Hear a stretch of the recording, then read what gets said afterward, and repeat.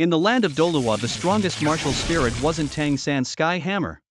It was the Zhuge crossbow in my hands, a weapon rarely encountered even in a millennium. As the grandson of the light-feathered Douluo from the martial spirit hall, one might expect my awakened martial spirit to be the light feather ice bow. However, due to the inherited eye of calculation in my left eye, I could analyze the data of my awakening spirit in advance.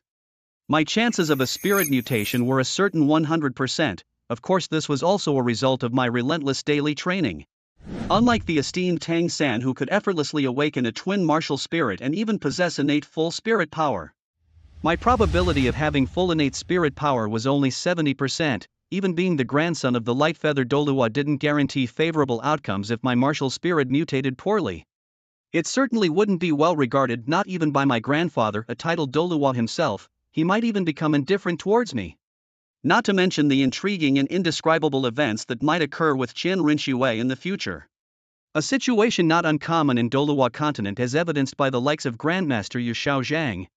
As the day of the second awakening of my martial spirit arrived, I arrived early at the Grand Hall of the Elder's Palace. To my surprise, my grandfather, the light-feathered Douluo, was presiding over my awakening. "Xiaoyu, not bad, you're half an hour early. Has the excitement of awakening your spirit kept you from sleeping?" I nodded in response. "Grandfather, you can see right through me. How could I not be nervous about this awakening?" As the six-pointed star awakening ceremony commenced, I stepped into the center. Strands of magical white light emanated from the awakening stone and entered my body, drawing something deep within me. Instinctively, I extended my right hand and immediately countless white light specks converged upon it. After the dazzling light dissipated, a bright silver box appeared in my hand. Seeing the martial spirit in my hand, light-feathered Douluo furrowed his brows slightly. If the martial spirit isn't the light feather ice bow, there could only be two possibilities: either the spirit has mutated or you are not my grandson. Having raised me for 6 years, neither possibility was acceptable to him. In his view, a spirit mutation was likely a downgrade. Those whose spirits mutated into something more powerful were rare in Douluo continent. As I opened my eyes and looked at my right hand, I knew something only I could understand at that moment of awakening. I had triggered the 2% chance of awakening an extremely top-tier martial spirit. Light-feathered Douluo still looked solemn. "Has your martial spirit mutated?" I nodded. "The results of the spirit awakening are out. Now we just need to check the innate spirit power. With the power of the Zhuge crossbow, even if my innate spirit power was only at level 6 or 7, it would be acceptable. The quality of the spirit might be innate, but the pace of cultivation would be acquired." Then came the test of spirit power. I placed my right hand on the blue crystal ball, and immediately a dazzling light burst forth. In the blink of an eye, light-feathered Douluo revealed a smile. "Full innate spirit power. A projectile-type martial spirit. This is definitely my grandson, no doubt. Xiaoyu, now summon your martial spirit. Let me see how different your spirit is from the light feather ice bow." Eager to test the power of my martial spirit, light-feathered Douluo could hardly wait. I held the crossbow in my right hand and placed an arrow with my left. "Grandfather, the power of this martial spirit might be stronger than you imagine. It has 16 bolts that can all be shot within 3 seconds. Be careful," he replied confidently. "Don't worry, if a kid who just awakened his martial spirit can injure me, then I shouldn't be in this business." While light-feathered Douluo might not have the physical toughness of a beast spirit master, as a peak 96th level Douluo he wouldn't be easily harmed. I confidently pulled the trigger, invoking the power of my soul. 9 soul rings instantly rose from beneath the feet of the light-feathered Douluo. In his left hand appeared the light feather ice bow, his right hand stringing it, though no arrow was released. Instead, a dry fire resonated and the air around us congealed abruptly. An ice wall materialized before us, followed by a series of dense sounds. The sound of arrows from the Zhuge crossbow piercing through the ice. To an outsider it might have seemed like a single noise, but light-feathered Douluo could discern all 16 distinct sounds. All 16 arrows had penetrated the ice wall, striking his golden ceremonial robe. The robes of a Soul Hall official were no ordinary garments. The 16 arrows did no damage to light-feathered Douluo's ceremonial robe, let alone injure him. However, the sight of 16 small holes in the ice wall made even his usually impassive eyes widen in surprise. The ice wall his dry-fired bow had created was meant to withstand attacks below level 40-inch, yet it was effortlessly breached by my mutated soul power, indicating that my attack power was now on par with a soul sect. "Xiaoyu, your soul power is exceptional and its mutation has been advantageous," I observed. Though the light feather ice bow lost its characteristic damage properties, its attack strength was significantly superior, blowing the original bow out of the water. Any soul master below level 50-inch, perhaps even level 40, would suffer heavily against me. And this was just the beginning of my soul awakening. If I were to train up to level 70 and achieve the true body of the soul while adding soul rings to this mutated power, I might even hurt a soul Douluo or a title Douluo. At level 90, even light feather Douluo couldn't imagine the extent of devastation I could cause. I then stowed away my Zhuge crossbow soul. This crossbow held 16 arrows, and once depleted it would drain my soul energy, making it difficult to replenish in the short term. In other words, I would be left without combat ability. My grandfather spoke up, not mincing his words. 16 arrows represents 16 attacks. That's quite impressive for an archer. Even the continent's #1 weapon soul, the Sky Hammer, isn't a match for your mutated soul in terms of attack power. I couldn't help but smirk. Sky Hammer be damned, when I level up, one arrow will take down a young Tang San. Then turning serious, I asked grandfather, when will you fulfill the birthday promise you made? Now that my soul power is fully innate, light feathered Douluo nodded affirmatively, not one to renege on his promises. Xiaoyu, you've shown great promise and I won't let you down. Just name any soul beast you want, as long as it exists on the continent, I'll procure it for you. After my soul awakening, considering my eye's special ability to analyze data, I contemplated my first soul ring choice. The age range of 1 to 430 years had a success rate of 100%. From 430 to 999 years, the success rate dropped to 50% with a 100% chance of body damage and a 50% chance of death. For soul rings from beasts over 1,000 years old, the success rate fell to 0 with death almost certain. The development direction of my first soul ring showed an attack-oriented benefit score of 71 and a support-oriented benefit score of 80. Opting for the support path, the system presented further options. Increasing the number of arrows in the Zhuge crossbow scored 93, extending the shooting range scored 77, and the ability to lock on targets based on level scored 80. I prioritized according to the highest score, choosing the path that suited the soul beast with the greatest reproductive capacity. The capsize fish, capable of laying 300 million eggs in a lifetime, offered a 1% chance to increase ammo capacity, thus I decided to hunt the capsize fish for my first soul ring. Xiaoyu, where did you hear about this kind of fish? What skills can such a soul beast bring?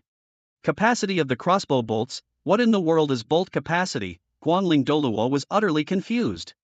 Oh, it means increasing the number of bolts in a repeating crossbow. Guangling Douluo seemed somewhat dissatisfied. Xiaoyu, wouldn't it be better to choose a soul beast that enhances attack effects? What's the use of finding a fish-type soul beast for crossbow bolts? At this moment I did not want to change my mind. Grandfather, you promised I could choose freely. You wouldn't think of going back on your word now, would you? It wouldn't be good for the image of a titled Douluo to break his word. Sai, I can never win against you. Have you really decided? Guangling Douluo could only shake his head helplessly and then quickly left the elder hall. Grandfather, does this mean you agree? What else can I do if not agree? I will now check where this sunfish is located. We then headed to the deep sea around Sea God Island in search of the sunfish. Guangling Douluo floated on the surface of the sea, his left eye keenly observing every movement in the water. Xiaoyu, pick one of the right age and I will bring it up for you. My gaze fell on a nearby sunfish. And a plethora of data swiftly appeared before my eyes. Sunfish 410 years old, 100% absorption rate. 223 years old, 100% absorption rate. 729 years old, 50% absorption rate. According to the analysis from the eye of calculation, theoretically my first soul ring could withstand a maximum of 430 years, however since the sunfish is a relatively mild soul beast. While examining these fish I discovered that my own tolerance limit for the sunfish was around 500 years. For sunfish older than 500 years, the absorption probability all stands at 50%. Just as I was deciding whether to gamble on that 50% chance or choose a sunfish that was around 490 years old, suddenly a sunfish appeared that was 829 years old with a 100% absorption success rate. Grandpa, I want that fish. Following the direction of Guanyu's pointing, Guangling Douluo easily spotted that particularly robust sunfish. No, you can't absorb that fish, choose another one. Guangling Douluo shook his head. As a titled Douluo, how could he not tell that the sunfish's age wasn't just a bit over 500 years, but it was actually starting from 7 to 800 years, even nearing 1,000? Grandpa, I can absorb that fish. Are you going to help or not? If you don't, I'll do it myself. Guangling Douluo frowned sarcastically. You want to try it yourself? With me here you'd find it hard to even move a finger. You are a titled Douluo, you are powerful, you are incredible. If you won't let me absorb that fish, then I'll never absorb another soul ring again. Prepare yourself to have a grandson whose soul power will forever be at level 10. Even you can't force me to absorb a soul ring, can you? Guangling Douluo's eyebrows furrowed deeply. How could this little rascal be so disobedient, and he hadn't noticed it before? Do you even know how old that fish is? You simply can't absorb it. it's just over 800 years old. I am confident I can absorb it successfully. Grandpa, just trust me this once. Guanling Douluo stared at Guan Yu seriously. Really? Guan Yu nodded emphatically. Seeing Guan Yu's stubbornness, Guanling Douluo didn't know why, but he compromised. Let's just try it. If it looks bad, we can interrupt Guan Yu's absorption, which might hurt him, but with the strength of the marshal's soul hall, he could still be nursed back to health, and it would serve him right as a lesson. Guanling Douluo then stepped on the ship's railing, his figure instantly leaping out, his foot tapping on the surface of the sea, his right hand reaching out, and the chosen 829-year-old sunfish and its surroundings were completely frozen. With a flick of his hand, the sunfish was thrown precisely onto the deck. As Guanling Douluo made his move, the surrounding sunfish hurriedly scattered in all directions. When Guanling returned to the ship, the sunfish resumed occupying the surface of the sea to sunbathe. The sunfish landed on the deck and most of the ice on it had already fallen off. Guan Yu finally saw the full appearance of this sunfish. Its length and height were nearly 2 meters. Unlike other fish, the fins of a sunfish are not on the sides but at the top and bottom ends, probably for when they sunbathe. However, Guan Yu was curious why this 829-year-old sunfish had a 100% absorption rate. Sunfish 829 years old, absorption success rate 50%. This fish has a gentle nature, already resigned to die, no resistance mentality. Absorption success rate increased to 100%. As his gaze unintentionally met the fist-sized eyes of the sunfish, Guan Yu seemed to see a simple love story unfold. A pair of sunfish that grew up together in a clan fell in love, they foraged together, sunbathed together, mated together, and over hundreds of years produced billions of fish eggs. They even made a pact to live well together, becoming a pair of millennium sunfish. But a dramatic twist occurred not long ago. Their school encountered an attack by a great white shark. The male, over 800 years old and larger in size, thus drew special attention from the shark. To save the male, the female sacrificed herself to the shark, and since then the male has been like a soul lost, continuing the life they had, but without the same flavor.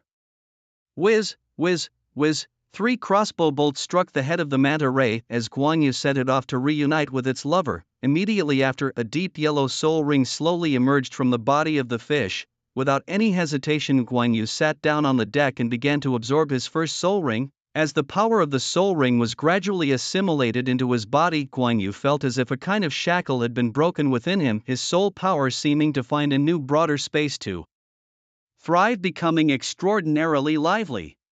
At first, the absorption went smoothly, but as it progressed, Guan Yu increasingly felt overwhelmed. Although the fish had been seeking death, it was after all a soul beast of 829 years, which was not an easy feat for a level 10 soul master to conquer. Fortunately, thanks to his daily physical training in medicinal baths, Guan Yu's physical condition was decent.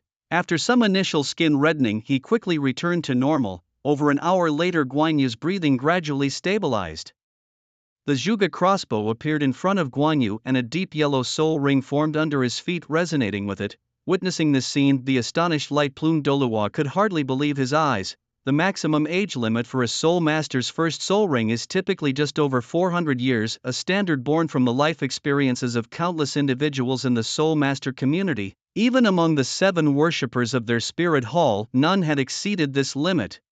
Yet now Guan Yu had not only surpassed this limit but by nearly 400 years. At this moment, Guan Yu, having completed the absorption of the soul ring, woke up and looked at light-plumed Douluo. Standing up, he waved his hand in front of him. Grandfather. Light-plumed Douluo also snapped back to reality, his face a mask of disbelief. Did you really succeed in absorbing it? Yes, Guan Yu confirmed confidently. Any discomfort? Just a bit of swelling at first, but all else is fine. Light-plumed Douluo nodded and then asked, what is your first soul skill? Guan Yu's lips curled into a smile. Just as I thought, my first soul skill is expansion. Saying this, Guan Yu held the Zhuge crossbow with the deep yellow soul ring shining brightly at his feet, and the arrow chamber of the crossbow instantly expanded. After using my first soul skill, expansion, the number of bolts in my Zhuge crossbow has increased from 16 to 64. Although the number of bolts has increased substantially, their power has not diminished. If fired continuously, I can still shoot all 64 bolts in 3 seconds. Light-plumed Douluo nodded, his expression unreadable, but inwardly he was anything but calm. The power remained undiminished, but the quantity had increased 4-fold. In essence, this could be seen as Guan Yu's strength having quadrupled. And with Guan Yu's future growth, the amplifying effect of this first soul skill would surely be beyond this. After all, how could a soul master's first soul skill compare with that of a titled Douluo? Just thinking about the 64 bolts now made him marvel. As a crossbowman himself, light-plumed Douluo had never fought such a well-armed battle. After over an hour of absorbing the soul ring, Guan Yu's soul power level had also risen to 13. The manta ray, having not been sunbathing for long, had already dived back into the deep sea. Now that you have acquired the soul ring, let's head back. Light-feathered Douluo pressed his hand on the stern and waves of soul power surged, pushing the fishing boat to start heading back the way it came. Once ashore, light-feathered Douluo did not stop. He lifted his light feathers and his ice wings unfolded behind him as he flew directly towards the spirit hall. Upon returning to the spirit hall, light-feathered Douluo did not go to report to Qian Daolu alone but took Guan Yu with him to the inner hall of the worship hall. This is where the spirit hall conducts its cultivation practices. Seeing light-feathered Douluo's return, several worshippers opened their eyes and looked over. Brother Five, you've come back so quickly. It seems that Little Yu's first soul ring went smoothly. Banishing demon Douluo spoke first. Light-feathered Douluo nodded. Yes, it indeed went very smoothly. Little Yu had a clear target, so we went straight for the target soul beast. Guess how many years the soul ring that Little Yu absorbed this time? Hearing this, the worshippers all showed disdain. This old fellow, it looks like he wants to show off again. Humph, what's there to be proud of? It's at most a soul ring of around 400 years. Coldly spoke Qingwan Douluo, who always disagreed with light-feathered Douluo. At the top, Qian Daolu with his golden hair, a flicker of contemplation crossed his eyes. Could it be that Little Yu's first soul ring has broken traditional perceptions? When Qian Daolu said this, the other worshippers found it incredible. Unlike Qian Daolu, who had encountered divine beings, their understanding of the limits of soul rings was more deeply rooted, and they found it hard to believe in such an extraordinary possibility. Light-feathered Douluo's face showed a strange smile, and he gestured with his hand the number 8, 800 years. Little Yu's first soul ring is from an 800-year-old flipping fish soul beast. What? Upon hearing light-feathered Douluo's words, except for Qian Daolu, the other worshippers exclaimed in shock. An 800-year soul ring is something most spirit masters can't achieve even for their second soul ring, and for a first soul ring, it's simply unimaginable. Finally, the only one who remained calm, Qian Daolu, spoke.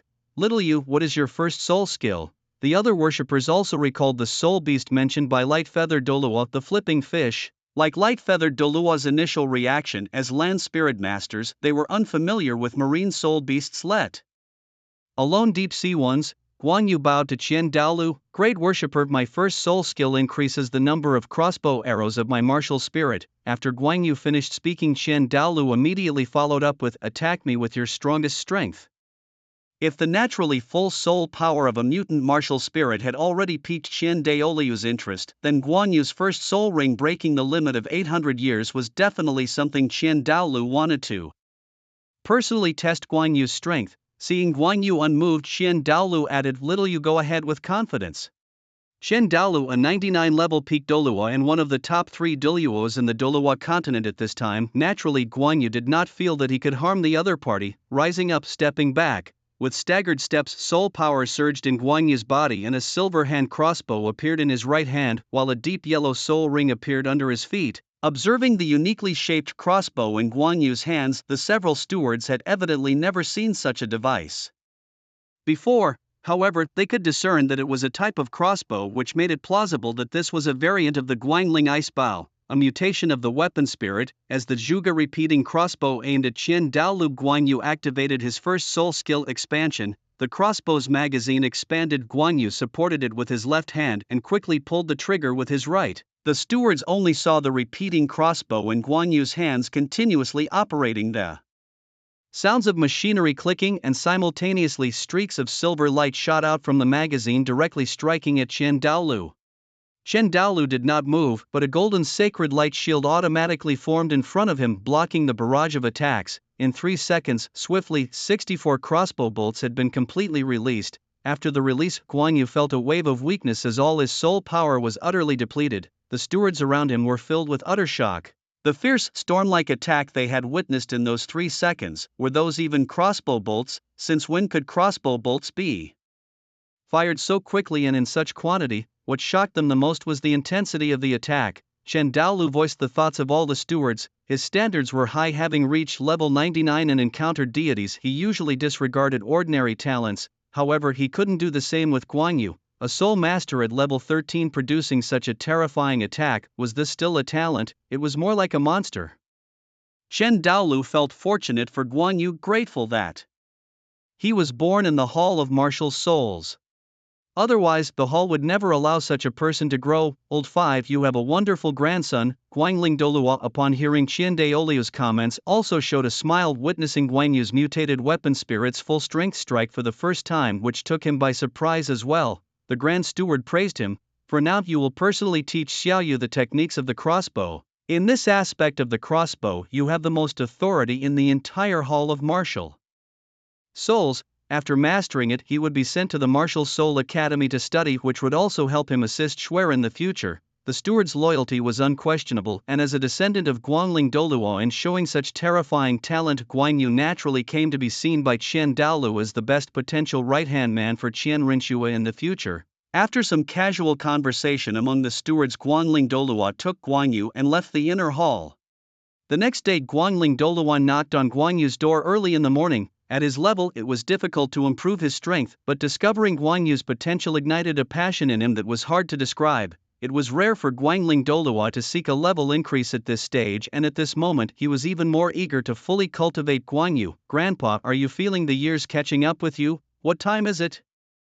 Even if Guan Yu usually exercised or practiced his soul power, waking up at 6 o'clock was considered early, and here on the first day Guangling Douluo had come to call him before 5 in the morning. Unbearable, enough with the nonsense, hurry up, wash up, and come with me. Guangling Douluo blocked the door, leaving Guan Yu no choice but to abandon the idea of going back to sleep. He slowly washed up and followed Guangling Douluo to the highest part of the mountain range where the Martial Soul Hall was located. The morning was damp with heavy moisture in the air, which contained fewer impurities, making it the perfect time for eye training. Pointing at a distant tree, Guangling Douluo said, "Do you see that old tree down the mountain?" Guan Yu nodded. "From now on, unless it's windy or rainy, you must come here before 5 in the morning every day and stare at that tree until 7 before returning." Every day? When will this end? Guan Yu asked, only to hear Guangling Douluo grunt in response. This first phase of your training will be complete when you can clearly see the veins of the leaves and the ants that have crawled over the branches on that tree. This is your morning training. Morning training? Are there other sessions too? First, train your eyes for archery. Eye training has two parts: watching the mountains in the morning and staring at mosquitoes at night. There are no mosquitoes this month, but I will find a similar small insect to hang by your bed. You'll stare at it for 2 hours before sleeping at night. Guangling Douluo's methods were familiar to Guan Yu. They were used by some in his original world, and since Guangling Douluo was an expert archer on the Douluo continent, his methods might really work. Having lost his chance to sleep anyway, Guan Yu started to stare at the distant tree below the mountain. His first spirit ring of 800 years not only shocked the elders but also gave Guan Yu a boost of confidence. Without a twin spirit, Guan Yu had only one spirit, making the choice of each spirit ring all the more crucial. Fortunately, his calculation eyes provided some guidance. His gaze became firmer and he couldn't help but clench his fists. Even with just one spirit in this life, he was determined to suppress all enemies. Guangling Douluo, watching from the side, was puzzled by Guan Yu's sudden surge of excitement while simply eye training at a tree. As Guangling Douluo had arranged morning and evening eye training sessions, Guan Yu's daily schedule was now set. Eye training from 5 to 7 a.m. breakfast and rest from 7 to 8 a.m. Physical training from 8 to 11 a.m. Lunch from 11 to 12 p.m. A nap from 12 to 3 p.m. Soul power cultivation from 3 to 6 p.m. Dinner from 6 to 7 p.m. and staring at insects for eye training from 8 to 10 p.m. Rain or shine, without adding any more training sessions as that would be too exhausting. With the support of the Martial Soul Hall and abundant resources, including medicinal baths for the body and eye drops to relieve eye fatigue, everything was tilted in favor of Guan Yu. In response, his cultivation speed did not disappoint the elders, advancing almost 1,000 miles a day. In just 7 months under Guangling Douluo's tutelage, Guan Yu's soul power had risen from level 13 to level 20, an average of 1 level per month, awakening at 6 years old with a complete soul power of level 10, achieving a great soul master level 20 at the same age. Guan Yu's records in the Martial Soul Hall were described only with the word terrifying. Such a frightening speed of cultivation even made the Grand Elder Chen Daoluo click his tongue in astonishment, let alone the other elders. Although the training speed of soul masters is quite rapid in the early stages, Guan Yu's pace is shockingly fast. This has also intensified the attention that several patrons pay to him. Apart from soul-powered, Guan Yu has made progress in training his eyes over 7 months, improving his vision both for distances near and far. The methods of Guangling Douluo are indeed effective. Anyone who doubts this can try it themselves. After reaching level 20, Guan Yu spent a few days stabilizing his soul power. Zaya Oyuzi, you really make me proud.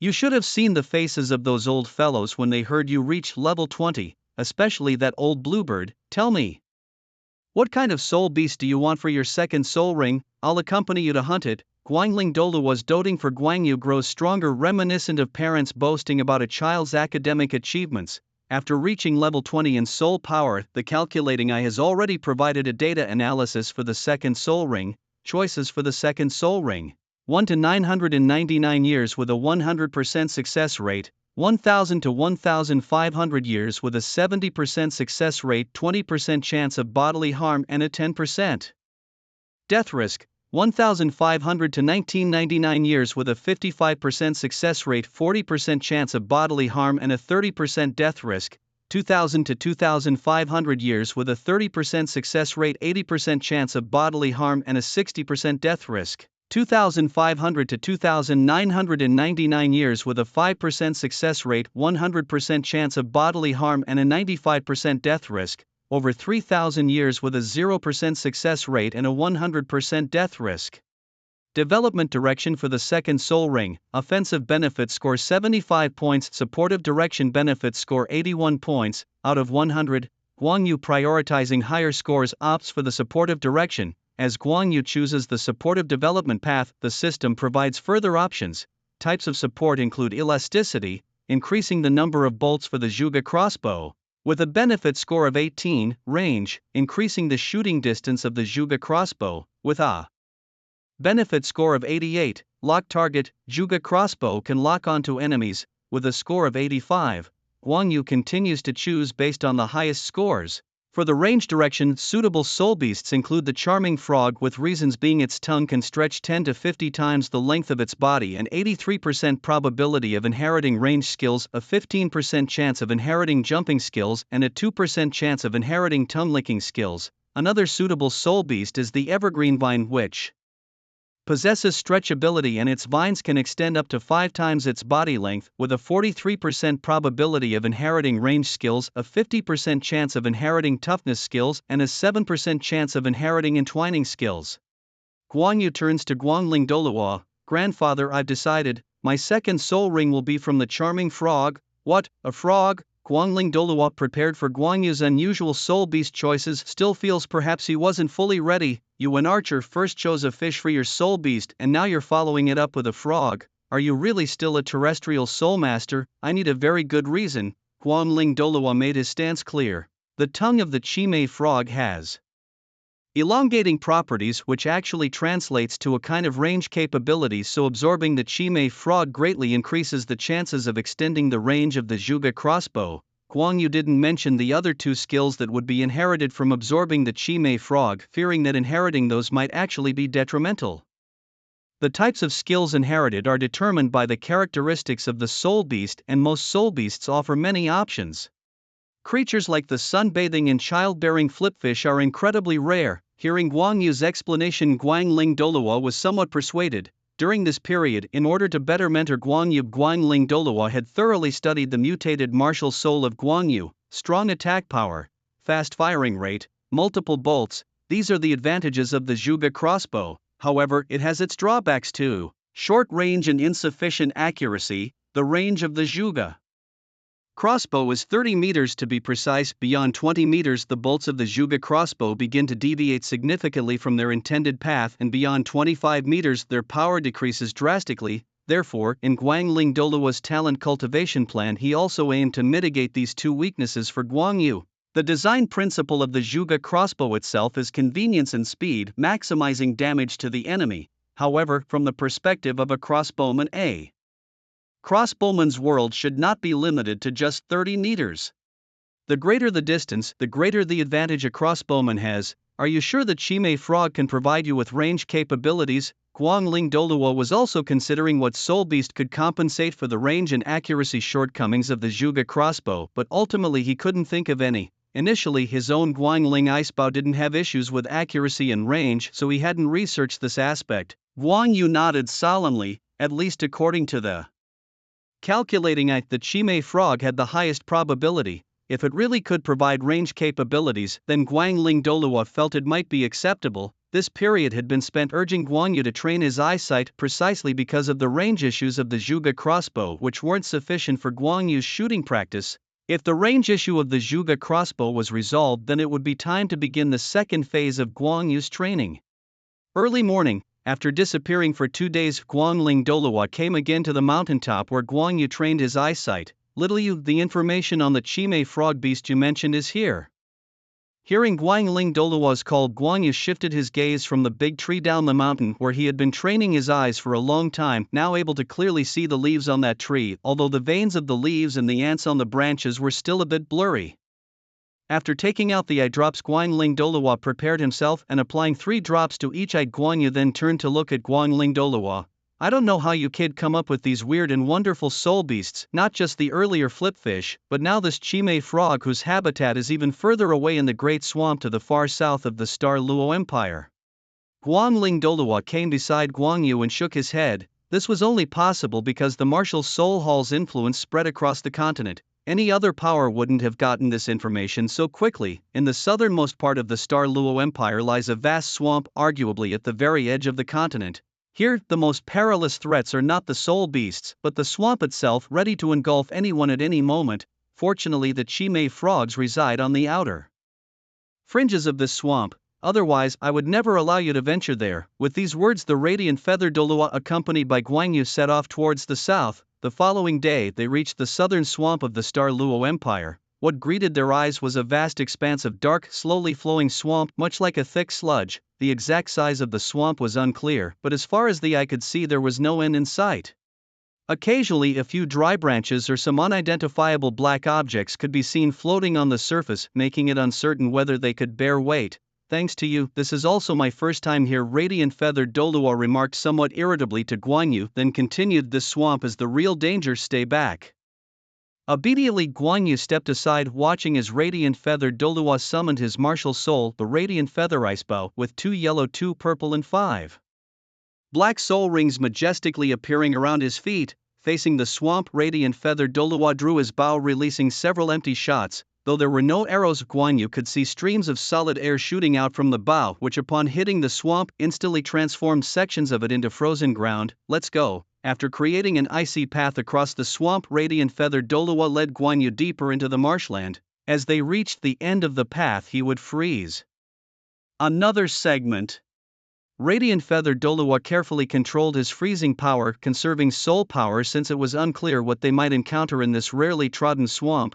Moreover, they needed to consider their objective. If the swamp was frozen too thoroughly, where would they find the Chimay frogs? Either they would be frozen solid or detect the danger early and flee. Thus, they continued to create paths while delving deeper. After walking for over half an hour, just as Radiant Feathered Douluo was about to create more icy paths, he suddenly stopped and turned to look to one side. After all this time, we've finally found traces of the Chimay frog. With a swift unfold of his icy wings and instructing Guang Yu not to wander off, Radiant Feathered Douluo sped off in the direction he was looking. In the blink of an eye, he disappeared into the dim swamp.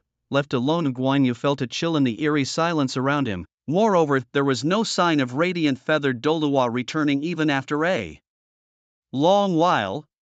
Sensing something, Guang Yu cautiously surveyed his surroundings and tentatively called out, "Grandfather." Only his voice echoed back through the swamp. Just as he was about to try calling out again, a whooshing sound came from the distance. Something was rushing towards him. When he finally saw it clearly, it appeared to be a long pink object. Guang Yu's heart tightened, and the Zhuge crossbow appeared in his hands, immediately firing at the strange object. Knowing the unknown nature of this thing, Guang Yu didn't shoot all the bolts from the Zhuge crossbow, opting instead for a test round. 8 crossbow bolts whizzed through the air, but the pink object, as if it had eyes of its own, it twisted and turned, dodging every single one. Seeing the peril, Guang Yu stomped his foot and sprinted along the icy path leading out of the swamp.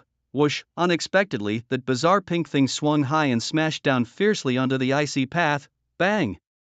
With a heavy blow, the ice path shattered, completely leaving Guang Yu with barely a few meters of space to maneuver. Having cut off Guan Yu's retreat, the pink object charged at him again. His analytical eye calculated frantically: speed of the opponent 26 meters per second, agility 32, probability of hitting 0. Damn, Guan Yu hadn't expected such a result, yet his hands didn't cease firing at the pink menace.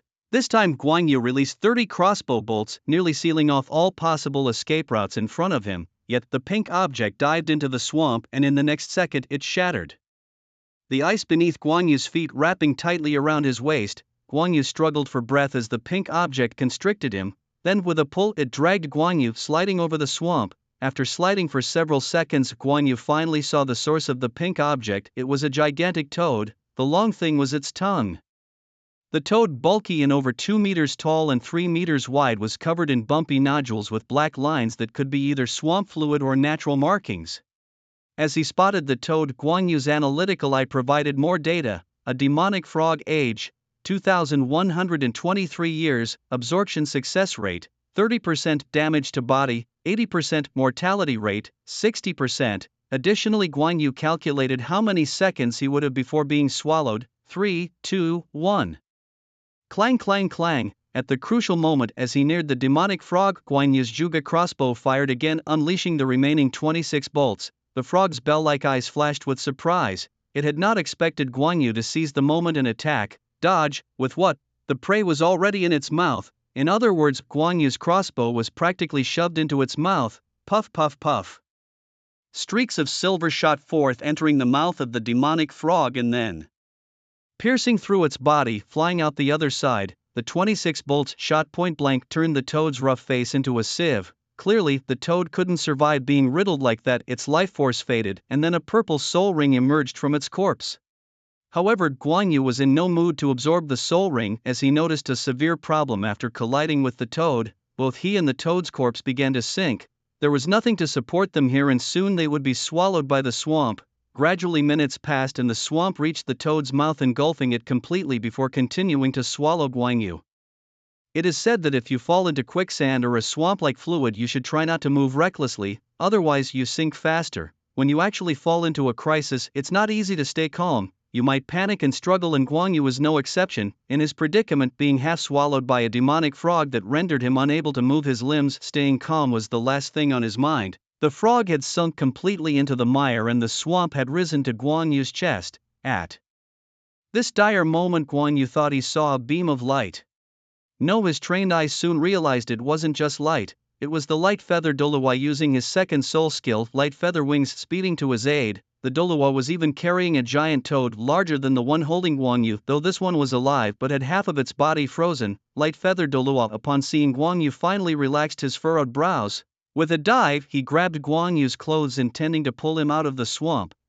This heavy? A light tug didn't work, and only with a strong yank did light feather Douluo manage to pull Guan Yu out, along with the demonic frog that was biting him. Suddenly, the frog in light feather Douluo's hand started to squirm restlessly, its eyes fixed sorrowfully on the one that had bitten Guan Yu. Upon seeing this, light feather Douluo's confusion cleared. These two demonic frogs were in cahoots, native soul beasts of the swamp, having spotted light feather Douluo and Guan Yu earlier and knowing light feather Douluo was a tough opponent. Thus, one frog distracted light feather Douluo while the other attacked Guan Yu. The one leading light feather Douluo away was stronger, boasting an age of 2,940 years. After rescuing Guan Yu, light feather Douluo quickly froze the swamp surface to create a foothold. Landing on it, he slashed with a hand, emitting a cold light that sliced open the large mouth of the frog, freeing Guan Yu entirely. The still living frog began to squawk loudly at the mistreatment of its companion's corpse. "Shut up!" Light feather Douluo stomped, shattering one of the frozen legs of the frog. Already irked by the frog's trickery that endangered Guan Yu, he was not in the mood for more noise. Guan Yu too was drawn to the commotion. A glance revealed startling data from his analytical eye. Demonic frog, age 2,940 years, absorption success rate 6%, body damage 100%, death probability 94%. This was a change from the usual data for demonic frogs aged 2,500 to 2,999 years, which showed a success rate of 5%, body damage 100%, death probability 95%. Grandfather, hit it again, but don't kill it. Though unclear about his grandson's thought process, an enraged light feather Douluo didn't mind venting his anger further. With a squeeze of his palm, another front limb of the frog was instantly frozen and shattered. Despite being frozen, the pain of the severed limb was enough to make the frog want to cry. Guan Yu looked at the demonic frog again and couldn't help but laugh. However, his laughter appeared both terrifying and dark in the eyes of the demonic frog. The reason for Guan Yu's laughter was that he had noticed a change in the data of the demonic frog. The demonic frog age, 2,940 years, success rate of absorption 8%, physical damage 100%, death probability 90%. Soul beasts also possess spiritual intelligence. Destroying the will of a soul beast can weaken its resistance, thus increasing the probability of successfully absorbing the soul ring. This was somewhat similar to the previous encounter with the overturning fish, which had lost its mate and no longer wished to live, making it easier for Guan Yu to absorb its soul ring. Now Guan Yu discovered that tormenting the demonic frog could also increase the success rate of absorption and reduce the probability of death. As for the physical damage, that couldn't be changed, as tormenting the demonic frog only destroyed its will, but it remained a millennium soul beast of 2,940 years, and the enormous energy meant that forceful absorption would definitely harm Guan Yu's body. But the harm didn't matter as long as he didn't die. The soul hall could always save him. Grandfather, torment it a bit more, but don't kill it. As for Guan Yu's companion, the light-feathered Douluo, he did not make a move. After venting most of his anger by tormenting the demonic frog, he handed Guan Yu an ice blade. With this blade, as long as the cuts aren't too deep and avoid vital areas, it shouldn't kill it. The demonic frog looked at the ice blade passing from light-feathered Douluo's hand to Guan Yu's, and seeing the smile on Guan Yu's face, it was truly terrified. Is this person sick? Why hurt me? Why not just send me to join my mate? The demonic frog had long lost hope. With one hind leg and one forelimb destroyed, how could it possibly escape from a titled Douluo like Guan Yu? Holding the cold ice blade, Guan Yu walked up to the demonic frog and began to slice at the wounds of its severed limbs. The cries were heart-wrenching. Compared to the instantaneous shattering of its limbs by light-feathered Douluo, Guan Yu's slow slicing caused excruciating pain to the demonic frog. Each cut seemed to be updating data, and soon the calculating eye showed new data. Demonic frog age, 2,940 years, absorption success rate 21%, physical damage 100%, death probability 77%. After many cuts, however, this increase in data began to slow down, so Guan Yu switched to another spot and continued cutting. With each slice, none of the limbs of the demonic frog remained intact, and it eventually stopped screaming, left only with faint breaths. Demonic frog age, 2,940 years, absorption success rate 95%, physical damage 100%, death probability 10%. Just as Guan Yu was preparing to further update the data with the knife, the demonic frog's eyes, already dim, lost all their light. A deep purple soul ring then floated up from its corpse.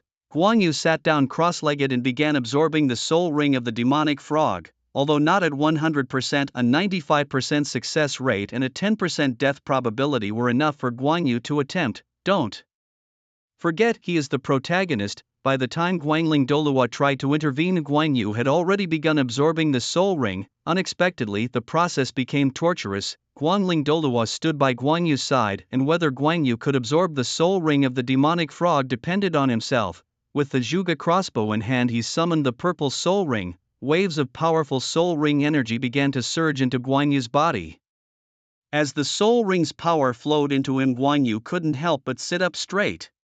After all, it was his first time absorbing a millennium soul ring, and this one was nearly 3,000 years old, significantly more potent than his first 800-year soul ring. In no time, it replenished his severely depleted soul power, and then the energy continued to pour in. Before Guan Yu could react, the soul ring's energy scorched his body like searing flames. There wasn't a single part of his body that wasn't in pain. Every piece of flesh seemed to be continuously compressed and destroyed. Despite the lack of consciousness and the energy of the demonic frog's soul ring, absorbing a higher-level soul ring was inherently risky, especially under the strong fluctuations of soul power. Guan Yu felt as if his body was about to burst open, and the intense pain made him involuntarily spit out a mouthful of fresh blood. This made Guangling Douluo, who was standing by, extremely nervous. Should he intervene? Guangling Douluo pondered. If he forcibly interrupted the process, Guan Yu would be hurt, but his life would be saved, and after several months of recuperation, there would be no problem.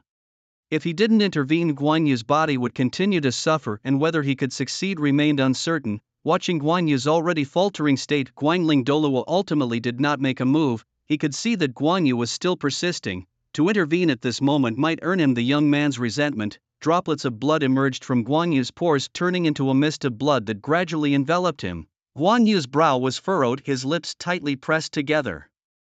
His body continuously convulsing, illustrating the intense pain he was enduring. Within the blood mist, the sound of cracking bones occasionally echoed, sending shivers down Guangling Douluo's spine, and the second soul ring that should have appeared with the absorption had yet to materialize. This indicated that Guan Yu had not yet fully absorbed the 2,940-year-old soul ring. Guangling Douluo anxiously watched over Guan Yu, who was now seriously injured. Had it not been clear that Guan Yu hadn't given up and was still enduring, he really would have intervened. The soul ring of the demonic frog contained energy but no consciousness, so as Guan Yu continued to digest it, the power of the soul ring gradually started to weaken. The martial-souled Zhuge crossbow floated in front of him, and a deep purple circle gradually converged around Guan Yu's body. Seeing this, Guangling Douluo finally relaxed. It was done. The most dangerous moment had passed, and now it was just a process of soul power transformation. The entire process lasted for over 10 minutes, and as Guan Yu's condition gradually stabilized, the purple soul ring also became more solidified. After fully absorbing the power of the soul ring, Guan Yu slowly opened his eyes, filled with weakness and fatigue, and then closed them heavily again as his body fell backward. The light-feathered Douluo, quick to react, caught Guan Yu in his arms. Seeing his grandson covered in bloodstains, there was both distress and relief in his eyes. Absorbing a soul ring above one's level was naturally dangerous, but if one truly succeeded, the rewards were immense. Gently picking up Guan Yu, light-feathered Douluo used his light feather wings again to return to the spirit hall. Great Elder. Although he was not yet at the spirit hall, light-feathered Douluo's voice arrived first. As he entered the inner temple, light-feathered Douluo glanced at the other elders and joyfully exclaimed, "Guess how many years the second soul ring of little Yu has?" The elders, ceasing their soul power cultivation, opened their eyes. As Guan Yu's talents had begun to show, they had all started to take his training very seriously. "Humph, what's there to be proud of? It's just the second soul ring of 1,000 years. Stop beating around the bush, tell us, how many years?" 1,100 years. Qinghuan Douluo, who was least impressed with light-feathered Douluo's bragging, spoke up. In fact, when Guan Yu's first soul ring reached 800 years, the elders had already predicted that his second soul ring might break the norm and exceed 1,000 years. Light-feathered Douluo glanced at Qinghuan Douluo and said, "I can only say that your intelligence limits your imagination. Little Yu's second soul ring is nearly 3,000 years old, a demon frog of almost 3,000 years. As these words were uttered, not only was Qinghuan Douluo stunned, but the other elders, including the second elder giant crocodile Douluo and the great elder Douluo, were momentarily unable to recover, swallowing hard before gradually regaining their composure. A second soul ring close to 3,000 years. The normal limit for a soul master's third soul ring was only 1,700 years, and Guan Yu's second soul ring was nearly twice this value. They had thought that Guan Yu's second soul ring would likely be 1,000 years, maybe around 12 to 1,300 years, at best 1,500 years, nearly 3,000 years. It really was as light-feathered Douluo had said. Their imaginations were indeed limited. "Where is little Yu?"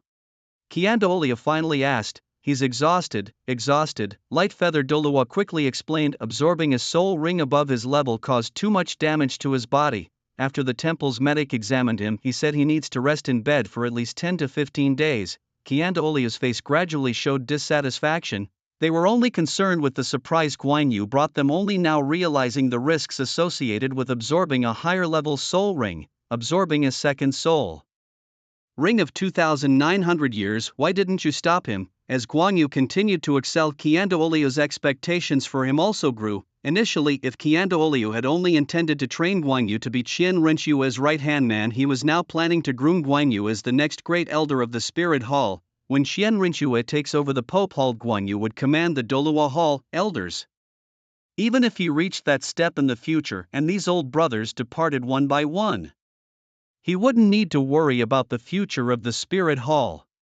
Indeed, allowing his own grandson to absorb a nearly 3,000-year soul ring above his level is that something a grandfather would do. Qinghuan Douluo snorted disdainfully. The other elders didn't have much to say, but Qinghuan Douluo, who had always been at odds with Guangling Douluo, did not miss the chance to verbally attack him. "It was my oversight," Guangling Douluo admitted to Qian Douluo, bowing slightly. Remembering the state of Guan Yu at that time, he too was frightened. In hindsight, fortunately Guan Yu succeeded and even created a miracle, but my grandson succeeded. He said this mainly to counter Qinghuan Douluo's criticisms. Guangling Douluo always felt that this would not be the last time. Guan Yu had clearly embarked on an extraordinary path of level jumping. He feared that the soul rings Guan Yu would absorb in the future would become increasingly terrifying. The configuration of 2 yellow, 2 purple and 5 black soul rings might not be enough to match this young one's force anymore.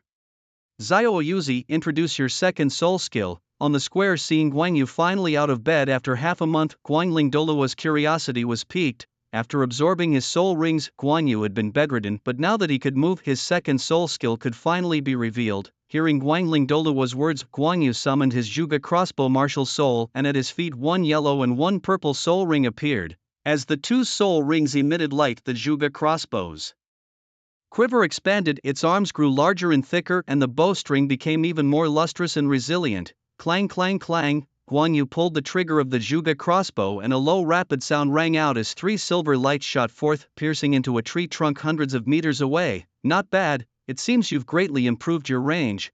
Guangling Douluo estimated the distance. The position of Guan Yu and the tree trunk was almost 300 meters apart, a significant increase from the previous effective range of 20 to 30 meters. Grandfather, I made a mistake. The crossbow bolt was blocked by that tree. After absorbing the soul ring of a charming frog, my Zhuge crossbow's effective range has reached 500 meters, and with the enhanced limbs and bowstring, the lethality of the crossbow bolts has also increased. As Guan Yu finished explaining, Guangling Douluo couldn't help but exclaim, "What, an effective range of 500 meters?" Guangling Douluo felt somewhat disheartened, realizing that his own range at the same age wasn't even half of Guan Yu's. This was too. The 2,900-year soul ring was truly terrifying, increasing Guan Yu's range by nearly 20 times. Well, now that the range issue is resolved, it's time to start the second phase of your shooting training. Previously, I had you train your eyes to increase the range of your martial soul. All these are basic conditions for an archer. To shoot accurately, you first need to understand calculation, and then you must learn to control your body, he said, taking out a dummy and positioning it about 30 meters away from Guan Yu. He exerted a subtle force, making the dummy walk in front of Guan Yu. Shoot 3 arrows at this dummy, leave a 5-second interval between each shot. After saying this, Guangling Douluo slowly closed his eyes, as if he could predict the upcoming results. Watching the dummy glide past him, Guan Yu positioned the crossbow with his left hand and pulled the trigger with his right, firing the first arrow. Twang, thud. Every 5 seconds marked the release of another arrow. Twang, thud, twang, thud. After firing 3 arrows and observing them piercing the dummy, Guan Yu felt quite satisfied with himself. Having practiced for over half a year, he could now hit the target from 30 meters away without any aiming device on his Zhuge crossbow. However, as Guan Yu turned to look at Guangling Douluo, he noticed the old master had reopened his eyes at some point. He glanced at the dummy, then back at Guan Yu, his face filled with disbelief. "Why could you hit it?" Guan Yu, puzzled, responded, "Why couldn't I hit it?" Guangling Douluo pointed to a spot on the dummy's movement path and asked, "Why didn't you shoot here?" Looking where the master pointed, Guan Yu remembered that was where the dummy had been when he shot his first arrow. The dummy was moving. "Why should I aim there?" Guangling Douluo paused, then realized, yes, the dummy was moving. You should aim a bit ahead of its path.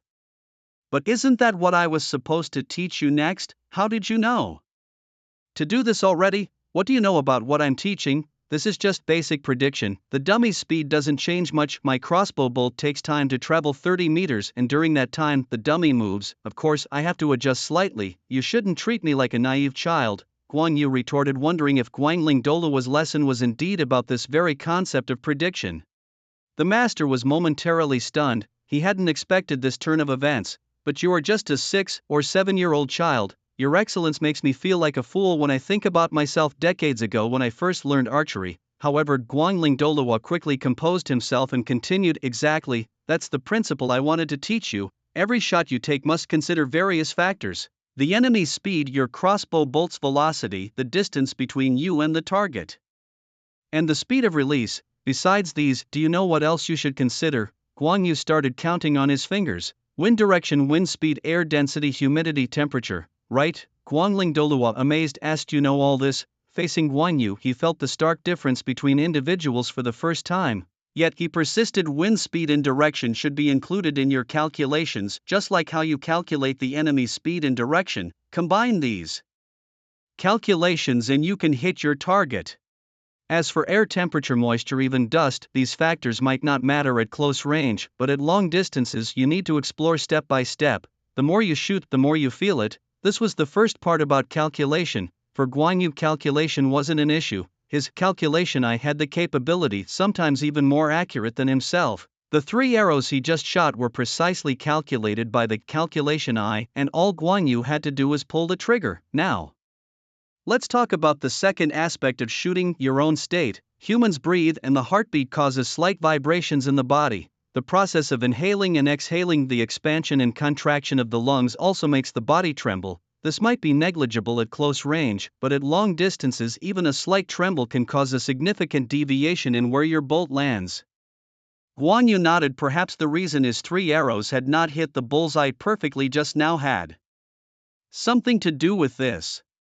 To reduce the trembling of the body and minimize its impact on shooting, one must start with breathing. There are mainly 2 methods. One is the breath-holding technique and the other is the even breathing technique. The breath-holding technique involves a brief hold of breath to reduce overlapping tremors and achieve brief stability in a very short time. This method is only temporary. After ending the breath hold, the body's tremors may become even more intense. It becomes more challenging to shoot again. I personally do not endorse this method, but you might use it occasionally. Given that your martial spirit has the characteristics of quick action and high burst, the breath-holding technique might be very suitable when you plan to shoot multiple crossbow bolts at the enemy at once.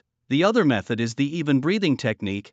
Unlike the breath-holding technique, this method involves reducing one's breathing frequency, making the breaths longer and more steady. This requires you to gradually change your breathing rate and frequency over time, and it will take time to adapt.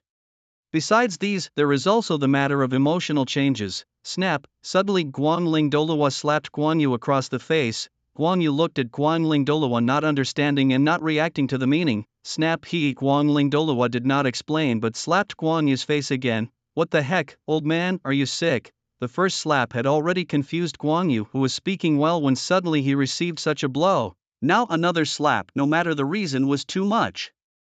See, now you're agitated. Feel your current breathing rhythm. Is it not very rapid? Is the trembling of your whole body not more severe? Do you feel you can still stabilize your shot now? As Guangling Douluo spoke, Guan Yu had already turned the direction of his Zhuge crossbow and directly pulled the trigger. Clang, clang, clang. Naturally, Guan Yu could not harm Guangling Douluo even with a sudden shot. However, when Guangling Douluo saw Guan Yu shooting, he nodded slightly, because Guan Yu shot while holding his breath, firing 36 crossbow bolts in just over 2 seconds, and his body was steadier than before.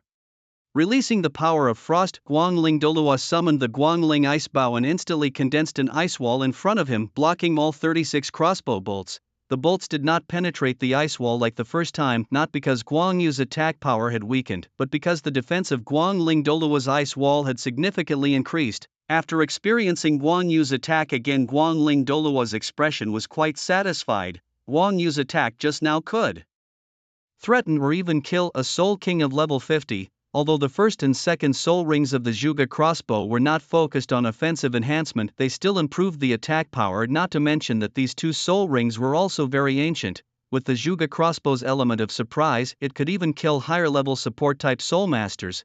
With Guan Yu's comprehension and talents, it wouldn't be long before his combat power surged significantly. Not bad, Zhao Yuzi. Judging from your move, you must have fully recovered, Guangling Douluo said with a smile. Now, after absorbing the soul ring of the Chimay frog, Guan Yu's soul force level had reached level 24, yet his attack power was already comparable to that of a soul king. Guan Yu snorted. You just wanted to hit me for no reason, to irritate me, to let me feel the change in my breathing rhythm, am I right? Guangling Douluo nodded. Indeed, from your reaction just now, you were indeed agitated, but you calm down quickly. It seems you have a good control over your emotions. The essence of the crossbow is just that. You have a keen understanding and you already grasp the principle. Now all that's left is constant practice. Starting today, you'll practice archery continuously. When you have shot 100,000 arrows, then you can truly be said to have entered the threshold. As for the training of the even breathing technique, you can slow down your eating and drinking speed, which should also be somewhat useful. For controlling emotions, there isn't a great solution, but here is a mantra which might be of some use. Saying this, Guangling Douluo tossed a small yellow-skinned book to Guan Yu. The title read Ice Heart Mantra. With a heart as clear as ice, even the falling skies won't disturb, amidst myriad changes remain calm. With a spirit tranquil and serene, untouched by worldly dust and unaffected by mundane sights. Are you sure this works? Guan Yu looked skeptically. Better than nothing. Looking at Guangling Douluo, Guan Yu said, Grandpa, with all these tasks you're assigning, it feels like you're preparing for a farewell. Guangling Douluo shook his head with a smile. You really are an old soul in a young body. According to the great worshipper, it's time for you to study at the Soul Temple Academy. What I can teach you is ultimately limited. The academy has comprehensive facilities and extensive resources. There you can receive a systematic education.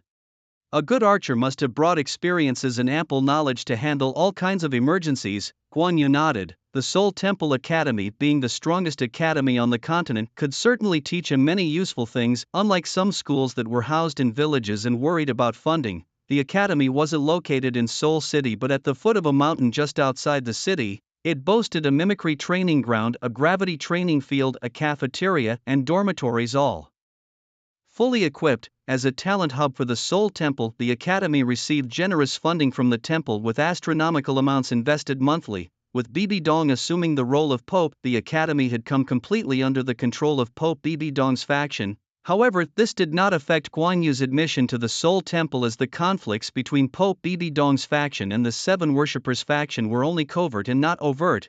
Flanking the main gate stood two 10-meter-high statues of six-winged angels, while several knights of the Soul Temple in black armor stood erect, exuding an imposing aura.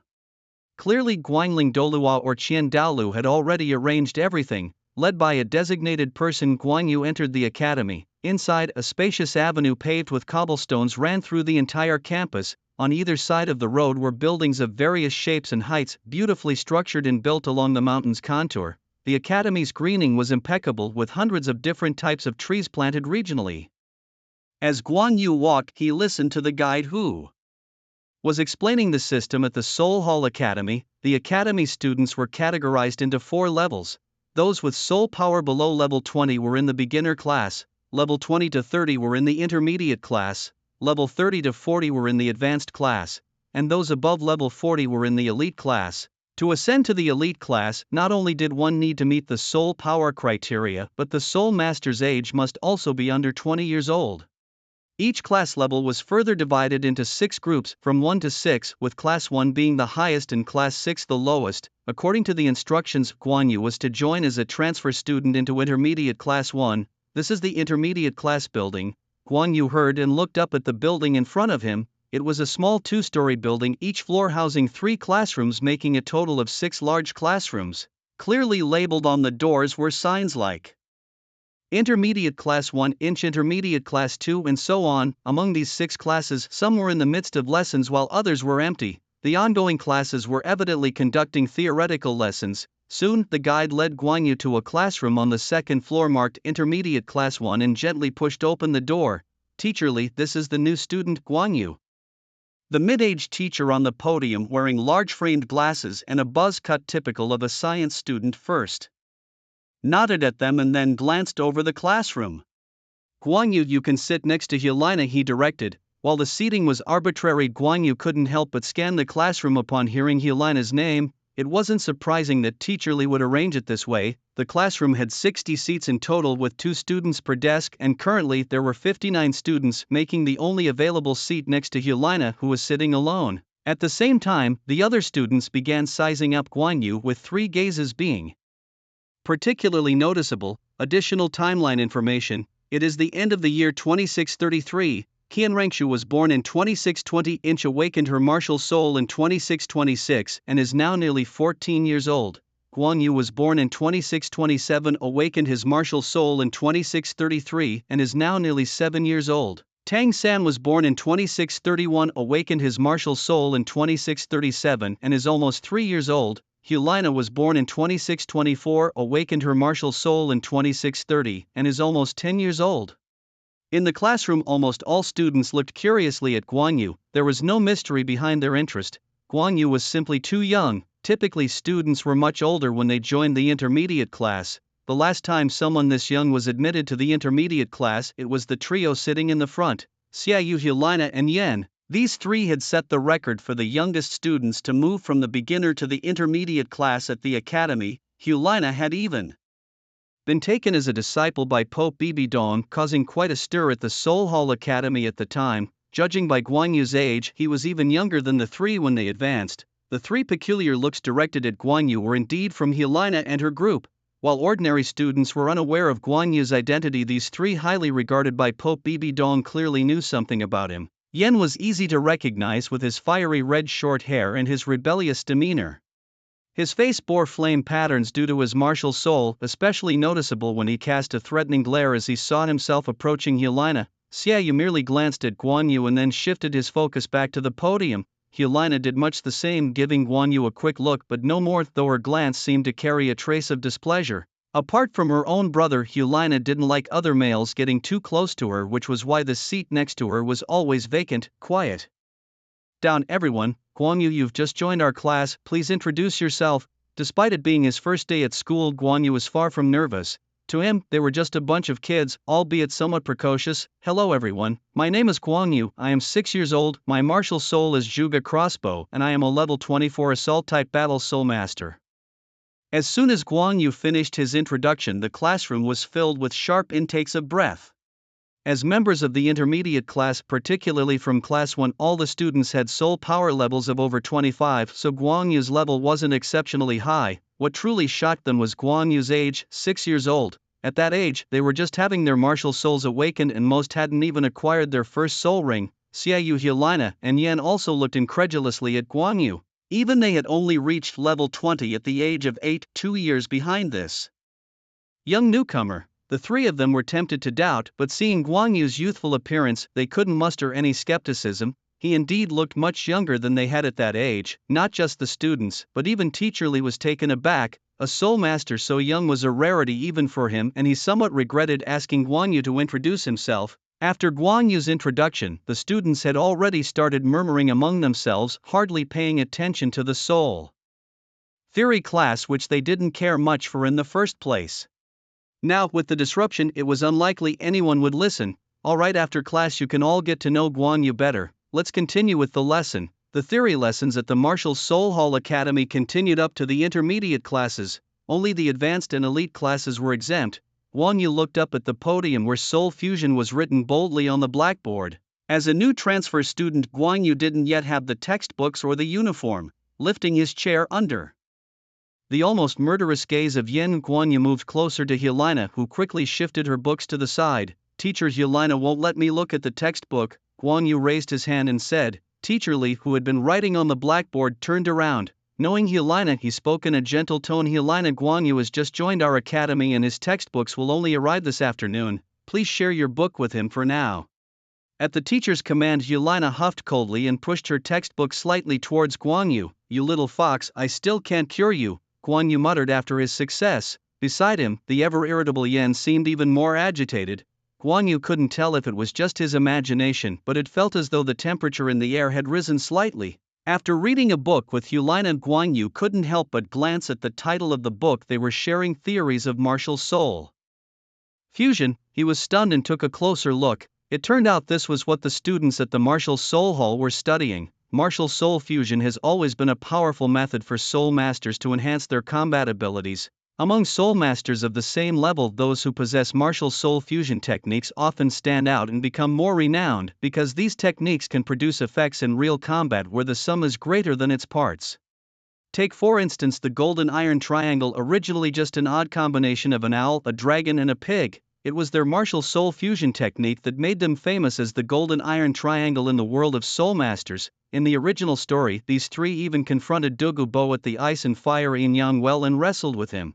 As for their soul power levels, they were merely 2 soul saints and 1 great soul master, hardly rare in the world of soul masters. Similarly, the world-renowned couple, the invincible dragon-snake duo, were just a soul Douluo dragon lord and a soul emperor snake madam. It was their possession of the martial soul fusion technique that gave them a notable reputation in the world of soul masters. Of course, it might also be Wei Xiao's intention in writing it this way, perhaps just to keep them in the limelight.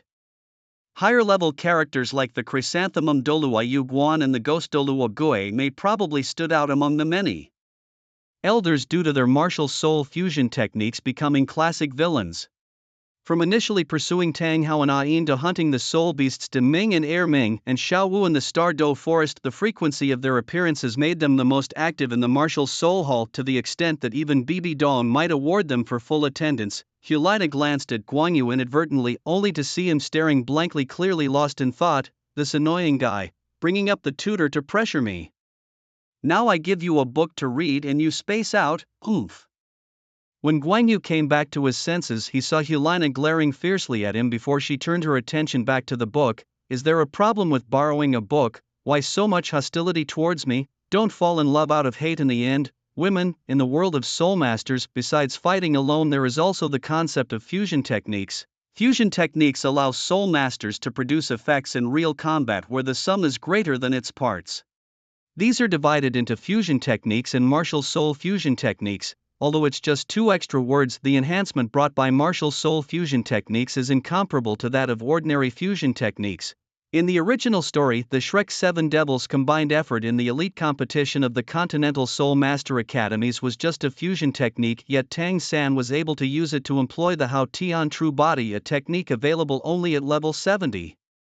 Martial soul fusion techniques like the Dark White Tiger from the Dai and Zhu families represent a change in the nature of the martial souls. Simply put, while fusion techniques are more about quantitative change, martial soul fusion techniques involve a qualitative change, which is why they are stronger than ordinary fusion techniques. Once the soul fusion technique is activated, the enhancement of strength multiplies significantly, which explains its rare occurrence. For a soul fusion technique to be successfully executed, the 2 souls involved must possess great complementary traits. Moreover, in the study of soul spirits, emotions can sometimes influence the success of the fusion technique. Emphasize on emotions. If the technique involves multiple people, mere complementarity is not sufficient. Their soul characteristics, soul skills, and development directions must also be alike to stand a chance of succeeding. Teacher Li, lecturing passionately at the podium, however, had the undivided attention of only 3 students: Guan Yu, Hulina, and Xia Yu, including Yen. The rest of the students were either sound asleep or distracted, a common phenomenon across the continent where theoretical studies are often underrated. Even as the Soul Hall Academy advocated for the integration of theory classes, not all students took them seriously. Yu Xiaojiang delved into the study of soul spirits because he was considered incapable of breaking past level 30, thus having the time and energy to dedicate to research. The 7 Treasure Glazed Tile School, known for their profound understanding of soul spirits, also reached a peak at level 79. This provided them with both time and motivation not to remain stagnant at that level, and they aspired to experience the sensations of a soul Douluo, investing time and energy into research. Apart from these exceptions, most soul masters preferred to spend more time enhancing their soul power rather than wasting it on seemingly useless theories. Teacher Li spent over an hour on the theory of soul fusion. Once he concluded, he slammed his hand on the desk, waking many students from their slumber. Their bleary-eyed, sluggish reactions only earned a resigned shake of his head from him without further comments. Even as a teacher, he agreed that it wasn't necessary to allocate an entire theoretical session during the prime time of their training. But there was no choice. The implementation of theory classes was a decision made by the Pope himself, not something a mere instructor could refuse. All right, today's theory session is over. Some students checked the time, puzzled, and voiced their confusion. That's it? But it's not even lunchtime yet. Teacher Li nodded. Indeed, I've intentionally reserved some time because what we're going to do next is to see if any of you can perform a soul fusion technique or a multi-person fusion. This was a mandatory part of the intermediate class curriculum on heterogeneous soul fusion theory. Whether the fusion would succeed was entirely up to luck, but if a group managed to execute a soul fusion technique, its value would be immense. Under Teacher Li's guidance, the intermediate class students left the classroom, descended the stairs, and gathered in an open area not far from the teaching building. The area was surrounded by special stones, reminiscent of those seen during a soul awakening. These stones, however, were much larger than the awakening stones, standing about half a meter tall. They were known as testing stones, capable of enhancing the success rate of martial spirit fusion techniques and measuring the compatibility of such fusions. Following this, students who were on good terms and often seen together were encouraged to pair up and enter the monitoring area to attempt the martial spirit fusion. According to the principles of spirit fusion, closer relationships actually facilitated the creation of fusion techniques. After hearing Teacher Lee's instructions, the students of Class 1 began discussing among themselves before forming small groups of 2 or 3. Within minutes, the first test group appeared. This group consisted of 3 people each with a soul power level of 26, and their martial spirits were a deer, a sheep, and a tiger respectively. These 3 often hung out together and were considered close friends within the class. Driven by curiosity, they were the first group to start the test. As they slowly approached the testing area, the surrounding testing stones began to resonate with soul power fluctuations, and a divine glow infused each of the 3, releasing their martial spirits. Uncontrollably, the deer, sheep, and tiger spirits appeared but merely stood in a standoff, showing no further changes. Glancing at the situation in the field, Teacher Lee showed no sign of disappointment but simply announced in a calm tone, "Fusion failed." Next group. Fusing martial spirits was not so simple. If they had actually succeeded, they would probably have attracted significant attention from the martial spirit hall, elevating their status considerably. Following the first group, the second group quickly took their turn. This pair, a young boy and girl who seemed to be in a puppy love relationship, had spirits of a dish and a spoon. In front of all 58 classmates, they embraced each other, displaying their affection, but nothing else occurred. Next group, announced Teacher Lee. The testing of martial spirit fusion continued, with each group taking about 2 to 3 minutes, and soon more than 10 groups had attempted the test. There were groups of 2, 3, and 4 participants, but the results were the same: no successful fusions. Gradually, the students' initial curiosity turned to disillusionment, treating the test merely as a formality. That was until Xiaoyu and Hulaina stepped into the testing area, drawing all eyes once again. Xiaoyu and Hulaina were siblings, sufficiently close and currently the pride of the intermediate class, easily drawing the attention of their peers. The 2 did not show any intimate gestures.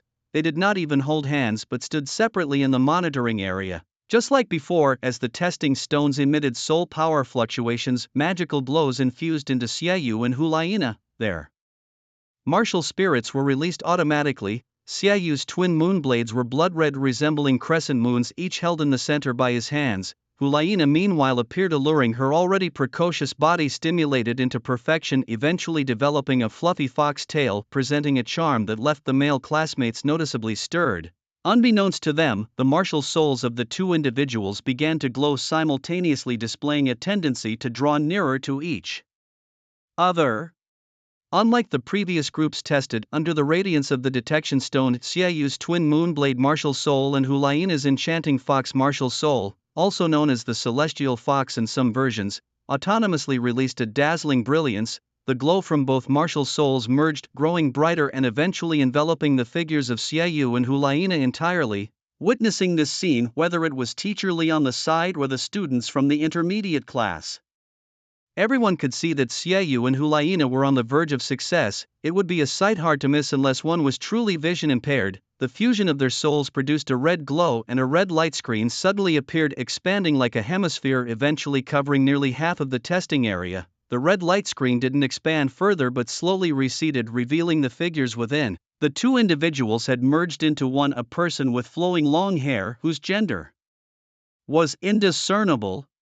Their hair was no longer Xiaoyu's black or Hulaina's gold, but had turned blood red. This new figure quietly moved, and the twin moonblades in their hands had doubled in size. The martial soul fusion skill, Charming Demon, was activated. With this control-type martial soul fusion skill, the sensory perception of everyone within its range was reduced by 50%, their soul power suppressed by 50%, and their speed reduced by 50% as well. Teacher Lee managed to compose his shocked expression and then looked towards one of the detection stones, which now displayed 7 glowing marks. The compatibility rate was over 70%. Xiaoyu and Hulaina's martial soul fusion was a success, with a compatibility of over 70%. Teacher Lee was also excited. Having a martial soul fusion skill emerge from his class meant significant rewards from the academy. On the field, perhaps the only one not surprised was Guan Yu, who was aware of Xiaoyu and Hulaina's potential for a martial soul fusion. However, even he didn't expect their compatibility rate to reach 70%. For comparison, Dai Mubai and Zhu Zhuqing's ghostly white tiger fusion skill only had a compatibility of 60% as per the original setting. the highest compatibility for a martial soul fusion skill was the Golden Iron Triangle, with Flander Lu Erlong and Yu Xiaojiang achieving a staggering 99%. After the testing, Xiaoyu and Hulaina deactivated their fusion skill and were ready to leave the testing area. Hold on, don't rush off. Let me try with you and see if we can also create a martial soul fusion skill, Guang Yu said to Hulaina. Hulaina merely glanced at Guang Yu and showed no intention of staying in the testing area. Seeing Hulaina's reluctance, Guang Yu wasn't out of options yet. Teacher, Hulaina is unwilling to give it a try with me. Hearing this, Teacher Li looked towards the two of them. Miss Hulaina, since Mr. Guang Yu wishes to try with you, please give it a shot. There's no harm if it doesn't succeed, but if it does, it would be a fortunate event for the Spirit Hall. Meanwhile, should the attempt prove successful, Teacher Li would receive even more rewards from the academy. Although the chances of success were slim, what if it actually worked? Teacher Li hadn't expected Xiaoyu and Hulaina to succeed either. As Teacher Li spoke, Hulaina stopped in her tracks, glaring unfriendly at Guang Yu. You're a big boy, why do you keep running to the teacher? Xiaoyu, standing to the side, just shook his head with a smile, not really minding, while Yan Rong looked on with eyes reddened, staring intensely at Guang Yu. The reason Guang Yu had actively proposed to try soul fusion with Hulaina was that the calculating I had predicted a 99% success rate for their soul fusion technique. When he tried soul fusion with his brother Xiaoyu, they hadn't even held hands, but with Guang Yu, Hulaina maintained a distance of 2 steps. Once they were in position, the detection array reactivated. As the soul power fluctuated, beams of light once again entered Guang Yu and Hulaina's bodies. Feeling the warmth envelop his body, Guang Yu, experiencing soul fusion for the first time, felt an uncontrollable appearance of his soul weapon, the Zhuge crossbow, in his hands. The intermediate class students were seeing Guang Yu's soul weapon for the first time. It was a type of hand crossbow they had never seen before. Before they could continue to examine Guang Yu's soul weapon, they were surprised to see that both Guang Yu's Zhuge crossbow and Hulaina's demon fox soul emitted their unique soul lights. They had seen the scene before when Xiaoyu and Hulaina performed their soul fusion. This time, the combined glow of the two souls was no longer a bloody red but a charming pink light. Was this another soul fusion technique led by Hulaina? Teacher Li quickly stepped forward to the front of the detection array, eyes fixed intently. The pink glow enveloping the two figures soon dispersed, and after it faded, the two figures had merged into one. So beautiful, someone from the intermediate class couldn't help but exclaim. Not just the male students, but the female ones as well were smitten by the merged figure. The figure stood tall at 185 centimeters, with a svelte build. Its gender? Somewhat androgynous, similar to a bewitching spirit. It was hard to discern from the looks alone, but it was incredibly attractive, appealing to both men and women.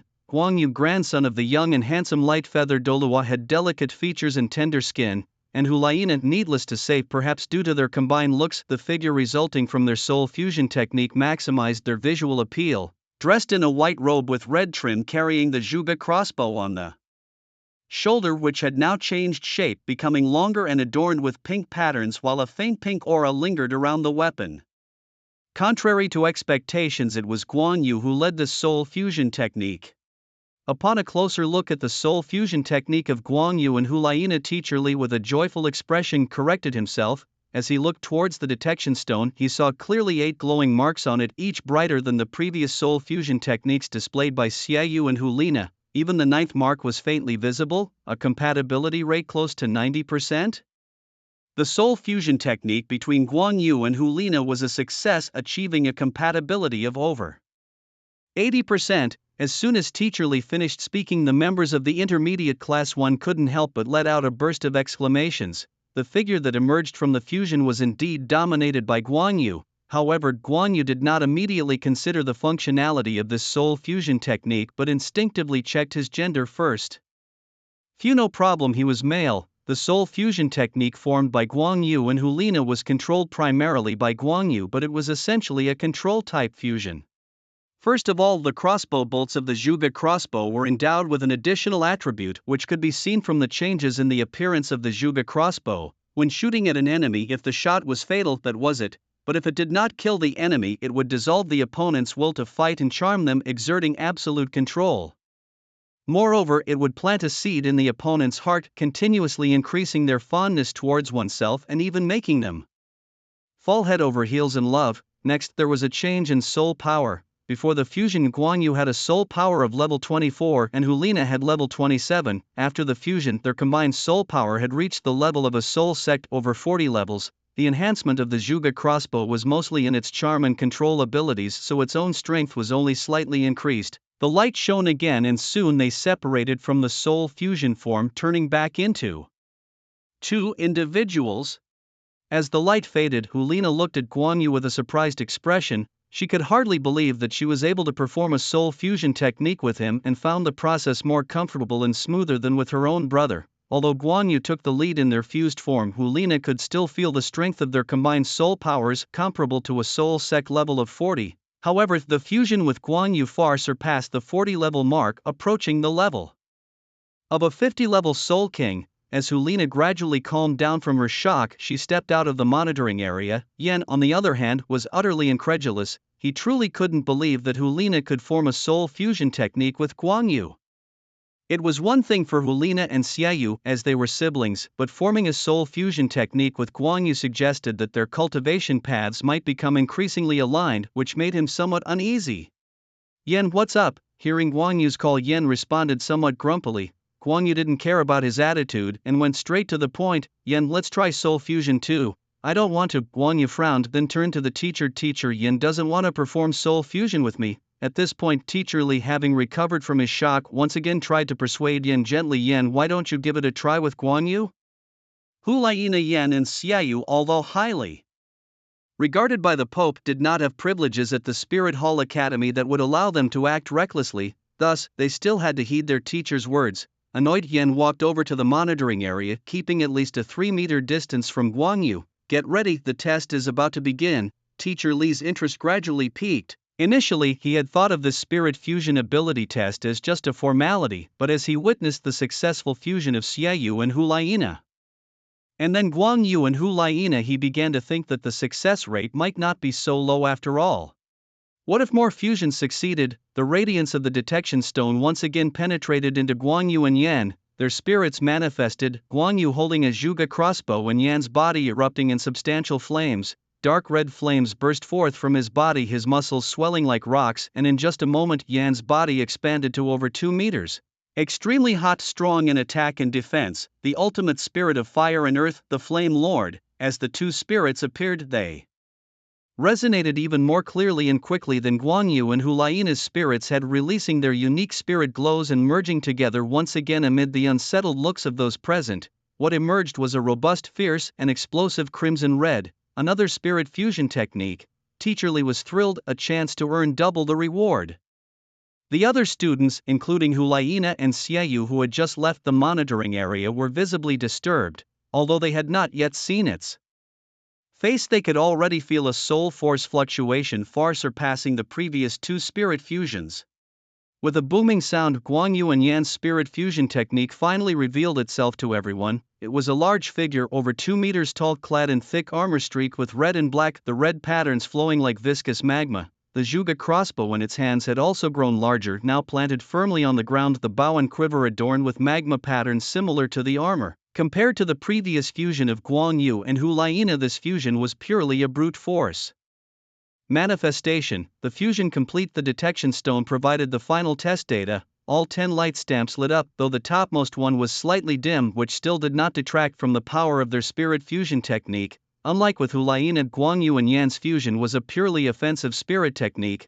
Their soul power level had already broken through the 50-level Soul King mark. The Zhuge crossbow's arrows were now empowered with explosive fire and the weight of earth, a combination enhanced by the crossbow's formidable attack power. Their spirit fusion technique could possibly even take down a 70-level Soul Saint, especially since Guan Yu alone had the attack power to harm a 60-level Soul Emperor. Guan Yu and Yan's spirit fusion was a perfect match at 99% compatibility. Teacher Li became more and more excited as he shouted. The fusion of martial spirits is already rare, and since the establishment of the Martial Spirit Hall Academy there have only been about 30 instances, previously only the polar still area of Ghost Charm and Yueguan had achieved a compatibility of 70%. Now, there are 3 more martial spirit fusion techniques with a compatibility exceeding 70%, including one with a 99% compatibility golden martial spirit fusion technique. After the two participants exited their martial spirit fusion state, Yan was even more shocked than Hulina had been at the time. He also didn't expect to successfully fuse with this guy, however. The strength after the fusion truly captivated Yan. After ending the martial spirit fusion, Yan quietly walked out of the monitoring area. However, most of the students, including Teacher Li, still focused their eyes on Guanyu, because it seemed that Guanyu had no intention of leaving. Instead, his gaze shifted to the last member of the original golden generation of the martial spirit hall, Xiaoyu. Xiaoyu, having the highest soul power of the golden generation of the martial spirit hall, was not highly favored by Guanyu for their spirit fusion, because the calculating eye showed that the success rate of fusion with Xiaoyu was only 30%, it was 99% with Hulina and even 100% with Yan, but 30% is still 30%, so it's worth a try. Seeing Guanyu's gaze, Xiaoyu didn't even need Guanyu to tell the teacher, and he walked directly to the monitoring area and stood beside Guanyu. Seeing that Guanyu and Xiaoyu were preparing for another spirit fusion, Teacher Li became even more expectant. Spirit fusion, it seems, isn't that difficult after all. As three martial spirit fusion techniques were executed one after another, not only Teacher Li but all the students in the intermediate class also started to feel that martial spirit fusion techniques might not be so difficult to achieve.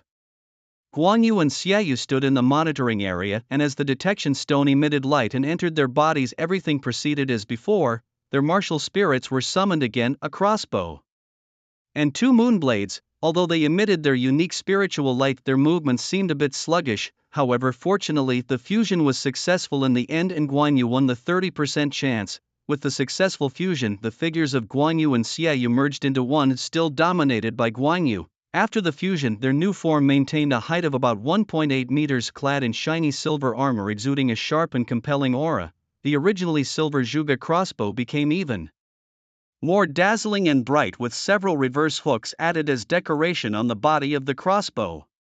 At the first instance of successful martial spirit fusion, Teacher Li and the others eagerly looked at the data on the detection stone. Only 6 light stamps lit up, a 60% compatibility, having witnessed a 70% compatibility, one close to 90%, and a 99% golden compatibility. Teacher Li's eyes, spoiled by higher compatibilities, seemed unimpressed by a mere 60%. According to the nature of the martial spirits, the fusion with Xiaoyu endowed Guanyu's Zhuge crossbow with sharpness, simply enhancing the attack power and penetration of the Zhuge crossbow. With no other distinguishing features, they disengaged their spirit fusion and separated back into two individuals.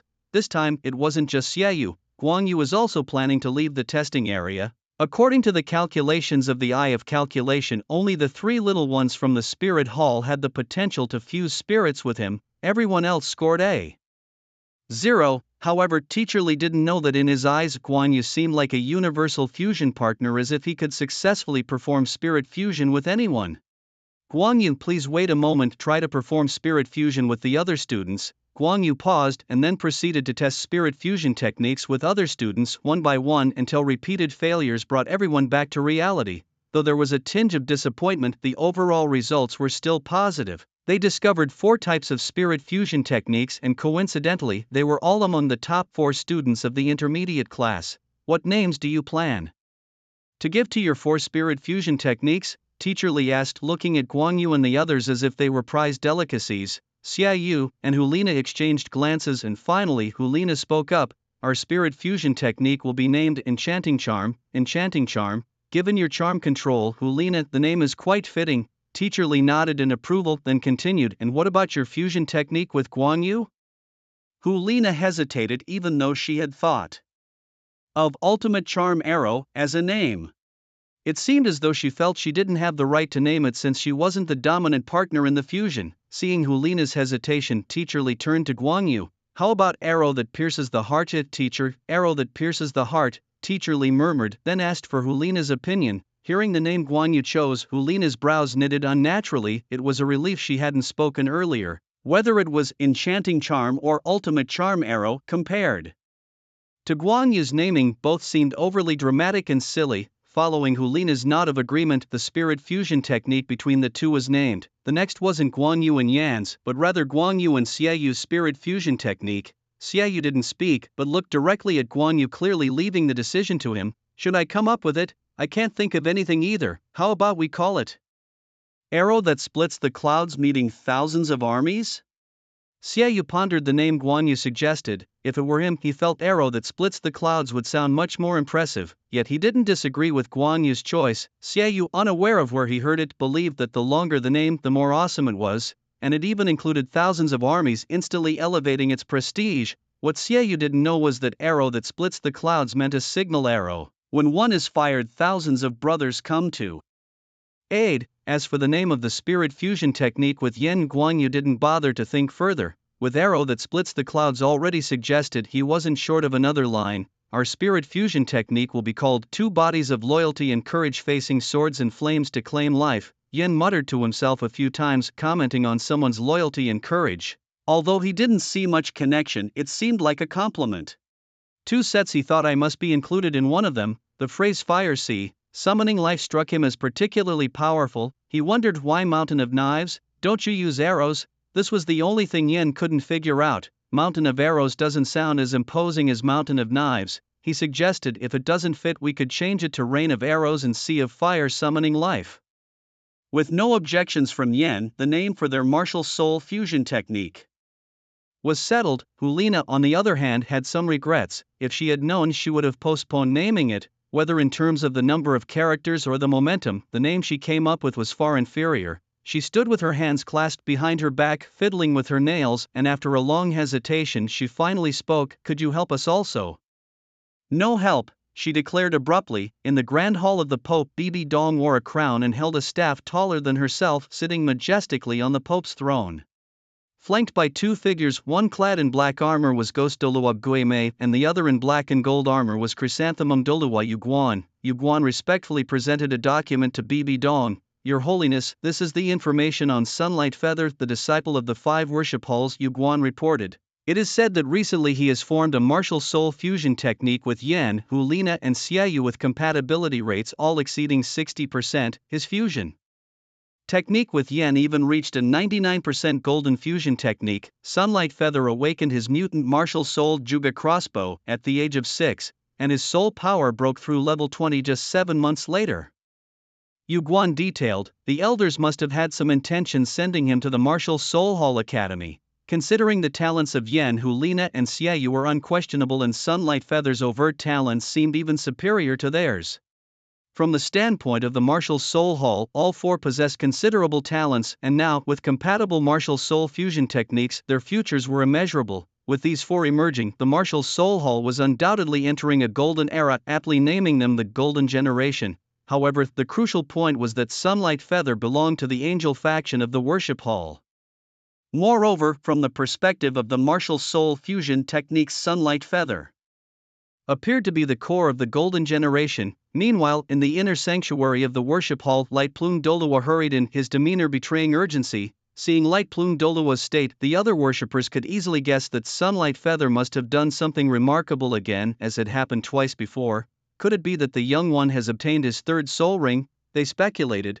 However, it was improbable, as Sunlight Feather had just obtained his 2nd soul ring over a month ago. Douluo opened his eyes slightly and asked Old 5, what's the matter now? You're all flustered. Do you still look like a worship hall Douluo? Light Plume Douluo waved his hand, seemingly unconcerned with Douluo's reproach. Great worshipper, it's about Xiaoyu. In the martial soul fusion training, Xiaoyu has successfully formed a martial soul fusion technique with someone. At this news, the pupils of the worshippers dilated. Martial soul fusion techniques were extraordinary. Many soul masters on the continent weren't very strong individually, but with martial soul fusion techniques, they managed to make significant names for themselves. Guan Yu's innate talent and strength were formidable, and if he could also form a martial soul fusion technique with someone else, it would greatly enhance his overall capabilities. Had Xiaoyu formed a martial soul fusion technique with a student from the Martial Soul Hall Academy? Which one? Guangling Douluo shook his head proudly. Not just 1 of 3. Xiaoyu was able to form a martial soul fusion technique with 3 others, and among them he could use a golden fusion technique with incompatibility of 99% with 1 person. At the Martial Soul Hall Academy, on the dedicated arena for practical lessons, at this moment Yen was bathed in flames. His martial soul, the Flame Lord, was an ultimate soul that could possess the body, making Yen appear as if he were clad in a suit of flame armor. the opponents facing each other in this practical lesson were none other than Yan and Guanyu. Perhaps because he was holding back his frustration, Yan's flames were even more vigorous than usual. Yan's martial soul was not just a simple one, it was a rare and special top-tier beast martial soul with both fire and earth attributes. His characteristics included powerful attacks, strong defenses, and intense heat. Moreover, Yan was extremely skilled in close combat. His flames were particularly difficult to deal with. Once entangled by Yan, the flames would continuously burn the soul power of his opponent. Even I am not completely confident I could defeat him. If it were a control-type Soul Master it might be different, but against another powerful attack-type Soul Master with the same level of soul power it's unlikely anyone could gain the upper hand over Yan, especially since Guanyu was 5 soul power levels behind Yan. In addition to the gap in personal close combat experience, Yan had been at the academy for over 2 years, having fought many battles and lacking no practical experience. Meanwhile, Guanyu was only 6 years old, although he possessed 24 levels of soul power. He likely didn't have much practical experience, hence, the outcome of this battle seemed obvious. Below the stage, Xiaoyu gave his own analysis. Hulayina nodded in agreement. From every perspective, Guanyu had almost no chance of winning unless a miracle occurred. At Yan's feet, 2 yellow 100-year soul rings rose in succession, slowly pulsating on his body as his own soul power fluctuations also became more intense. Seeing that Guanyu had yet to release his own martial soul, Yan felt insulted and became even more irritable. I'll make you pay for underestimating me. In his anger, Yan did not use his first soul skill Hell Magma Surge or his second soul skill Granite Rock, but instead charged directly at Guanyu. With 29 levels of soul power and the characteristics of his own martial soul, Yan's physical condition needed no further explanation. In Guanyu's eyes, data calculations quickly presented Yan's attack trajectory. With a simple sidestep, Guanyu dodged Yan's charge. However, it wasn't over yet. Guanyu turned around and followed up with a knee strike to Yan's lumbar region, the weakest part of the human body. The strike hit its mark, causing Yan to cry out in pain and curl up like a shrimp. According to the calculative eyes predictions, Guanyu followed up with a kick to Yan's abdomen, sending Yan flying. The 2,900-year-old demon frog soul ring not only extended the range of Zhuge Liannu but also strengthened the muscles in Guanyu's legs. Besides flying soul masters, other soul masters once suspended in the air were essentially deprived of their ability to resist. Guanyu raised his right hand towards Yan in the sky and the Zhuge crossbow appeared, immediately pulling the trigger. No bolts were shot out. Instead, streams of air burst from the quiver, hitting Yan's body and sending him flying. If real bolts had been fired, Yan's life would definitely be over. After all, this was just a practical combat class and Guanyu naturally couldn't kill or severely injure someone. Thus he only did what the luminary Douluo usually did, firing on an empty string. No wonder the luminary Douluo liked to do this. It not only almost zeroed out soul power consumption but also looked incredibly cool, adding a strong element of insult to the opponent. The outcome was decided. When Yan landed, he wasn't seriously hurt. Just as he was about to attack Guanyu again, he found the surroundings eerily silent, but the next moment his eyes widened and his mouth opened in shock. As Guanyu summoned the Zhuge crossbow, everyone saw the soul ring configuration at Guanyu's feet, a yellow and a purple soul ring floating around his body. 1,000-year soul ring? Yan finally exclaimed in horror. The second soul ring was of 1,000-year level? Everyone in the audience, including Xiaoyu and Hulayina, were shocked. 1,000-year second soul ring was unheard of. A clang. 2 crossbow bolts shot from the Zhuge crossbow, embedding themselves in the platform right in front of Yan, with half of the bolts sinking into the platform. If I had fired these bolts at you just now, you wouldn't be standing here. Looking at the bolts embedded in the platform, Yan was stunned. The intermediate class's combat platform was designed to withstand attacks from 40-level soul masters, yet it couldn't block Guanyu's attack. If Guanyu had actually fired at him, even if he used his second soul skill, the defensive granite, it wouldn't have been enough to stop it. Having said that, Guanyu slowly walked down from the platform. Passing by Xiaoyu and Hulayina, he couldn't resist turning his head and saying, "You need more practice if you want to probe my strength." After Guanyu left, Yan slowly recovered from the shock. This defeat was not trivial for him. In the more than 3 years since his martial soul had awakened, even when facing Xiaoyu, Yan had never lost so miserably, let alone felt such a heavy blow. Winning off and losing once was really hard to accept. Disengaging his martial soul, Yan also walked down from the platform with a lackluster look in his eyes, coming to Xiaoyu and Hulayina's side. "What did he just say to you?" "He said you need more practice," Hulayina said irritably as she walked away from the platform.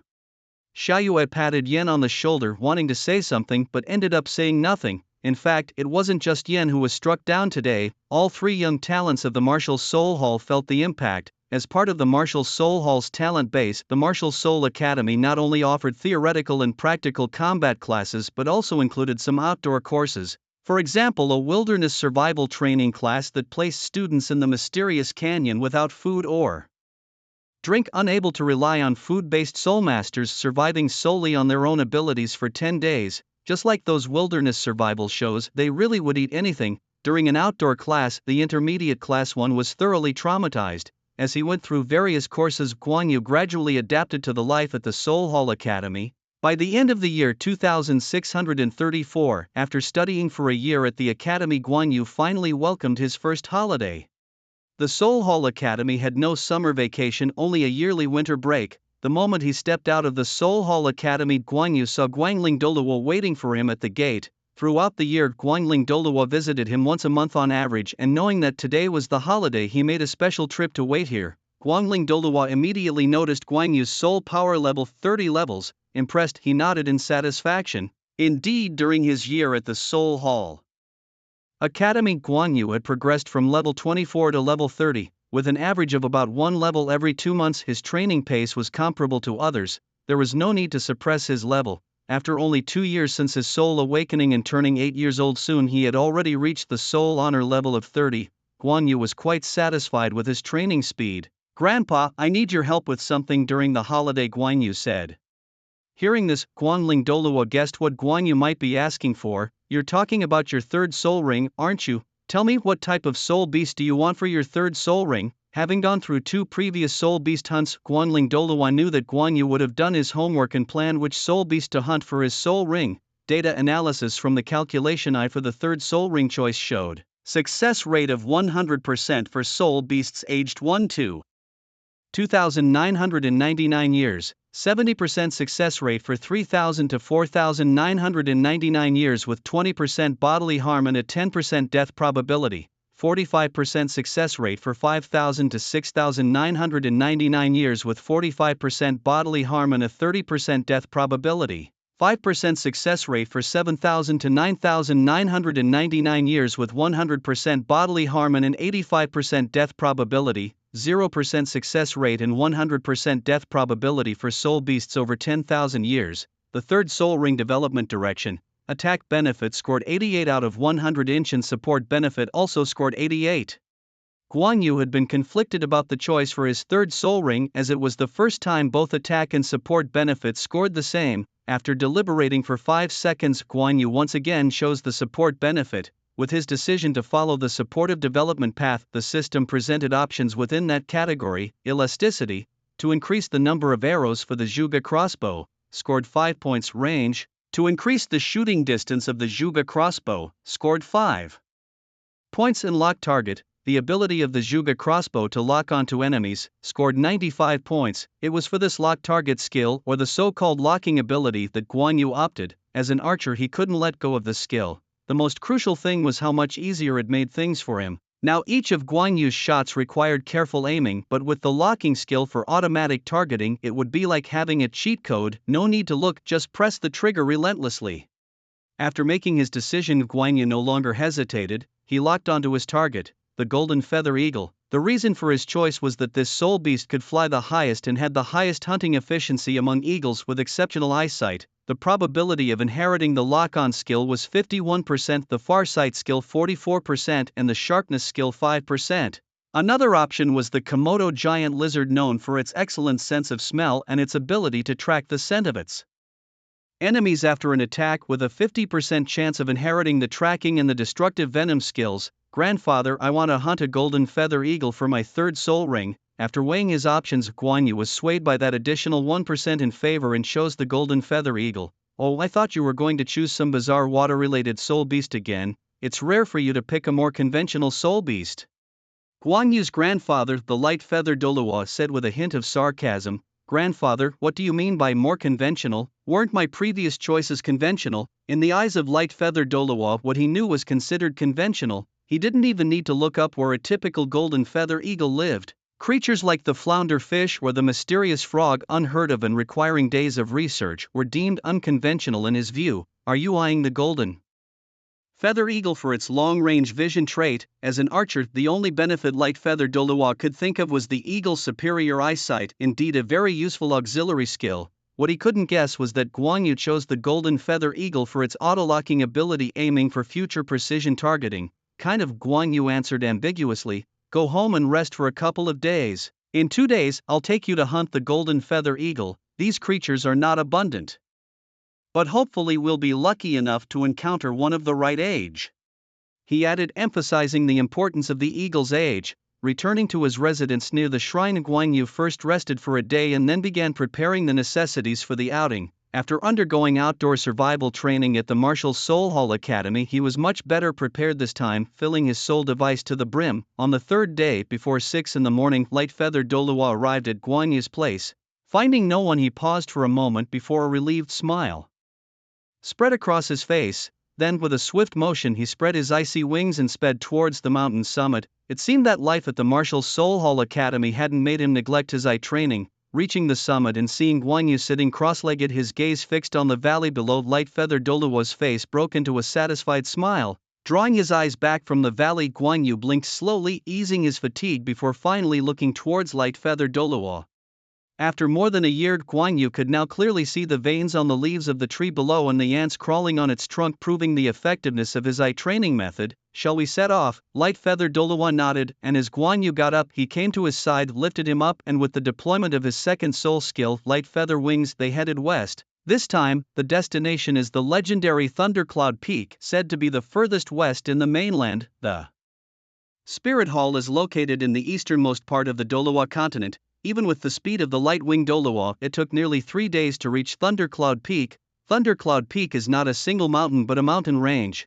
The mountains here are tall, steep and barren, piercing straight into the sky like spikes, with the dark sky often rolling with thunderclouds, making it feel as though the peaks could touch the heavens. It's said that this is the place closest to the sky dome. On the cliffs and precipices, it's not hard to spot nests made from branches. They seem flimsy but are securely perched on the cliffs. Whoosh! The sound of rushing wind heralds the arrival of light-winged Douluo carrying Light Feather with him. Light Feather looks around. Is this Thundercloud Peak? Light-winged Douluo nods. Yes, this is Thundercloud Peak. The peaks here soar into the clouds, and aside from avian spirit beasts, other spirit beasts find it difficult to ascend. Little Feather, why are you trembling? Are you afraid of heights? Light Feather looks startled and quickly shakes his head. No, I'm not afraid of heights. In truth, Light Feather isn't afraid of heights, but this height was truly unprecedented for him. He couldn't see the ground at all, only clouds, a height he had never experienced before. Light-winged Douluo says no more and carries Light Feather to a protruding rock platform on a nearby cliff.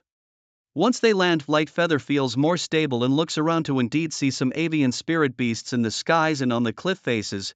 Grandpa, it seems there are no golden feather eagles nearby. Light-winged Douluo sweeps his hand over his spirit guidance ring, and the next second he pulls out a nearly 2-meter-long snake. The golden feather eagle is a top predator among eagles and very efficient at hunting, so the best way to attract a golden feather eagle is with food. The Biphosphorus snake, due to its strong poison, is rarely preyed upon by other avian spirit beasts, but the golden feather eagle particularly favors it. Light Feather watches as Light-winged Douluo handles the Biphosphorus snake, keeping his distance. Light-winged Douluo's right hand is completely transparent like ice sculpture, and he firmly grips the struggling snake. With a swift motion, he throws the Biphosphorus snake high into the sky. Meanwhile, Light-winged Douluo flips his hand and a massive light-wing ice bow appears ready to shoot down eagles. The snake flies about 100 meters above the platform before it starts to fall. Light Feather, using the skills he's honed over time, notices several avian spirit beasts notice the snake suddenly appearing in the sky, yet none choose to hunt it, continuing their search for other food as if nothing happened. As the Biphosphorus snake continues to fall almost out of sight, Light-winged Douluo leaps into the air and swoops down to catch the snake again. Back on the platform, Light-winged Douluo repeats the action, throwing the Biphosphorus snake up once more. After an hour of relentless effort, throwing the millennia-old azure phosphorus snake more than a dozen times, the spirit of the snake seemed utterly depleted. Its body dangled limply as if it had resigned itself to fate. As the azure phosphorus snake was thrown into the air once more, reaching its peak before beginning to fall back down, Light Feather and Light-plumed Douluo felt a sudden alertness and looked downwards. Below them the clouds churned violently, and the next moment a massive figure burst through, snatching the azure phosphorus snake away. It was a giant eagle resplendent in golden splendor with wings spanning 6 meters wide. As it flapped its powerful wings, it could cover dozens of meters in a single bound. The azure phosphorus snake tried to retaliate, biting and spitting venom, but its efforts were futile against the golden feathers. The splendidly smooth and glittering feathers clearly belonged to none other than the golden feather eagle. With a wingspan of 6 meters, it was about 6,000 years old. "Perfect for you," declared light-plumed Douluo as he drew his bowstring, this time not aiming at an empty sky. As he did so, the first of his 9 soul rings lit up brightly. First soul skill, Frost. Boom! Suddenly an earth-shattering quake interrupted light-plumed Douluo. From the peak where Light Feather and light-plumed Douluo stood, rocks flew in all directions as a dark shadow flashed overhead, darkening the sky.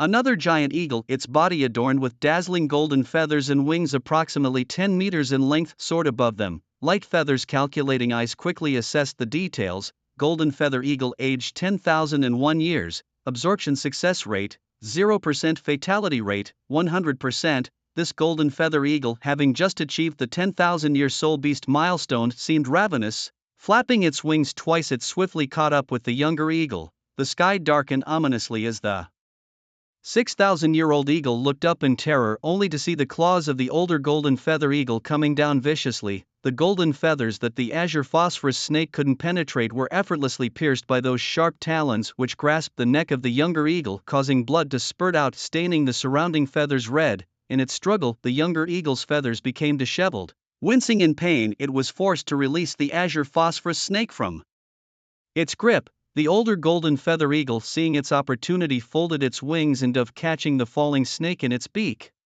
As for the younger golden feather eagle, it plummeted straight to the ground, its life fading away. Light-plumed Douluo's brows furrowed, deeply frustrated that the creature they had finally found suitable for Light Feather was destroyed by this unexpected beast. "Grandfather, this golden feather eagle is the one." "What, are you out of your mind? Can't you see that its wingspan is around 10 meters? This is a 10,000-year soul beast." "Grandfather, I know, but I might have a way to absorb it. Just help me capture this golden feather eagle." After several seconds of confrontation, light-plumed Douluo finally relented and compromised. Absorbing a 10,000-year soul ring was madness to anyone else listening. Desperate times. But the key issue was that Guan Yu had already gone mad twice, perhaps believing that because of his successful leapfrogging with the first and second soul rings it might work again this time. Guanling Douluo, possessed by a moment of folly, believed Guan Yu might succeed once more. Raising his Guangling ice bow, Guangling Douluo aimed at the Millennium Golden Feather Eagle, now several hundred meters away. As he drew the bow, an ice feather arrow suddenly appeared. With the third purple soul ring on his body lighting up, the ice feather arrow turned into a streak of blue light and shot forth. The third soul skill, high explosive piercing shot. Holding a biphosphorus snake in its beak and ready to enjoy a feast, the Millennium Golden Feather Eagle suddenly sensed danger and turned its head, only to see a blue light chasing after it. Upon recognizing it, its pupils dilated in shock. It was an arrow, and from this arrow the Millennium Golden Feather Eagle sensed an intense danger. Just as it was about to flap its wings to turn and dodge, the blue ice feather arrow exploded right beside it. A blast of cold air came forth, instantly freezing half of the Golden Feather Eagle's body.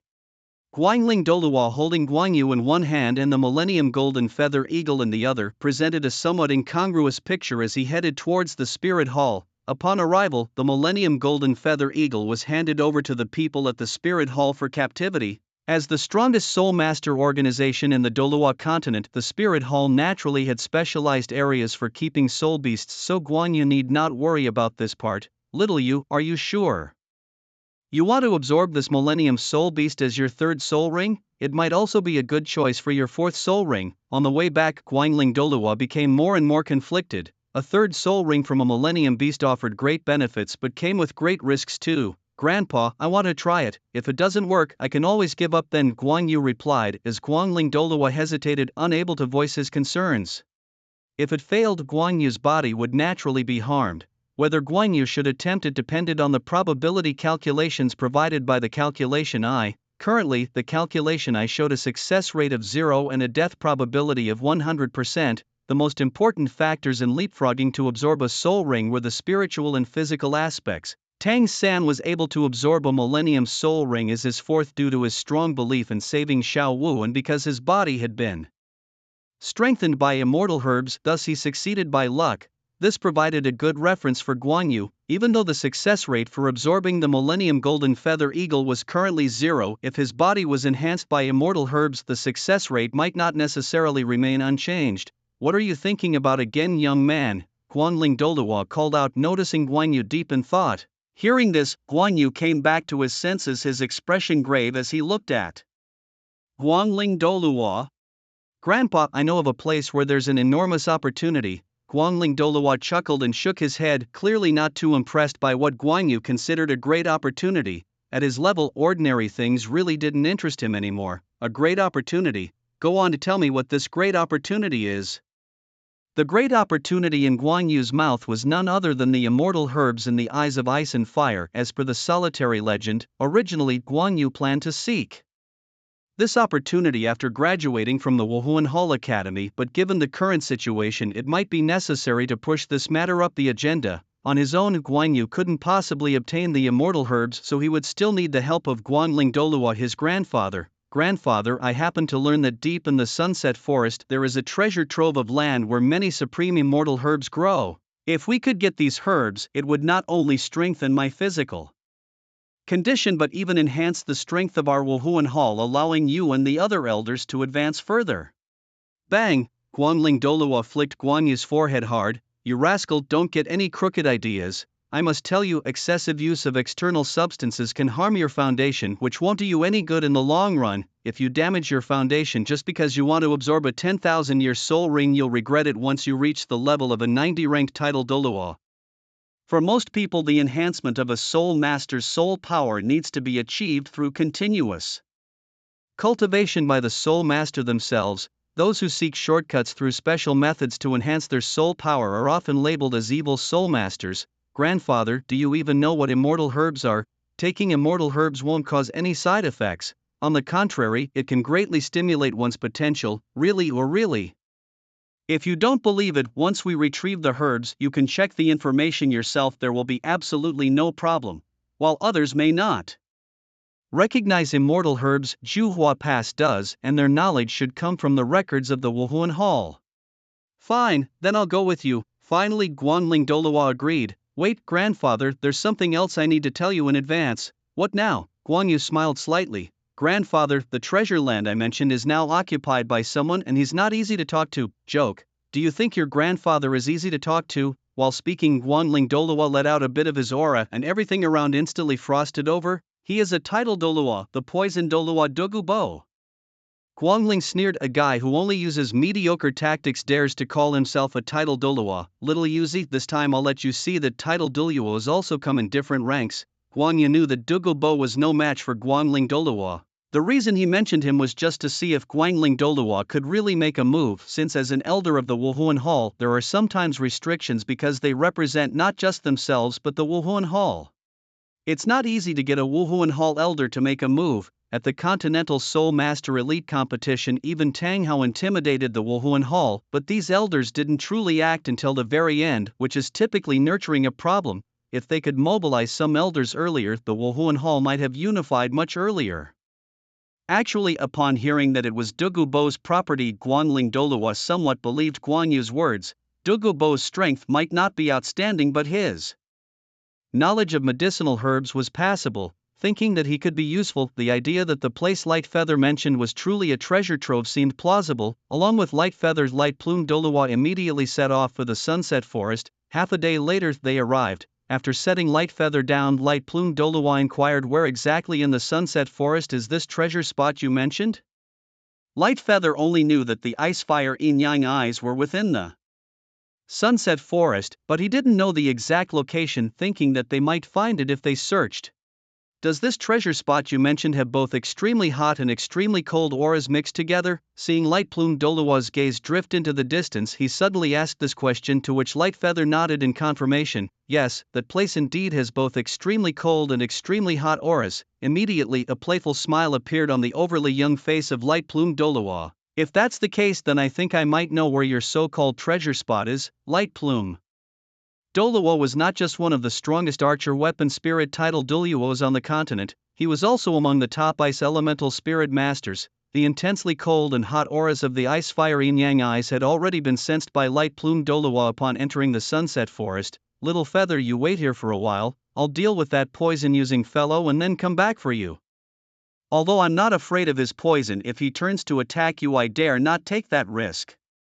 Exclaiming this, light-plumed Douluo's ice wings unfolded once more behind him, purposefully heading deeper into the sunset forest. In a valley within the sunset forest, a pond clearly divided into red and white have steamed up into the air, one side blazing hot and the other icy cold. The area surrounding the pond was filled with brightly colored, oddly shaped plants.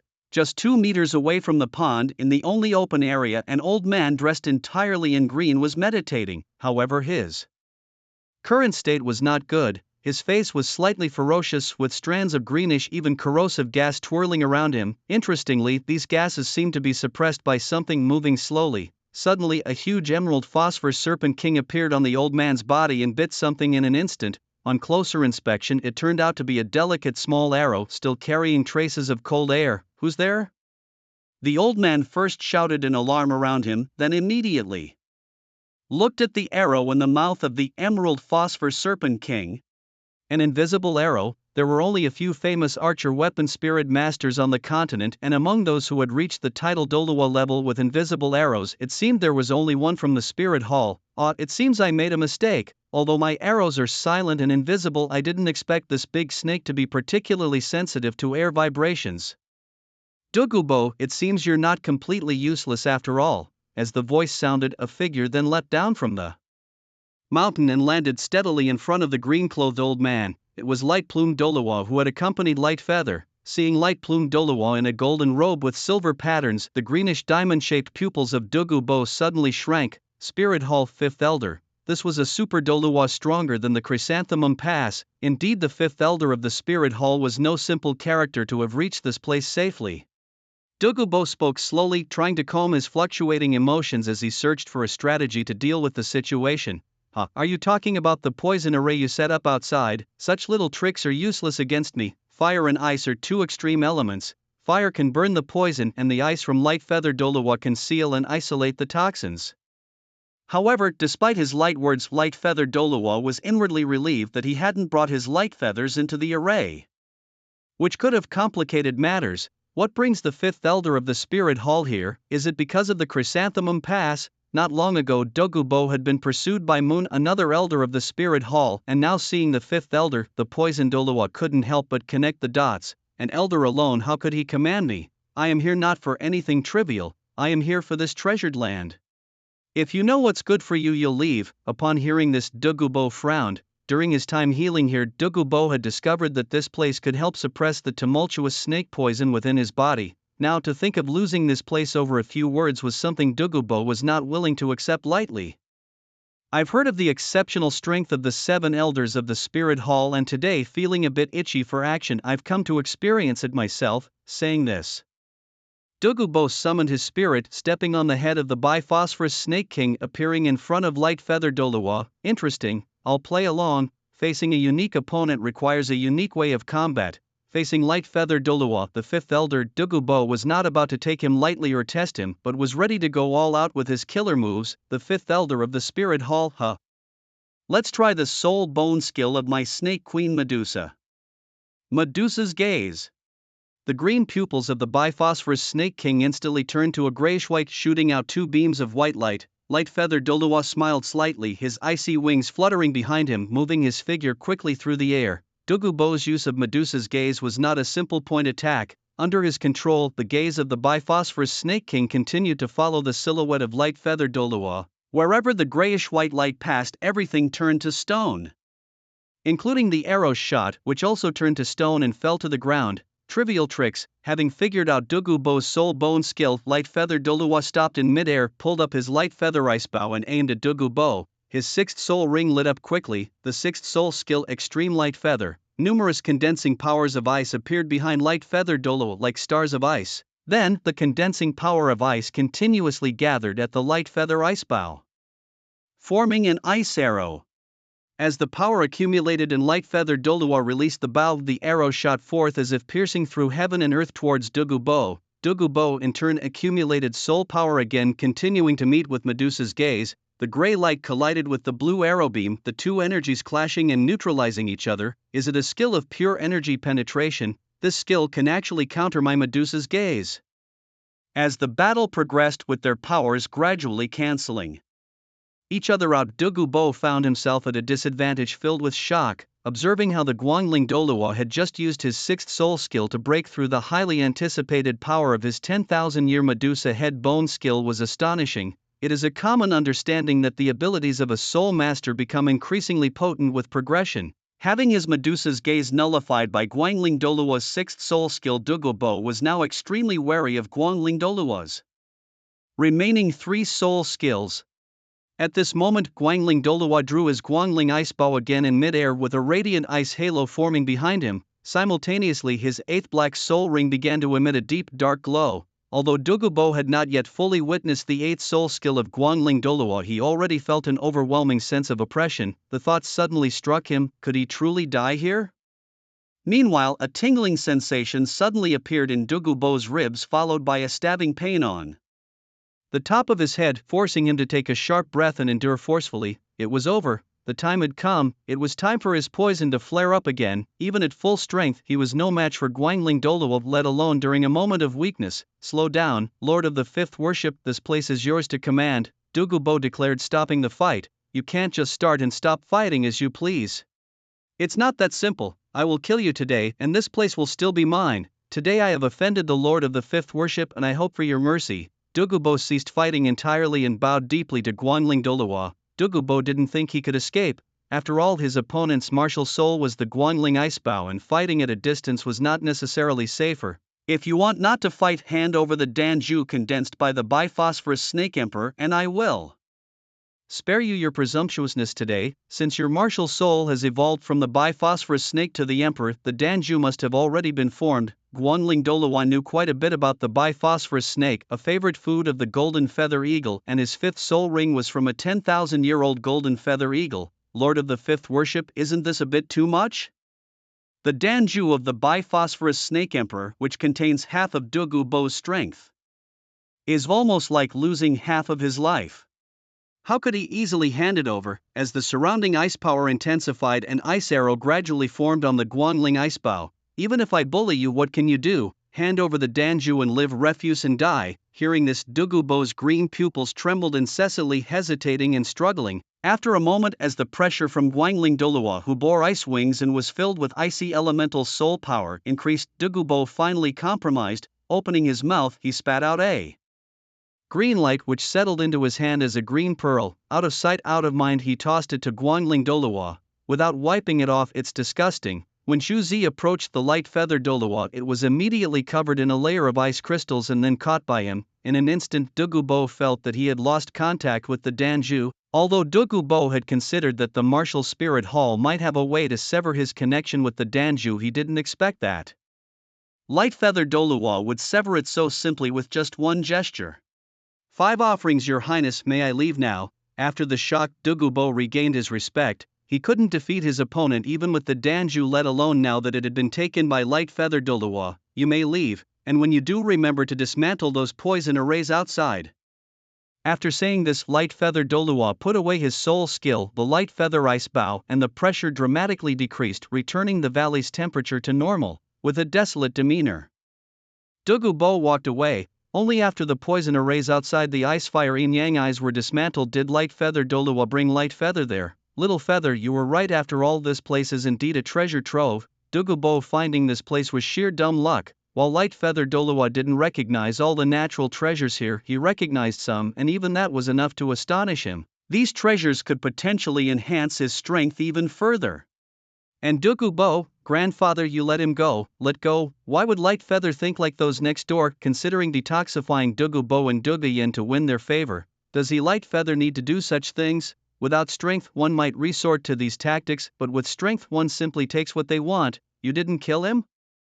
In light feather's mind, Zhuge was someone who could absolutely not be swayed, perhaps because Moongate had pursued him before, or maybe because Douluo disliked constraints. In any case, this was a man that the martial spirit hall couldn't win over. Since he couldn't be swayed, there was no need to keep him alive only to have him become an enemy of the martial spirit hall later. No need to kill him.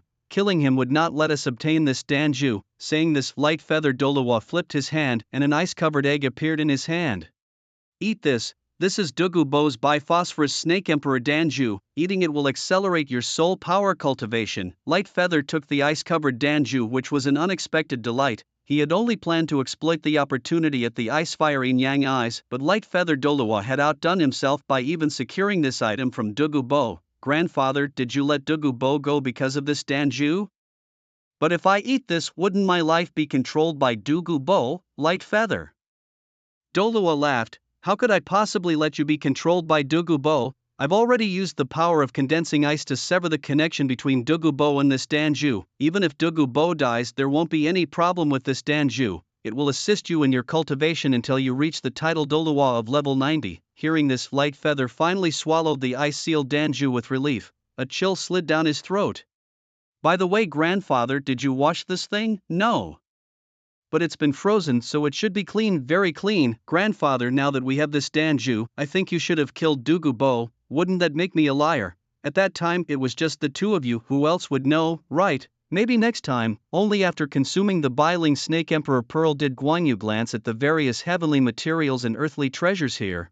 The snow silkworm after consumption has a 1% chance of danger and a 0% chance of death. Cinnabar. Lotus after consumption has a 5% chance of danger and a 0% chance of death. The fragrant Chilua after consumption has a 5% chance of danger and a 0% chance of death. Ghost iris after consumption has a 100% chance of danger and an 80% chance of death. Hookgrass after consumption has a 100% chance of danger and a 65% chance of death. Thunder vine after consumption has a 100% chance of danger and an 88% chance of death. In the entire realm of ice-fire yin-yang eyes, any material with a 100% chance of danger indicates toxicity, and more than half of them are poisonous. As for those with less than 100% danger, they are merely likely to cause severe damage but not death. Among all these heavenly materials and earthly treasures, the ones with the highest death rate are the octagonal Xian icegrass and the fiery apricot. Beauty sparse, each growing at the extreme cold and extreme heat centers of the ice-fire yin-yang eyes. Octagonal Xian icegrass after consumption has a 100% chance of danger and a 100% chance of death. Fiery apricot beauty sparse after consumption has a 100% chance of danger and a 100% chance of death. These two herbs are indeed miraculous, boasting incredible properties. If one could fully absorb them, one could declare immunity to fire at the Blazing Fire Academy, immunity to water at the Heavenly Water Academy, and even boast to Tang San about being poison immune. Just two simple words but with immense swagger. What if these two herbs were consumed together? Following Guanyu's train of thought, the analytical eye quickly computed the data. Taking both octagonal Xian icegrass and fiery apricot beauty sparse together results in a 100% chance of danger and a 100% chance of death. What if they were absorbed together in the ice-fire yin-yang eyes after soaking in a hot spring? The danger rate drops to 90% with a death rate of 80%. Even with an 80% chance of death, could Tang San from the writings of Wei Xiao really do whatever he pleases? Could this be successful under such circumstances? The analytical eye also quickly provided solutions on how to consume these two herbs. Solution 1, eat them directly. Take a gamble, turn a bike into a motorcycle. There's a 20% chance of survival, which is not low. Solution 2, have someone else consume them regardless of life or death and drink their blood. The danger rate drops to 0%, death rate to 0%, but only 10% of the medicinal effects are preserved. Solution 3, first enhance one's own strength and consume them later, which may increase the success rate. Solution 4, dilute the essence of the two herbs by 10 times, consume over 10 days, danger rate drops to 50%, death rate to 65%. Solution 5, dilute the essence of the two herbs by 100 times, consume over 3 months, danger rate drops to 25%, death rate to 12%. Solution 6, dilute the essence of the two herbs by 1,000 times, consume over 3 years, danger rate drops to 2%. Death rate to 2%. The other herbs in the ice-fire yin-yang eyes are manageable, but the key issue remains with the octagonal Xian icegrass and the fiery apricot beauty sparse. These two are deadly poisonous. not to mention consuming them. Even harvesting them is a challenge. Grandpa, let's take the herbs we can first. Rather than rushing back, Guangling Douluo scanned the area and roughly counted the herbs at the ice and fire yin yang eyes, saying, "There are quite a few herbs here, many of which I can't even name. If the two of us start picking, it's easy to make mistakes." Guan Yu nodded in agreement. He also noticed a serious problem. Although the eye of calculation provided names, how to pick and preserve these herbs was a big issue. There are at least 100 herbs here, but the original text only mentions a few. Do we need to ask Elder Yueguan to come here? Guangling Douluo frowned. Why bother with that effeminate guy? Elder Yueguan should have a deep understanding of these herbs. Guangling Douluo snorted coldly. Since when is he the only one in the spirit hall who knows about these herbs? There's another person who knows them too. Just as Guan Yu deduced that the spirit hall must have records of various herbs, since such plants exist in the Douluo continent, it's likely that the spirit hall would have related records. Seeing Guan Yu looking at him, Guangling Douluo then said, "Besides Yueguan, among our 7 worshippers, there is one who has a good understanding of these flowers and plants." Even Yueguan had consulted him many times. "Who, old blue bird?" Xinghuan Douluo. Guangling Douluo nodded. "This old fellow, aside from cultivating, loves to tinker with these plants. It's better to call him over than for us two to fumble around here." Although Guangling Douluo didn't get along with Xinghuan Douluo, their discord was like that between the Sword Douluo and Bone Douluo. Actually, among the 7 worshippers, Xinghuan Douluo and Guangling Douluo got along the best. Great worshipper. In the Spirit Hall's worship hall, the other worshippers who were cultivating opened their eyes upon hearing this. "It's him again. How many times has it been? Every time he comes, there must be some incredible news from Guan Yu. What could it be this time? Wait, could it be that Guan Yu's 3rd spirit ring has set another record? Great worshipper, you guys guess." "No need to guess, 5th brother, just tell us directly how many years the 3rd spirit ring of Xiaoyu is. We are ready to be amazed." The one who interrupted Guangling Douluo was the demon suppression Douluo, somewhat helplessly reacting to Guangling Douluo's frequent reports to the worship hall. "What 3rd spirit ring? Xiaoyu hasn't absorbed the 3rd spirit ring yet." "No 3rd spirit ring? Then what are you fussing about?" Xinghuan Douluo retorted. "Old blue bird, you're just in time. I was looking for you." Saying this, Guangling Douluo turned to look at Qian Daolu, his face showing a trace of respect. "Great worshipper. This time I accompanied Xiaoyu outside. We discovered a treasure trove filled with divine-grade herbs, many of which I don't recognize." Upon hearing this, the worshippers all perked up, especially Xinghuan Douluo, whose eyes widened the most. "Where is this treasure trove you're talking about?" Chen Daolu asked. Guangling Douluo then relayed everything about their journey to the Sunset Forest. "You said there are both extremely hot and extremely cold auras coexisting there, in a land abundant with treasures from heaven and earth." Xinghuan Douluo could no longer restrain himself. Guangling Douluo nodded in agreement. Xinghuan Douluo then respectfully bowed to Qian Daolu and said, "Grand Priest, this place greatly resembles the treasure basin described in the ancient texts of the Spirit Hall. If Guangling has not acted rashly, this place will be immensely beneficial to our Spirit Hall. Please allow me to go and investigate." Qian Daolu silently consented. "Very well, you and Guangling go together and take a look."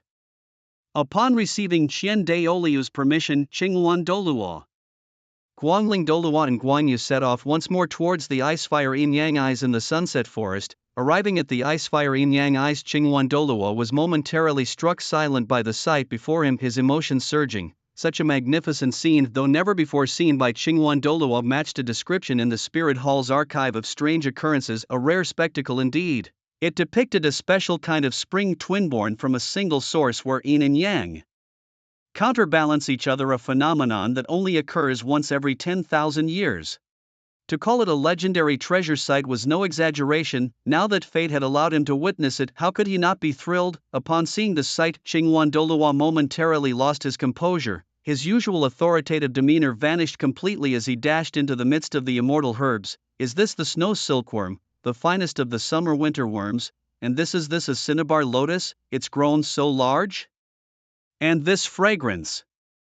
Xinghuan Douluo turned his head towards a large light pink flower with no leaves but a stem 3 feet long and blossoms over a foot in diameter, each petal clear and shimmering like crystal. "Indeed, this is the legendary Xianpin Yoxiang Qiluo. Its fragrance can neutralize all poisons." Seeing Xinghuan Douluo's lapse, Guangling Douluo, as his closest old friend, had already guessed that this place must be even more precious than they had imagined. Xingwan, calm yourself, think about how we should handle this place. What else to do but preserve it, claim it for our spirit hall. However, these heavenly treasures are mostly mature. We can take this batch with us now, leaving only the roots and seeds. In less than 20 years, they will grow back. With so many heavenly treasures at hand, Xingwan, see if there's something suitable for me. I've been stuck at level 96 for almost 5 years now. Xingwan Douluo snorted coldly, as if it wasn't he who had been stuck at level 96, and seemingly for longer than Guangling Douluo. It has been 21 years since the Battle of Jialing Pass, making it level 96, ignorance. Each of these heavenly treasures has its own effect. Taking them individually, one should consume no more than 3, while they offer improvement, to do so would also be a waste. But if we refine and purify these heavenly treasures into a single medicine, the effects could be unimaginable. Refine into medicine? Guan Yu couldn't help but exclaim. Guangling Douluo, having just been scolded by Xingwan Douluo, was feeling a bit gloomy, and seeing Guan Yu's dumbfounded expression, he turned and retorted sharply, ignorance. What's so astonishing about refining medicine? Do you not normally take medicine? Isn't the medicine you take refined from ingredients? Have they ever made you chew on raw medicinal herbs? Xingwan Douluo found it hard to take his eyes off the treasures of heaven and earth scattered all around. Xiaoyu, stay and help me sort these herbs. Guangling, you can go and play if you're not busy. In reality, Xingwan Douluo intentionally wanted Guan Yu to learn about these heavenly and earthly treasures, which is why he chose to have Guan Yu stay and help. As for Guangling Douluo, he wasn't interested in fussing over these items, he was just waiting to eat them. Xiaoyu, you've truly made a great contribution this time. With these treasures, the strength of our spirit hall will surely rise substantially.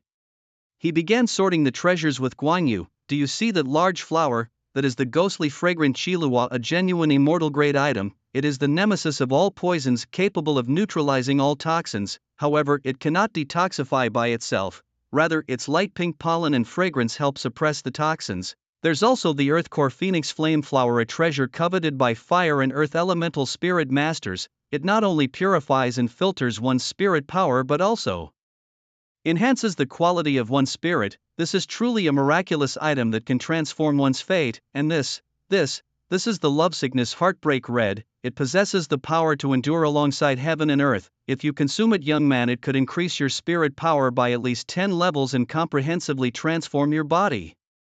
The only trouble with this item is that the flower and the rock it grows on are too firmly attached. If pulled out forcibly, the medicinal power of the Lovesickness Heartbreak Red might be completely lost. Thus, it can only be used directly in medicine refining. The rock called Wujue, which nurtures the Lovesickness Heartbreak Red, is naturally no ordinary stone, and adding it to the medicine will also provide calcium. Xingwan Douluo spent nearly a day familiarizing Guan Yu with all the heavenly and earthly treasures of the ice and fiery Yang Well, including tonics and poisons. After categorizing these treasures, Xingwan Douluo divided them into 3 grades. The highest grade, which could be called Immortal Grade, consisted of 16 types. Xingwan Douluo planned to refine these 16 types into one batch. The second grade, truly heavenly and earthly treasures, numbered 37 types, which Xingwan Douluo also intended to refine together. As for the rest, they could only be considered precious treasures, though they would be highly coveted and extremely valuable. Outside here, they were classified as third grade, totaling 164 types, including 120 types of poison.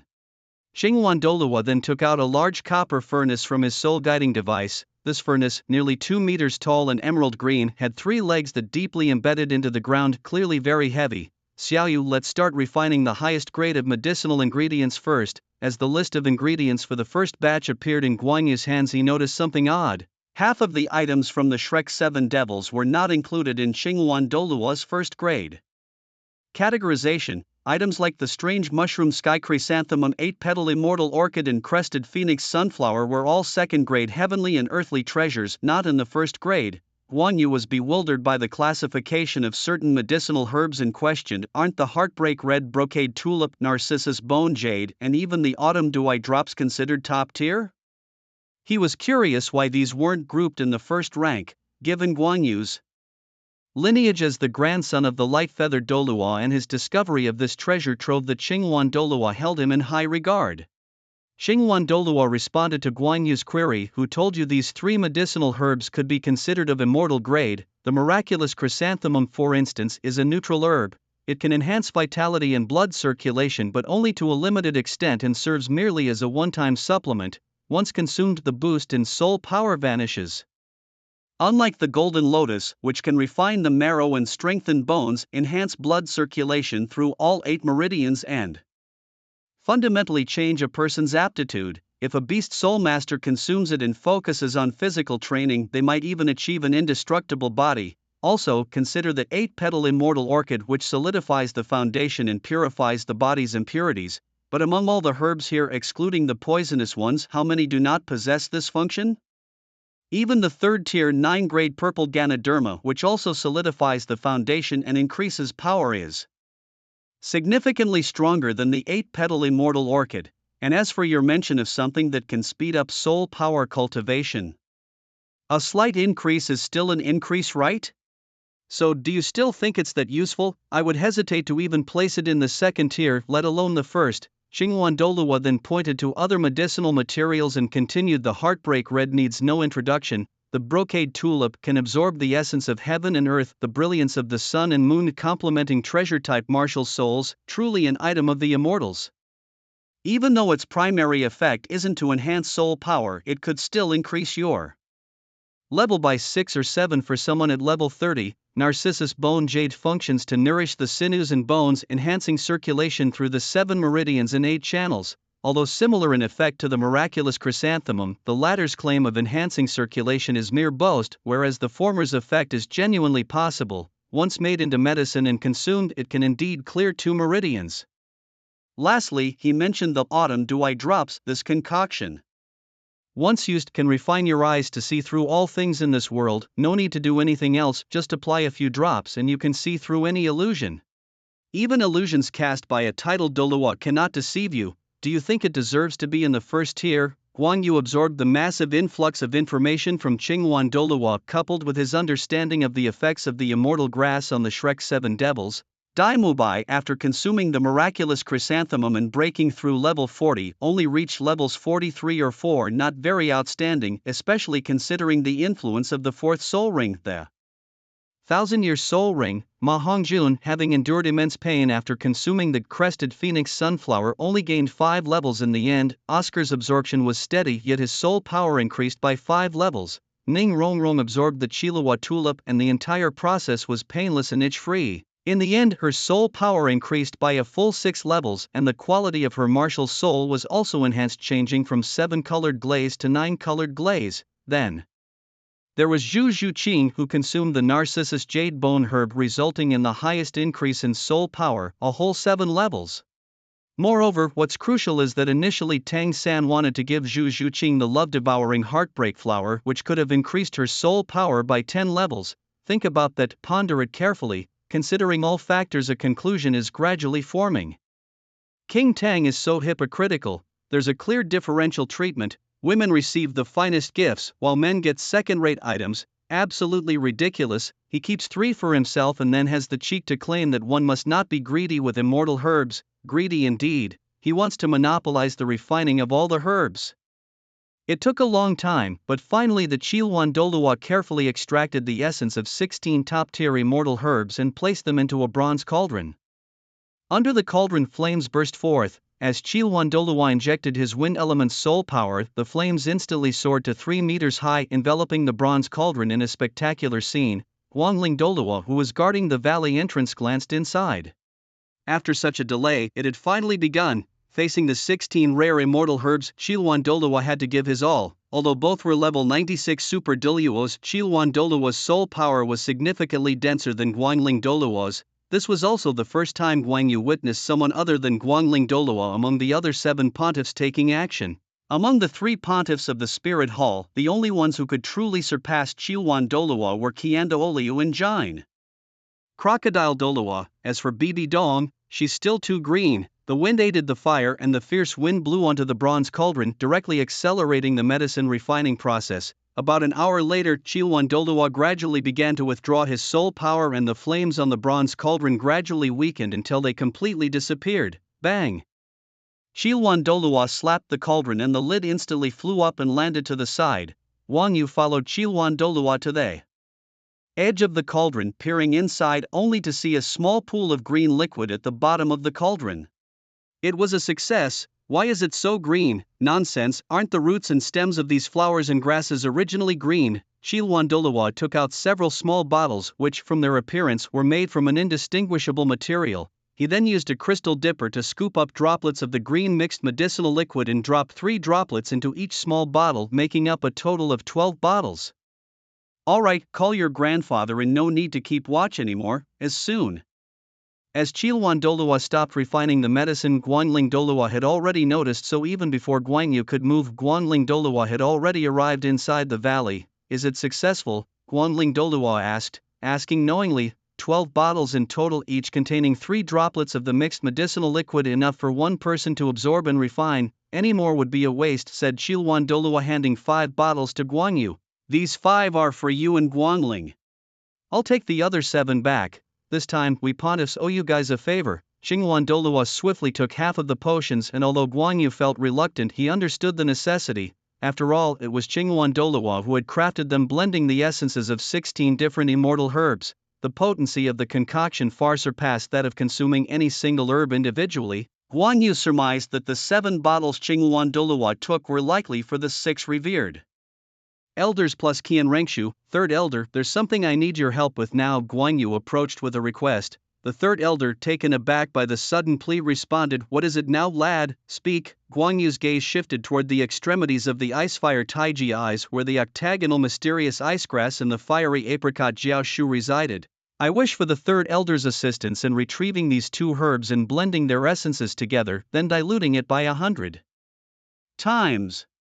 Guanyu chose not to dilute it 1,000 times, as 3 years would be too lengthy. 3 months seemed more bearable. Nonsense. What are you trying to do? Have you forgotten what I told you about these herbs? The third elder exclaimed in disbelief. Each of these herbs, while immensely potent, contains extreme fire poison and extreme frost poison. Even harvesting them could be lethal. What are you scheming?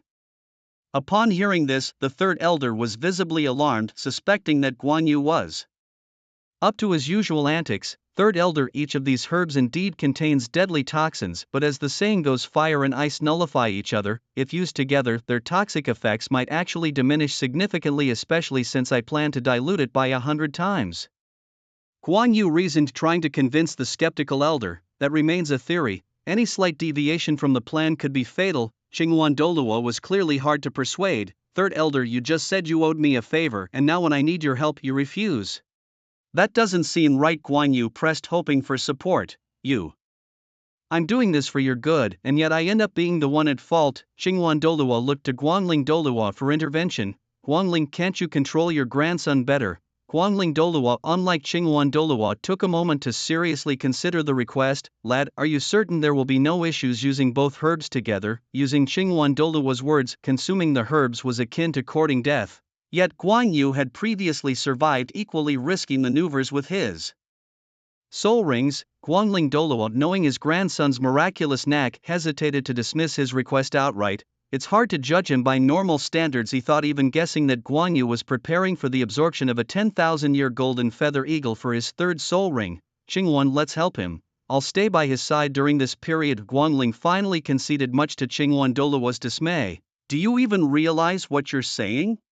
Either herb could kill you. Seeing Guangling's unwavering stance, Douluo was left speechless. Madmen, all of them, grandfather and grandson alike. With a swift motion of his hands, 2 blades of wind sliced through the air, cutting the octagonal frost herb and fiery apricot grass from their roots, while simultaneously the hands of the Douluo transformed into claw-like shapes. In an instant, a pulling force drew the herbs towards him. Silence. Once these 2 mystical herbs met, they would inhibit each other's essence. He had only moments, 10 breaths of time, to refine and fuse them together, where their effects would completely vanish. Quickly, the Douluo tossed the octagonal frost herb and fiery apricot grass into the bronze cauldron. The fire under the bronze cauldron roared to life once more. 10 breaths of time passed swiftly, hardly enough to even heat a meal. Done, declared the Douluo as he proceeded to add other medicinal liquids into the cauldron. I've added some agents that counteract the fire and cold toxins. They might not be very effective, but if you insist on consuming these, they should alleviate some of the pain. Didn't the previously refined mixture contain elements to resist fire and cold toxins? Light Feather remarked casually. As more medicinal fluids were added, the essence of the octagonal frost herb and fiery apricot grass was diluted 100-fold. With rhythmic movements, Xinghuan Douluo carefully filled the concoction into small bottles, producing 100 portions in total. Thanks, third offering, he scoffed, his tone laced with irritation. All madmen, don't come to me if there's trouble. With those words, Xinghuan Douluo summoned his wings, soared into the sky, and returned to the Soul Hall. Looking at the small vials laid out on the ground, Light Feather Douluo confirmed once again, Little Feathers, is it really as dangerous as Xinghuan mentioned? Are you sure you can handle it? Don't worry, grandfather. I'll first take the mixture made from 16 mystical herbs, then I'll try these, he reassured. Light Feather Douluo shook his head. I'm not in a hurry. Once you return to the Soul Hall Academy, I'll have plenty of time to refine and consume. I'd rather protect you for now. If anything goes wrong, stop immediately. Light Feather nodded, trying to ease his grandfather's concerns, and then picked up the mixture derived from 16 top-tier mystical herbs. Just 3 drops disappeared on his tongue, leaving a bizarre flavor that was perhaps due to the complex mix of ingredients. Before he could ponder further, his body began to react. Damn, this medicine works fast. It started with warmth spreading from his tongue throughout his body. Sweat evaporated from Light Feather's body, emitting a faint, unique fragrance from his pores. Just as Xinghuan Douluo had described, the absorption process was not painful but rather felt hot and slightly swollen. Over time, the fragrance subtly shifted to a light pink hue, the signature scent of the ghostly fragrant Chiluo. While his body was enveloped in warmth, a cool sensation pierced straight to his head, then split towards his eyes, settling there. This was the effect of the autumn dew glance. His eyes felt unusually cool and comfortable, and upon opening them, it was as though he was seeing a new world, brighter and more detailed than ever before. Additionally, a fiery energy merged into his flesh, enhancing his physical condition. A chilling power surged into his legs, rendering him significantly lighter. A robust force infused his limbs and bones, enhancing his strength considerably. As Guan Yu raised his right hand, his martial soul, the Zhuge repeating crossbow, materialized in his grasp. He could feel an additional force acting upon his martial soul. The crossbow's luster brightened, its structure became more intricate, and the resilience of the bow, arms, and strings significantly improved, boosting the overall quality of his martial soul. It was the Chiluo tulip, known for its ability to alter the quality of a martial soul. The Chiluo tulip's effect was unmistakable. Additionally, a substantial portion of the medicine's power transformed into soul power, accumulating within Guan Yu. His soul rings flashed with dazzling brilliance at an astonishing rate, and his bones crackled audibly. Only after about 15 minutes did the transformation subside. Due to the limitations of his soul rings, Guan Yu's soul power level remained at 30-inch, and the exact extent of his strength increase would only be known once he acquired his third soul ring. After consuming the fusion potion, Guan Yu did not rush to take the essence made from the octagonal frost herb and the fiery apricot jiaoshu. Instead, he rested for 3 days, adjusting his condition to its peak before opting to consume the first portion of the essence. Upon tasting the essence, Guan Yu found it refreshing and fragrant, a delightful contrast to the peculiar taste of the fusion potion. This essence, a blend of octagonal frost herb and fiery apricot jiaoshu, tasted exceptionally good. However, despite the pleasant taste, Guan Yu secretly hoped that the medicinal powers of the 2 ingredients would not be too overwhelming. However, merely after 3 breaths, Guan Yu's body violently trembled, and a layer of ice blue color surged from his feet, quickly turning his entire body blue. Shortly after, a layer of red ascended, making him look like a cooked shrimp. The alternating blue and red colors on his body appeared extremely bizarre, causing Guangling Douluo, his mentor, to become intensely anxious. The subsequent scene tightened Guangling Douluo's heart even more. Did Guan Yu jump into the lake? With a splash, Guan Yu had indeed leaped into the Icefire Taiji ice spring. Seeing this, Guangling Douluo could no longer stay put and leaped forward as well. Upon reaching the yang spring of the Icefire Taiji, Guangling Douluo found that his ice condensing power completely dissolved in front of the spring, unable to withstand it. Turning to the Yin spring, he discovered that despite being an ice element's soul master, his soul power could still be frozen by the vapor from the Yin spring. Considering his own struggle, what would happen to Guan Yu? Guangling Douluo dared not continue the thought, yet just over a minute later Guan Yu resurfaced and then leaped out of the Icefire Taiji ice spring water. Little Yu, are you alright? Guangling Douluo hurriedly approached Guan Yu. Grandpa, I'm fine. The first dosage of the potion was a success. I only need to do this 99 more times to fully absorb the essence of those two divine herbs. I didn't expect the two extreme spring water to be so terrifying, even I dare not delve deeper. Are you sure you're alright after falling in? Guangling Douluo remained uneasy. Grandfather, these two immortal herbs were born from the breath of the ice fire yin yang spring, and only they can counteract the terrifying power of the two types of spring water. It's like how often near a deadly poison an antidote naturally exists. However, Guangyu also spotted an issue. Although absorbing the essence of the two herbs allowed him to enter the ice fire yin yang eyes, he couldn't stay there for long. Perhaps because the essences of the herbs were diluted, their medicinal strength was insufficient to withstand the aura of the polar waters. Moreover, although the fusion of the two herbs tasted better, the pain endured during absorption was significant, almost driving Guangyu to the brink of desperation to finish all the fused essence at once. But in the end, Guangyu hesitated. 3 months, drink it slowly, he thought, as it's better to live in pain than to die swiftly. 3 months whisked by in a flash. Today Guangyu consumed the last portion of the fusion essence of the octagonal mysterious ice herb and the fiery apricot jiaoshu. Compared to the agony 3 months ago, now his body only felt slightly uncomfortable, akin to a usual stomachache lasting just a few minutes. Having consumed all the fused essence, Guangyu could now stay longer in the ice fire yin yang eyes. Today's Guangyu has truly achieved imperviousness to both water and fire and an immunity to all poisons. After gaining the opportunity with the immortal herbs of the ice fire yin yang eyes, though his surface soul power hadn't improved, his overall strength had significantly increased. Facing himself from 3 months ago, he could now overwhelmingly crush his past self in terms of speed, strength, soul attack and defense. Done. Guangling Douluo, who had been accompanying Guangyu in absorbing the essence, was also keeping track of time, and today marked the last day. Shall we depart for the Soul Hall today, or would you rest another night? Guangyu shook his head. Let's return today. Some matters have been delayed for too long. It's time to deal with them.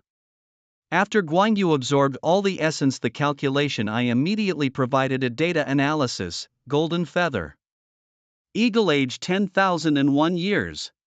Absorption success rate 20%, body injury probability 100%, death probability 80%. Little Yuzi, do you really plan to try and absorb the soul ring of that 10,000-year golden feather eagle? Guangling Douluo asked again for confirmation back at the Soul Hall. Guangyu scanned the data analysis from the calculation eye once more. After consuming the mixed potion and the essences of the octagonal mysterious ice herb and the fiery apricot jiaoshu, his physical condition had greatly improved. The absorption success rate for the golden feather eagle's soul ring was now 20%, and the death probability had reduced to 80%. This was already within Guangyu's psychological expectations. Originally, when preparing to absorb the soul ring of the devious frog, the initial data showed only a 5% success rate with a death probability of 95%. By comparison, the current odds with the golden feather eagle were not low. Guangyu nodded in affirmation. Grandfather, after those immortal herbs fortified my body, I am quite confident that I can successfully absorb the soul ring of the golden feather eagle.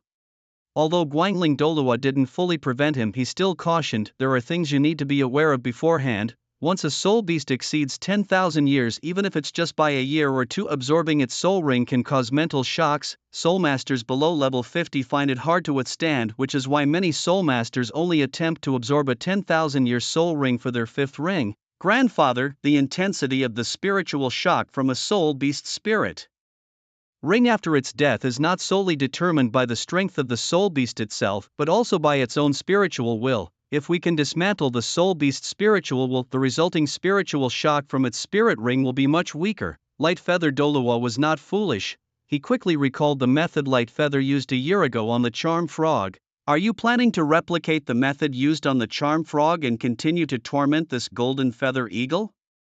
I must tell you, the golden feather eagle is an extremely proud soul beast. No matter how you torment it, it is unlikely to submit. Instead, it might provoke an even stronger spirit of resistance. Light Feather knew well that eagles are noble creatures that also yearn for freedom. Whipping and tormenting might subdue other soul beasts, but it's ineffective on a golden feather eagle. However, just because whipping doesn't work, it doesn't mean there are no other methods. Light Feather thought of a very ancient and traditional method, stewing the eagle. This was a tactic developed over generations. I know, so this time I'll try a different method. Grandfather, do you have any more eye drops? Give me a few more bottles. eye drops? Didn't I just give you some before you went to the sunset forest? Have you used them all up already? Or is there something wrong with your eyes?" Lightfeather shook his head slightly. "I haven't used them up. I just feel that I might need them soon." If torturing and whipping can't break the golden feather eagle's spirit, we'll have to find another way to conquer it. Seeing Lightfeather's confident expression, Lightfeather Douluo knew he must have a plan in mind. "Grandfather, have you ever heard of stewing an eagle?" As the two spoke, they arrived at the cliff where the golden feather eagle was kept. The eagle stood proudly on the mountaintop, its feet bound by a thick chain made of refined steel, which was sufficient to restrain a soul beast that had just reached 10,000 years. In front of the golden feather eagle were several dead snake-type soul beasts. Though they weren't the phosphor snakes, they were still 100-year-old snake-type soul beasts. When Lightfeather and Lightfeather Douluo saw the dead snakes, they realized that the eagle had refused to eat. No wonder, without proper food, the robust golden feather eagle had now lost a significant amount of weight. Although it hadn't reached the point of being just skin and bones, it was probably close. After all, a 10,000-year-old soul beast shouldn't die from 3 months of starvation, When the golden feather eagle saw Lightfeather and Lightfeather Douluo approaching, it immediately spread its wings and lunged at the two who were the culprits of its capture. The hatred it felt towards them was immense. The two who had disappeared for 3 months had now reappeared, and the eagle's pent-up anger was ready to be unleashed. However, it could only fly out a meter before it couldn't move any further. The iron chain rattled loudly, completely restricting the golden feather eagle's range of movement. Lightfeather said nothing, nor did he whip or hurt the eagle. Instead, he casually stepped outside the eagle's range of movement, pulled out a small stool from his soul-guiding device, and sat down. "How are you going to stew it?" Seeing Lightfeather sitting down and doing nothing for a long time, Lightfeather Douluo couldn't help but ask. "It has already started, Grandfather. When night falls, have people light torches all around to illuminate the entire mountaintop. Moreover, unless it's necessary, do not appear in front of it. And as for food, I have prepared some in my soul guidance device. It should be enough." "Zhuge, is your method reliable? I will light up the mountaintop at night for you, and if it doesn't work, Qingwan will definitely say I'm causing trouble again." "Don't worry, Grandfather, the success rate is very high. After all, it has been starving for over 3 months. How could I not outlast it?" Doubtful yet hopeful, the Lightfeather Douluo finally took out several bottles of special eye drops and then left the mountaintop. The 10,000-year-old golden feather eagle, now sentient, was somewhat puzzled by the actions of Guanyu and Guangling. "Why aren't they attacking me? I'm already prepared to die rather than submit. One is left. There's still another. It seems this little one is going to make a move on me. 1 minute, 2 minutes, 5 minutes, 10 minutes. The golden feather eagle felt something was off. "What is that boy doing just sitting there? If you want to fight or kill, do it quickly." "Oh my, he's actually closing his eyes to cultivate." Lightfeather slowly closed his eyes and began cultivating his soul power. Although he hadn't obtained the 3rd soul ring, it didn't affect his cultivation of soul power, which would come into play once he absorbed the 3rd soul ring. Moreover, there was absolutely no need to exhaust himself against the golden feather eagle during the day. Why not use this time to cultivate? The real battle would take place at night. Although the golden feather eagle didn't understand why Lightfeather came to cultivate in front of it, seeing that the other party made no move, it continued to stand on the mountaintop as it did before, alone, gazing at the free sky. "Will there ever come a day when I can fly in the sky again? Freedom, how wonderful!" Thus, the man and the eagle went about their own business, and time quickly moved towards evening. As darkness fell, footsteps sounded on the mountaintop. They were the knights of the Soul Hall, each holding a torch placed at various corners of the mountaintop, instantly illuminating the darkened mountaintop with brilliant light. Most importantly, the multitude of torches, besides providing light, also made the golden feather eagle, trapped in the middle, feel a bit of heat. Then there was the smoke produced by the burning torches, which was somewhat suffocating. The golden feather eagle glanced at Lightfeather, puzzled. "Is the torment about to begin? Are they going to roast me with this fire? Just this little fire? I feel like laughing." The golden feather eagle flapped its wings, unafraid. The golden feathers on its body, which could not only block the attacks and venom of snake-type magical beasts, also had a good resistance against both fire and ice elements. This fire from the torches, it truly seemed insufficient. The golden feather eagle stood erect, its bright, sharp eyes reflecting the firelight, filled with pride. Another minute, 2 minutes, 10 minutes, until the Soul Hall Knights had placed all the torches and left without making a move on it. Then the golden feather eagle was truly baffled. "Not attacking on your own? After staring at Guan Yu for a while and seeing that he had closed his eyes again without making a move, Jinyu Eagle became even more puzzled. Was Guan Yu not planning to attack him? While Guan Yu was meditating with his eyes closed, Jinyu Eagle kept surveying the surroundings, occasionally glancing at Guan Yu. After several looks, Jinyu Eagle finally believed that Guan Yu had no intention of attacking. With no threat from Guan Yu, Jinyu Eagle's attention finally shifted away from him. However, as his attention drifted away from Guan Yu, Jinyu Eagle began to notice something amiss in the surroundings. The many torches placed around had initially seemed unremarkable, but as time passed, they became increasingly uncomfortable to bear. Moreover, the flickering flames were straining his eyes. Thus, under the torchlight that lasted only for 3 hours, Jinyu Eagle's eyes began to feel gritty and he grew tired. His eyelids involuntarily started to droop. Whoosh! Suddenly a rushing sound of breaking wind was heard. The previously dazed Jinyu Eagle instantly snapped to alertness.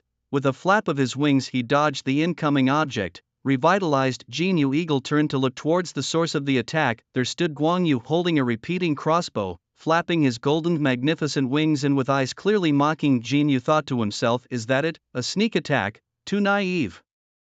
If you can't defeat the older ones, you think you can defeat a younger one like me. Just as Jinyu Eagle turned around to face Guan Yu ready to engage him, he found that Guan Yu had already put away his repeating crossbow and closed his eyes again, seemingly resuming his meditation sincerely.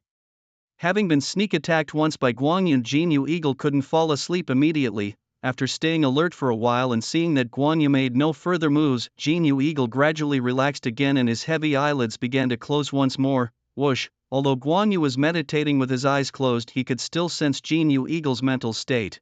Perhaps due to the effect of one of the 16 immortal herbs, Guan Yu's mental strength had clearly improved. Moreover, the penetrating vision also allowed Guan Yu to see the external situation even with his eyes closed. Seeing Jinyu Eagle attempting to sleep, Guan Yu didn't hesitate to call out his crossbow and shoot an arrow over. Squeak! Jinyu Eagle, flapping his huge wings, jumped up with the clanking of iron chains. After landing, he shook his head slightly to clear it, then looked back at Guan Yu. However, this time Jinyu Eagle's eyes weren't entirely filled with arrogance. Although he hadn't fully grasped what Guan Yu intended to do, the continuous sneak attacks were very distressing, indescribably uncomfortable. His head gradually felt heavier. Once again awakened by Guan Yu, Jinyu Eagle stayed alert for a while longer. This time, even without fully letting his guard down against Guan Yu, his eyelids shamefully fell once more. Whoosh! Jinyu Eagle still wasn't clear about Guan Yu's intentions, but Guan Yu was well prepared. He had experience with all nighters. Before coming to Douluo, he had stayed up for 3 nights in a row and could endure it, not to mention that after absorbing the immortal herbs his mental strength had been enhanced. Thus, for this first all-night vigil, Guan Yu was very spirited. With a swift motion, Zhuge Lianu released an arrow toward the golden feather eagle. Thwack! The eagle, agile and swift, managed to dodge the arrow, but its reactions were noticeably slower than before. As fatigue set in once again, the eagle's frequency of tiredness increased, and each time it showed signs of drowsiness, an arrow would swiftly follow. The night passed in this manner. By morning, someone specially delivered food for the golden feather eagle, a 100-year-old spotted snake. Despite being sleepless all night, the eagle was not completely defeated and proudly ignored the snake, continuing its fast. Love it or leave it, Guan Yu was indifferent and continued his meditation. For someone accustomed to staying up all night, one sleepless night was not a big deal, but for someone experiencing their first sleepless night, the next day was a different story. The eagle was no exception, especially standing idle, which soon led to uncontrollable drowsiness. Guan Yu, unyielding, would shoot an arrow whenever the eagle dared to rest to keep it alert. The eagle slowly seemed to understand Guan Yu's intentions, to hurt it by depriving it of sleep, and it seemed to be working. Whoosh! Days quickly turned to 3-inch, but for the golden feather eagle, these days were excruciating. As Guan Yu slowly opened his eyes, having lost count of how many arrows he had shot or how many times he had interrupted the eagle's sleep, the eagle, like a nerve-wracked creature, trembled. However, it found that Guan Yu was merely taking out a small bottle to apply a couple of drops to his eyes before resuming his meditation. Another 3 days passed. During this period, the eagle's most frequent activity was shaking its head to stay alert and awake. As it continued to dodge Guan Yu's arrows, its speed gradually decreased and it had been hit several times.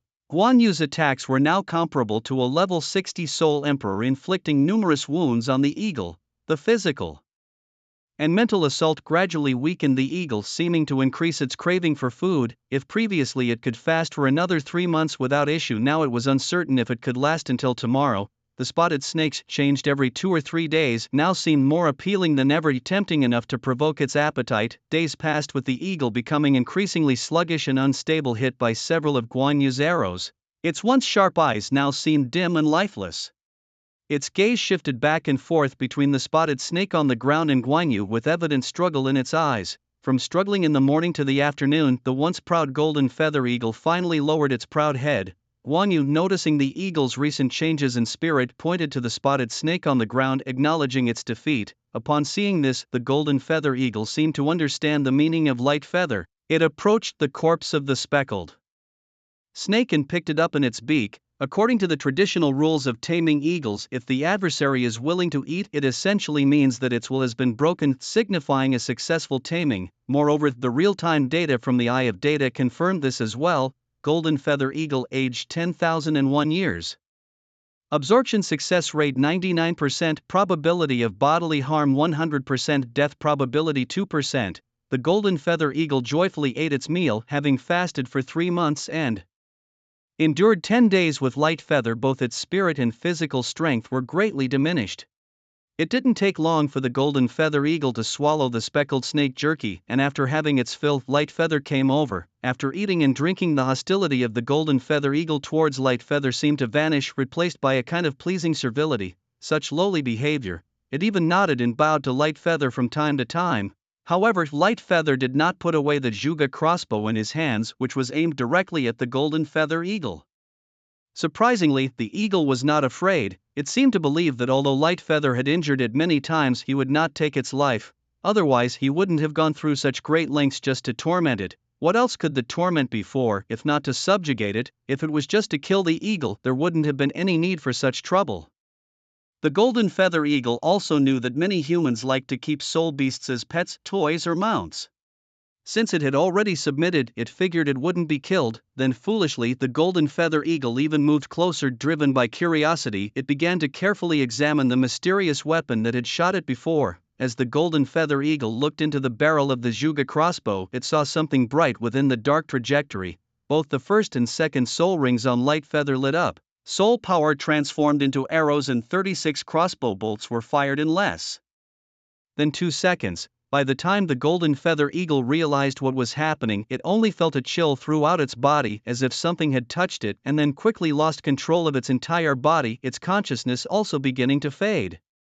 Boom! The massive golden feather eagle finally fell to the ground, its body pierced by sharp silver crossbow bolts. Shortly afterward, a faint black light began to emanate from the body of the golden feather eagle, gathering above its corpse.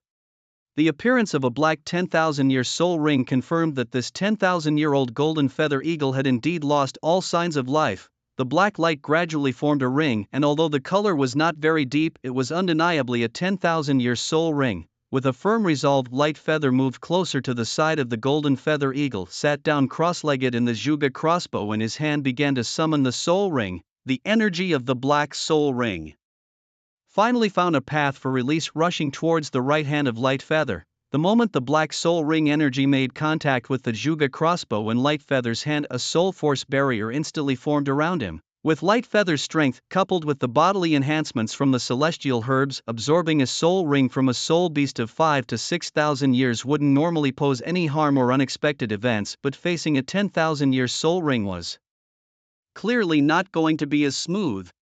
The moment the dark soul ring energy surged into his body, Guan Yu felt the light around him dim as if he was standing amidst towering mountains. A shadow passed overhead, a colossal golden-feathered eagle blotting out the sun flew above him. An innate, irresistible fear was born within him. Was this the spiritual world of the golden-feathered eagle?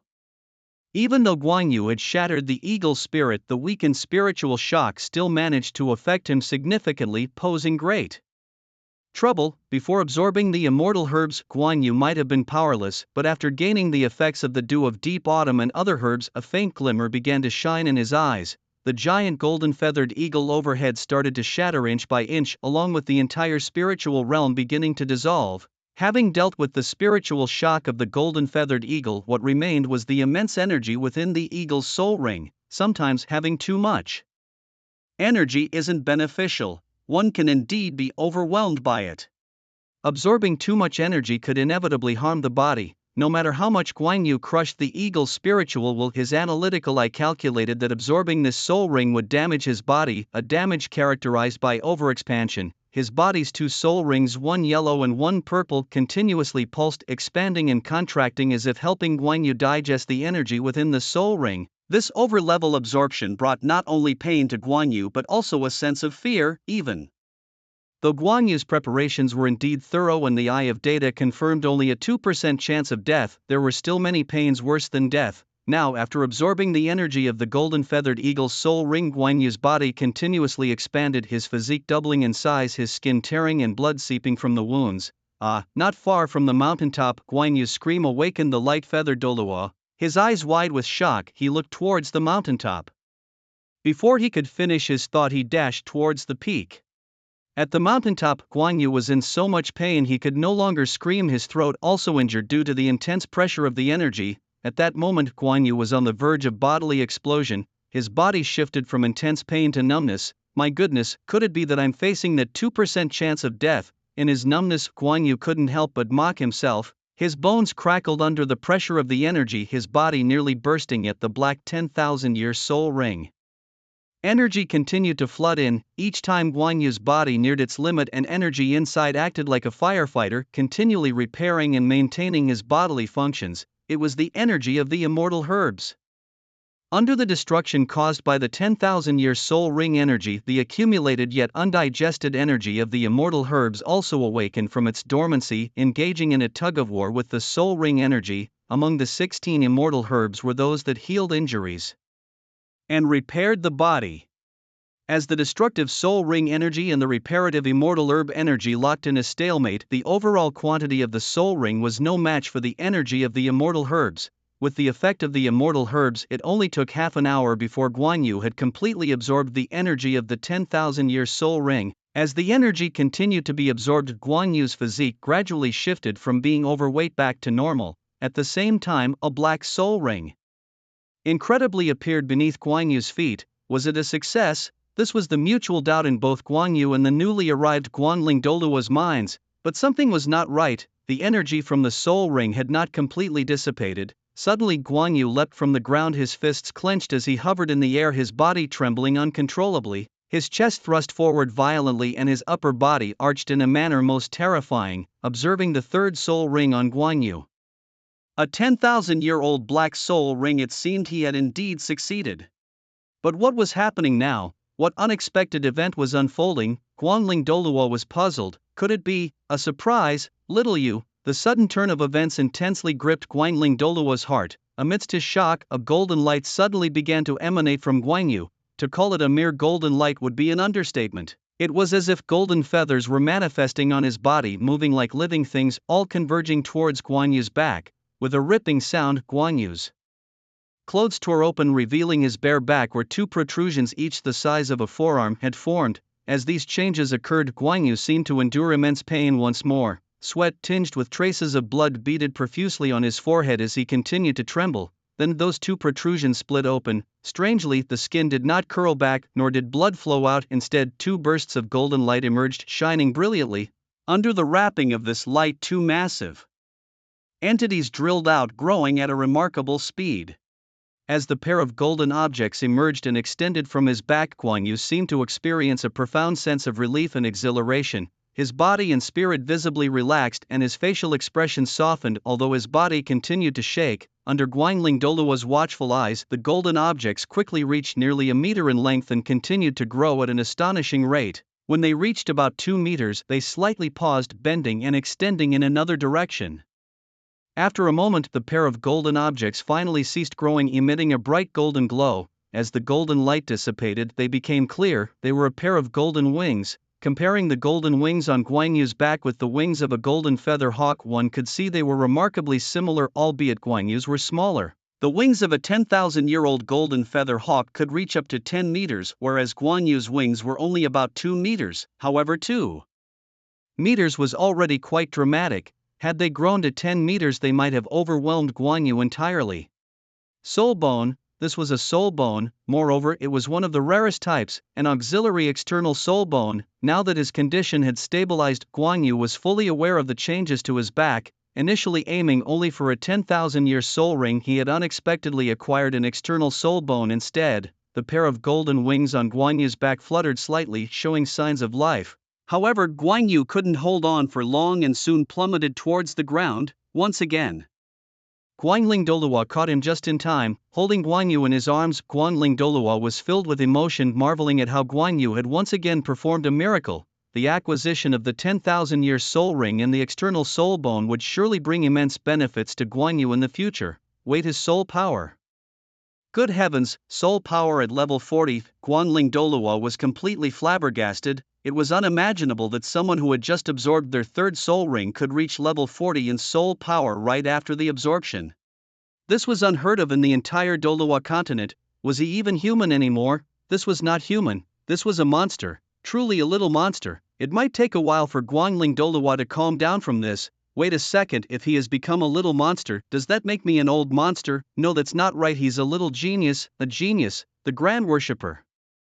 Once again Guanling Douluo's shouts could be heard in the worship hall. The other worshippers opened their eyes. Since Guanling Douluo was mentoring Guan Yu, he had seldom secluded himself for cultivation. Now however, Guanling Douluo's antics were frequently disrupting the others' cultivation. This time it must be about Guan Yu's third soul ring, assumed the banishing demon Douluo with a light chuckle. The other worshippers nodded in agreement, as due to Guanling Douluo being the grandfather, Guan Yu's breakthrough to level 30 in soul power was already no secret among them. In fact, it wasn't an exaggeration to say that just 10 minutes after Guan Yu's breakthrough, Guanling Douluo would boast in front of them.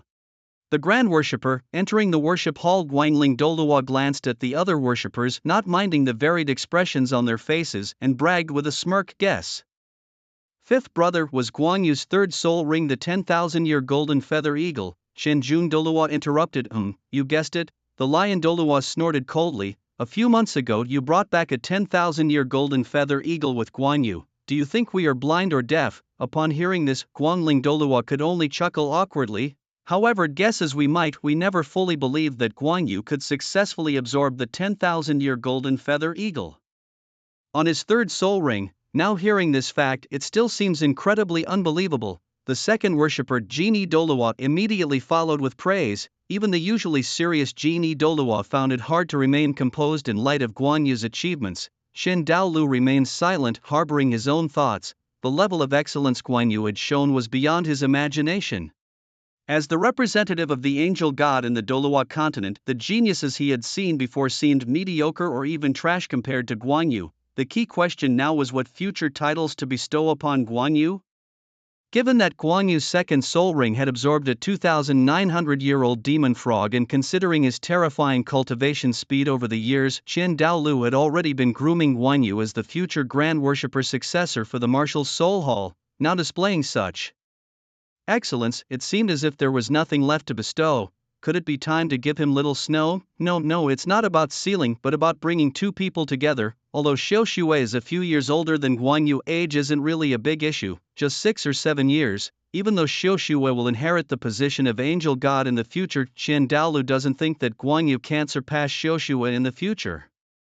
As the spokesperson for the angel god, Chen Daolu has never been so unclear about a person. I haven't finished yet. Guess what else Xiao Yuzi got apart from the 10,000-year soul ring of the golden feather eagle? Guanling Douluo continued to boast. Without a second thought, Zhengma Douluo replied, "What else could it be if not a soul ring? Could it be a soul bone?" The several elders suddenly realized, their expressions changed, and they exclaimed in unison. Guanling Douluo nodded. "It's a soul bone. And it's the rarest type of external attachment soul bone, a pair of wings from the golden feather eagle." Hiss, sounds of the elders gasping in shock echoed in the temple. Although they were not yet clear about the skills of Guan Yu's external attachment soul bone, upon hearing that the external attachment was a pair of wings, anyone could guess one ability: flight. The Douluo continent is ultimately a fantastical place. Flight is somewhat of a bug ability for soul masters, coupled with Guan Yu's martial soul characteristics and attack methods. Once Guan Yu has the ability to fly, it's incredible. When an archer has the ability to fly, his combat power will increase exponentially, and Guanling Douluo is a good example of this. If you can fly, you effectively take the initiative. If you can fight, you can rely on the aerial advantage to strike, and if you can't fight, you can still escape. Below the title Douluo level, unless it's a bird-type martial soul, there are really not many who can fly. Guanling Douluo can fly because of the soul skill provided by his second soul ring, while Guanyu can now achieve flight just with an external attachment soul bone, which essentially saves him a skill slot. Chen Daolu stood up. Old 5, where's Xiaoyu? Lying down again. Guanling Douluo nodded. The energy of the 10,000-year soul ring was ultimately too great, causing a huge burden on Xiaoyu's body, just like when he absorbed the energy of the charmed frog.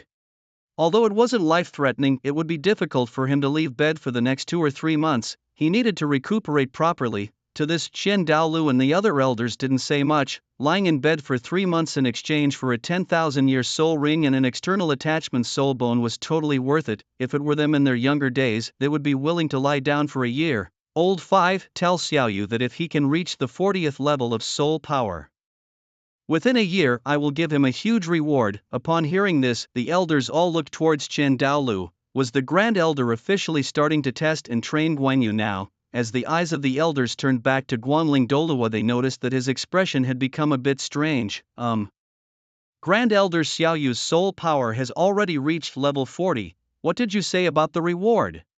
Upon hearing this, all the elders in the temple lost their composure. The third soul ring of 10,000 years and an external attachment soul bone were already 2 huge surprises for them, but now they were being told that the little guy's soul power level had already reached level 40. Guanyu was just a few years old. It had been only 2.5 years since he awakened his martial soul, not even 3 years yet, and he had already reached the 40th level of soul power. If he continued to cultivate at this rate, wouldn't the title of the youngest title Douluo on the continent need to change hands? Was it the effect of the fairy herb mixture? Chengluan Douluo was the first to react. A mixture of 16 fairy herbs could definitely enhance one's soul power by 10 levels, perhaps even more.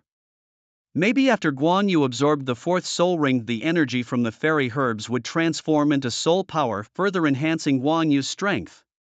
Xian Daolu, who rarely showed emotional changes, felt embarrassed at this moment. What reward? He hadn't even thought of it himself. It was just a spur-of-the-moment idea. Under everyone's gaze, Xian Daolu paused, then cleverly said, once Xiaoyu is recovered, have him come to the temple. I will grant him one request within my power. The other temple officials nodded in agreement. A promise from the Grand Priest was of no small value. After exchanging a few pleasantries, Guanling Douluo left the temple and the remaining officials began planning to consume the fairy herb mixture. With the help of this mixture, their powers might advance further. 3 months later, not far from the temple in Guanyu's residence, Guanyu was holding a wooden figure with a pair of large wings attached to its back, scaled down to 1/10 of Guanyu's size.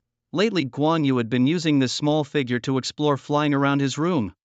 After recovering from his illness and getting out of bed, Guanyu's first curiosity was naturally his external soul bone, the golden feather wings, and he had attempted to fly. However, the result was quite a faceplant. It turned out that it wasn't easy to control something newly grown on one's back. Bang! The door suddenly opened, but Guanyu didn't even glance up, his eyes fixed on the wooden model in his hands. Only Guanling Douluo would come into his residence so unceremoniously.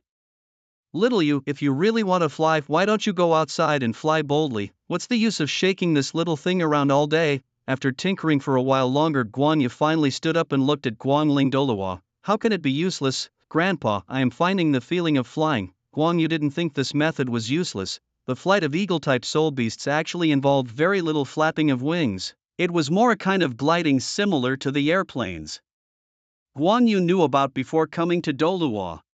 Simulating flight, combining control movements with actual dynamics, imagining different changes in flight states, practicing attention distribution, and using airspace and flight trajectories were all necessary. When your battlefield moves to the sky, you'll find that the aerial battlefield is much bigger than the ground.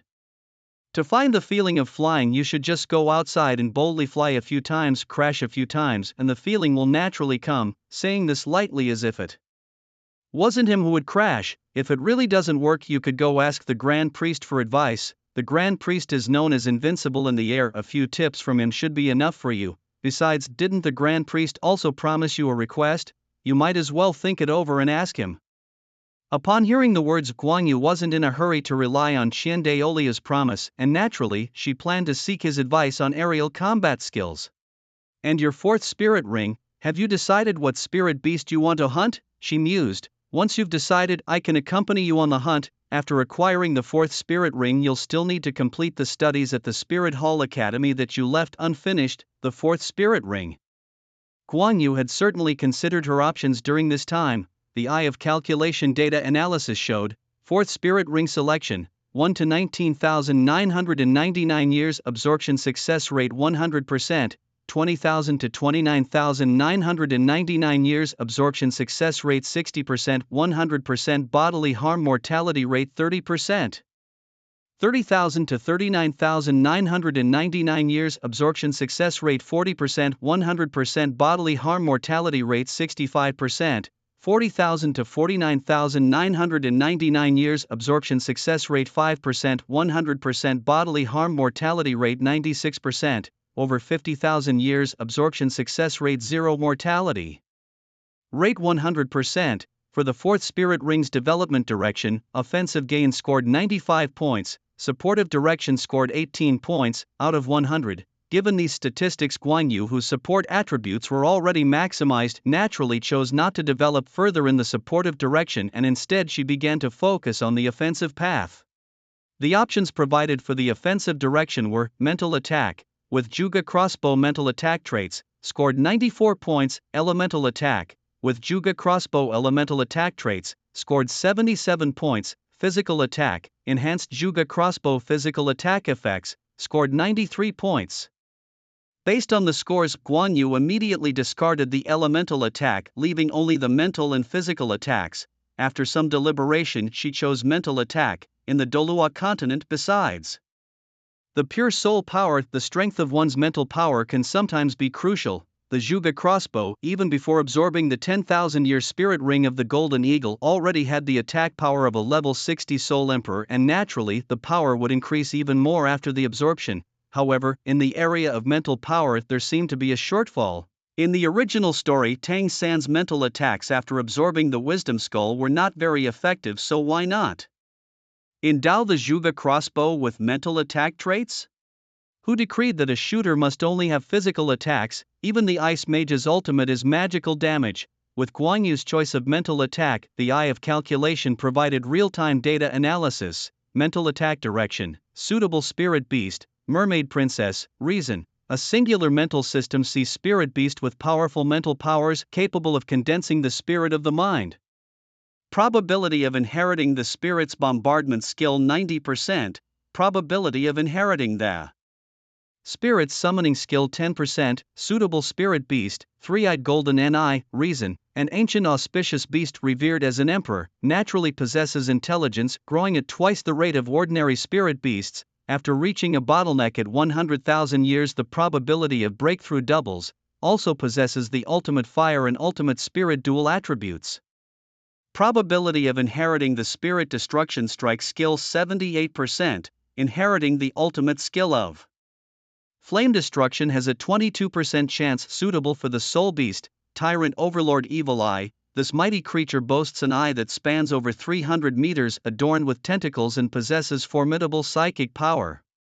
The probability of inheriting psychic attack skills is 74%, and the chance of inheriting the time-space light skill stands at 26%.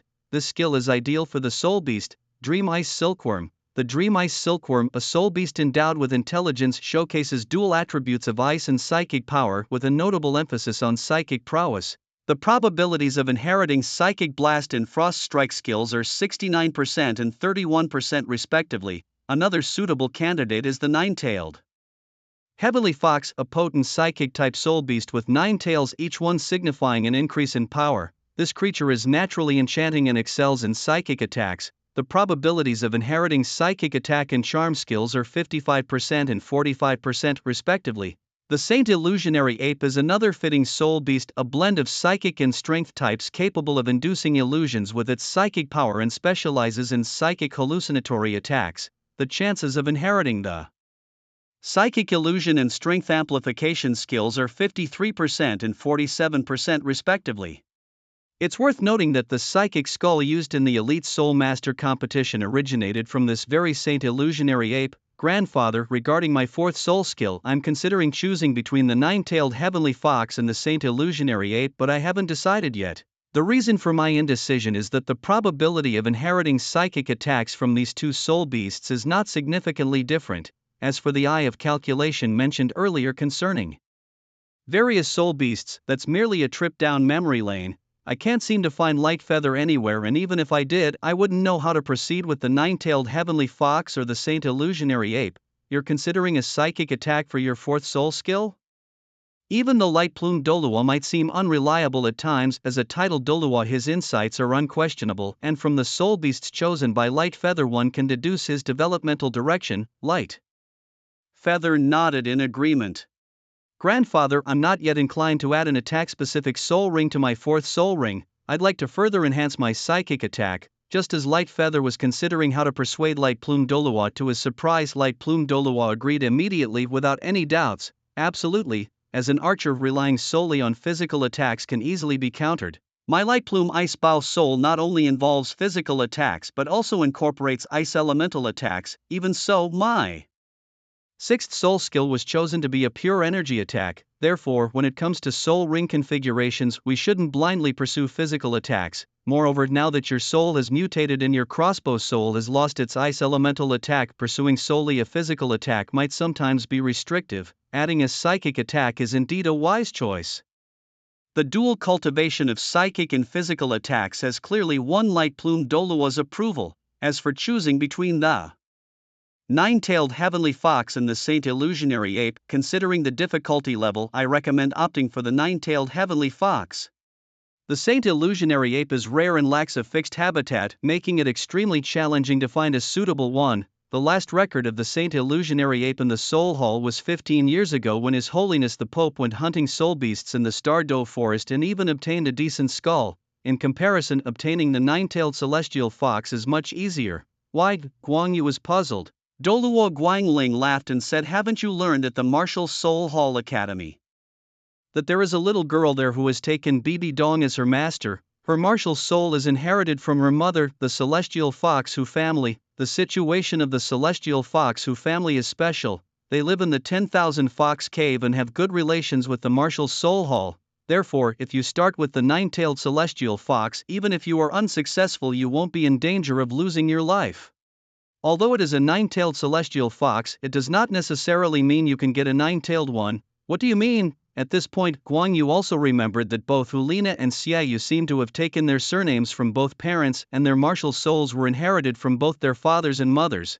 Now, as Douluo Guangling said, Guangyu also began to grow curious. Little Yuzi, do you know about the evil soul masters?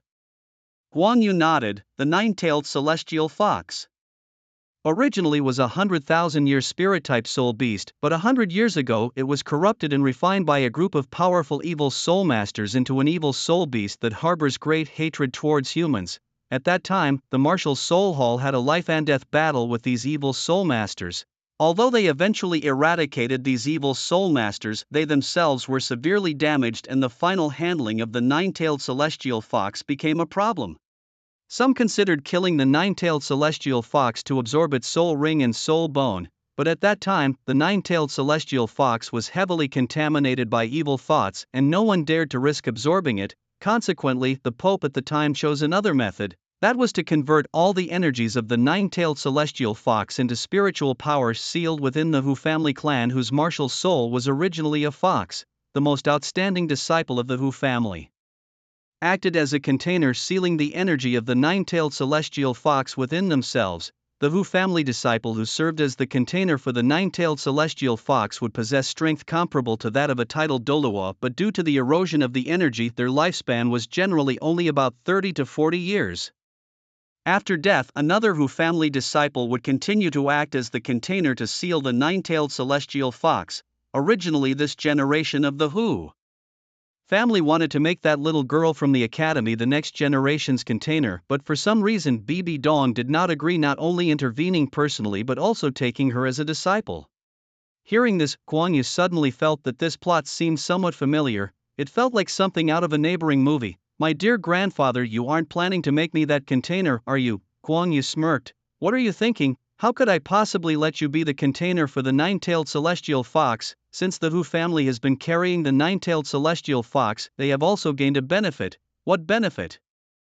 That is whenever a Hu family disciple needs a soul ring, as long as they pass the spiritual test of the nine-tailed celestial fox, they can take away a portion of its pure energy. After absorbing it, a soul ring automatically forms. The age of the soul ring depends on how well one does in the spiritual test. So if you want your fourth soul ring to be the nine-tailed celestial fox, you can go back to the academy and find that little girl, and I can also notify the Grand Worshipper, as the Hu family will likely not refuse us this favor.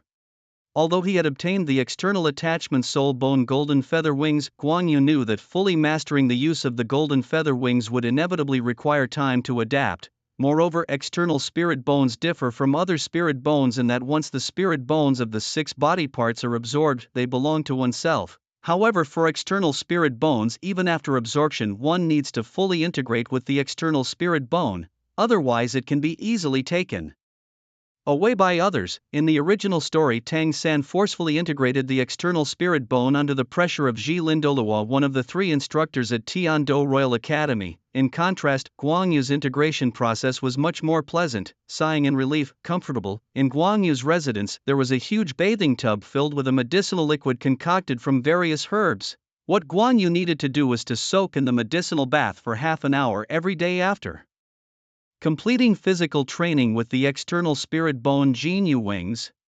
The true essence of integrating an external spirit bone was to relax and invigorate the muscles and veins, allowing the spirit bone to merge thoroughly with one's own blood and meridians, making no distinction between self and the spirit bone. With the abundant resources of the spirit hall, Guan Yu managed to fully integrate the Jinyu wings within a month. Additionally, in the body's 8 meridians, governing vessel, conception vessel, thrusting vessel, belt vessel, yang wei vessel, yin wei vessel, yin xiao vessel, and yang xiao vessel, for meridians, governing vessel, belt vessel, yang wei vessel, and yang xiao vessel, were fully opened. This achievement was credited to the miraculous herbs and the recent medicinal baths. At the altar of worship, Guan Yu paid respects to the high-ranking officials. He had met the Grand Worshipper, the Second Worshipper, and all the other worshippers. Following light-feathered Douluo once again to the altar of worship, Guan Yu respectfully greeted the worshippers. With Guan Yu's arrival, all the worshippers scrutinized him, including the Grand Worshipper Qian Douluo. Excellent, the external spirit bone has integrated perfectly. Xiaoyu, as a reward for your spirit power breaking through level 40, I can grant you one reasonable request. Have you decided what you wish for? This was something light-feathered Douluo had discussed with Guan Yu beforehand, and Guan Yu had indeed considered what to ask for: a spirit ring, a spirit bone, too mundane. Grand Worshipper, I've decided. My request is that the Grand Worshipper grants me 10 more requests. 100 would be too extravagant, but 10 is just right. Hearing this, the expressions on the faces of the worshippers froze, including light-feathered Douluo. Good grief, why didn't I think of that? And to play it this way? Chen Daolu, who sat at the head, laughed after recovering from the shock. Clever lad, you do have some wits about you. But not too many. I can grant you one reasonable request, but I find your request excessive. Oh, Chen Daolu is really something. What's excessive is for him to decide. If he wants to agree, he agrees. If not, he defines it as excessive. Living for so long was not in vain. Then, Grand Worshipper, how many requests do you think are reasonable? Chen Daolu raised a finger. Only one, Grand Worshipper. Then I'll change my request. How about every time I advance 10 levels, you grant me one request? The other worshippers didn't interject, simply watching as if watching a drama unfold. However, from Guan Yu's actions and words today, it must be said, as Chen Daolu remarked, Guan Yu indeed possessed some cleverness, because a normal person's first reaction is to consider what they want, but Guan Yu thought about how to ask for more. After a brief pause, Chen Daolu smiled and replied affirmatively. Seeing Guan Yu and Qian Daolu reaching an agreement, Guangling Douluo stepped forward and spoke. Great Elder Xiaoyu has completed the fusion with the external soul bone, the golden feather wings, and would like to ask for your guidance on aerial combat skills. Without hesitation, Qian Daolu agreed. Sure, come to the cliff behind the mountain tomorrow. The next day, Guan Yu arrived at the mountain's rear. By then, Qian Daolu, dressed in a golden robe with golden hair, was already waiting. I've seen the Great Elder. Chen Daolu nodded in response and immediately went straight to the point. You want to learn aerial combat skills, but do you know what is most essential in aerial combat? Balance. Upon hearing this, Qin Douluo nodded in satisfaction. Indeed, as Guangling Douluo said, Guang Yu is more precocious than most children, making him easier to teach. Yes, it is balance. In aerial combat, the first thing is balance. On the ground you can stand firm, but in the air your range of motion is larger, which also means you have more combat movements. If you can't maintain balance in the air, there is only one outcome: not defeated. No, you fall. Saying this, Qin Douluo pointed to a wooden structure nearby. Although it looked somewhat different, Guan Yu could tell what it was for. It resembled the gyroscope used in pilot training in his previous life. Get on it, hook it with both hands and feet. Guan Yu climbed onto the wooden gyroscope as instructed. With a wave of Qin Daolia's hand, the wooden gyroscope began to rotate 360 degrees. Round after round. Relying on his strong mental power, Guan Yu was still able to stay conscious. You can operate this device with your soul power, and from now on you should spin 1,000 circles on it every day. Understood, Guan Yu responded, and then Qin Douluo instructed him to come down and led him to a relatively open hillside not far away. With a wave of his hand, soul power surged and a golden glow streaked out directly, creating a smooth runway on the hillside. Besides spinning on the gyroscope, you also need to practice sliding down this hill on a wooden board every day. Practice sliding down. Do I really need to practice that? In aerial combat, besides balance, there is also the practice of vestibular sensation. When you can sit cross-legged on the wooden board and slide down without your body moving or tilting, then you truly qualify to ascend to the skies. Now practice. After giving these instructions, Qin Douluo left. After Qin Douluo left, Guan Yu immediately began practicing. Sliding down on the wooden board was not as simple as Guan Yu had thought. Diving down with the board, it was hard to maintain direction. The legs, it's the legs. After sliding down once again, Guan Yu seemed to find the trick. To keep the body from tilting while sliding down the hillside, it was necessary to maintain balance, and this balance required the adjustment of a certain part of the body, which was the legs. You can try similar activities. It really is possible to use the legs to maintain balance. Guan Yu slid down again, and after sliding out, his legs kept shifting, trying to find the feeling of controlling balance. Although not yet fully in control of balance, there has been a noticeable change compared to the first time. The shadows haven't strayed far, constantly observing the progress here with slightly widened pupils. Such high comprehension to discover this so quickly.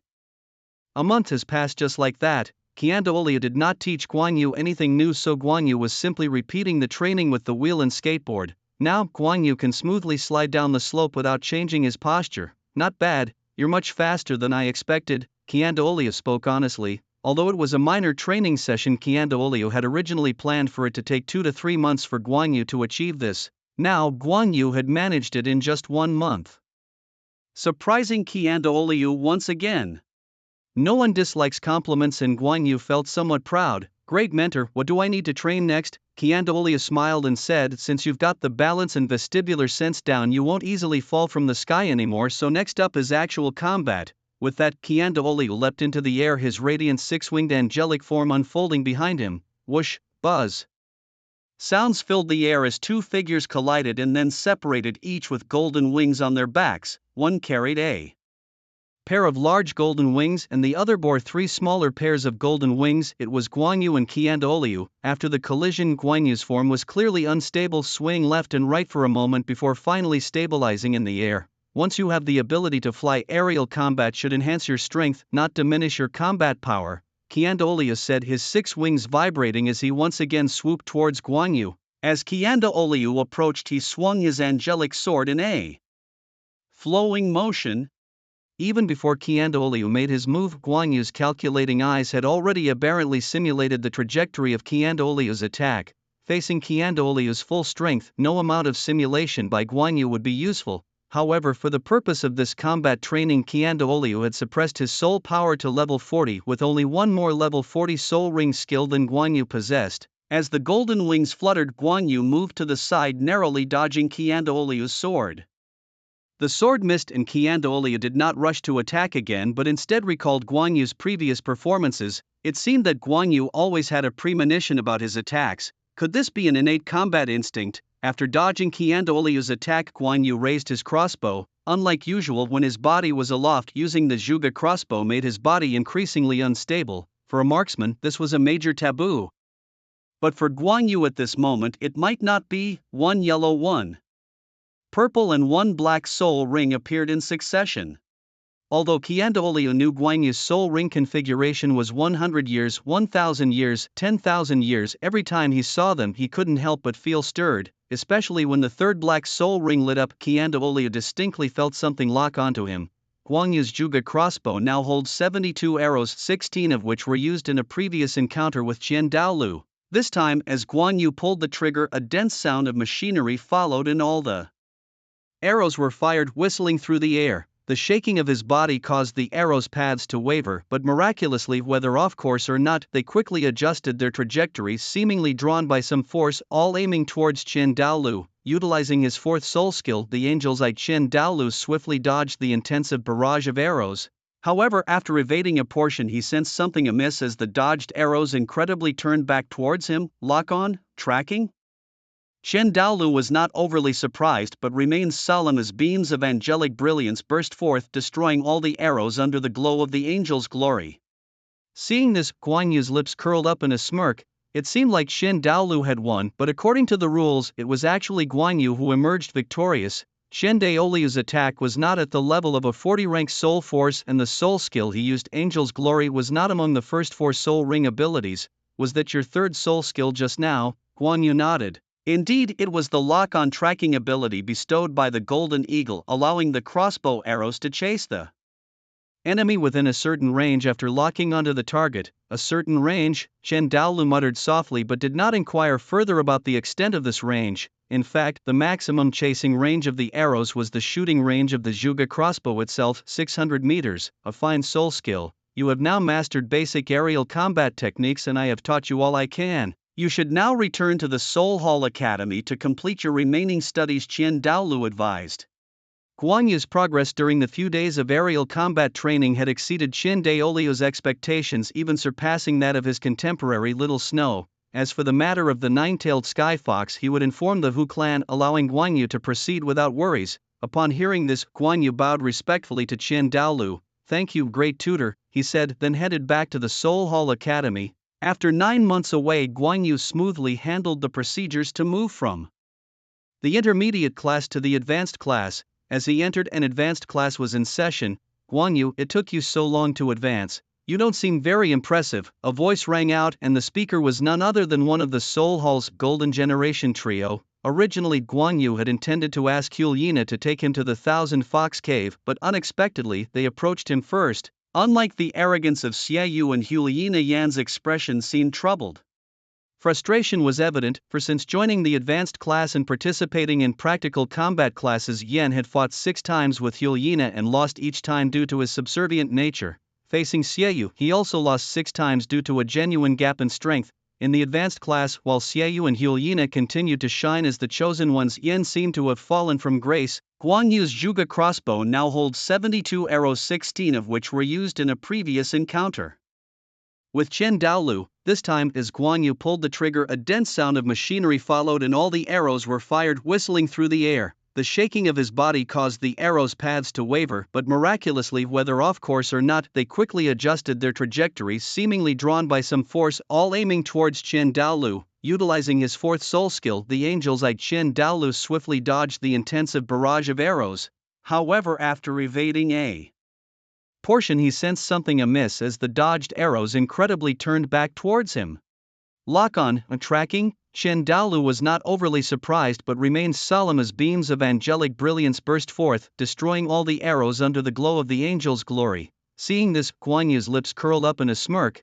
It seemed like Douluo had won, but according to the rules, it was actually Guan Yu who emerged victorious. Douluo's attack was not at the level of a 40-rank soul force, and the soul skill he used, Angel's Glory, was not among the first 4 soul ring abilities. Was that your third soul skill just now? Guan Yu nodded. Indeed, it was the lock-on tracking ability bestowed by the Golden Eagle, allowing the crossbow arrows to chase the enemy within a certain range after locking onto the target. A certain range? Douluo muttered softly but did not inquire further about the extent of this range. In fact, the maximum chasing range of the arrows was the shooting range of the Zhuge crossbow itself, 600 meters.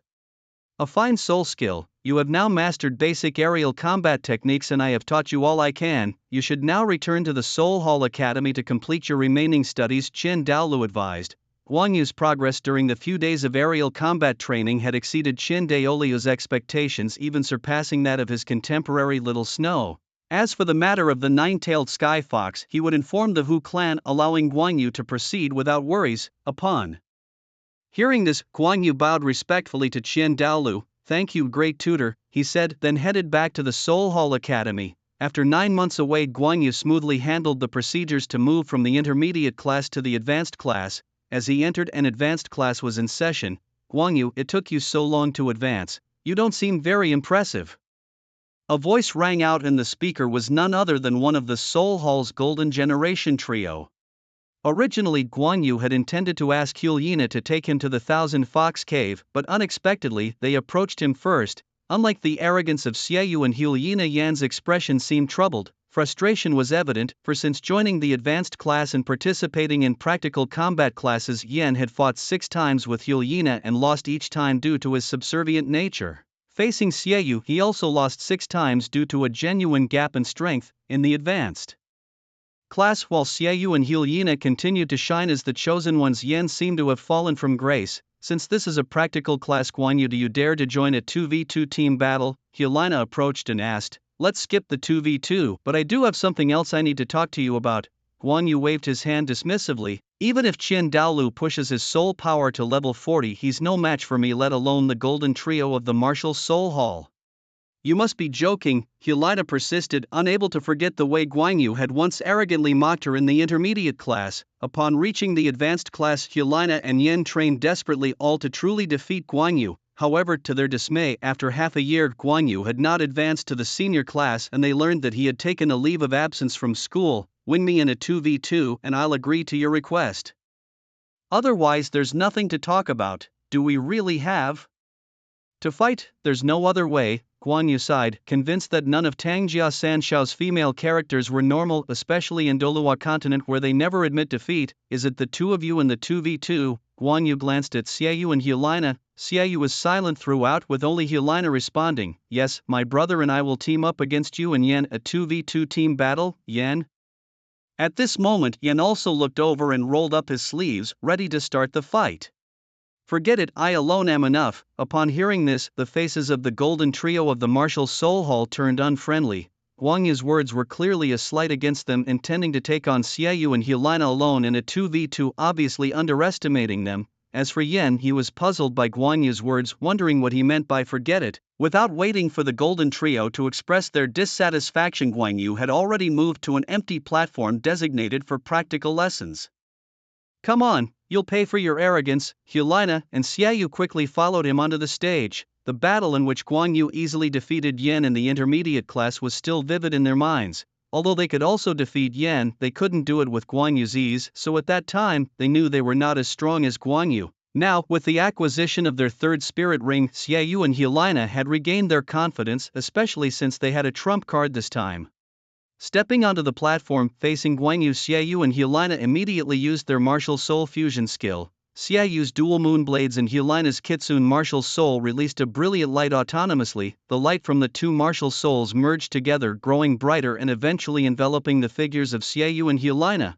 The fusion created a red glow, and a red light screen suddenly appeared, spreading out like a hemisphere, eventually covering the entire platform area.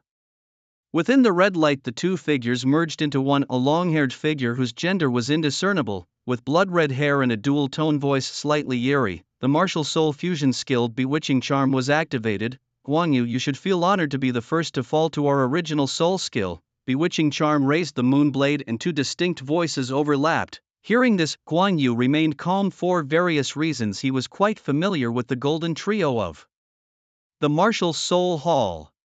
"Oh, so you've already started creating your own soul skills?" Guan Yu spoke with a lightness that sounded particularly grating to Xiaoyu and Hulyina. "Under the control of the enchanting demon within reach, facing our self-created soul skill, the full moon, you stand no chance." Both tones rang out simultaneously. The enchanting demon's red mist also enveloped Guan Yu completely. Even as the red mist covered him, Guan Yu maintained a relaxed and confident demeanor. The demon's controlling effect Weaken enemies by 50% including soul power, strength, speed and more, against an opponent of equal or slightly higher ability than Xie Yue and Helena. The demon's effect could be a game changer, but was Guan Yu just another opponent? Certainly not. A 50% reduction might sound significant, but it's like multiplying 0, no matter how much you multiply it remains 0, half of 3 is still greater than 1, although Guan Yu's soul power level was still at 40. His true soul power had long since surpassed this level. His terrifying soul ring configuration of 1 yellow, 1 purple and 1 black, the external soul bone of a 10,000-year soul beast and the nourishment from 16 immortal herbs had made him exponentially stronger than he was 9 months ago, almost several times if not a dozen times stronger. As for the demon's sensory limiting effects, they were virtually ineffective against Guan Yu, who had consumed the dew of seeing through autumn and possessed strong mental power. So, what was there to fear from a mere enchanting demon? Guan Yu clenched his right hand, summoning the Zhuge crossbow soul as his 3 soul rings, 1 yellow, 1 purple, 1 black, appeared fluctuating in size around him. Seeing Guan Yu's soul ring configuration, Xie Yue and Helena's combined form, the enchanting demon was completely dumbfounded. How is this possible? Especially that third black soul ring, a 10,000-year soul ring, impossible. It must be painted, but Guan Yu didn't give the demon a chance to react. As soon as the Zhuge crossbow appeared, he quickly took aim at the demon. At this point the demon also began to deploy its self-created soul skill, Full Moon. Holding 2 massive moon blades, it started spinning rapidly, creating a red tornado-like storm. The principle of Full Moon was simple: hold 2 moon blades, spin rapidly, and use the speed advantage to form a storm of moon blades that could both attack and defend. When facing an attack, this moonblade storm could deflect an opponent's strikes, and when the full moon struck an opponent, they would be sliced by the storm. However, deflecting someone else's attacks required real skill. As the 3 soul rings on his body glowed, Guan Yu's Zhuge crossbow instantly fired 6 crossbow bolts. All 6 bolts targeted a single point on the storm. By focusing on this point, the surface could be broken. With his 3rd soul skill at close range, Guan Yu's accuracy was unquestionable. The 6 crossbow bolts struck the moonblade storm, and after a moment of shaking, the storm was directly broken. The full moon was defeated, and the demon's form reappeared, its face filled with disbelief. Why was it so easily broken? Was their self-created soul skill that worthless? They had even thought of using it to challenge their teacher. At this point, Xie Yue and Helena's confidence was clearly shaken. Finally, it was Helena who boosted their morale. Even though our unique soul skill has been broken, we still have the advantage under the state of our martial soul fusion technique. As long as we can get close to him, victory is still ours. Guan Yu's martial soul is a linked crossbow, which means his close combat capability must be weak. Close in, Xie Yu agreed, and the next moment, the enchanting figure moved, attacking Guan Yu with a zigzag trajectory. Despite the enchanting figure's multiple attempts to change its attack path, Guan Yu with his analytical eye had already anticipated these moves. He swiftly dodged and with a few quick steps positioned himself beside the enchanting figure. Meanwhile, his feet never stopped moving. He delivered a knee strike that brought back memories for Xie Yu and Helena. It was the same move Guan Yu had used against Yen before. Back then, they hadn't thought much of it, but this time the fusion of Xie Yu and Helena, the enchanting figure, experienced a brief blackout in their brain from the knee strike. Dizziness, the dizzying effect. Previously, Guan Yu's strength was only at level 24, and although his legs were strong, they had limited power. However, after absorbing the soul ring and soul bone of the golden feather eagle and being nourished by 16 celestial herbs, Guan Yu's leg muscles had become several times stronger. His powerful strike now carried a stunning effect reminiscent of the blue-silver spike from the original story. At this moment, not only was the enchanting figure dizzy, it was also floating in mid-air. Seeing this, Guan Yu angled his Zhuge crossbow and began firing rapidly. This time it wasn't just firing blanks. Guan Yu executed a series of outline shots around the human figure with over a dozen crossbow bolts grazing the body of the enchanting figure, leaving several superficial wounds. As the enchanting figure regained control after the dizziness and landed, it did not continue to attack Guan Yu but instead dissolved the martial soul fusion technique, splitting back into Xie Yu and Helena. Just like when Guan Yu had defeated Yen, if Guan Yu's bolts hadn't just grazed but had actually hit them squarely, they would have had no chance of surviving. Once they had exited the fusion technique, Helena couldn't help but voice her doubts. What was that move just now? Was it a soul skill? A soul skill? Guan Yu shook his head instinctively. That was not a soul skill. it was merely a close combat technique inspired by some barbecue gunplay from a game in my previous life. At best, it can be considered a self-created soul skill.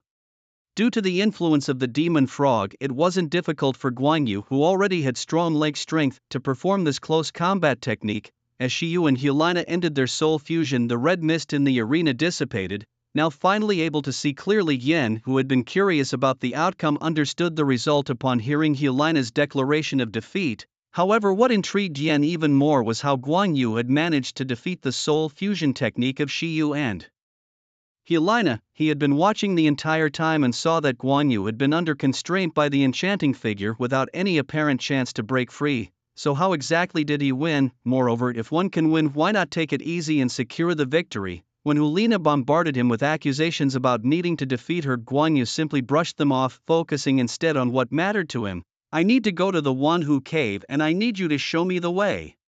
At that moment, Helena was still steeped in her defeat and her temper was not at its best. Wanhu cave? Why on earth would you want to go there? She snapped. Guan Yu replied, I've heard that passing the spiritual trial at Wanhu cave could grant me the right spirit-type soul ring and I need to go there. A soul ring? But haven't you already acquired your third soul ring? The memory of Guan Yu's shocking 1,000-year third soul ring still made it hard for both Xiaoyu and Helena to believe. Yes, I have the third soul ring, Guan Yu acknowledged, but I still need a spirit-type soul ring for my fourth one. Helena responded casually, then suddenly realized the implications. What? Your fourth soul ring? You mean your soul power has reached level 40? Just recently, after obtaining her third soul ring, Helena had advanced to the senior class. In just a few months, her soul power level had reached 35, earning praise from many teachers at the Martial Soul Hall Academy. Even the Pope Bibi Dong herself. Reaching level 35 at the age of 12 was indeed impressive, including Xiaoyu and Yan, who were only ahead of Helena by 2 levels due to being older, with soul power at level 37.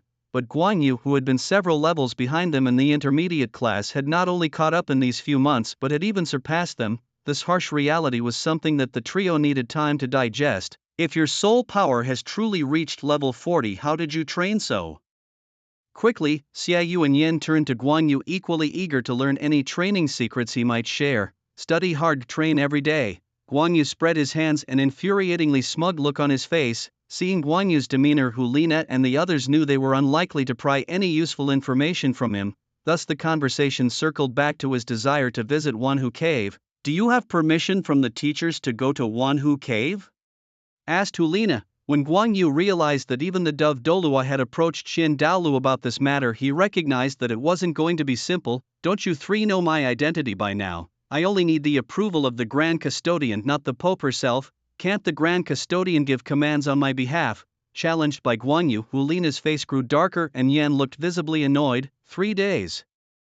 In 3 days, I'll ask for leave from the academy and I'll take you to Wanhu Cave. Helena turned and stormed off, clearly furious. Xiaoyu could only shake his head in resignation, while Yan seemed eager to cause trouble for Guan Yu but knew better than to challenge him directly. As a member of the Martial Soul Hall's Golden Generation, Yan might lick his wounds, but he was no fool. Knowing he couldn't win and still seeking a fight was out of the question. Over the next 3 days, Guan Yu did not idle.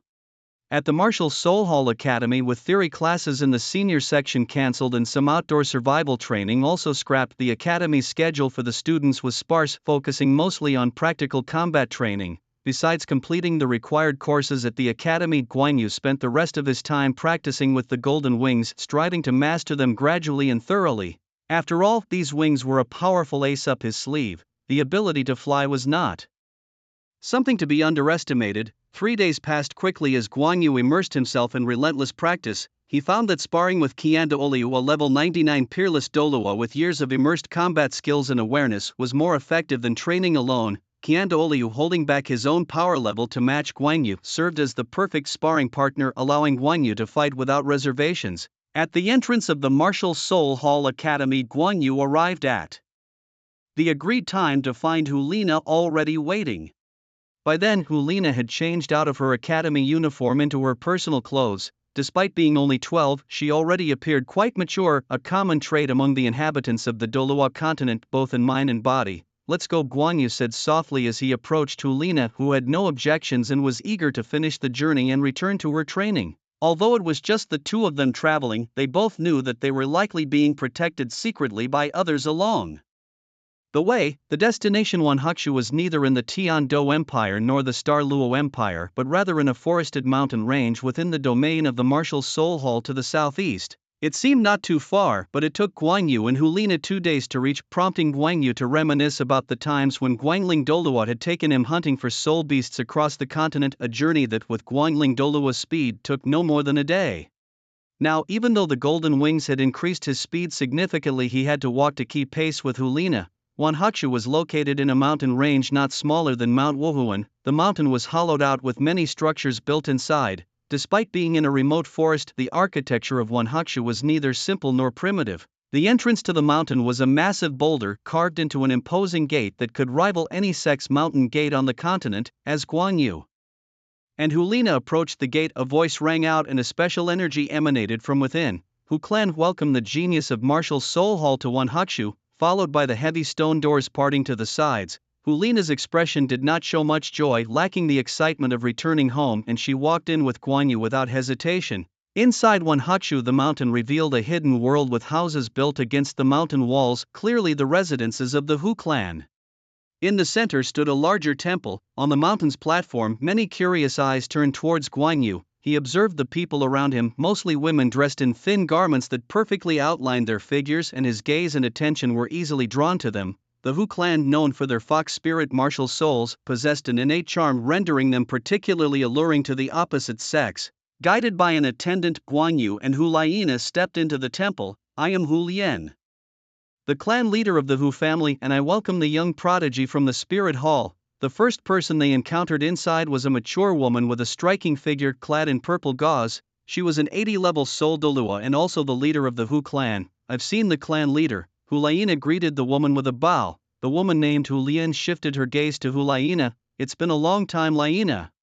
You've actually become a soul honor, she exclaimed, then turned her gentle smile towards Guan Yu. This must be Guan Yu from the Spirit Hall Sanctuary, right? It seemed that Hulian had prior knowledge of Guan Yu, who nodded in response with a smile. Without much small talk, Hulian said directly, I am aware of your purpose in coming to the Thousand Fox Cave, and you may proceed to the back hall later. Laina, you should join as well. It's been a long time and I assume you miss your mother. Since they were on someone else's turf, Guan Yu naturally tried to be as cooperative as possible. Thank you, clan leader Hu. Call me sister. Guan Yu was momentarily stunned before he realized what she meant. Sister Hu. In just a moment, Hu Lian led Guan Yu and Hulina to the so-called back hall. After bringing them there, Hu Lian gestured for Guan Yu and Hulina to enter, though she did not intend to go in herself. Guan Yu was somewhat puzzled, but Hulina did not question it and pushed open the hall door to enter, with Guan Yu following closely behind. The back hall was far less spacious and bright than the front hall, starkly empty without any furniture or decorations. There was only something resembling a meditation cushion in the center, upon which a woman was sitting cross-legged. This is Sister Hu. Considering whether everyone in the Hu clan liked being called young, Guan Yu tentatively tried calling out, Who are you calling sister? Hulina quickly scolded Guan Yu before rushing towards the woman. Mom. The woman, addressed as Mom by Hulina, slowly opened her eyes. Her complexion was fair and her eyes enchantingly beautiful. Even without standing up, her appearance and figure were no less remarkable than Hu Lian's, perhaps even more so. It was the kind of beauty that made one involuntarily envy Hulina's father, Laina. Hulina's mother affectionately stroked her daughter. Are you and Xiaoyu comfortable in the spirit hall? Mom, my brother and I are doing very well at the spirit hall, and our teacher is very kind to us. This time it's because he needs to obtain a spiritual type soul ring, so the hall asked me to accompany him here. They asked you to bring him along. Hulina nodded. After pondering for a moment, Hulina's mother seemed to realize something. Letting Laina bring him here is the spirit hall reminding itself, the Hu clan's nine-tailed heavenly fox, although a spirit-type soul beast surpassing 100,000 years, had its spiritual energy increasingly depleted under the clan's indiscriminate harvesting. Naturally, the spirit hall knew that Hulina's mother was the container for this generation's nine-tailed heavenly fox and intentionally had Hulina accompany Guan Yu here as a reminder to itself not to be stingy or harsh with Guan Yu's spiritual energy. After all, Guan Yu was not from the Hu clan and the soul hall was worried that they might treat him carelessly. I am Hu Yanxi, the woman introduced herself. May I know how to address this young genius from the soul hall? Guan Yu, What is your relationship with the fifth elder of the Soul Hall? Hu Yanxi continued to inquire. That's my grandfather, Guan Yu replied. No wonder. Which soul ring do you need to acquire for your spirit power? Is it for your fourth soul ring? Upon hearing that it was indeed for his fourth soul ring, Hu Yanxi couldn't hide her surprise. Despite his young appearance, seemingly younger than Hulaina by several years, perhaps only around 9 or 10 years old, his soul power had already reached the level of 40. It was no wonder the Soul Hall valued him so highly. Since it's for your fourth soul ring, a four-tailed heavenly fox should suffice. Hu Yanxi managed to calm herself. Four-tailed heavenly fox. Seeing Guan Yu's confusion, Hulaina took on the role of an explainer. Before a spirit energy from a nine-tailed heavenly fox forms a soul ring, it first transforms into a spiritual body of a heavenly fox. To obtain the soul ring, one must pass a mental challenge corresponding to the soul beast's level. After passing, you can then acquire the corresponding soul ring. The strength and age of a heavenly fox are determined by the number of its tails. One tail for less than 500 years, two tails from 500 to 999 years, three tails from 1000 to 4999 years, four tails from 5000 to 9999 years, and so forth up to a nine-tailed heavenly fox which represents over 100,000 years. After listening to Hulaina's explanation, Guan Yu realized that giving him a four-tailed heavenly fox for his fourth soul ring meant they were treating him like an ordinary person. Guan Yu still remembered the calculations from the data eye. Soul beasts below 20,000 years could be absorbed by him without issue, but those above posed a danger. Senior, is there a great risk in absorbing a soul ring above my level? Over-level absorption. You truly are a genius of the Soul Hall, ambitious indeed. Since the transformed heavenly fox has no physical body but only a spiritual body, over-level absorption poses no danger except for a mental backlash causing headaches for a few days if failed. And if the challenge fails, the heavenly fox's spiritual body would be reclaimed by me, Hu Yanxi patiently explained to Guan Yu, who quickly grasped the key point. So you mean if I fail I can choose again? Hu Yanxi nodded with a smile. That's right. For instance, if you wish to absorb a five-tailed heavenly fox and fail the challenge, you could then opt for a four-tailed one, experiencing only a temporary headache with no serious harm to your body. So, young genius of the Soul Hall, do you intend to challenge a five-tailed heavenly fox? But I don't think you'll succeed.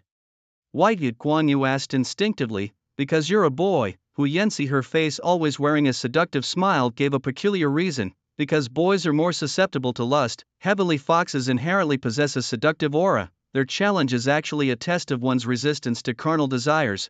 Withstanding the test allows one to obtain a soul ring, but failing, succumbing to the gentle comforts, means failure.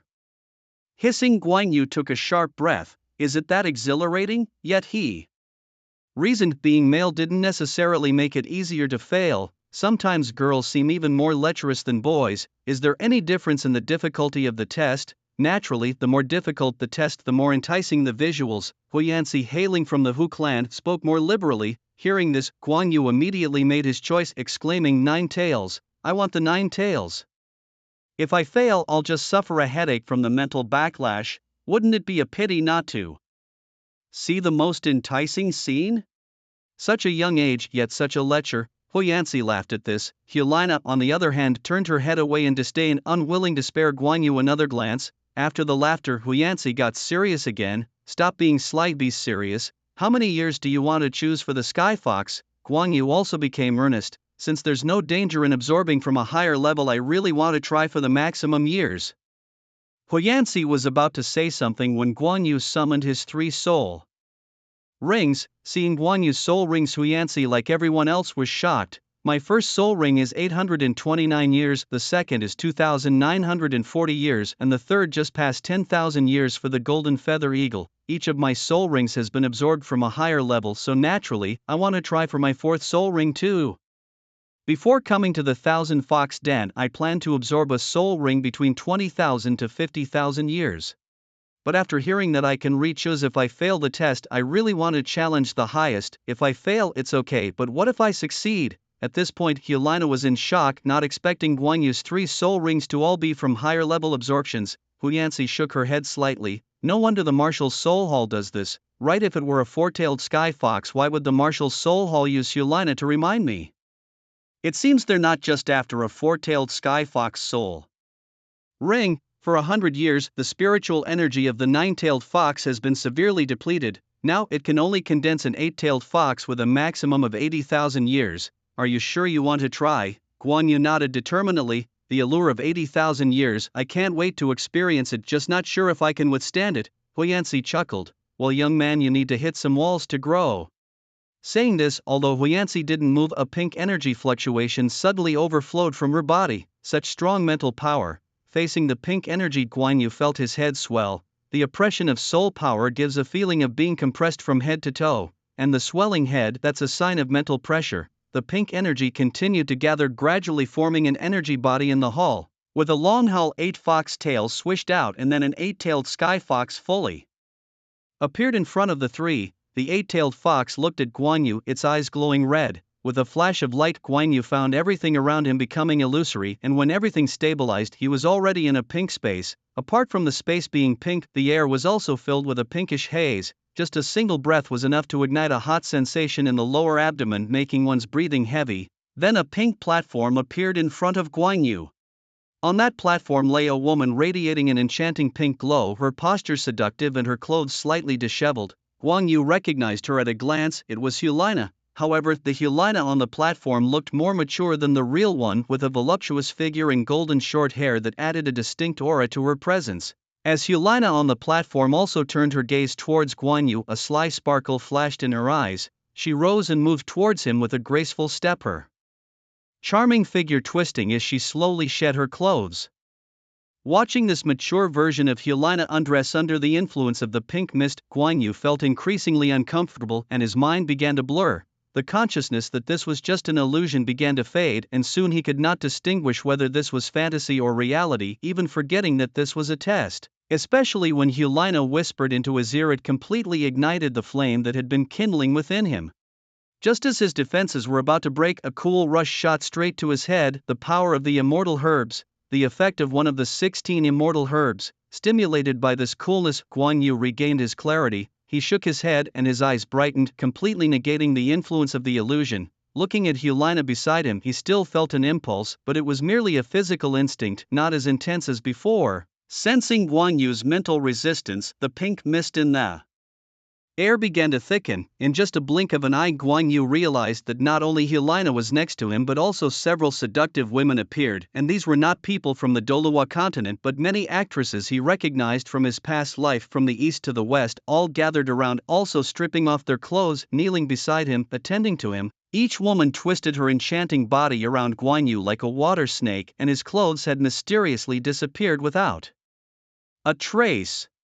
Amidst the soft moans filled with boundless seduction, Guan Yu felt he was about to lose control. The energy of the immortal herbs could shield him from all seductive sense, but the visually striking scene stimulated his bodily instincts. Amidst cries of exclamation, Guan Yu finally used his eyes, enhanced by the autumn water technique, to scan through everything. He restrained all illusions.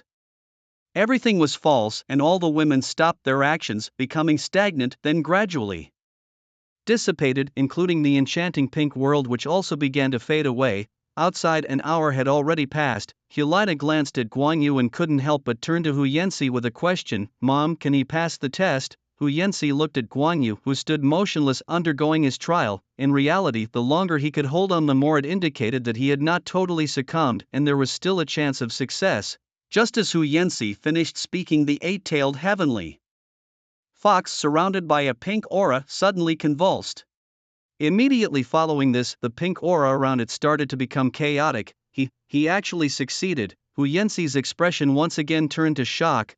Hulina also looked toward the center of the arena, only to see cracks beginning to form on the body of the chaotic 8-tailed heavenly fox. Soon, these cracks spread all over the fox's body. With a mournful howl from the 8-tailed heavenly fox, its entire body shattered, completely transforming into streams of spiritual energy that flowed toward Guan Yu. Breaking free from the illusion and opening his eyes, Guan Yu quickly felt a surge of intense spiritual energy entering his body. The initial swelling sensation in his head cleared, and now Guan Yu's mind gradually became more lucid, his vision clearer, and his observation of his surroundings more detailed. His spiritual power had increased. With the continuous influx of this spiritual power, beneath Guan Yu's feet, apart from the yellow, purple and black soul rings, a fourth soul ring slowly emerged. It was still a rich black color, indicating an 80,000-year-old fourth soul ring. the spiritual energy continued to pour in and be absorbed, and the fourth soul ring gradually solidified. Finally, after a few minutes, it completely transformed into a full soul ring. Yet the spiritual power inside him kept escalating, feeling like the previous times he had absorbed soul beasts beyond his level, which indicated signs of bursting, although this time was also beyond his level. He had only absorbed spiritual energy, not soul power energy, so why was there still this swelling sensation? Guan Yu instinctively bent forward, feeling a rush of energy heading toward his buttocks. No, it was his tailbone. Under the onslaught of this energy, Guan Yu felt an itch at his tailbone, just as he couldn't help wanting to scratch it. Whoosh, whoosh, whoosh, whoosh. Suddenly Guan Yu felt something surge out from within him. Hu Yanxi and Hu Lina, witnessing this scene, were so shocked that their mouths hung open for a long time without closing. Guan Yu slightly bent down to the ground, and then 8 red fox tails began swaying around his buttocks. Each tail was over 2 meters long, longer than Guan Yu himself, and as the 8 tails swayed, Guan Yu's entire demeanor changed. Already handsome Guan Yu, now with the 8 tails, not only didn't lose any of his aesthetic appeal but actually appeared even more enchantingly beautiful, with the tails accentuating his form. At this moment, Guan Yu's spiritual power had almost reached its peak. Watching the 8 swaying tails of Guan Yu, it took a long while for Hu Yanxi to regain his composure and finally exclaim in amazement, "Was this an external spirit bone of the 8 fox tails?" First off, the value of an external spirit bone was needless to say, but what was crucial here was that Guan Yu's, in a strict sense, was an 80,000-year-old spirit beast's external spirit bone, which made it incredibly valuable. Hulina was equally shocked, as she too possessed an external spirit bone in the form of a fox tail. However, she only had one tail, and although external spirit bones can grow, she had no idea how long it would take to evolve it to 8 tails. Meanwhile, Guan Yu's spirit bone started directly with 8 tails. Why was there such a vast difference between people? The gap between 1 tail and 8 tails was not just 8 times simpler, it was many times the difference.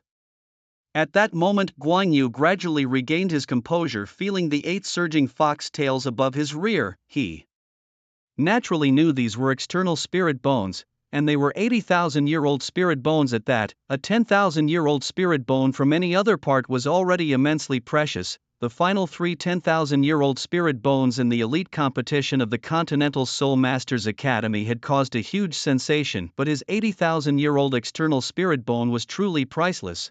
After observing Guan Yu further, Hu Yanxi's eyes shimmered with confusion. How could your soul power have increased so much?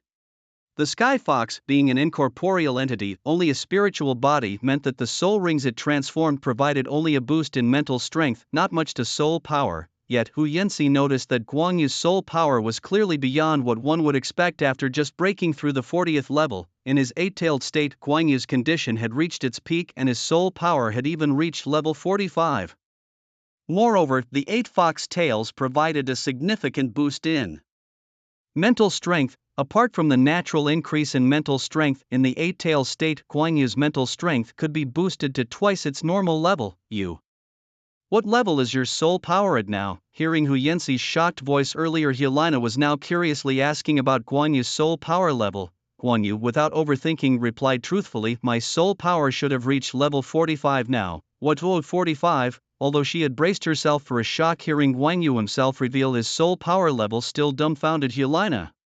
She had always been seen as a prodigy of the martial soul hall, a leading figure among the new generation of soul masters, and now to be surpassed by 10 levels in soul power by Guan Yu, it was a heavy blow. Watching her daughter take the hit, Hu Yanxi shook her head helplessly. A true powerhouse must be able to withstand all sorts of setbacks. This was a necessary lesson for Hulina. Even if it wasn't Guan Yu delivering this blow today, it might be a stranger tomorrow, or another the day after. In other words, it was better for Hulina to face setbacks earlier, as it could forge her mentality sooner and she might strive harder, potentially achieving greater success in the future. If one has it too easy for too long, the later they face a setback, the harder it is to bounce back. Meanwhile, looking at Guan Yu, Hu Yanxi couldn't help but exclaim in wonder, "Martial Soul Hall. What kind of monster have you nurtured?" Hulina was already a genius, ordinary people couldn't discourage her, it seems only a monster could. At this time, Guan Yu was unaware of what Hulina and her mother were thinking, simply focusing on digesting his recent gains. Everything was progressing in the best possible way. Guan Yu's fourth soul skill did not acquire the enchantment ability of the heavenly fox but instead successfully inherited the characteristics of spiritual attack, under the use of the fourth soul skill, the crossbow.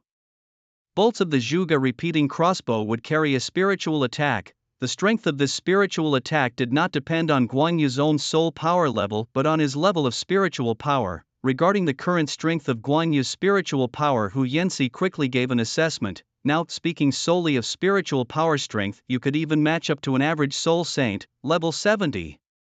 Guan Yu's physical attacks could threaten soul saints, and now with dual cultivation in spiritual power, his spiritual attacks could similarly threaten soul saints.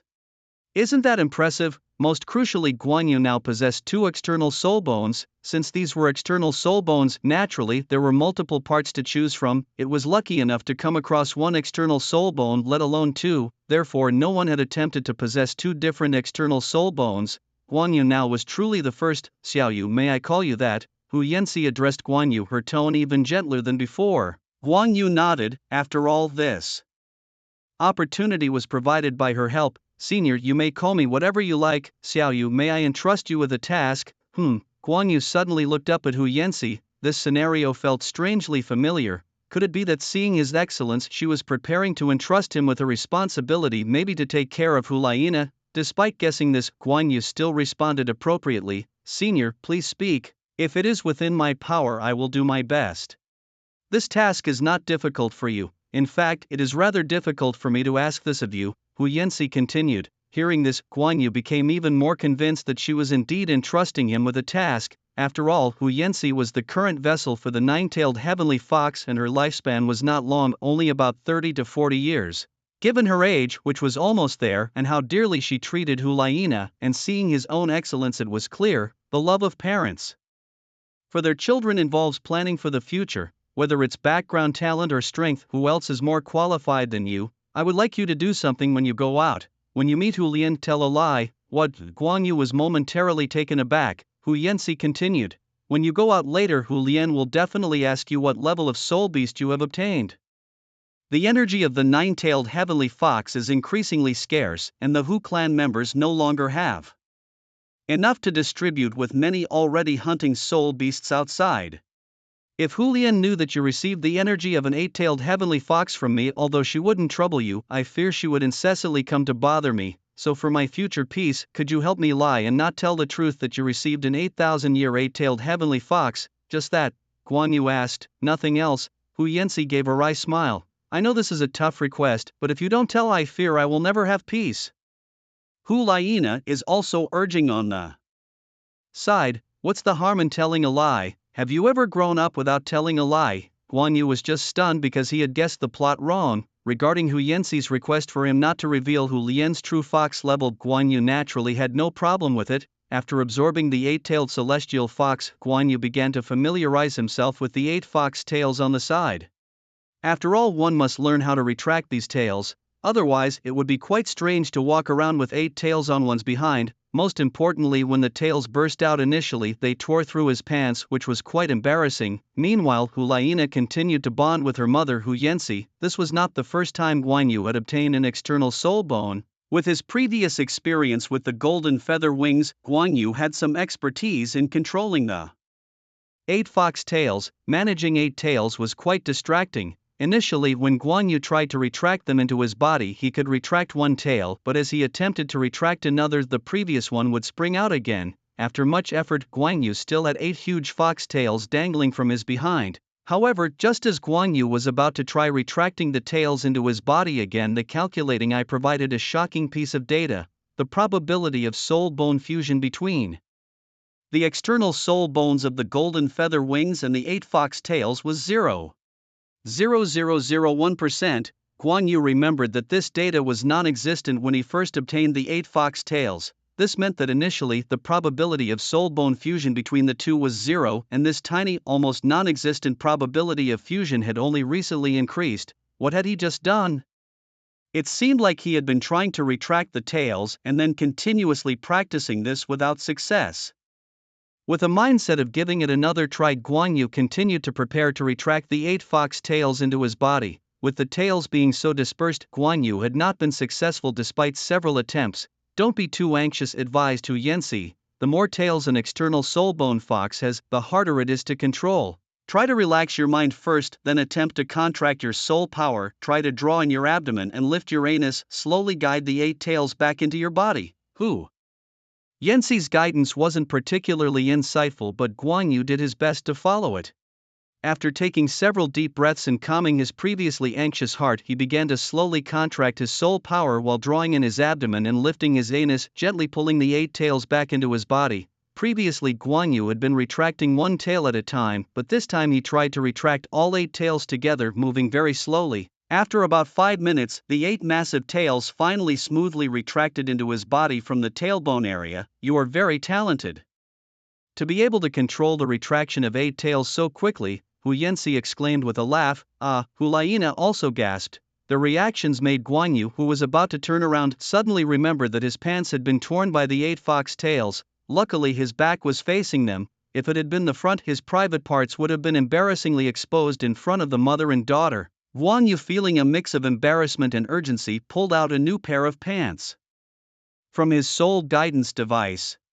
As he changed, he noticed something on his eye of calculation, a real-time data analysis tool. The probability of his soul bone fusion technique had changed. The external soul bones, golden feather wings and the 8 fox tails now showed a fusion technique probability of 0.0002%. It was a slight increase of 0.0001%, but it was enough to show Guan Yu a path to enhancing his soul bone fusion techniques. Initially, Guan Yu tried to retract the 8 fox tails, but despite his repeated failures, his persistence paid off. Under the guidance of Hu Yanxi, he finally managed to internalize the 8 fox tails, and the probability of the fusion technique rose another 0.0001%. This indicated that the probability of generating a soul bone fusion technique was actually linked to Guan Yu's mastery over the external soul bones, or more precisely his proficiency. While proficiency wasn't the only factor in generating a soul bone fusion technique, it was certainly a significant one.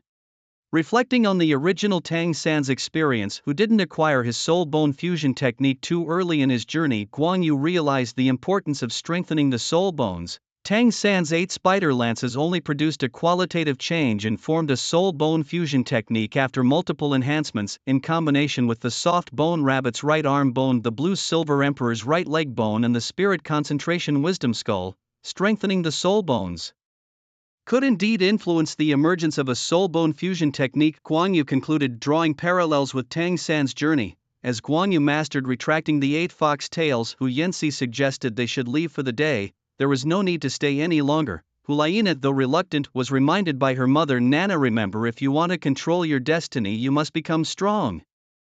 Guan Yu, overhearing this, thought to himself how peculiar it was that in a fantastical world values were indeed different. Elders typically advised happiness and health over relentless striving. After bidding farewell to Hu Yanxi, Guan Yu and Hulaina left the inner sanctum. Before stepping out, Hulaina wiped the tears from her eyes, transforming back into the confident and proud member of the golden generation of the Spirit Hall, concealing any signs of weakness. Once composed, they walked out, greeted immediately by Hu Lian. Glancing at Guan Yu's freshly changed pants, she smirked and asked, "New pants?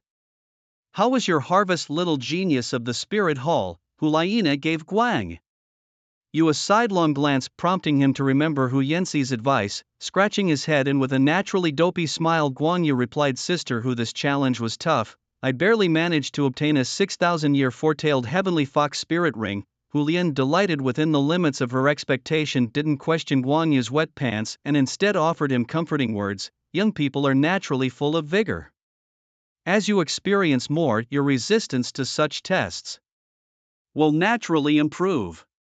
Why don't you stay here tonight and set off tomorrow? Guan Yu, however, politely declined. Hu Lian also exchanged pleasantries, and seeing that Guan Yu and his companions were about to leave, she did not stop them anymore. She personally escorted the two out of the Wanhu cave. Once Hu Lian had left and returned to Wanhu cave, Hulaina snorted at Guan Yu. Drama king, Guan Yu couldn't be bothered with Hulaina. After all, she was just a tool for him to get to Wanhu cave. At this moment, Guan Yu's mind was wholly focused on the fusion technique of soul bones. The key was how to quickly increase the probability of generating the soul bone fusion technique.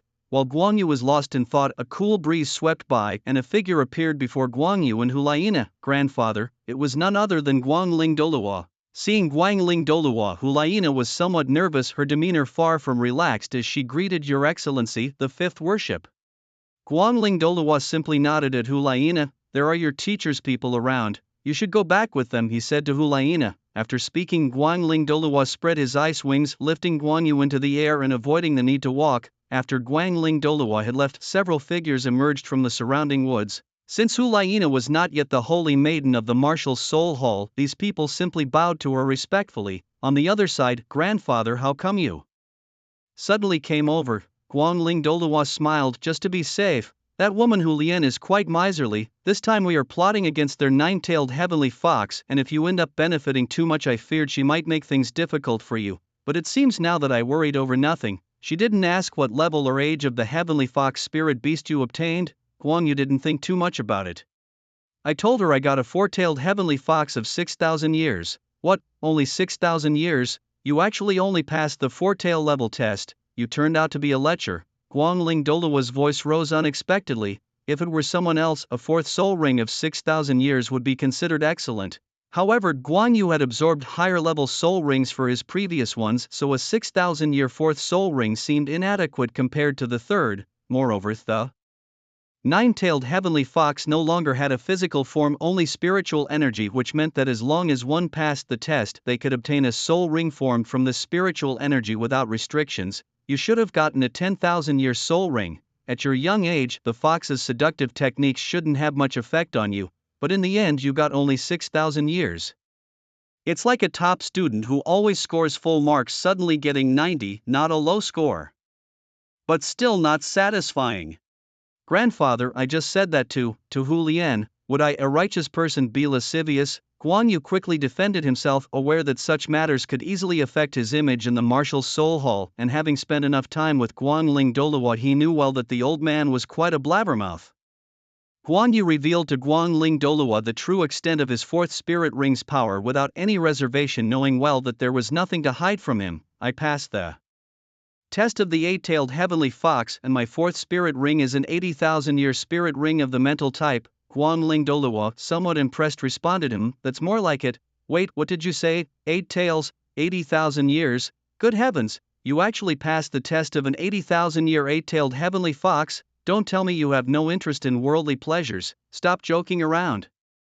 You are the last hope of our old Guang family. I am still counting on you to continue our lineage.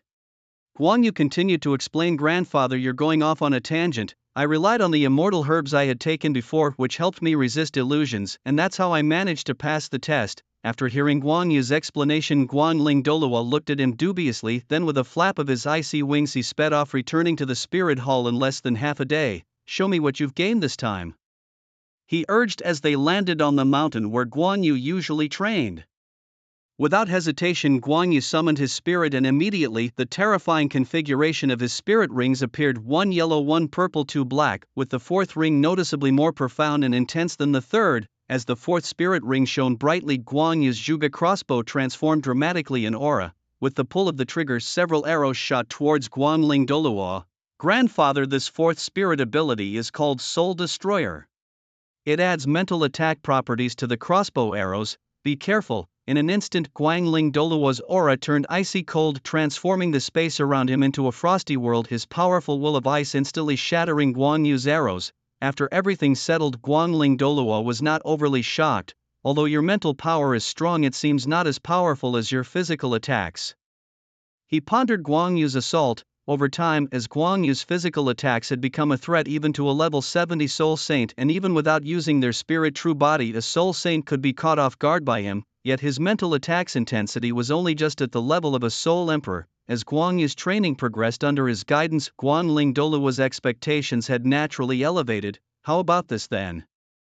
Guan Yu remarked, and with that, he flicked his tail, revealing 8 resplendent red fox tails swaying behind him. With the appearance of the 8 fox tails, Guan Yu's mental power surged dramatically. Raising his hand again, he fired another bolt at Guangling Douluo. Although it was blocked once more, Guangling Douluo's gaze remained fixed on the 8 tails behind Guan Yu. Those familiar with the heavenly fox and the higher echelons of the spirit hall knew what those fox tails signified. After all, Hulaina herself possessed one such tail, a spirit bone, an external spirit bone at that. Good heavens! Another external spirit bone, although it's of the mental type and not much use to Guan Yu's spirit power, it still comes from an 80,000-year mental type spirit beast, providing a significant boost to Guan Yu's mental strength. You really are a miracle worker. I did not expect you to gain so much from the Hu clan. Alright, that's enough for now. Grandpa, it's easy to let these things out, but quite a challenge to put them back. Guan Yu slowly relaxed and controlled the retraction of his 8 fox tails back into his body. It seems you still need to continue training with your external spirit bone, he noted. Besides soaking in medicinal baths, you should practice controlling your 8 fox tails. Guan Yu had no objections to practicing with his 8 fox tails. Enhancing proficiency with the external spirit bone could increase the likelihood of successfully integrating spirit bone techniques. Although the probability change was minimal, these small increments could accumulate over time, eventually leading to significant improvements. Moreover, it's not necessarily about reaching a 100% chance. Perhaps when the integration probability of the spirit bone technique reaches 1%, I might awaken it. Or maybe even if it's still at 0.0002% tomorrow, I could awaken it then. Guan Yu pondered. Grandpa, this is much harder to control than the golden feather wings. Nonsense, the golden feather wings are just 2, but this has 8. The wings can only flutter, but these tails can move around freely, which is much harder. Ah, is that so? Grandpa chimed in. Of course, if you want to perfectly control these 8 tails, I suggest that when you're alone, don't retract them back into your body. Instead, try using these tails to do things within your capability. Start with picking up objects, then move on to eating and writing with your tails.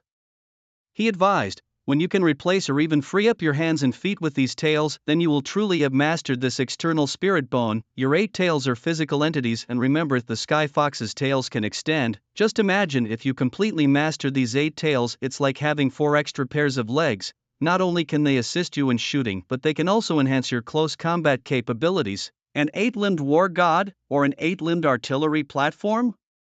Grandpa couldn't help but praise his own creativity, which seemed to surpass even that of the famed Guanling Douluo. Regardless, when it came to practice, Guan Yu, feeling clueless, decided to follow the methods of Guanling Douluo.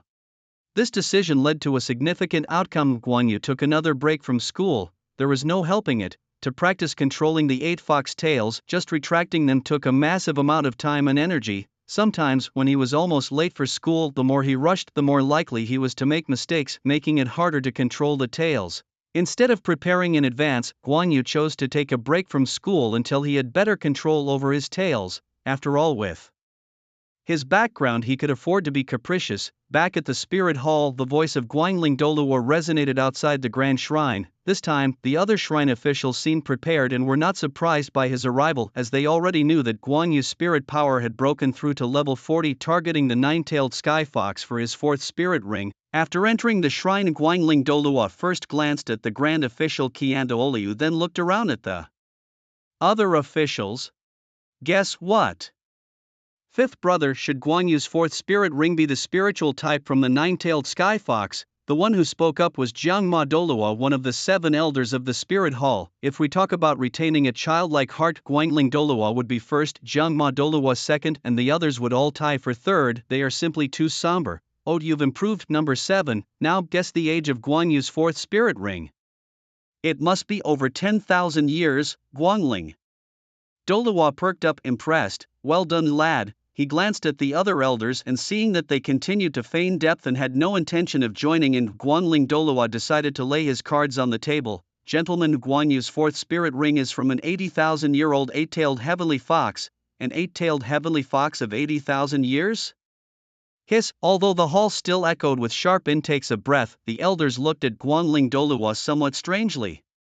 They were all aware of the illusionary trials posed by a 9-tailed heavenly fox, so passing a more difficult test didn't necessarily speak to one's talent or quality. In fact, it could suggest something was amiss, especially among the males. Zhuge Douluo couldn't help but chuckle. Brother 5, surely Guan Yu doesn't have any issues, like being frigid, right? He's almost 10, you should teach him about such matters. If not, perhaps a spirit hall maid could enlighten him. Upon hearing this, Guanling Douluo bristled and snapped back. Get lost, you're the frigid one, your whole family is frigid. His words caused Qianjun Douluo, who sat nearby, to widen his eyes in surprise. Brother 5, that was a rather broad accusation.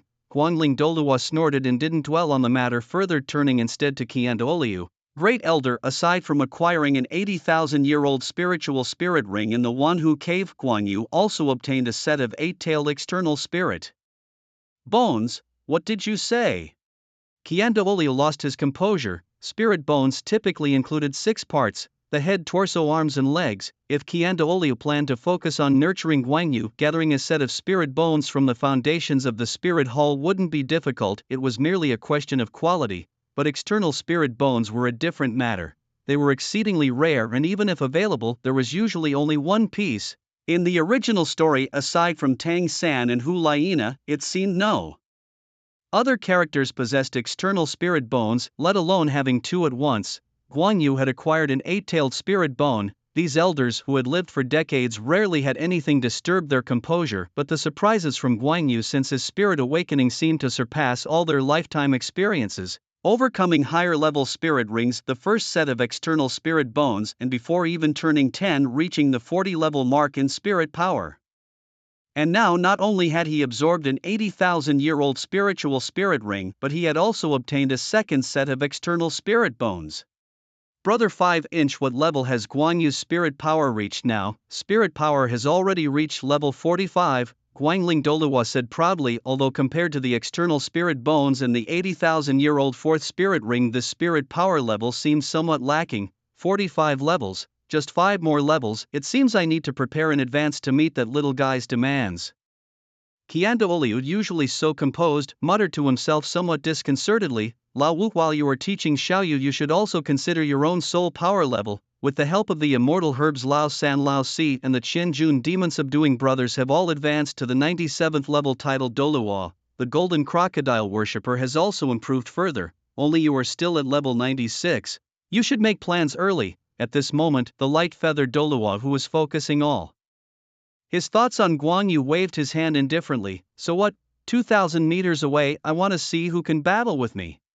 Shaking, snap, in the courtyard the sound of an object falling and shattering arose. Guangyu was practicing the 8 fox tails to catch a porcelain vase and failed again. After dropping out of school, Guangyu had been practicing the 8 fox tails for a month. Although he could control the tails to extend and touch objects, the tails themselves weren't strong enough. At least now, they couldn't even hold onto a porcelain vase. Moreover, with the practice of the 8 fox tails, Guangyu also discovered a problem. He could control the 8 tails, but they could only be used collectively. If he wanted to extend them forward to grab something, all 8 tails had to extend together. Once he tried to separate them, the 8 tails would become entangled and chaotic. During Guangyu's troubled times, light-feathered Douluo came to Guangyu's courtyard. Glancing at the shards of porcelain on the ground, light-feathered Douluo asked, "What's wrong?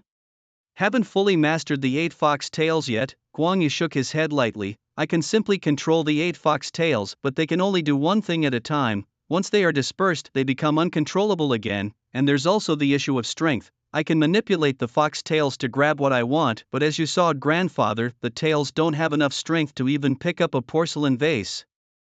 Hearing this, light-feathered Douluo tried to suppress a smile. To him, Guangyu's progress over a month was already beyond his expectations. The issue with the insufficient strength of the 8 fox tails ultimately comes down to your control not being precise enough. Currently, you can't individually control each tail. If you're only controlling all 8 tails to do one thing together, then what's the difference between your 8 fox tails and that 1 fox tail of the little girl at the Martial Soul Hall Academy?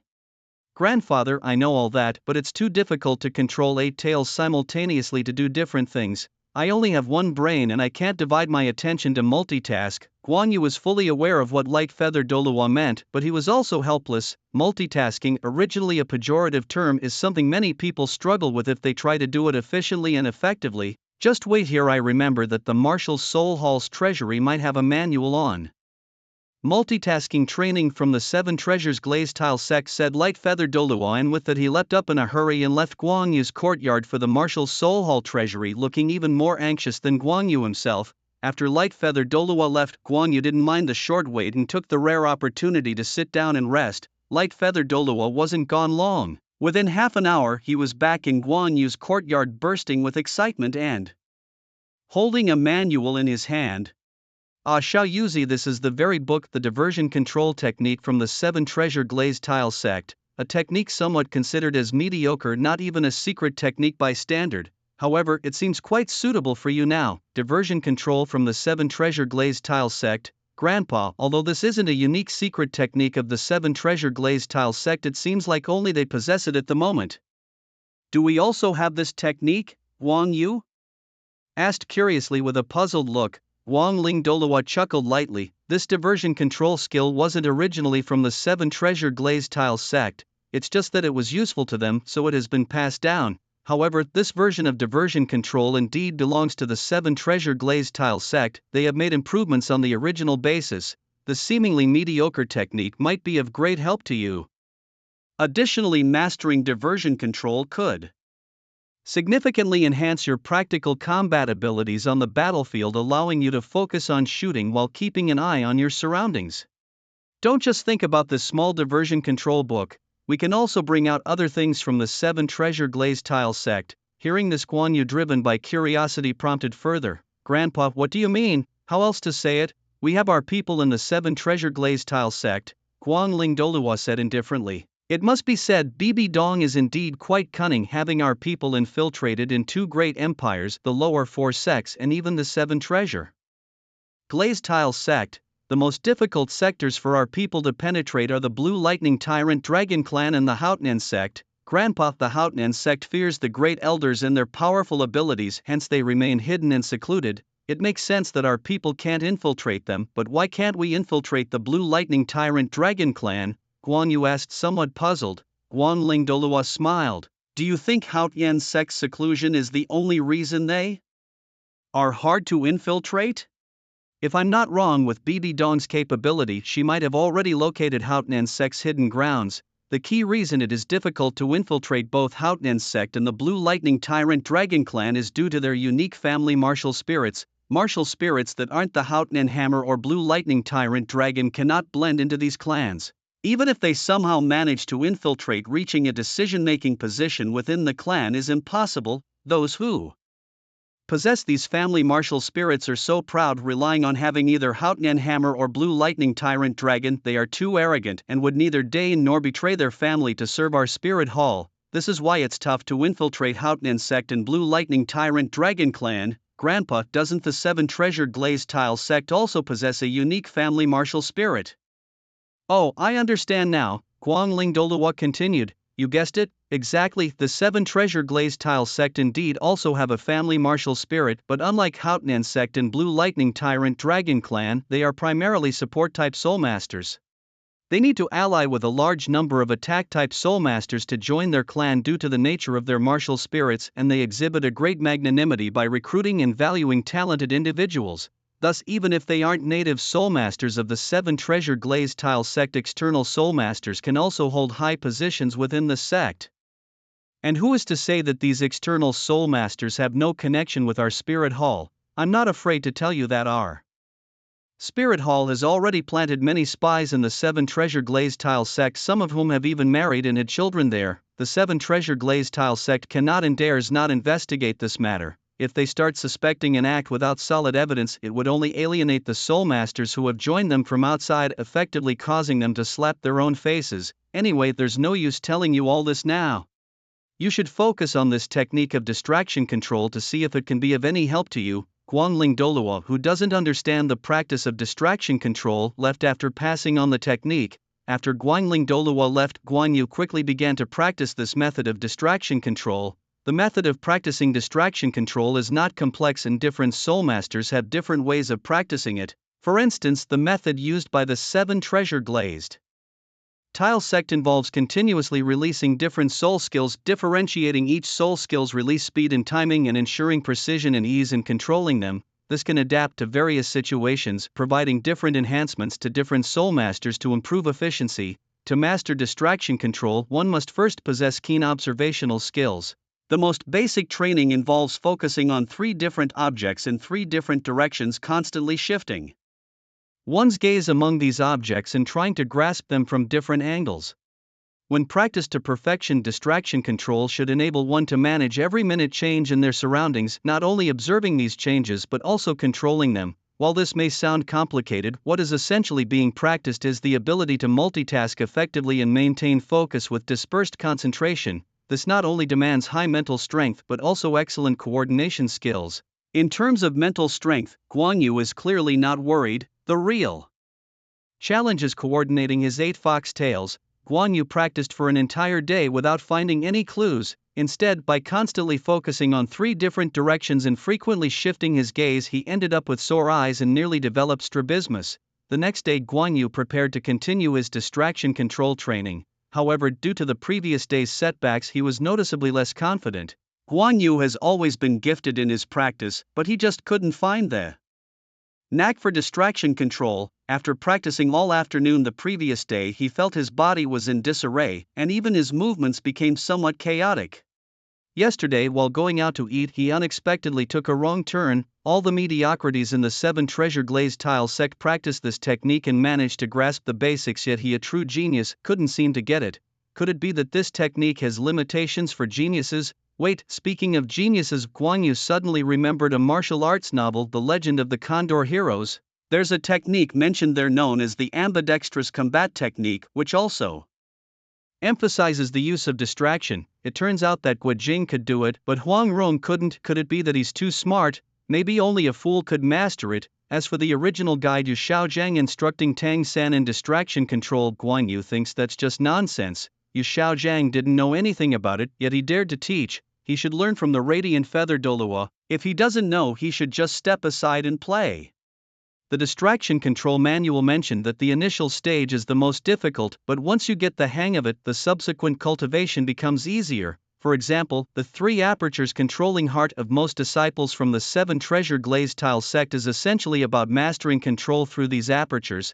Cultivators must not be too eager for quick success and should adopt a relaxed mindset. Looking at the words on the manual of distraction control, Guan Yu felt increasingly frustrated, finding them all to be mere cliches. Debating which theories were correct and which were wrong was giving Guan Yu a headache. Closing his eyes, Guan Yu absorbed the theory of distraction control but decided not to survey back and forth with his eyes anymore. Even though they had been enhanced by the dew of exhaustive observation, it wasn't wise to rush through. Behind him, his 8 fox tails each picked up a twig. Guan Yu started with 4 tails drawing circles and 4 tails drawing squares. The first time 8 circles, the second time 8 squares, the third time 8 circles again, the fourth time 8 squares again. When drawing 8 circles as he began the next round, he would emphasize drawing squares and unconsciously 8 squares would appear. When the squares appeared in the next round, he would emphasize drawing circles and then 8 circles would appear. When he deliberately emphasized drawing both circles and squares concurrently, the speeds would differ. Often one side would finish quickly while the other had barely started, failing to synchronize. This was a common issue faced during the practice of drawing circles with the left hand and squares with the right. What if he sped up the process? The 8 foxtails, clutching the twigs, continuously scratched on the ground, 8 circles, 8 squares, all erased and redrawn repeatedly. Fortunately, this repeated practice was not without gains for Guan Yu, as the data analysis from his calculating eye showed. With the external spirit bones, golden feather wings, and the 8 fox tails, the probability of a spirit bone fusion technique was 0.0011%. During the practice, the probability of a fusion technique slowly increased. Perhaps this was a slight consolation for Guan Yu. As Guan Yu prepared to erase the traces on the ground for a new round of drawing, his fox tails swept across, but something caught his eye. He quickly looked intently, and for the first time in a long while a smile appeared on Guan Yu's numb face. Because the latest figure on the ground was no longer 8 circles or 8 squares but 2 groups each with 4 figures, one group resembling circles, the other squares. Although neither the circles nor squares were perfect, upon closer inspection they indeed represented 2 different patterns. Thus, Guan Yu quickly closed his eyes, trying to capture the feeling of drawing the circles and squares, not wanting to let this sensation fade but to truly grasp it. What had he just done to achieve this? It seemed he had forgotten how exactly it was done, just going with the flow. The key was simply going with the flow. Soon Guan Yu entered the state he only achieved during cultivation, breathing gently, exhaling softly, with everything around him seeming to become serene. His senses heightened, the fragrance of the garden's plants, the flow of the air, the buzz of insects, the chirping of birds in the trees, all within his control. But Guan Yu wasn't looking for intensity in his sensory surroundings. he sought to completely empty himself. At this moment he wanted to think of nothing, not circles, not squares, his mind completely blank. He just drew casually, on the ground 4 circles and 4 squares appeared much clearer and more neatly drawn than before. He erased them and drew again, 2 circles, 2 squares, 4 triangles. Had he mastered it? Guan Yu hadn't deliberately tried to draw them, it was all casual, his 8 tails. Drawing whatever they wanted. The 8 tails moved simultaneously, starting and stopping at the same time. After finishing, the numbers 1 through 8 appeared on the ground. According to the 7 treasures glazed tile sex theory of divided attention control, this technique is divided into 5 realms. The heart of 3 orifices, the heart of 4 constant orifices, the heart of 5 dispersed orifices, the heart of 6 wishes, and the heart of 7 exquisite orifices. Now being able to control 8 tails to do different things simultaneously using one mind for 8 purposes seemed to surpass even the heart of 7 exquisite orifices. There was no heart of 8 orifices. Guan Yu couldn't fully explain how he had learned this. Essentially, it was about not using his brain, not thinking about anything, perhaps why mediocrity might master it easily while genius struggled. At that moment, under Guan Yu's control, the 8 fox tails dispersed again, but unlike the previous loss of control this time, each tail purposefully picked up different objects. A table, a chair, a porcelain vase, a pen. Indeed, as the light-plumed Douluo had said, it wasn't that the fox tails lacked power before, but that his control over them was not precise. Now, with improved control over the fox tails, their power had increased manifold. The 8 tails together could now break a tree trunk as thick as a water bucket. What made Guan Yu even happier was that with full control over the 8 fox tails, the data analysis from his calculating eye changed. The probability of a soul-bone fusion technique involving the external soul bone golden wings and the external soul bone 8 fox tails had increased to 0.0111%, compared to before. This increase was very satisfying to Guan Yu. At the Holy Church, Bibi Dong was dressed in purple majestic garments, holding a long scepter representing the will of the Pope, flanked by a ghostly figure in black armor and Yu Guan in golden armor. Elder Ghost, how has this year's spirit awakening gone? The ghostly figure bowed respectfully in reply, reporting to your holiness, this year's spirit awakening has been completed. The recorded number of awakenings is 778,564, with 10,086 children manifesting soul power. 3 of them have innate soul power at level 9. 9 at level 8 and 21 at level 7. Our spirit hall has already made contact with them all in advance. However, your holiness, what is strange this time is there is a child with innate soul power at level 10. Bibi Dong's interest was piqued. Even compared to innate level 9, a full innate soul power was more valuable. A child with full innate soul power, what is that child's spirit? The ghostly figure still bowed, equally puzzled. Your holiness, the strange thing is, that child's spirit is the blue silver grass, considered a waste spirit. In the southwestern part of the Tian-Do Empire, in a province called Fasno, there was a child from a village known as Saint Soul. Upon hearing that the child's martial spirit was the blue-silver grass, Bibi Dong did not ponder further but immediately lost interest. After all, the probability of having twin martial spirits was exceedingly small, and what other spirit could coexist with blue-silver grass? She thus turned her attention to Yu Guan on the other side. Elder Zhu, how is the situation at the Martial Spirit Hall Academy recently? What level have Hulayina and the others reached in their spirit power? Yu Guan slightly bowed and responded with his magnetic voice, your holiness, Hulayina's spirit power has reached level 35, while Xiaoyu and Yan have reached level 37. Hearing this, Bibi Dong nodded in satisfaction. How has the child from the offering hall been performing recently? Yu Guan's face stiffened a bit before he replied. Guan Yu has often taken leaves of absence since joining the Martial Spirit Hall, claiming to have returned to the 10,000 Fox Cave with Hulayina not long ago, where he obtained his 4th spirit ring. Once he resumes school, he should be directly promoted to the elite class. The 4th spirit ring, isn't he a few years younger than Hulayina? Yes, your holiness, Guan Yu is indeed 3 years younger than Hulayina.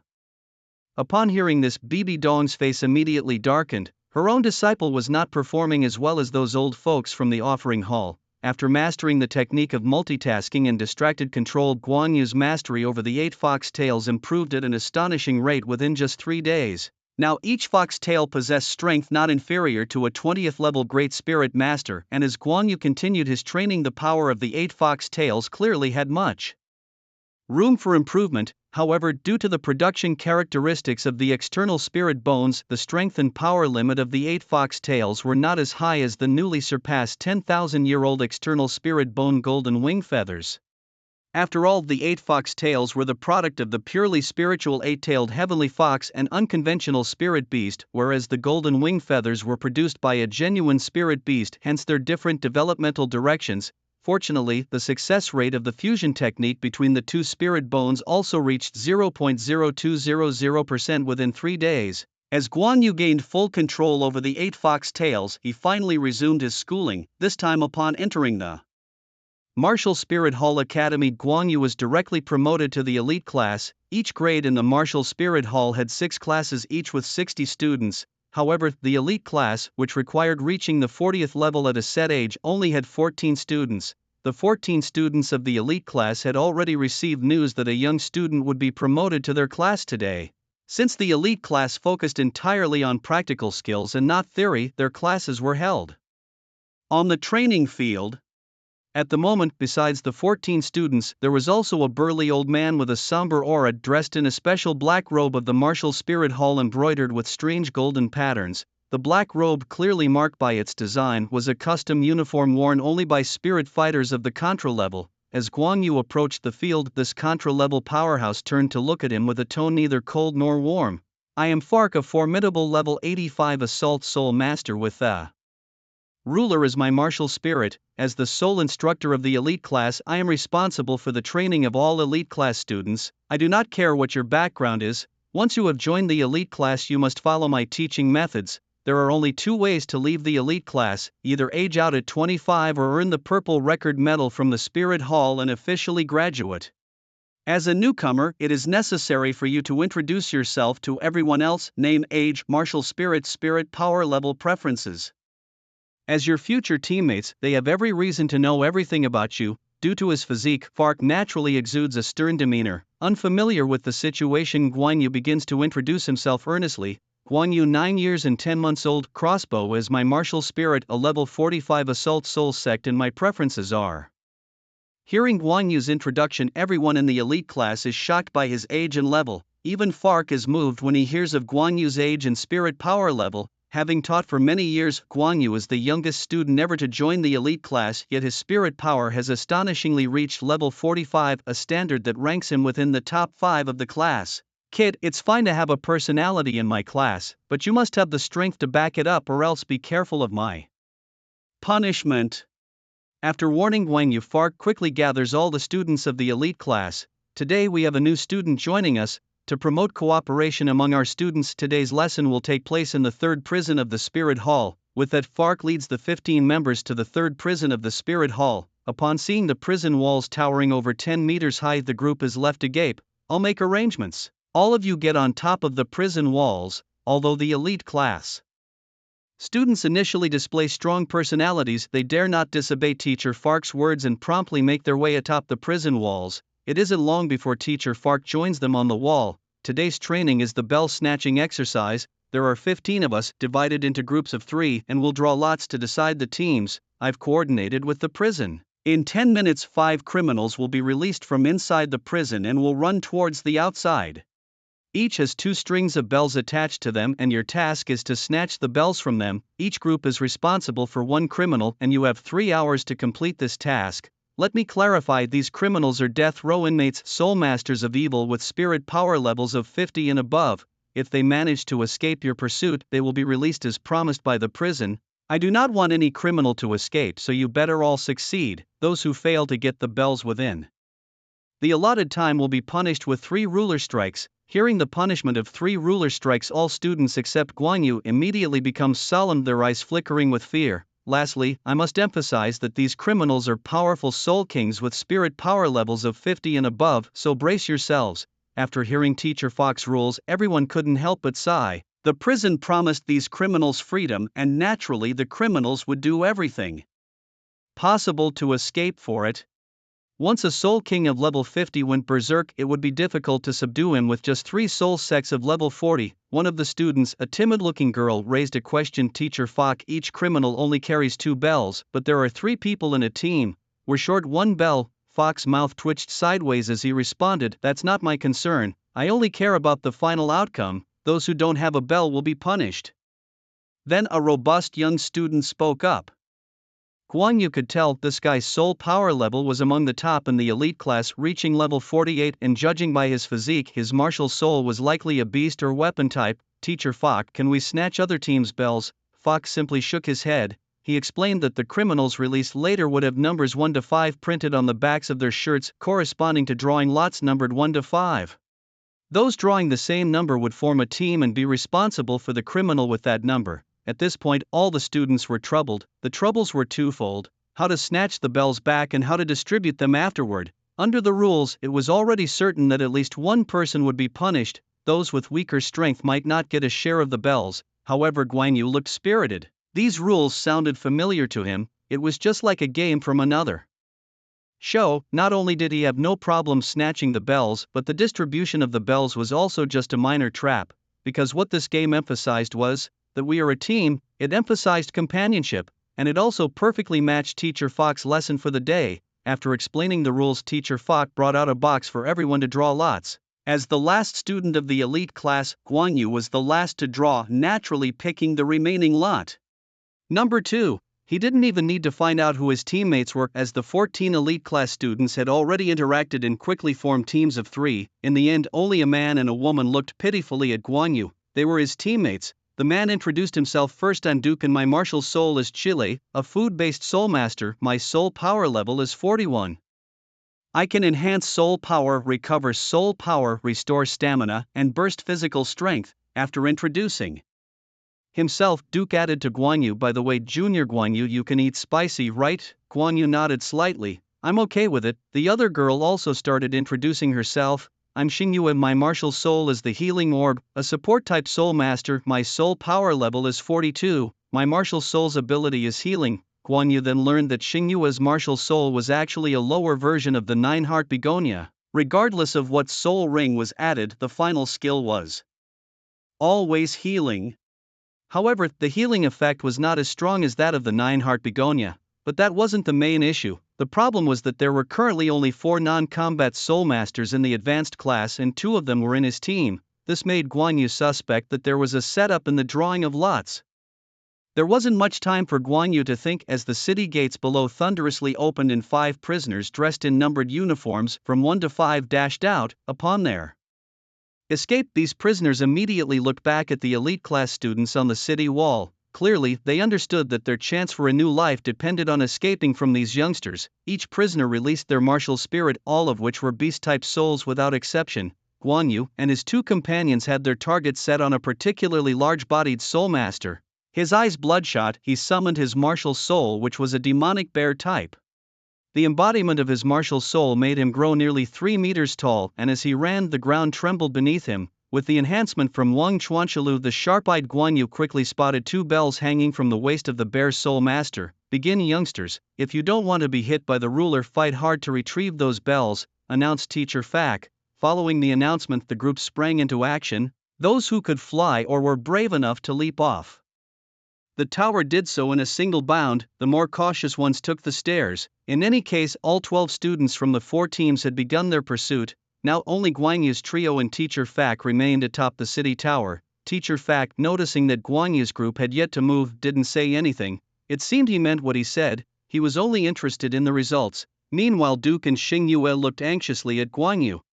"Junior Guan Yu, aren't we going to make a move?" Duke even muttered a couple of spells, conjuring a small green pepper and a small red pepper in his hands. "Have a bite, Junior. We need to catch that prisoner. His martial soul is a demonic bear. It surely won't be an easy fight." Xingyue nodded in agreement. "My healing orbs are quite effective. As long as the injuries aren't severe fractures or penetrations, I can heal them quickly." "No rush, let him run for 500 meters first." "What? Let him run 500 meters? Hearing Guan Yu's words, Duke and Xingyue were baffled. Junior Guan Yu, 500 meters won't be easy to cover. But no matter how much they tried to persuade him, Guan Yu leaned against the city wall, showing no urgency to engage. As the group's sole combatant, if Guan Yu didn't move, Duke and Xingyue could only fret, even preparing themselves for the possibility of failing the mission.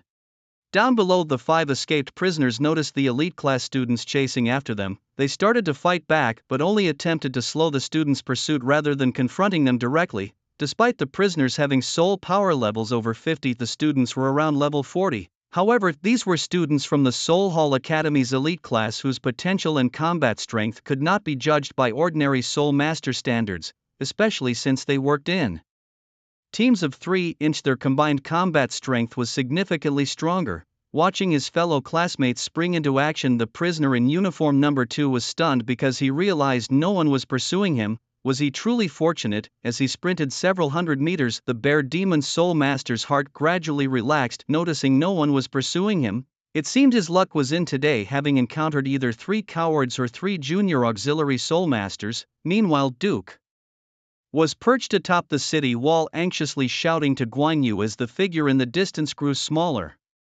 Junior Guan Yu, it's over 400 meters now, nearly 500. Guan Yu then lifted his gaze to the prisoner clad in the number 2 prison uniform outside the city. With his calculative eyes, he determined the distance between them had reached 450 meters. Moreover, the Bear Demon Soul Master, naturally slow and bulky, was already showing signs of slowing down. Summoning his martial soul, Guan Yu held a repeating crossbow in his right hand and supported the quiver with his left. All 4 of his soul rings, 1 yellow, 1 purple and 2 black, lit up, astonishing Duke and Xingyue and even making Teacher Fac's eyes twitch. Guan Yu was accustomed to such reactions. Few could remain unimpressed upon seeing his soul ring configuration for the first time. Activating his second soul skill, range amplification, his third locking pursuit, and his fourth mental strike, Guan Yu was not holding back. Having already decided to show off, he needed to give it his all. Otherwise, failing to impress would be a major embarrassment. Watching Guan Yu aim the crossbow at the prisoner outside the city, both Duke and Xingyue were filled with doubts. Was he really planning to shoot from such a distance? 400 to 500 meters was a challenge even for a bow, let alone a crossbow. Despite their skepticism, Duke passed him a chili pepper. Junior Guan Yu, go for it. Xingyue's face twitched a bit, feeling somewhat irrelevant to the situation. Perhaps he should offer a full health healing to make his presence felt. Just as Duke was about to hand over the chili-peppered, Guan Yu quickly pulled the trigger. 3 bolts shot forth from the crossbow in rapid succession. At that moment, even Teacher Fac was taken aback by the power of the bolts, which clearly had the strength to cover 500 meters. The critical question was whether they could actually harm the Bear Demon Soul Master. As Guan Yu pulled the trigger, the fleeing number 2 prisoner, the Bear Demon Soul Master, suddenly felt as if he was being targeted. Turning his head back, he saw 3 silver streaks racing towards him. What were those? The bolts closed the distance rapidly. It was then that the Bear Demon Soul Master realized they were crossbow bolts. How could someone shoot them from the city tower? Weren't the guards just low-level 40-something student soul masters? How could they shoot so far?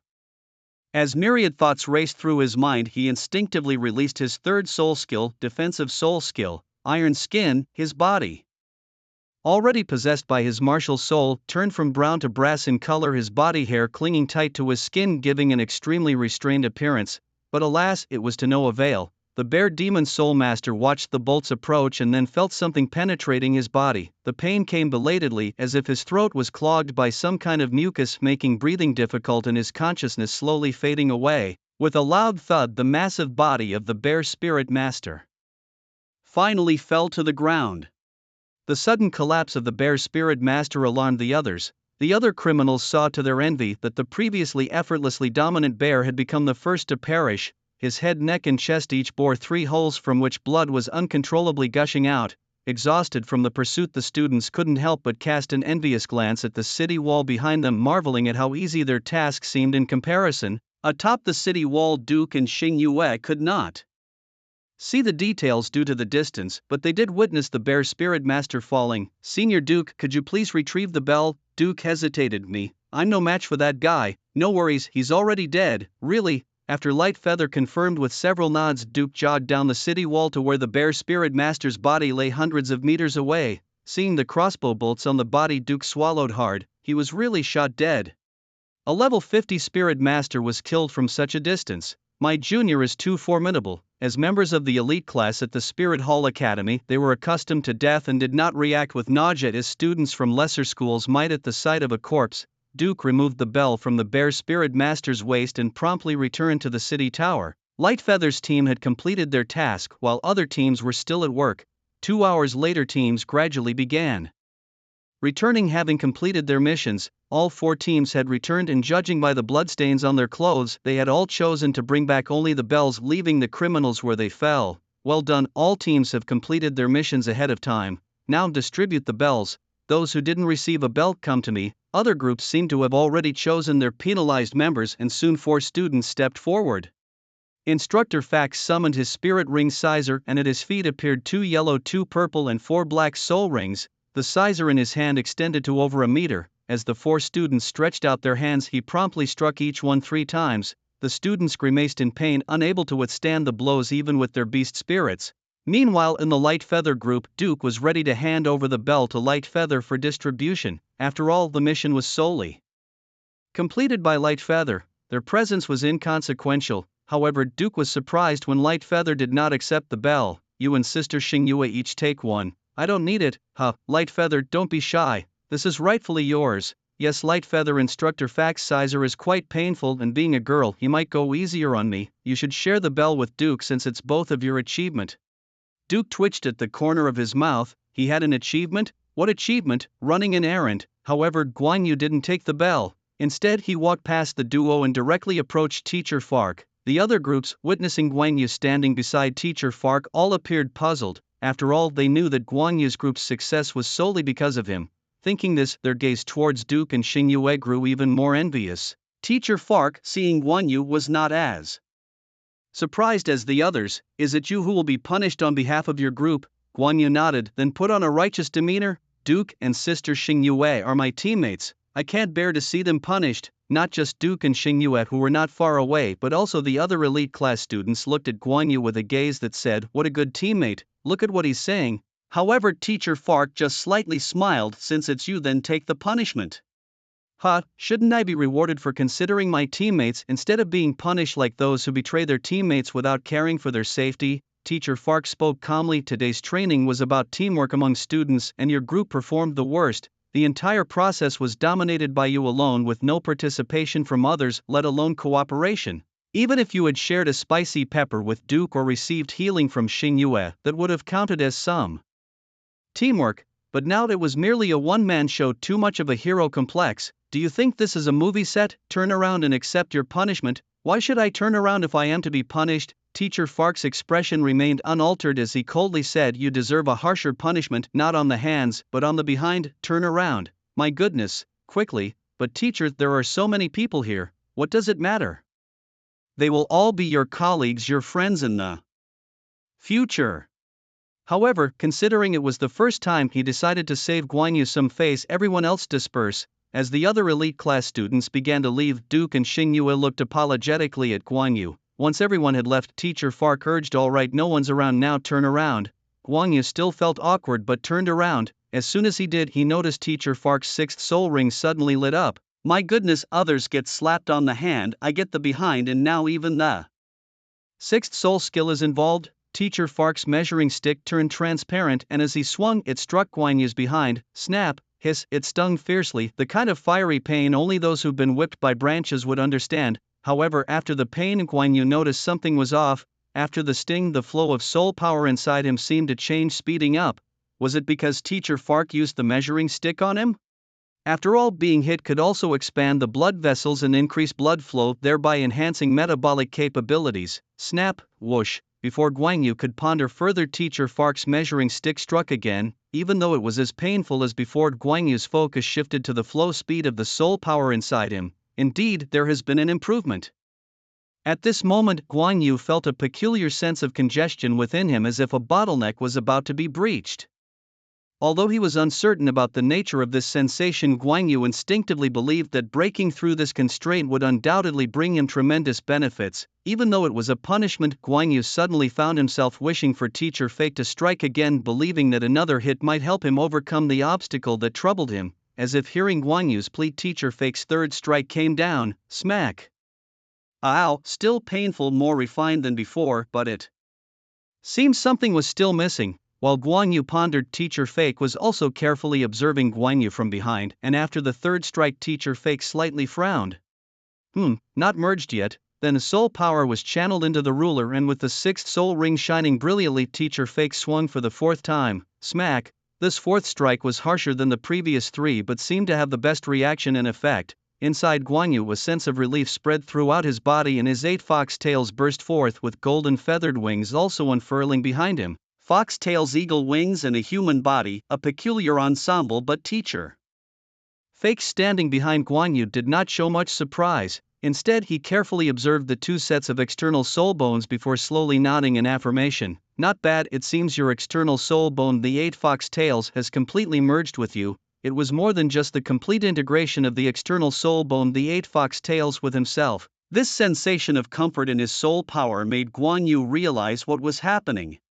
For of his meridians, the conception vessel, the thrusting vessel, the yin linking vessel, and the yin heel vessel had opened, including the previously merged golden feather wings and the use of the immortal herb that opened the governor vessel, the belt vessel, the yang linking vessel, and the yang heel vessel. Guan Yu had finally achieved the opening of all 8 meridians. The rapid circulation of soul power within his body was most evidently reflected in the increased speed at which he could release soul skills akin to driving onto a highway from city roads, a world of difference. Moreover, his body's agility had also improved. In addition to that, the recovery speed of his soul power and the training speed of his soul power would further increase. The chance of producing a soul bone fusion skill from the external soul bones, the golden feather wings, and the 8 fox tails was 0.1%. Although the probability of producing a soul bone fusion skill remained at only 0.1%, it was already high for such skills, as very few possessed them. According to the original story, the probability of producing a soul bone fusion skill was 1 in 10 million, provided the soul bones were of the same type. Alright, stop showing off, pack it up, Teacher Fake said to Guan Yu, who was still immersed in his own world. Hearing this, Guan Yu came back to his senses, and in his joy he did not forget to bow in thanks to Teacher Fake. Clearly, Teacher Fake's ruler martial soul, or rather his 6th soul skill, had the capability to help open meridians and even merge soul bones, and now, seeing Teacher Fake's weakened state, it was evident, after storing his soul bones, it was time to reunite with the other students. Sure, with a swift response, Guan Yu immediately regained control of the golden feather wings and the 8 fox tails, retracting them back into his body. As the 2 soul bones completely fused with him, there was no longer any feeling of clumsiness between them. They felt as natural as his own limbs, easily retractable. After retracting them, Guan Yu then prepared to descend from the tower. Just as he started running, the wound on his buttocks tugged painfully, making Guan Yu inhale sharply as he remembered the injury there. Loosening his trousers to prevent the fabric from sticking to the wound, he then slowly walked down from the tower. Atop the tower, Teacher Fake did not rush to leave. After a while, a figure appeared on the tower. Seeing the newcomer, Teacher Fake hurried forward to greet him. Greetings to the 5th worship, Your Excellency. The visitor wore a golden robe with silver threads, his hair white and his left eye encased in ice. Indeed, he was the 5th worship Guanling Douluo. Xiao Yu has obtained an external soul bone, the 8 fox tails, and although he has soaked in medicinal baths for a long time, the fusion is still not perfect. Perhaps because the external soul bone is attached to the tailbone, which is a redundant bone in humans with average absorption capacity. Just soaking in medicinal baths is not enough. As someone who pursues perfection and has a bit of OCD, this is why I need your disciplinary ruler to help Xiao Yu clear it up. Teacher Fake, hearing this, spoke respectfully. It is an honor to serve under Your Excellency, the 5th worship. You have 3 disciplinary uses left, originally prepared by Bibi Dong for those 3 youngsters, right? Guanling Douluo asked with a smile. Teacher Fake nodded. The Douluo continent is vast, with countless strange martial souls and soul masters. Teacher Fake's own martial soul, the ruler, is somewhat trivial, even its soul skills are uninspiring. The ruler, no matter how many soul rings it absorbs or what type of soul rings they are, yields only 1 soul skill, that is, discipline. In simple terms, this is a powerful capability to enhance a soul master's innate talent through artificial means. However, this ability is also limited, as each soul ring can only be used once. The technique Fake had just used on Guan Yu was his 6th soul skill, thus it was the 6th time he had used it. As a soul Douluo, Teacher Fake has 8 soul rings, so this ability remains usable 2 more times. According to Guanling Douluo, these were originally intended for the golden trio of the Spirit Hall once they advanced to the elite class, but Guan Yu intercepted one of them. The remaining 2 chances would likely be tough on Yan. If Bibi Dong has any objections or seeks trouble, let her come to the worship hall. Teacher Fark awkwardly smiled. Was that something he could really say? I will be entering seclusion for a few days soon, and I will leave Xiaoyu under your guidance, hoping to see him graduate within 2 years. Graduate within 2 years. According to Teacher Fark's rules, graduation meant either exceeding the age of 25 or obtaining the Spirit Hall Purple Record Medal. Given Guan Yu's age, he obviously had to opt for the latter. The Purple Record Medal test is unpredictable, but it's generally a challenge only Soul Kings above level 50 can hope to pass. 2 years later, how old would Guan Yu be? 12. Teacher Fak, already familiar with Guan Yu's profile, was somewhat surprised at the goal set by the light feather Douluo.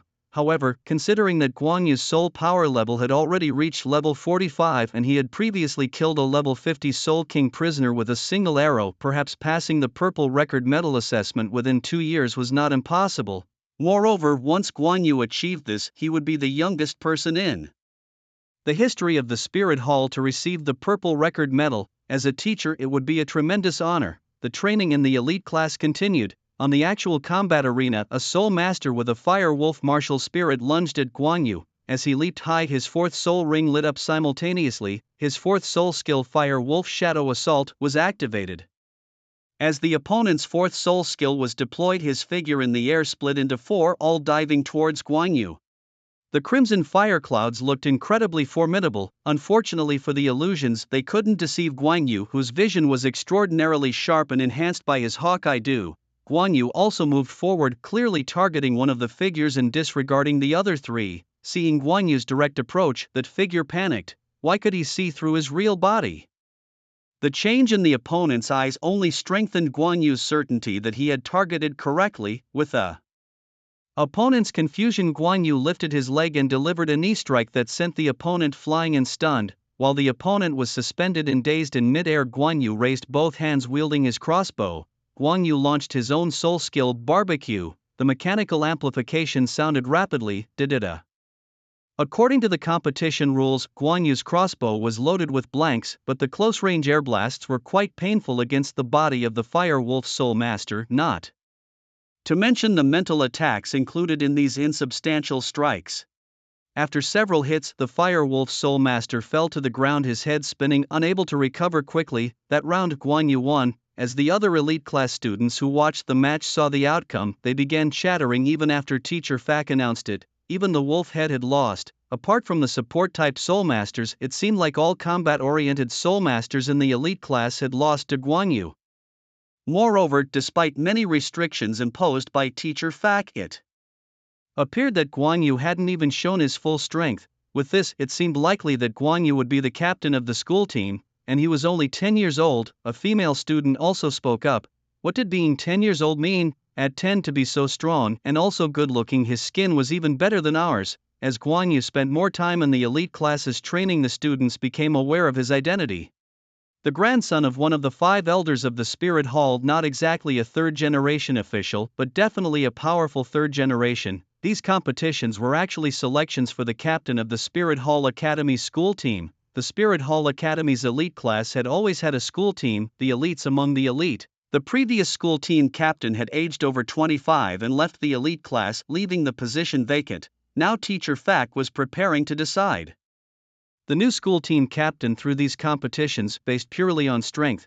Today the results were finally named. Nobody can win against Guan Yu in a 1v1 match. Guan Yu also shattered their perception that marksmen can't excel in close combat. After 5 consecutive days of competition, no one proved to be a match for Guan Yu, so it was announced that he would be the new team captain of the school team.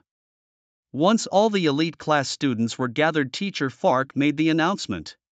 For these elite students, there was only one way to earn their respect: defeat them in battle. Whether it was a power-type soul master, a speed-type soul master, or a control-type soul master, all were defeated by Guan Yu. With Guan Yu's impressive undefeated record, all students were thoroughly convinced. Teacher, being the captain doesn't involve any extra duties, right? Guan Yu asked unnecessarily. He remembered from his earlier school days that class officers seemed to take the lead and voluntarily take on some of the class work. No need, you can be a hands-off manager, you can even order others around, said the teacher. At the Soul Hall Academy's elite class, everything is determined by strength. Hearing this, Guan Yu was relieved. His gaze then briefly swept over 4 members of the elite class. Yen Lang, nicknamed Wolf Head with a mutant soul beast of Firewolf, was the strongest in the elite class next to Guan Yu and had just been the last to compete against him. Lei Budong, whose soul beast was the Thunder Turtle, was one of the few defensive soul masters in the elite class with a soul power level of 46. Apart from Guan Yu, no one in the elite class could break his defense. Chen Feng with the soul beast Blue Bird was a speed attack type soul master with the ability to fly and control wind elements. Yao Binger, whose soul beast was Water Drop, was a control type soul master and the strongest female student in the elite class with soul power at level 46 and good looks as well. Guan Yu's particular attention towards these four was not because he planned to develop them into main members of the school team. Since they were already 20 years old, based on timing, they would be overage and ineligible to participate in the Continental Soul Master Elite competition 7 years later. The real reason Guan Yu was interested in them was that during their previous battles his analytical eye had provided data suggesting the possibility of forming soul fusion techniques with them. Yen Lang had an 8% chance of forming a soul fusion technique, Lei Budong 10%, Shinfeng 3%, and Yao Binger 11%. If it was a coincidence to form soul fusion techniques with the golden trio of the Soul Hall, then the chances with these elite class members indicated that the key to forming soul fusion techniques was with him. After analyzing the soul characteristics of these four, Guan Yu noticed that each had a distinctive elemental trait: Yen Lang's fire element, Lei Budong's thunder element, Chen Feng's wind element, and Yao Binger's water element. If added to the golden trio of the Soul Hall, which provided Xie Yu's sharpness, Yan's fire-earth elements, and Hulaina's charm, Guan Yu's own crossbow soul seemed to be designed to absorb the distinctive traits of others through soul fusion techniques. Guan Yu didn't know why he suddenly had this idea, but once it entered his mind, it lingered persistently. The linked crossbow differed significantly from the radiant feather. Douluo's ice bow of radiant feathers, as it did not possess any intrinsic attributes. The only spiritual attribute it had was obtained through absorbing the power of the eight-tailed heavenly fox. This led to a thought: could other attribute characteristics be added to the linked crossbow as well, perhaps through soul rings or soul bones? Such enhancements were certainly feasible. However, what Radiant Feather truly pondered was whether there were ways other than using soul rings and soul bones to add elemental characteristics to a martial soul. Enhancing a martial soul's elemental traits could potentially be achieved by altering the physical qualities of the soul master themselves. In the original story, when Yu Shaojiang and Tang San first hunted soul beasts, Luo Sanpao was bitten by the mandala snake and the toxins could feed back to Yu Shaojiang. Similarly, if Radiant Feather himself possessed certain elemental traits, the linked crossbow should also receive feedback. Using soul rings and soul bones for experimentation seems somewhat wasteful. Moreover, if it was possible to imbue the linked crossbow with elemental characteristics, not only would its attacks become more varied, but it seemed it could also alter the entire skin of the linked crossbow. Recalling the past, when it fused with the evil moon martial soul, the linked crossbow became shiny. When fused with Hulaina's martial soul, pink patterns appeared on its surface, and when merged with Yin, dark red patterns emerged. Thus, if all this was indeed feasible, what kind of skin should be given to the linked crossbow next? You're looking for something that can add elemental characteristics to the body? Master Fok inquired, eyeing Radiant Feather before him. The Radiant Feather. Douluo needed to seclude himself for a while to absorb the essence of immortal herbs, and before his seclusion he told Radiant Feather that he could consult Master Fok with any issues. This implied that Master Fok was not entirely aligned with the Pope's faction, maintaining some connections with the Angelic Hall of the Worship Hall. On the other hand, Fok was also taken aback by Radiant Feather's sudden interest in adding elemental traits to his body. Although Radiant Feather Douluo had warned him that this young one sometimes had bizarre and brilliant ideas, this was still quite unexpected. Adding elemental characteristics to the body generally did not significantly enhance one's strength. It was usually only considered when dealing with specific enemies, and it was typically achieved through the aid of food-based or support soul masters. Isn't there something that can add elemental properties to oneself without relying on support soul masters? Radiant Feather persisted in asking. Well, there is, but it's not very useful and might even harm your body, Fok replied. Yet Radiant Feather's spirits lifted at this news. That's good, teacher. Do you know where this thing can be found? After some thought, Master Fok answered, regarding items that can add elemental properties to a human body, there's something called Ice Soul in the far north that can bestow water and ice elements. However, Radiant Feather shook his head. I cannot use water. There is also a red fire pearl in the west, typically found in volcanic veins, known to purify fire element energy, a treasure for any fire element soul master. Non-fire elemental soul masters who absorb it might gain fire traits. Fire was indeed a good choice, although Fox's final remark about the probability slightly disappointed Radiant Feather. Near us, within the enigmatic mysterious canyon, lies the Thunder King's pool, where the waters bestow upon drinkers the power of the thunder element in their soul force for a short period. Is it guaranteed? Teacher Fact nodded affirmatively. Many soul masters from our spirit hall have drunk from it. Especially the members of the hunting team. These members primarily handle activities against evil soul masters who often resort to dark, filthy tricks to quickly enhance their powers. Apart from the pure force of angels, the power of the thunder element is one of the most effective means against such dark forces. 3 days later, Guan Yu and Teacher Fact ventured into the mysterious canyon. Teacher, what is this substance? Guan Yu asked as soon as they entered the canyon and saw Teacher Fact applying something on his skin. This is frost-cold liquid. It reduces the surface temperature of our bodies. The mysterious canyon is no ordinary place. It's shrouded in a perpetual mist and inhabited by numerous fierce and powerful soul beasts, including the Dark Sky Phoenix, the Dark Desolate Wolf, and the Dark Godzilla. These names were whimsically coined by the author based on the soul beasts depicted during the Evil Moon's flashback in an anime. The Dark Sky Phoenix dominates the skies of the mysterious canyon. The Dark Desolate Wolf is known for its coordinated combat teams, and the Dark Godzilla is the largest soul beast in the canyon. Encountering any of these would be troublesome as my soul power isn't much suited for combat, Fact explained. Guan Yu recalled that the mysterious canyon was a place even the Golden Generation feared, and post the Elite Spirit contest it served as a trial ground for Evil Moon and Yen. So what does applying this substance have to do with anything? Guan Yu inquired. The canyon is always foggy and sunlight can't penetrate here, so these soul beasts have poor vision and have evolved to hunt using heat detection. Due to the absence of sunlight, it's cold inside the canyon, making it easier for the dark soul beasts to detect our body heat. Applying the frost-cold liquid is like wearing an invisibility cloak, explained Fact.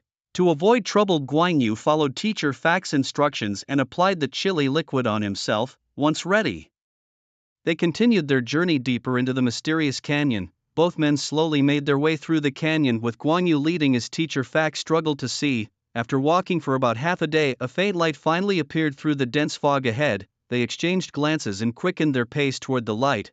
The scene opened up before their eyes almost simultaneously as they looked down to a spot about 10 meters below. There lay a silver pool. No, it wouldn't be right to call it just a pool, for it wasn't filled with ordinary water but a silver thunder plasma from which countless flashes of lightning leaped, forming arcs and crackling loudly. This is the Thunder King's pool. Guan Yu gazed curiously at the silver liquid. Is it this fluid that grants the thunder element's soul power? Teacher Fact nodded. Before each mission to hunt down evil spirit masters, the Spirit Hall's hunting team always carries a batch of pond water. Purpose is to harness the power of the thunder element to counter those obscure and dark methods. However, as you've seen, the thunder element energy contained in this pond water is quite explosive. Consuming it can indeed grant thunder elemental spirit power, but it also causes damage to the body, requiring a long period of recuperation afterward. Moreover, the most important point is that the effects of this pond water can only last for about 10 days. After 10 days, the thunder element spirit power in the body will dissipate and one needs to consume it again. Just as Teacher Fact finished explaining, he turned around and saw Guan Yu fearlessly scooping up a handful of the pond water and drinking it down. As the calculating I had already provided a clear result. The probability of body damage from consuming the Thunder King pond water was 0% and the probability of acquiring thunder element spirit power was 100%. Guan Yu had previously consumed a mixture of 16 celestial herbs and even the octagonal mysterious ice grass and fiery apricot jiaoshu. He had undergone the refinement of the ice and fire alchemical body, and the ice-fire dual element ice mandarin duck pot had not affected him, let alone this bit of pond water. The pond water had no taste and didn't feel too cold in the stomach. In fact, there was hardly any sensation after drinking it, as if nothing had happened. Does your stomach not hurt? After a long while seeing no reaction from Guan Yu, Teacher Fact curiously asked. He had seen other spirit masters from the Spirit Hall who suffered severe stomach pains shortly after consuming the pond water, which would only subside after at least 10 minutes. Guan Yu shook his head. Your stomach doesn't hurt? Could it be that it had no effect? Guan Yu did not respond but clenched his fist, and on his fist electric arcs began to appear. He then summoned his spirit. The body of his connected crossbow displayed irregular patterns that were dark golden in color, resembling thunder and lightning. Indeed, it worked. Seeing the transformation of the crossbow, Guan Yu essentially confirmed his speculation. It was a pity that the Thunder King pond water could only grant him the power of the thunder element for 10 days. As Guan Yu approached the Thunder King pond again, intending to store more pond water for later use, his gaze fell on the pond, and the function of the calculating eye was activated once more. Thunder King Flint, absorption success rate 100%, probability of causing bodily harm 0%, enhancement of Thunder Element Spirit Power 100%, permanent acquisition of Thunder Element Spirit Power 100%. Was it under the Thunder King pond water?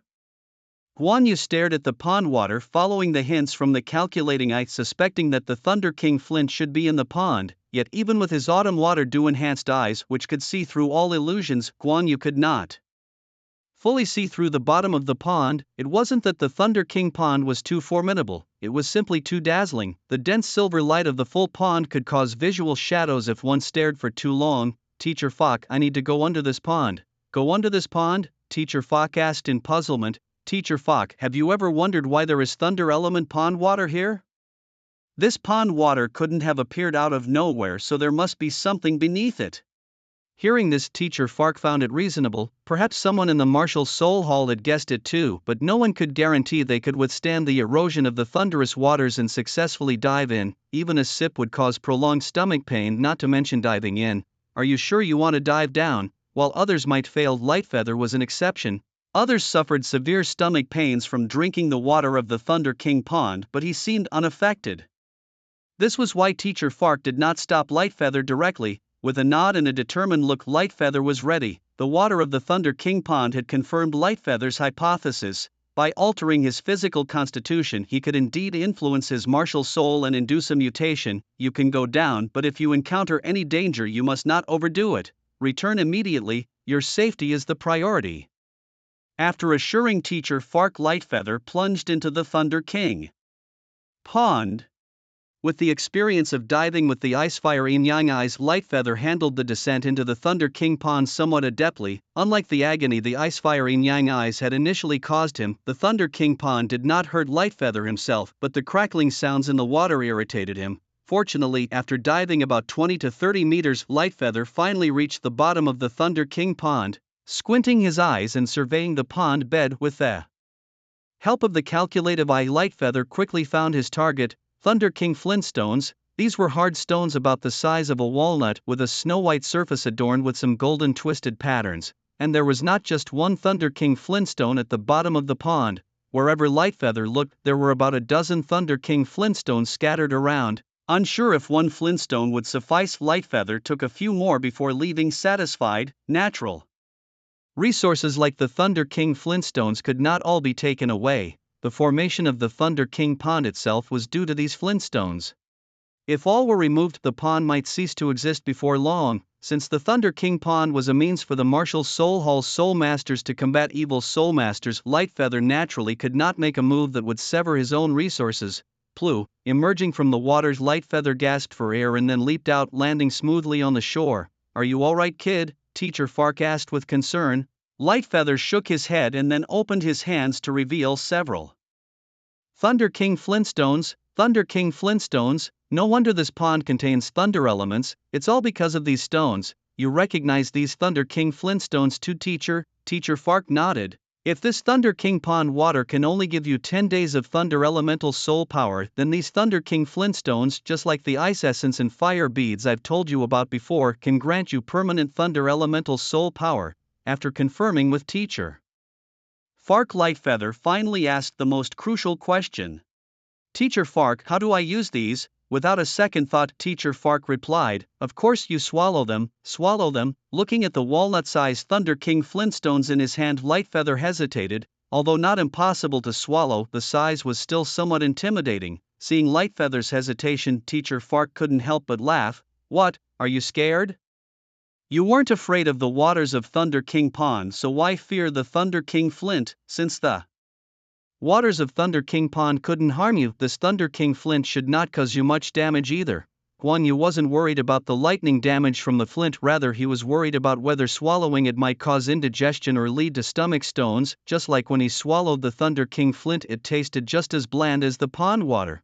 Following that, Guan Yu discovered that his soul power became more agile. Lightning could enhance the vitality of soul power. Unlike the Thunder Elemental soul power from Thunder King Pond, the Thunder King flint began to transform Guan Yu's body after a moment of silence.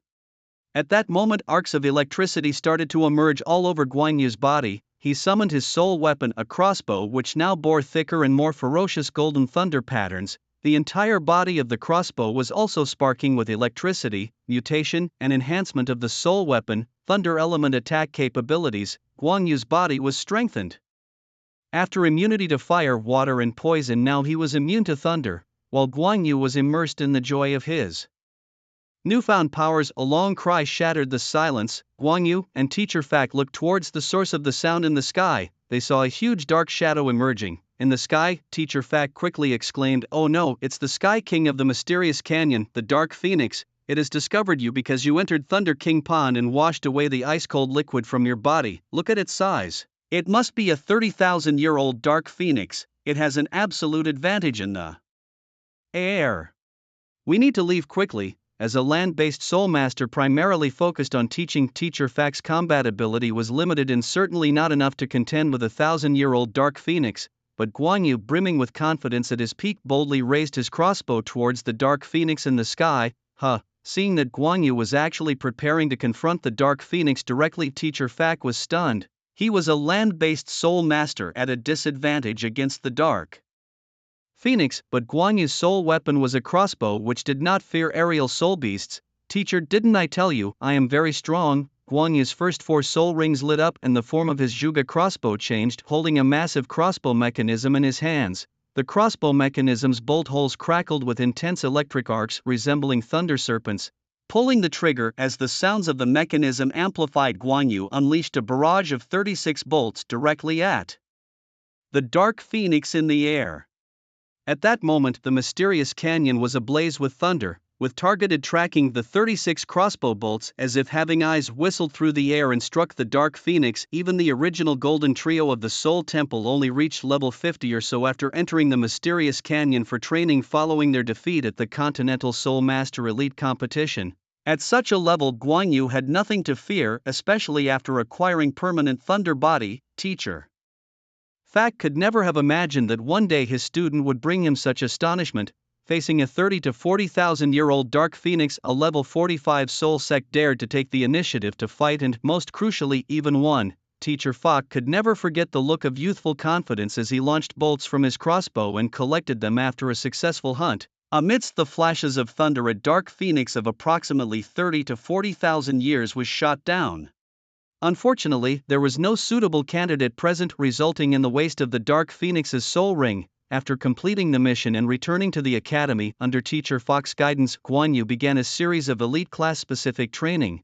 Time in the elite class at the academy flew by, much like school days in a previous life, and a year and a half passed swiftly. During this period, the major event was that due to Guan Yu, 6 worshippers from the Soul Hall gained the opportunity from the Ice Fire Yin Yang Eye herbal grass, enhancing their capabilities significantly. Although Golden Crocodile Douluo remained at level 98, he was undoubtedly closer to the top level of 99. Meanwhile, the 3rd, 4th, 5th, 6th and 7th worshippers, respectively Qingwan Douluo, Male Lion Douluo, Light Feather Douluo, 1000-weight Douluo and Demon Subduing Douluo, all advanced from level 96 titled Douluo to level 97. Although it was only a 1-level difference, it tremendously multiplied their combat abilities.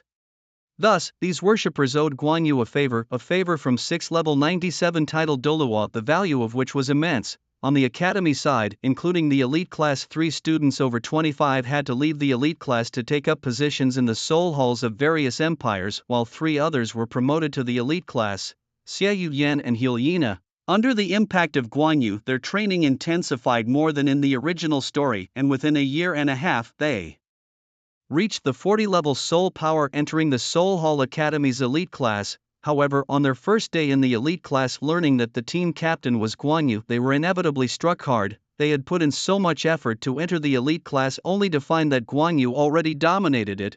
Moreover, under Teacher Fox's special authority, Guan Yu could command any member of the elite class during class hours. Resistance was possible, but only if one could defeat Guan Yu or surpass his soul power. Then not only could one refuse Guan Yu's commands but also issue orders to others. By now Guan Yu's soul power level had reached 50, a 12-year-old at level 50, an unparalleled existence in the history of the Soul Hall. Even though the energy of the immortal grass was completely absorbed by Guan Yu, his innate talent was undeniable, and with the assistance of Douluo Bo's Dan beads, Guan Yu had successfully advanced from level 45 to 50 in a year and a half. The further one progressed, the harder it became a known challenge within the Soul Hall. In the Pope's Hall, Bibi Dong leaned back in the Pope's chair, flanked by black-armored Ghost Douluo and golden armor Chrysanthemum Douluo. So, Hulina and the others have been promoted to the Academy's elite class? Naturally, it was Chrysanthemum Douluo who replied. In the Soul Hall, Chrysanthemum Douluo managed the Academy and the educational affairs of the Soul Hall, while Ghost Douluo managed the combat forces and external operations of the Soul Masters. Your Holiness Hulina Xieyu and Yen have been promoted to the elite class of the Martial Spirit Hall Academy. Bibi Dong nodded slightly. In that case, let the elite class teacher Fak arrange their baptism. Upon hearing this, Judo Luoyu's face turned somewhat ugly and he slowly began to speak. Your Holiness, I have just received the news that Elder Fak had already conducted a baptism for Guan Yu a year ago, and now he probably has only 2 opportunities left for baptism.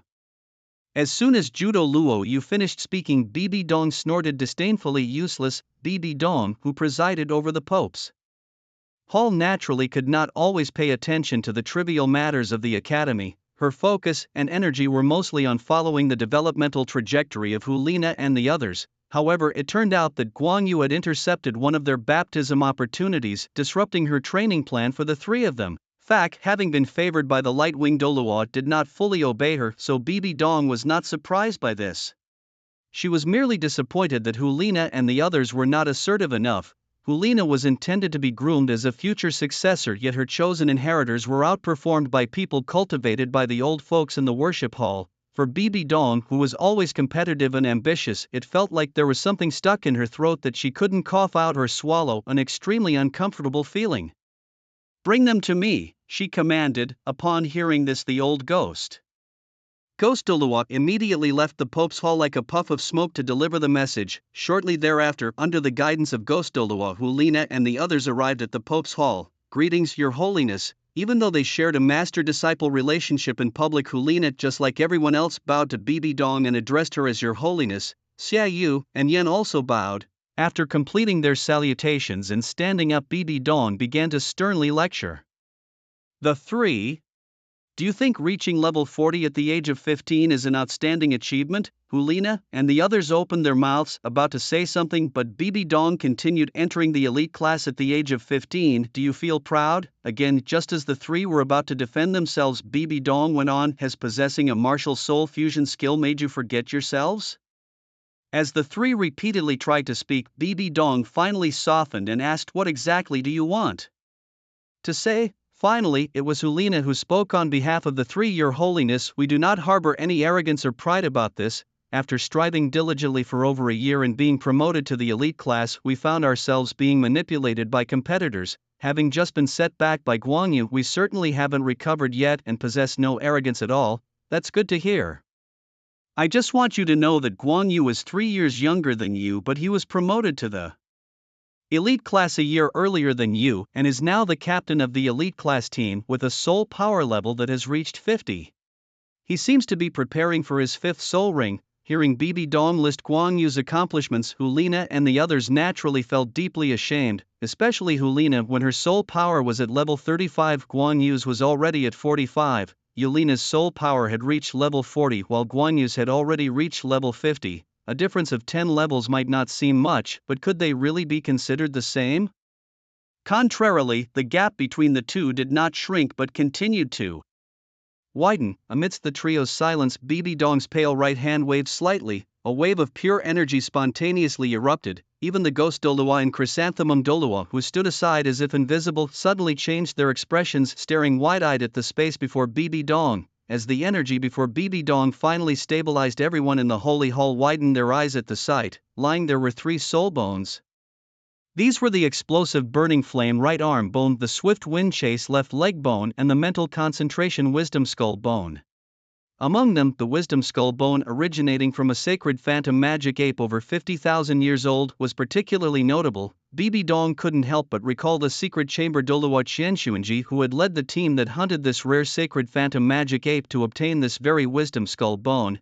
Bibi Dong's expression darkened while Yelena and the others lowered their heads, not daring to meet her gaze. However, Yen began to speculate, could it be that the Pope was intending to bestow these soul bones on them to narrow the gap between them and Guanyu? After all, each of the 3 soul bones corresponded to one of them: the explosive burning flame right arm bone for Yen, the swift wind chase left leg bone for Xiaoyu, and the highly valuable mental concentration wisdom skull bone for Yelena. These 3 soul bones have been specifically selected as the most suitable for you, Bibi Dong declared. They are the rewards I have prepared for you.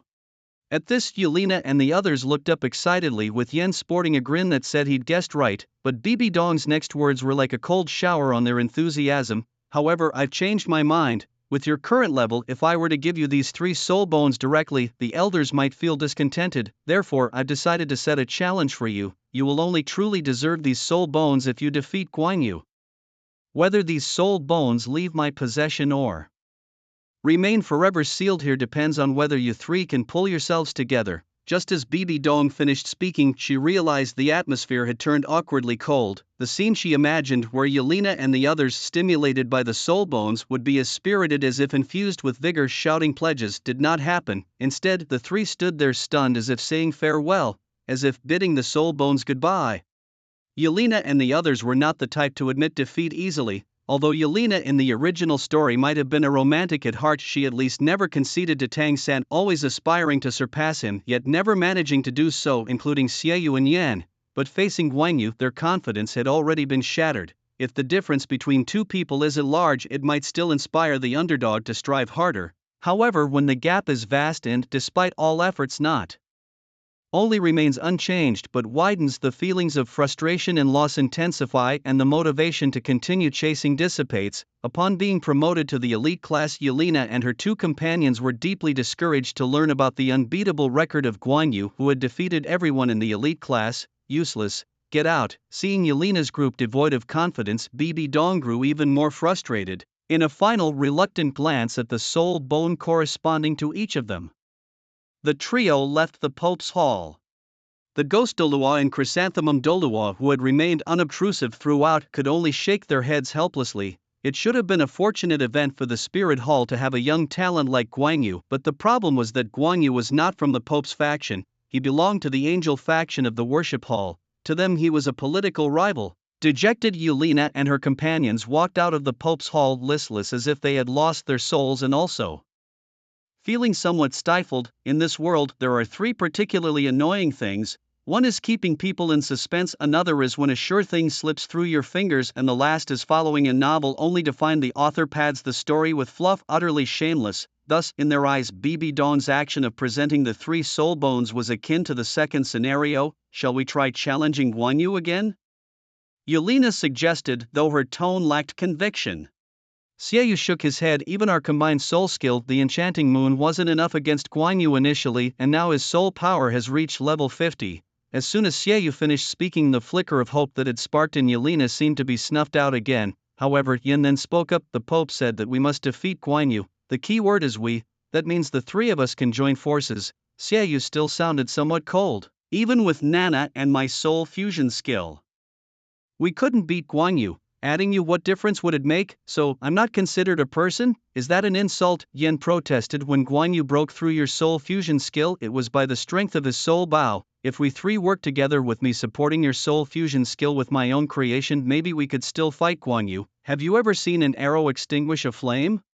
So you're saying we just go around in circles? Xiaoyu asked, given that the principle behind the original moon skill was just that, only faster. Whatever works, let's do it, said Yan, and soon Yelena and her companions began to develop their own combined soul skill. For them, other than creating their own soul skills, there seemed no other way to stand a chance against Guanyu. Combining the enchanting skill of moon with Yan's flames, they initially had no idea how to proceed, but as the golden generation of the original Spirit Hall Yulina's group was naturally insightful. After constant exploration, they actually managed to devise a new soul skill. This involved Yan's Flame Lord martial soul transforming into armor that adhered to the moon fusion skill of Xiaoyu and Yelena, with Yan simultaneously transferring soul power to both. In this state, wielding a giant double blade with the newly devised moon skill, they could create a fiery tornado.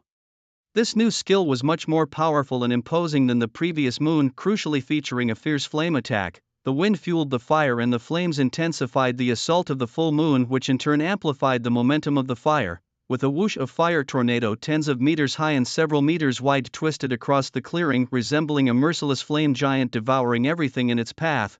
Afterward, the fire tornado dissipated, the enchantment was broken, and the figures of Xiaoyu and Hulaina reappeared. Exhausted, the three of them half knelt on the ground. Their newly developed soul technique was powerful, consuming a great deal of their soul power and even slightly beyond their control. It was the kind of technique that, once fully unleashed, could not be easily stopped. The three exchanged smiles, feeling as if everything was in place, ready to take on the boss. Was it time for a challenge? During class time in the elite course on the practical combat platform, Guan Yu spoke up.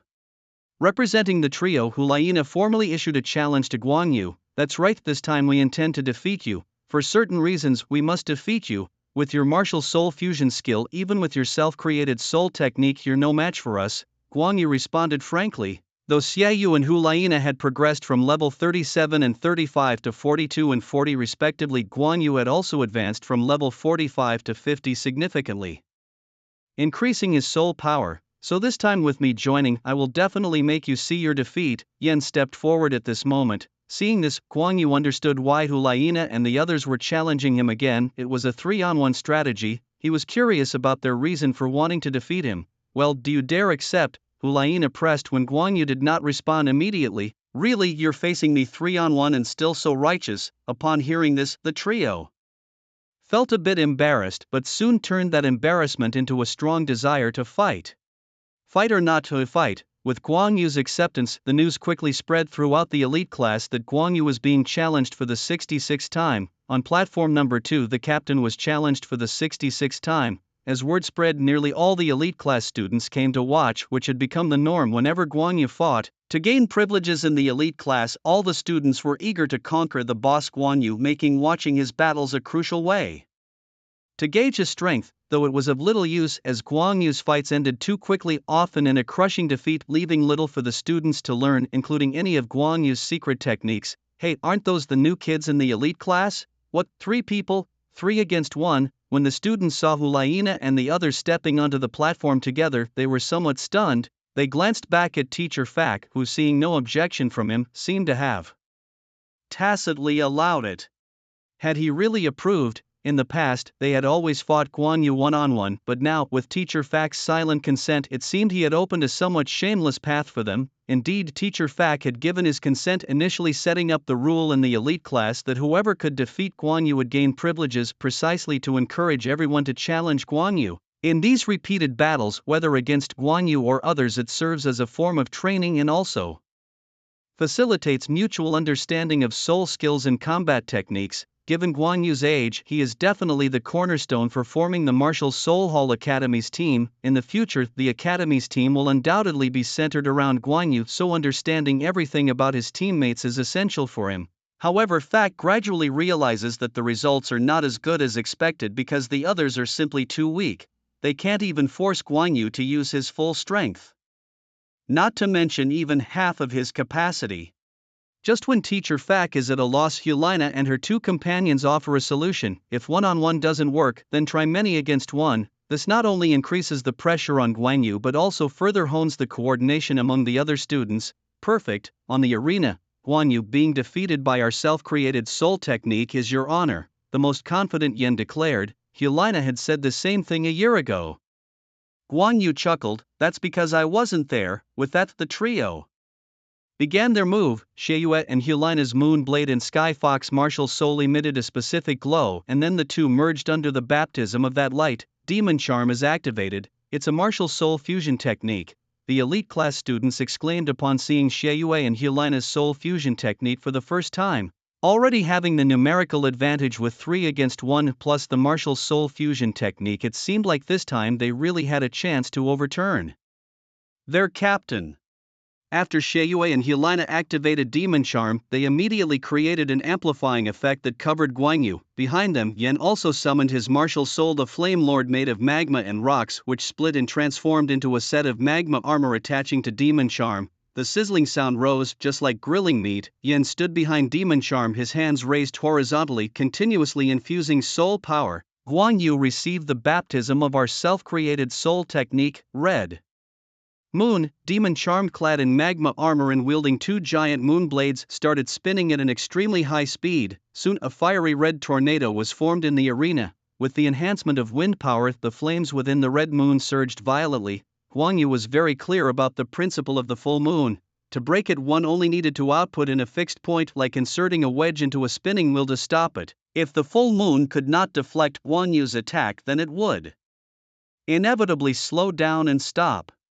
Even though Guanyu was currently trapped within Demon Charm's amplifying range, he was very confident in his own strength. The crossbow appeared. 1 yellow, 1 purple and 2 black soul rings appeared. Holding the crossbow, the experienced Guanyu easily shot 6 crossbow bolts at the same point on the full moon. Each bolt was equivalent to a blow from an ordinary soul saint, and 5 consecutive shots at the same spot naturally could not be resisted by Demon Charm's spin. Clang, just like a year ago, the 5 crossbow bolts broke through Demon Charm's self-created soul technique. This time, however, Helena and her companions were not in a rush to feel defeated, and Yen behind them had an even crazier look on his face. Guanyu, do you think this is over? What comes next is the true power of our unique soul technique.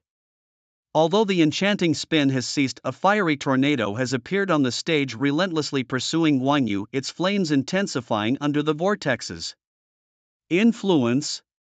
Inspired by a movie scene where a tornado picks up a fuel car, causing it to explode, and the flames instantly engulf the entire tornado, though its real-life accuracy is uncertain. At this moment, all the students of the advanced class are utterly astonished, for they have just realized the astonishingly high energy of the fire element within the tornado. If it were them, they would have been utterly incinerated. How would the team captain handle this? As everyone's gaze shifts from the fiery tornado to Guanyu, they see him standing motionless, eyes fixated on the fiery vortex before him. What's the matter? Stunned, Yen also notices Guanyu's state. Just like that, the motionless Guanyu is eventually engulfed by the fiery tornado. Success. Seeing their ultimate move hit Guanyu, Helena and Xiema can't help but speak out. However, in the next moment, as the fiery tornado begins to dissipate, they widen their eyes in shock. From within, a figure slowly emerges.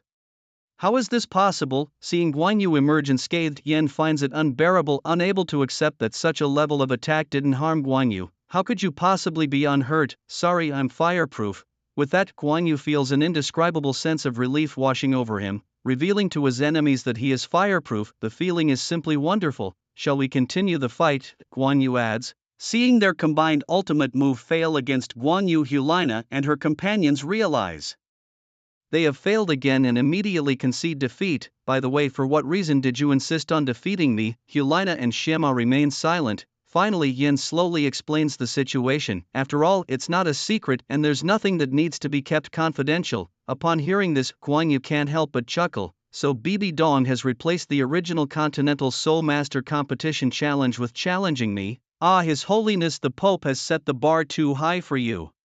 The 3 of them subconsciously nod, but then quickly realize something is off. How come this statement sounds so awkward? What does it mean to set the bar too high? Isn't this indirectly praising himself for being so powerful? In the southeastern region of the Star Luo Empire lies the city of Kazik. Just as the round moon begins to rise, the night in Kazik City becomes lively. The streets are brightly lit with numerous shops, and the sounds of revelry emanate from many hotels. Due to poor soundproofing, different noises can be heard. On the southern side of Kazik City lies a gathering place for pubs. At this time, one particular pub, located in a relatively secluded area, has a simple hall on the first floor and several private rooms on the second floor for those of higher status. However, inside the hall, although the lights are bright, the patrons and waitstaff lie scattered on the floor, apparently having been attacked, their blood vivid and eerie under the dim lighting. Somewhere on the second floor of a building, noises were emanating from a private room. Inside this room, several figures were entangled in a struggle and the situation seemed peculiar. the half-open door was nearly broken and the sounds of collisions indicated the intensity of the fight. "Who are you? How dare you attack us? We are the stewards of the Kazikh city's spirit hall."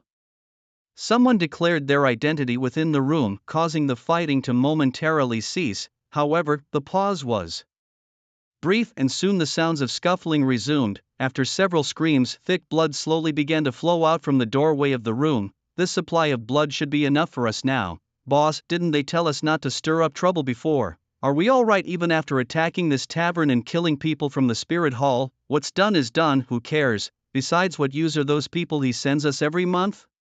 Isn't his current strength because of us?" In the spirit hall, the Pope's hall, the golden armor Chrysanthemum Douluo Yuegwan was reporting recent religious affairs to Bibi Dong. Chrysanthemum Douluo's abilities were actually quite ordinary. The reason Bibi Dong relied on him was due to Yuegwan's absolute loyalty. "It's not the incapable ones I fear, but the disloyal ones."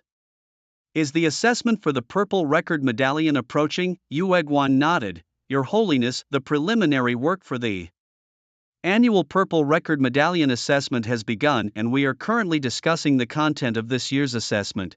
Does Your Holiness have any instructions?" Bibi Dong rubbed his temples and slowly spoke. "Who has signed up for this year's Purple Record Medallion assessment?" "Your Holiness, we have not yet received any registration news from the various halls of the Spirit Hall, but from the Academy side it seems that Guan Yu from the elite class intends to participate in this year's assessment. Only 12 years old and wanting to participate in the Purple Record Medallion assessment. I remember the youngest record holder in the Spirit Hall received the medallion at 17. Yuegwan slowly nodded. Just by participating, Guan Yu would already break the record as the youngest participant in the history of the Spirit Hall's Purple Record Medallion assessment. Hearing this, Bibi Dong's gaze darkened. "Douluo, is this the candidate you plan to cultivate to defend your angel lineage? Useless, I will eventually destroy your angel lineage completely just like that beast."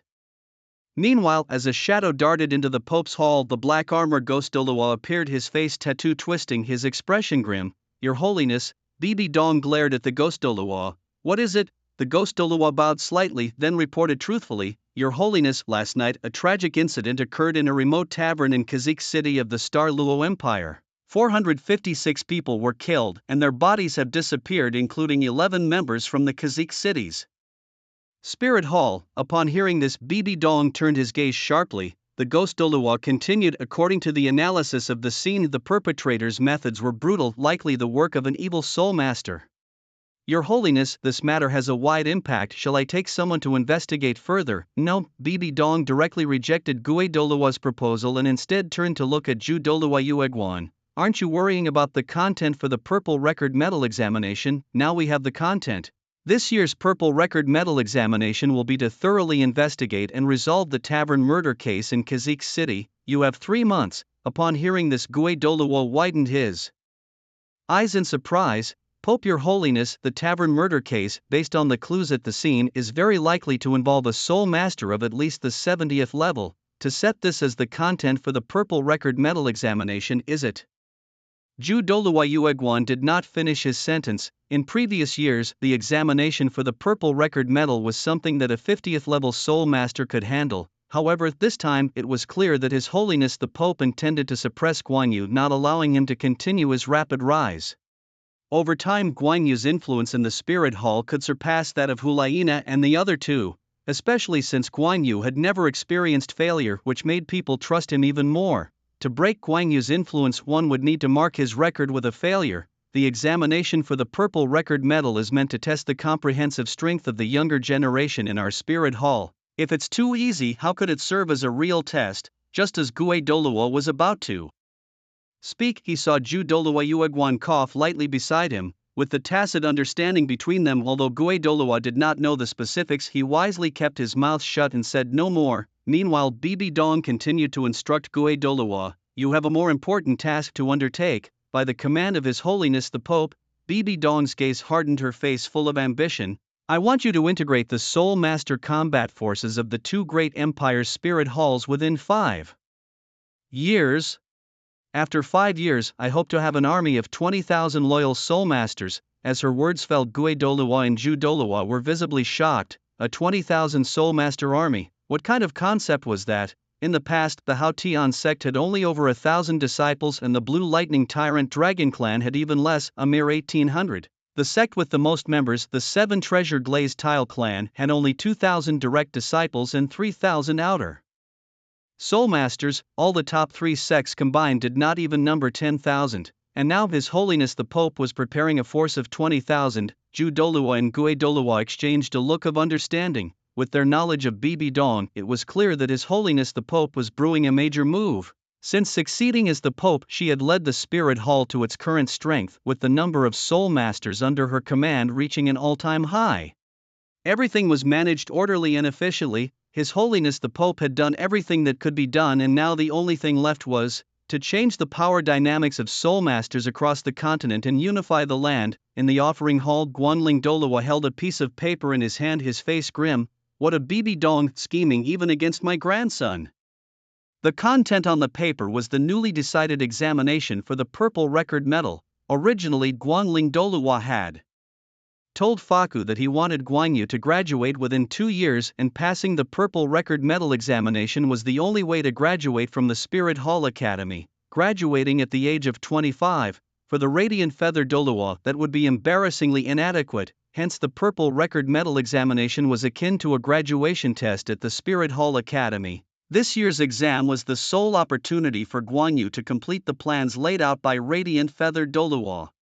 However, Bibi Dong was causing complications now, although only a few days had passed since the tragic incident at the Kazakh City Tavern. As one of the 5 deacons of the offering hall, Radiant Feather Douluo had gathered through various means that the situation was anything but simple. At the very least, it was an extreme deviation from the standard of the purple record medal examination, and yet the Grand Deacon continued to allow Bibi Dong to consolidate power within the Spirit Hall, not far from the offering hall where Guanyu resided. In recent days, Guanyu had not continued to stay at the Spirit Hall Academy. As he prepared for the purple record medal examination and aimed to graduate from the Spirit Hall, he had drastically reduced his attendance in classes. After all, with the examination approaching, attending classes seemed less significant. He might as well prepare on his own. Additionally, Guanyu had been busy with another crucial task, selecting his 5th spirit ring.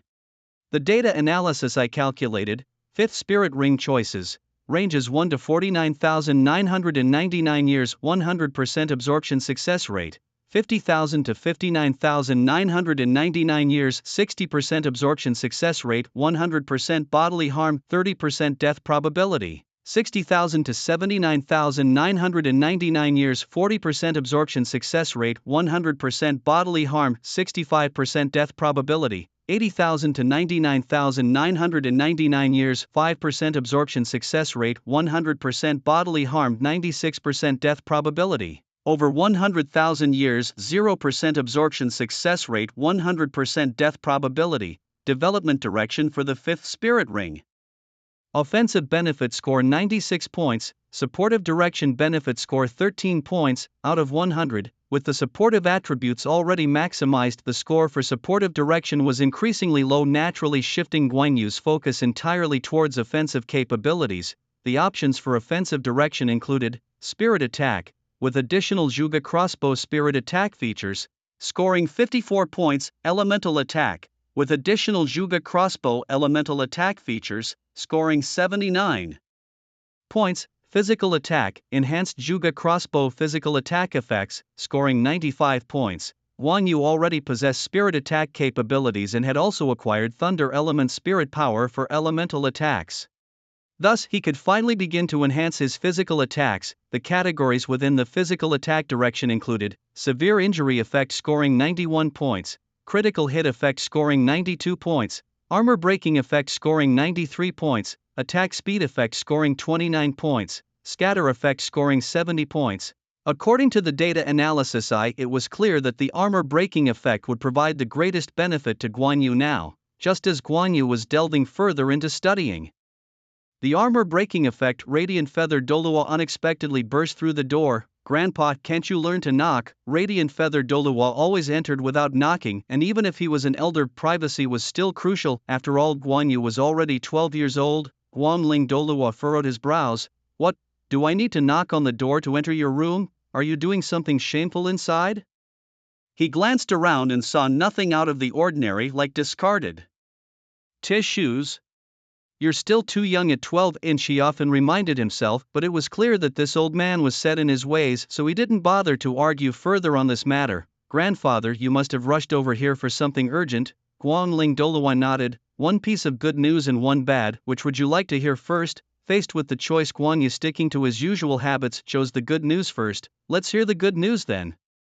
Guangling Douluo continued. The good news is that the content for the Zilla Medal assessment has been released. What's the content of the assessment? Guang Yu asked promptly. The bad news is the content of this Zilla Medal assessment. Upon hearing this, Guang Yu's first thought was that the assessment must be difficult. Guangling Douluo scoffed coldly. Difficult is an understatement, it's also quite peculiar.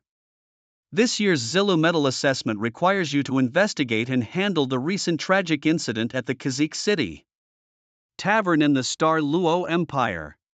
Preliminary analysis by Gue Mei suggests that this might be the work of an evil soul master, and the soul power involved likely exceeds level 70. Your martial soul might have the attack power of a common level 70 soul master, Guangling Douluo continued, but that doesn't mean you can actually defeat a soul master of that level. And if it indeed involves an evil soul master, it's going to be much more troublesome than ordinary soul masters, he concluded. So this Zilla Medal assessment is going to be very difficult for you. You might even find it nearly impossible to complete. You could consider withdrawing now, especially since it might involve an evil soul master, and I'm concerned for your safety. Is this another one of Bibi Dong's schemes? Guang Yu speculated after listening to Guangling Douluo. If I'm not mistaken, she probably wants us to back down knowing the difficulty. Guangling Douluo nodded. Then I will not back down. I'll participate in this Zilla Medal assessment. Although I would like you to take part, you have to consider the difficulty. Not participating is different from failing in terms of your standing within the Soul Hall, Guangling Douluo advised. Grandfather, I understand what you're saying, but I want to give it a try. However, I need you to accompany me to Kazikh City. Guangling Douluo was puzzled. Me going with you won't help. The Zilla Medal assessment must be undertaken alone, no one else can assist you. If I help you, your assessment result will still be a failure. Aware of the rules, Guang Yu responded. Exactly, grandfather, you don't need to intervene, just being there is enough. I will handle the assessment content myself. You just need to be present, grandfather. Besides the potential involvement of an evil soul master, there's also the matter of my identity. I don't hold a position in the Soul Hall. How many staff members at the Kazikh City branch of the Soul Hall will take me seriously? They treated me perfunctorily, which was a great trouble. Upon hearing this, Guangling Douluo immediately understood. So you want me to go and make a scene for you? Guan Yu nodded. Since Bibi Dong can play tricks, why can't we bend the rules a bit? Grandfather, you just need to show up in Kazikh City and give me a little boost, then the people of the Soul Hall in Kazikh City will take me seriously. Otherwise I have to investigate the tavern incident and figure out how to make the staff of the Soul Hall in Kazikh City listen to me. I would be exhausted. In the end, Guangling Douluo still voiced his doubts. I can go and make a scene for you, but the problem is you're going to Kazikh to investigate, so what am I supposed to be doing there? After all, Kazikh City is involved in the Purple Record Medal assessment. I need a plausible reason for being there. What reason do you need? Just say you're going on a vacation. In the southeast region of the Star Luo Empire lies Kazikh City. One early morning, before the shops on the streets had opened, staff from the sub-hall of the Soul Hall in Kazikh City had already arrived at the city gates early, as if to welcome some important dignitary. The day before, the sub-hall in Kazikh City had received a notice that the headquarters of the Soul Hall would send a special envoy to take full charge of investigating the tavern tragedy. Without knowing the specifics, the Soul Hall in Kazikh City did not dare to neglect their duties and thus came out early in the morning to greet them. After waiting for more than 2 hours, two figures finally arrived in Kazikh City from the sky, one young and one old. It was Guang Yu and Guangling Douluo from the Soul Hall. Upon the arrival of these two, most people's gaze quickly shifted to Guangling Douluo. Although Guang Yu was also dressed luxuriously, at best he could only be considered a noble's son, but Guangling Douluo was wearing a robe embroidered with gold and silver threads, a garment exclusive to the priests of the Soul Hall. The leader of the Soul Masters in Kazikh City Soul Hall, upon seeing Guangling Douluo, couldn't help but swallow hard. He had never imagined that the headquarters of the Soul Hall would send a priest just for the tavern tragedy. Sending an elder would have been sufficient. Having a priest come seemed like an overkill. With a flicker in his eyes, the leader of the Soul Hall in Kazikh City stepped forward. Kazikh City's purple bishop Kazika meets the fifth priest. Subsequently, others also greeted him. we meet the fifth priest. With the fifth priest here to investigate the tavern tragedy, it wouldn't be long before everything was clear. As a purple bishop, Kazika was adept at flattering. He saw Guangling Douluo wave his hand and glance at Guan Yu. He is in charge of investigating the tavern tragedy. I am just here in Kazikh City for tourism. Tourism? The purple bishop Kazika was stunned for a moment, but his good upbringing quickly made him turn to look at Guan Yu. We meet the special envoy. We meet the special envoy. The other soul masters of the Soul Hall echoed, forget the formalities. After the greetings were exchanged, Kazika gestured to Guan Yu and Guangling Douluo to enter the city to rest. Fifth priest, special envoy, please. Come into the city to rest. Guan Yu and Guangling Douluo entered the city of Kazikh through the city gates and made their way to the branch hall of the Martial Soul Hall in Kazikh City. Upon their arrival, the maids immediately served them tea and water. Kazika and several stewards were there in the grand hall to accompany them. After a brief moment of relaxation, Bishop Kazika, dressed in purple, cheerfully said, Your Excellency, Guan Yu and the envoy have traveled a long distance. Let us first offer a feast to wash away the dust of the journey, and then you can have a good rest tonight. While Guan Yu appreciated the offer, there were serious matters to attend to. Bishop Kazika, the feast can wait. Since you and some stewards are here, why don't we discuss the tavern tragedy that happened a few days ago? All right, envoy, the incident is... Suddenly Guangling Douluo interrupted, Little Yu, how well have you mastered the soul techniques your grandfather taught you? Guan Yu responded with a smile, Grandpa, I've almost got it down. You must not slack off. At this exchange, Bishop Kazika and the stewards in attendance immediately changed their expressions. Good gracious, this young man is the grandson of the fifth elder. No wonder he's visiting Kazikh City. Bishop Kazika took a deep breath and was about to continue, but Guangling Douluo preempted him again. Little Yu, once you're done here, go see your third elder grandpa Chingluan Douluo. That old fellow is concocting some medicine and might need to borrow some herbs from you. Also, the second elder Genie Douluo wants to give you some pointers on close combat power techniques. Don't take too long. Understood, Grandpa. The fourth elder Xiongshi Douluo has a gift for you. Don't accept it if it's too valuable, it would be awkward. Alright. And little Yu, if the sixth elder Qian Jun Douluo or seventh elder Jiang Mo Douluo give you gifts, just accept them, otherwise it would look bad on them. Understood, Grandpa. After finishing, Guangling Douluo glanced at Bishop Kazika and the stewards, whose expressions varied, and continued, Don't mind me, continue with your serious talk. Bishop Kazika wiped his face with a handkerchief and tried to speak. Envoy, about 5 days ago, around 10 o'clock at night, a tragedy occurred at the Moonlight Tavern. By the time our people arrived at midnight, the place was covered with blood, but the bodies had already disappeared. On the second day, through meticulous screening and investigation of missing persons, we confirmed that the number of victims should be 456. Subsequent searches were carried out both inside and outside the city, but so far there has been no substantial progress. The bodies of these 456 people seem to have vanished into thin air. Guan Yu took a deep breath, then asked, What does Bishop Kazka think? Who could be responsible for this? Kazka shook his head. It's hard to say, as there are no leads at the moment, and it wouldn't be appropriate for me to speculate wildly. Guan Yu smiled. No matter, take a guess. Kazka's face showed a bit of difficulty. It's the Lion Dogs. It was done by the Lion Dogs. This was stated by one of the several deacons present. Lion Dogs? Guan Yu raised an eyebrow, clearly surprised. At this moment Kazka began to explain. Envoy, perhaps you are unaware, but most of our citizens in Kazakh City possess the Mantis martial spirit. Outside our city lives a group of lion people, a special race born from a combination of lion-type soul beasts and humans, akin to the wolf raiders of the northwest of the Star Luo Empire. They are bipedal, half-human, half-lion creatures who have a taste for human flesh. They used to hunt our people frequently, and we Kazakh citizens refer to them as lion dogs. For our own safety, our citizens have also formed soul master teams to fend off these lion dogs. 20 years ago, a brave soul from our city led a team to severely wound these lion dogs, even blinding one eye of the lion dog king, which brought about 20 years of peace to Kazakh City. The deacon who first mentioned the lion dogs spoke with more conviction. It must be the lion dogs. After 20 years, they have regained their strength and have struck the Moonlight Tavern as an act of revenge. Inside the accommodation arranged by the Martial Spirit Hall in Kazakh City, Guangling Douluo, looking somewhat triumphant, asked, Guan Yu, little feather, how well did I perform? Fake, too fake, Guan Yu complained. I asked you to slightly elevate my status. Do you even know what slightly means, grandfather? You just needed to mention that I am your grandson or perhaps connect me with one of the great figures like the Grand Worship or Bibi Dong. But no, you went ahead and mentioned every high-ranking official in the Martial Spirit Hall. Give you more time and you might have mentioned all the elders.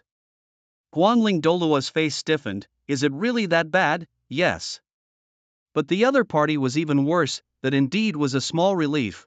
Guanling Douluo nodded, having picked up on some clues from the previous conversation. Grandfather, back to the topic, do you really think this tavern incident was the work of the lion dogs? Raising an eyebrow and glancing at Guan Yu, Guanling Douluo chuckled. Don't you already have an answer? Why ask me?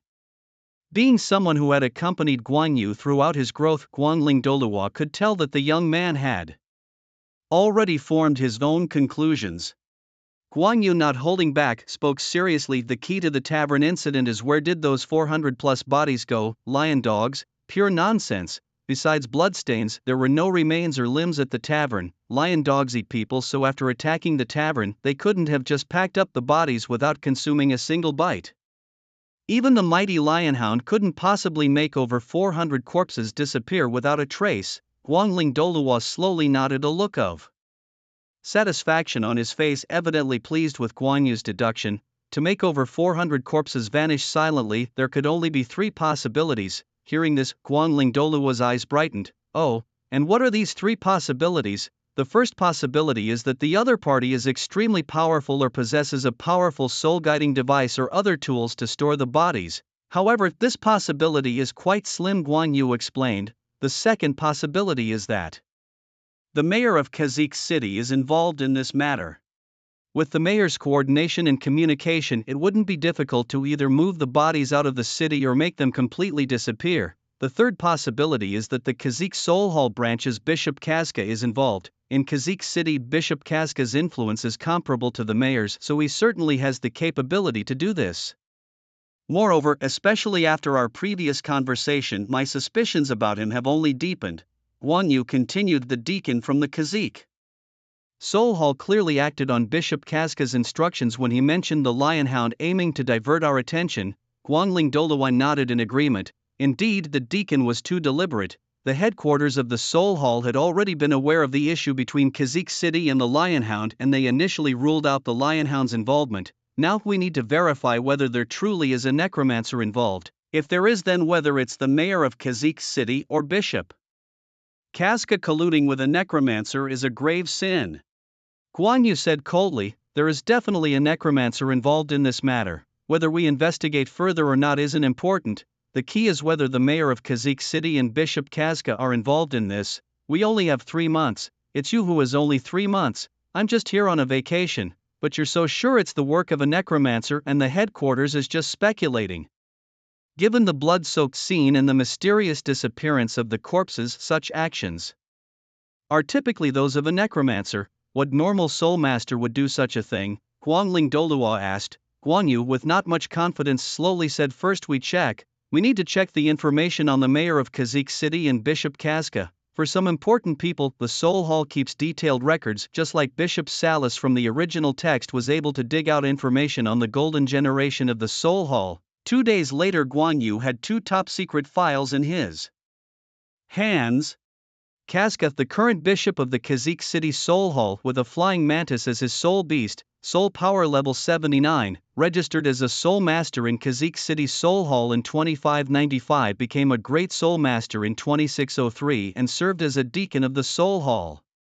In the year 2635, a soul saint was registered at the Martial Soul Hall of Kazik City, who then succeeded as the head of the hall. While reviewing the archives in Kazik City, Guan Yu always felt something strange about the records of Kazakar. It seemed that Kazakar had climbed his way up from the bottom, and it was only at the age of 50 that he finally took up this position.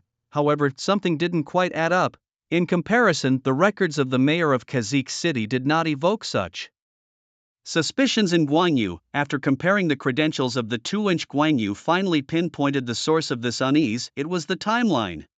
There was something off about the time of Kazakar's registration. It took Kazakar 8 years to advance from a Soul Master, level 10, to a Great Soul Master, level 20, but only 4 years to go from a Soul King, level 50, to a Soul Emperor, level 60, and then another 6 years to reach Soul Saint, level 70. Normally, cultivation progresses rapidly before level 40, but as one's soul power level increases, the pace of advancement should slow down, yet Kazakher seemed to accelerate as he progressed, which was unusual. While there are examples of such rapid progress like the Shrek 7 Devils in the original story, they were the main characters. What about Kazakher? This was just the tip of the iceberg in his profile. Upon further investigation, Guanyu also stumbled upon some suspicious details, especially when scrutinizing the records with a skeptical eye, which easily led to conjectures. It turned out that the previous head of the Martial Soul Hall of Kazikh City had also died under mysterious circumstances. Moreover, while examining the city's records, Guanyu noticed another alarming issue. The number of people going missing each year in Kazikh City was exceptionally high, at times even 10 times higher than in other cities of the same level. The official explanation for these disappearances was attacks by lion dogs. As Guanyu continued to sift through the data, Guanling Douluo approached him. Zio Yuzi, there's a situation. What happened? Guanling Douluo brought over a chair, sat down and said, there's news from Kazakher. Today he suddenly discovered a den of evil soul masters in a valley outside the city. It won't be long before he comes to report to us. Sure enough, not long after Kazakher himself arrived at Guanyu's residence, emissary, big news. Today our scouts discovered a den of evil soul masters in a valley outside the city, and it's not small. Perhaps this recent tavern incident is related to them. Kazakher added. Guanyu and Guanling Douluo exchanged glances. Is this information reliable, Archbishop Kazakher? Kazakher nodded affirmatively. The information should be accurate. How many soul masters does the Martial Soul Hall of Kazikh City currently have? Guanling Douluo inquired. Hearing this, Kazakher replied respectfully, Your Eminence, there are over 300 soul masters in the Martial Soul Hall of Kazikh City. Over 300? That's quite a number for Kazikh City. Although Guanling Douluo was somewhat informal, he knew well about the standard configurations of martial soul halls. Normally a third-tier city like Kazikh City would not have more than 200 soul masters. Your Eminence, this is because our city is surrounded by soul beasts and also to fend off attacks from lion dogs, hence the extra number of soul masters, Kazakher explained. After speaking, Bishop Kazka turned to Light Feather Douluo with another question. Is the fifth offering also joining in this operation? Light Feather Douluo curled his lips slightly. I won't make a move. I just want to stroll outside the city. Then, after reporting to Light Feather and Light Feather Douluo, Kazka quickly organized a team of 300 soul masters. The group then left the city and headed towards the reported base of the evil soul masters. Upon reaching the outskirts of a small valley, they observed buildings constructed from trees. It didn't seem hard to discover. Why was it only found today? The soul master team from the spirit hall quietly surrounded the base of the evil soul masters. After re-evaluating the buildings in the valley and the strength of the soul masters, they were surprised to find that the number of opponents was less than 100, but the level of their soul power, including that of Light Feather and Light Feather Douluo, was alarming. So many soul kings and soul emperors. The number of soul masters in the valley was only a few dozen, but nearly 80% of them had reached the level of soul kings and emperors. This soul power was not weak, at least not inferior to their own. After signaling Light Feather and Light Feather Douluo, Bishop Kazka issued the command to attack. Originating from Kazka City, the soul masters of the spirit hall mostly had the mantis as their spirit. The mantis spirit also meant that they were almost uniformly aggressive combat-type soul masters, and they could even fly. After the soul embodiment, the soul masters of the spirit hall took to the air, and upon reaching the valley, they began to dive continuously, swinging their sharp blades at the evil soul masters below. Among the team of soul masters from the spirit hall, surprisingly more than half were female, and there seemed to be a trend where women were stronger than men. Considering the people of Kazka's spirit was the mantis, Light Feather couldn't help but wonder, could it be because of the spirit that the female soul masters in Kazka tend to overpower their husbands? As the soul masters from the spirit hall charged, Light Feather did not join the charge. At that moment, Light Feather stood in place, summoned his soul crossbow, and raised his right hand as the third soul ring on his body shone brightly. The third soul skill, Lock on Pursuit, was activated. By Yubiubiu, Light Feather targeted the evil soul masters below, and under the effect of the third soul skill, his attacks almost never caused collateral damage. Each crossbow bolt was guaranteed to take down an enemy. Meanwhile, Light Feather's actions quickly drew the attention of the evil soul masters below. Suddenly a strong soul power fluctuation emanated from one of the wooden houses, and the next moment a figure burst out heading straight for Light Feather. From his high vantage point, Light Feather also noticed this rushing figure. Years of archery practice had made Light Feather's mind exceptionally calm. Even now he was not flustered and continued shooting arrows below. 6 crossbow bolts flew out of the quiver, but in the next moment Light Feather saw that the man waved his arms, instantly transforming them into the blade arms of a mantis, slicing Light Feather's crossbow bolts in half. A soul saint? The soul power level of this newcomer far exceeded the other evil soul masters, having reached the level of 79, and according to the reactions of others, this person seemed to be the leader of the evil soul masters. As the leader of the soul masters charged forward, intent on striking, his eyes suddenly widened in shock. What the heck, there's someone sitting here. Especially when his gaze settled on the person taking a closer look, the leader was completely taken aback. Although the Light Feather Douluo did not emit any aura, being close up, the leader could tell that this young-looking individual with white hair was no ordinary figure. This seemed to be a titled Douluo, a powerful rank among martial souls.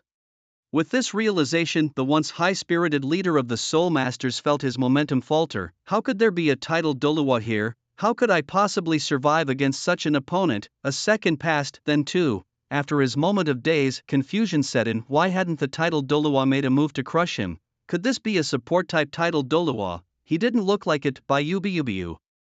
Meanwhile, the Soul Master was lost in thought, but Light Feather was not idle. He immediately launched 3 crossbow bolts at his adversary. Unlike his previous attacks, this time the 4th soul ring on Light Feather illuminated, incorporating a mental assault with his physical attack. The Soul Master, whose spirit was akin to a mantis, fluttered his thin wings behind him and maneuvered through the air. He slashed with his dual mantis blades, slicing the incoming bolts cleanly in 2. Boom.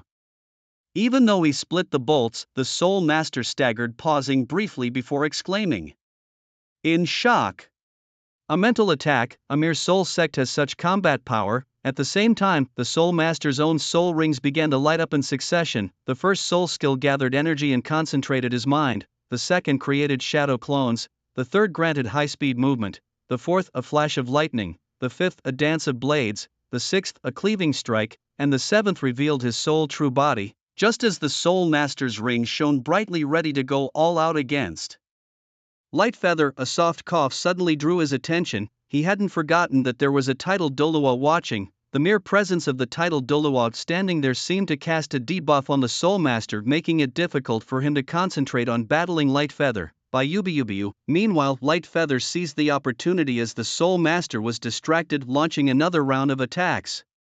With the Light Feather Douluo by his side, the Soul Master couldn't focus solely on Light Feather, unable to use his full strength, but that didn't mean Light Feather couldn't use his. At this moment, Light Feather could attack the Soul Master without holding back. Although Light Feather and the Soul Master had been battling for a while without any significant breakthrough, Light Feather's attacks were now comparable to a level 70 Soul Saint, and his mental strength had also reached the Soul Saint level. However, this only meant Light Feather could inflict substantial damage on a Soul Saint, not necessarily defeat one. In terms of speed and physical strength, the level 79 Soul Master had the upper hand, particularly after using the second soul skill Shadow Clone, the third soul skill High Speed Movement, and the fourth soul skill Flash of Lightning consecutively. Light Feather could only rely on lock-on tracking for his shots, as precise aiming became impossible. 3 shadowy figures lunged towards Guan Yu from 3 different directions. Despite identifying the real body using his piercing autumn dew technique, Guan Yu found that while his eyes could keep up, his body could not react swiftly enough.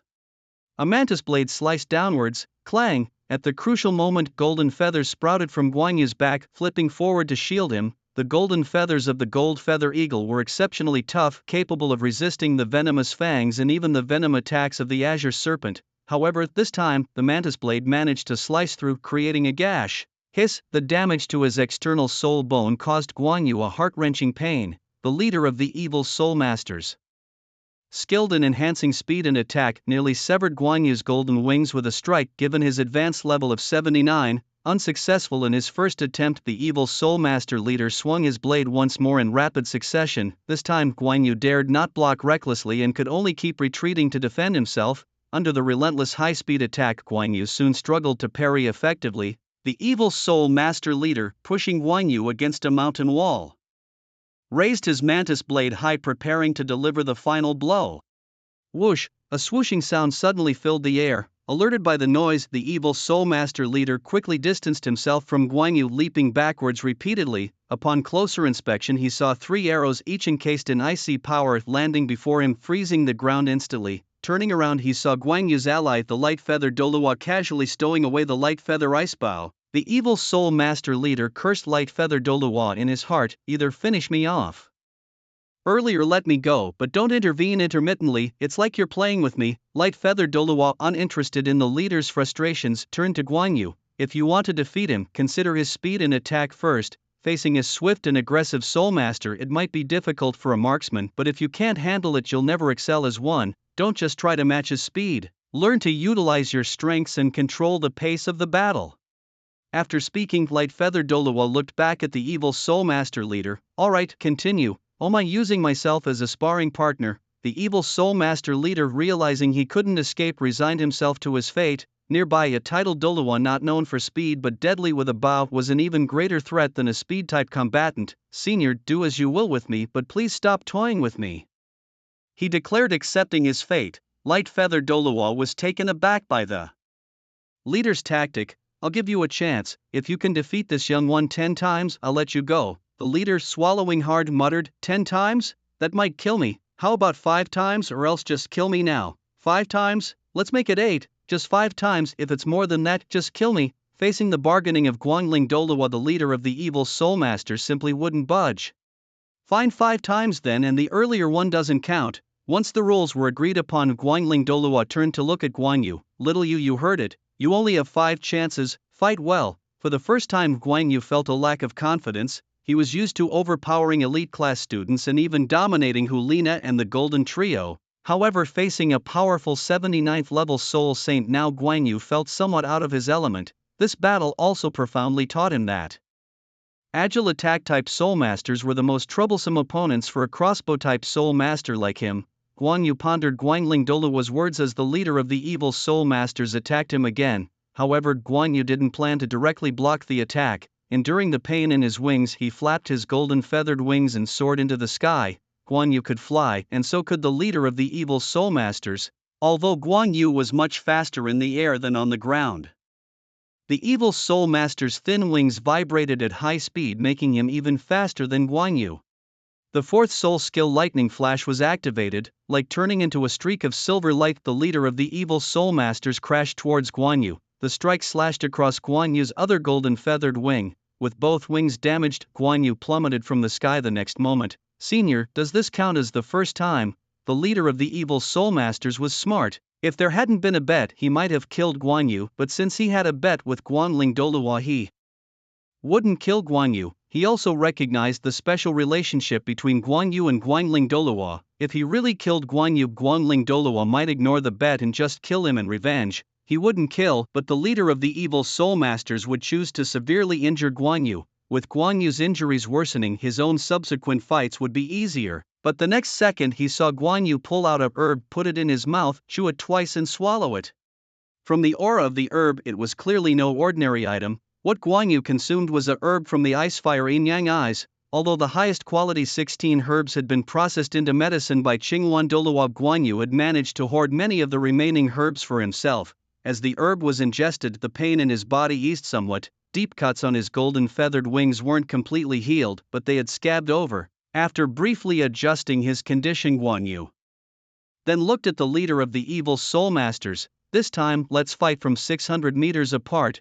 Guangling Douluo had advised Guan Yu to fully utilize his strengths and not be led around by the opponent. For a shooter, what is an advantage? Distance. A long-distance battle allows one to hit others while they cannot hit back. That is the natural advantage of a shooter. On the other side, the leader of the evil Soul Masters didn't say much as he was plotting.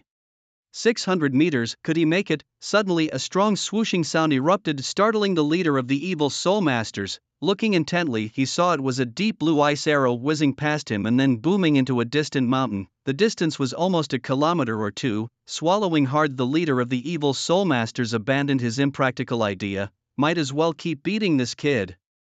At this moment, the leader no longer cared about the life and death of the others at the base. All he wanted now was to survive. standing 600 meters away from Guan Yu. The evil Soul Master leader instantly launched his attack. With a 600-meter buffer, Guan Yu calmed his mind and started firing crossbow bolts at the evil Soul Master. However, each time a bolt headed towards the leader, it was effortlessly cleaved in two by his mantis-like blades. Moreover, in just 10 seconds, covering the 600 meters, the leader, opting not to take Guan Yu's life, turned around and swung his arm, striking Guan Yu's chest with the back of his mantis blade. Guan Yu felt as if a storm had erupted in his chest, his organs severely impacted, leaving him gasping for air before his body was flung backward, crashing into a rocky wall. Guan Yu struggled out from the hole in the wall, and Lightwing Douluo shook his head, beginning to give advice. He's an evil soul master. When our Soul Hall soul masters go out, we always enhance ourselves with Thunder Element's soul power, which can restrain evil soul masters. Don't you have it? At these words, Guan Yu remembered the Thunder King flint inside him. Initially, he had integrated it into his crossbow for fun, not considering the effects of the Thunder Attribute's soul power it brought. After being reminded by Lightwing Douluo, Guan Yu activated the Thunder King flint within him. Sparks of electricity surged around his body, and the body of his repeating crossbow was covered in twisting thunder patterns. Noticing the Thunder Attribute's soul power on Guan Yu, the evil soul master leader's eyes narrowed, though he did not show it clearly. The third battle still had them 600 meters apart. This time, Guan Yu launched another attack on the evil soul master leader. The crossbow bolts, accompanied by the sound of thunder, shot out, their surfaces flickering with silver arcs of electricity. Unlike before, the evil soul master leader didn't slice the bolts in half with his mantis blade but chose to dodge instead. The bolts locked onto their target and pursued. Guan Yu noticed the leader's different approach, but though he didn't cut the bolts, the leader's speed allowed him to dodge all attacks. Even with several bolts following him, he still reached Guan Yu first, striking him with the back of his blade. As Guan Yu was sent flying, the third battle ended in his defeat. Even though it seemed the leader feared the Thunder Element's soul-powered, Guan Yu still lost. Fear is one thing, but if you can't hit, it's useless. The key now was how to hit the evil soul master leader. Given his speed, it was difficult to land a hit, and although the locking tracking ensured the bolts didn't lose their target, tracking didn't mean they could keep up. Lightwing Douluo sat on the side, his expression grim. Had he overestimated the situation? This guy seemed really tough for little Guan Yu. In the fourth battle, Guan Yu faced the leader's attack without rushing his own. Under the analytical gaze of the computational eye, the trajectory of the wicked soul master leader was displayed before Lightfeather. Armed with a hand crossbow, Lightfeather aimed and fired at the predicted path of the wicked soul master leader. As the leader charged forward, he too realized that Lightfeather had anticipated his movement. Due to the thunderous soul energy on the crossbow bolts, the leader chose not to cut through them but instead dodged continuously. Lightfeather's preemptive strikes momentarily hindered the leader's assault, but it was just a brief constraint. Eventually, the wicked soul master leader reached Lightfeather, who had also anticipated this moment and fired another bolt. In close quarters, Lightfeather shot almost point blank. The leader had no time to dodge and, in desperation, used his mantis blade to split the bolt in two. However, as he destroyed Lightfeather's attack, an electric arc sparked from the mantis blade, causing his face to twitch. Especially as the blade nearly struck Lightfeather, the leader forcefully retracted it. He was close to survival and couldn't afford to kill the boy, for that would ruin everything. This was their fourth duel, and Lightfeather was defeated again. Seeing Lightfeather lose once more, Lightplume Douluo scratched his ear, no longer confident in Lightfeather's chances in the final round. However, as the fourth round concluded, Lightfeather did not show signs of despair. Instead, he seemed deep in thought, lost in some pondering. Moments later, Lightfeather's eyes regained their sparkle. Just then he had a radical idea. It was the last round after all. Why not be radical? Deciding this, Lightfeather then said to the wicked soul master leader, "This is the last round. No need to keep a distance of 600 meters, let's start right away." Hearing this, the leader was momentarily stunned. Through several exchanges, he thought he had figured out Lightfeather's tactics. While Lightfeather's attack power and mental assaults were surprisingly strong, his other abilities were average, and as long as the attacks didn't hit, they were useless. Not keeping distance would mean a quicker defeat, right? Thus, to the leaders, Lightfeather's reaction seemed almost like giving up. Even Lightplume Douluo thought so for a moment. If not for the fighting spirit still evident in Lightfeather's eyes, Lightplume Douluo might have believed that Lightfeather had indeed given up. "Little Feather, have you thought of something?" muttered Lightplume Douluo. The wicked soul master leader, thinking of winning one more round to be reborn, quickened his movements. Covering the distance of several meters almost instantly, he arrived in front of Lightfeather and raised his hand to strike. Considering it was the final round, he naturally couldn't harm Lightfeather's life and switched to the back of the blade instead. But when his blade struck Lightfeather, unlike before, Lightfeather didn't fly backwards. On closer inspection, Lightfeather was enduring the hit, and with one hand, his left, he grabbed the leader's right arm. Simultaneously, all 8 fox tails unfurled from his back. With no hesitation, the 8 tails whipped out towards the leader of the evil soul masters, swiftly entangling him. At that moment, the face of the evil soul master leader changed with sudden alarm. No good. The next moment, Guan Yu's right hand rose, the crossbow in his grip sparking with arcs of electricity. "You won't escape this time." Guan Yu had thought that the perfect moment to capture the enemy was when they launched an attack. The evil soul master tried to escape, but whether it was Guan Yu's grasping left hand or the 8 foxtails, both continuously surged with thunderous soul power, preventing any quick escape. The trigger was pulled, and the remaining 30-some crossbow bolts in Guan Yu's hand were fired with a thunderous roar. The bolts pierced through the body of the evil soul master leader, riddling him like a sieve. Upon seeing this, Lightfeather Douluo's face twitched. Although Guan Yu had won, this was under the premise that the evil soul master leader had not tried to kill him. In a normal fight, Guan Yu would have been sliced in half by now. However, considering the gap in soul power between Guan Yu and his opponent, achieving this much was already unique. As his soul power was drained, the 8 foxtails and the golden feather wings retracted back into Guan Yu's body. But the evil soul master leader, who had fallen to the ground, was not dead yet. His body was enveloped in a thick miasma of blood. "I don't want to die." Even though he had previously shouted at Lightfeather Douluo that he wanted a swift death, when faced with the actual brink of death, the evil soul master leader was suddenly terrified. He then took a red insect as thick as a finger and resembling a silkworm cocoon from his soul guiding ring and trembling swallowed it. After swallowing the insect, the vitality and blood energy in the evil soul master leader's body intensified, and his body, riddled by Guan Yu's bolts, began to heal under the influence of this vitality. Slowly, the evil soul master leader crawled to a nearby rock, struggling to prop himself up against it. Under the restorative power of his blood energy, what should have been fatal injuries began to slowly mend. As Guan Yu and Lightfeather Douluo watched this scene in shock, elsewhere on the battlefield, the team from Martial Soul Hall, having paid a heavy price, had finally exterminated all the evil soul masters at the stronghold. Casca, leading a group of Martial Soul Hall soul masters, came to report back to Guan Yu and Lightfeather Douluo. The moment the revived evil soul master leader saw Casca, his eyes bulged. "It's you." Casca too spotted the severely injured evil soul master leader. In a flash, his body transformed into the flying mantis and his right hand turned into a mantis blade, slicing through in an instant. As fresh blood splattered, the evil soul master leader was decapitated, his newly regained vitality extinguished in that moment. Casca's sudden action took Guan Yu and Lightfeather Douluo by surprise, especially since the evil soul master leader's final reaction to seeing Casca seemed as if they knew each other, and Casca's decisive action appeared to be a silencing kill. "This is the evil soul master leader who killed 456 people in the tavern, right? Truly deserving of death." While Guan Yu and Lightfeather Douluo suspected, they did not directly confront Casca. Had the situation at the stronghold been handled, Lightfeather Douluo glanced at the encampment nestled in the hollow. Casca quite respectfully gave a bow to Lightfeather Douluo. "Your Eminence, after a fierce battle, all 71 evil soul masters at the stronghold have been eliminated.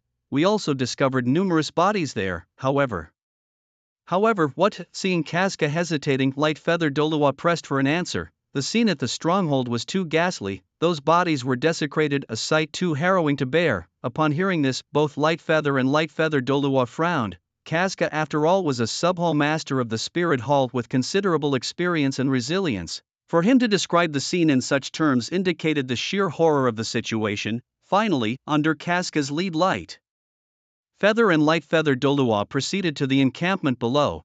Entering a wooden house, they found a tunnel that had already been discovered by the soul masters of the Spirit Hall.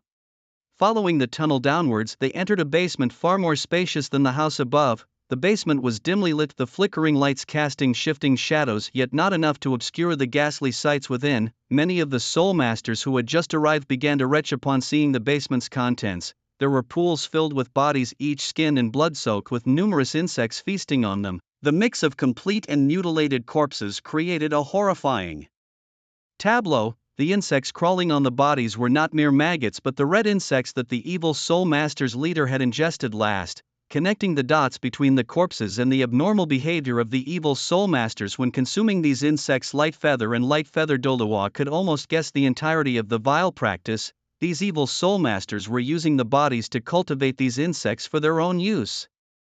Lightfeather's gaze then shifted to a platform in the center of all the pools where a bug larger than the rest lay.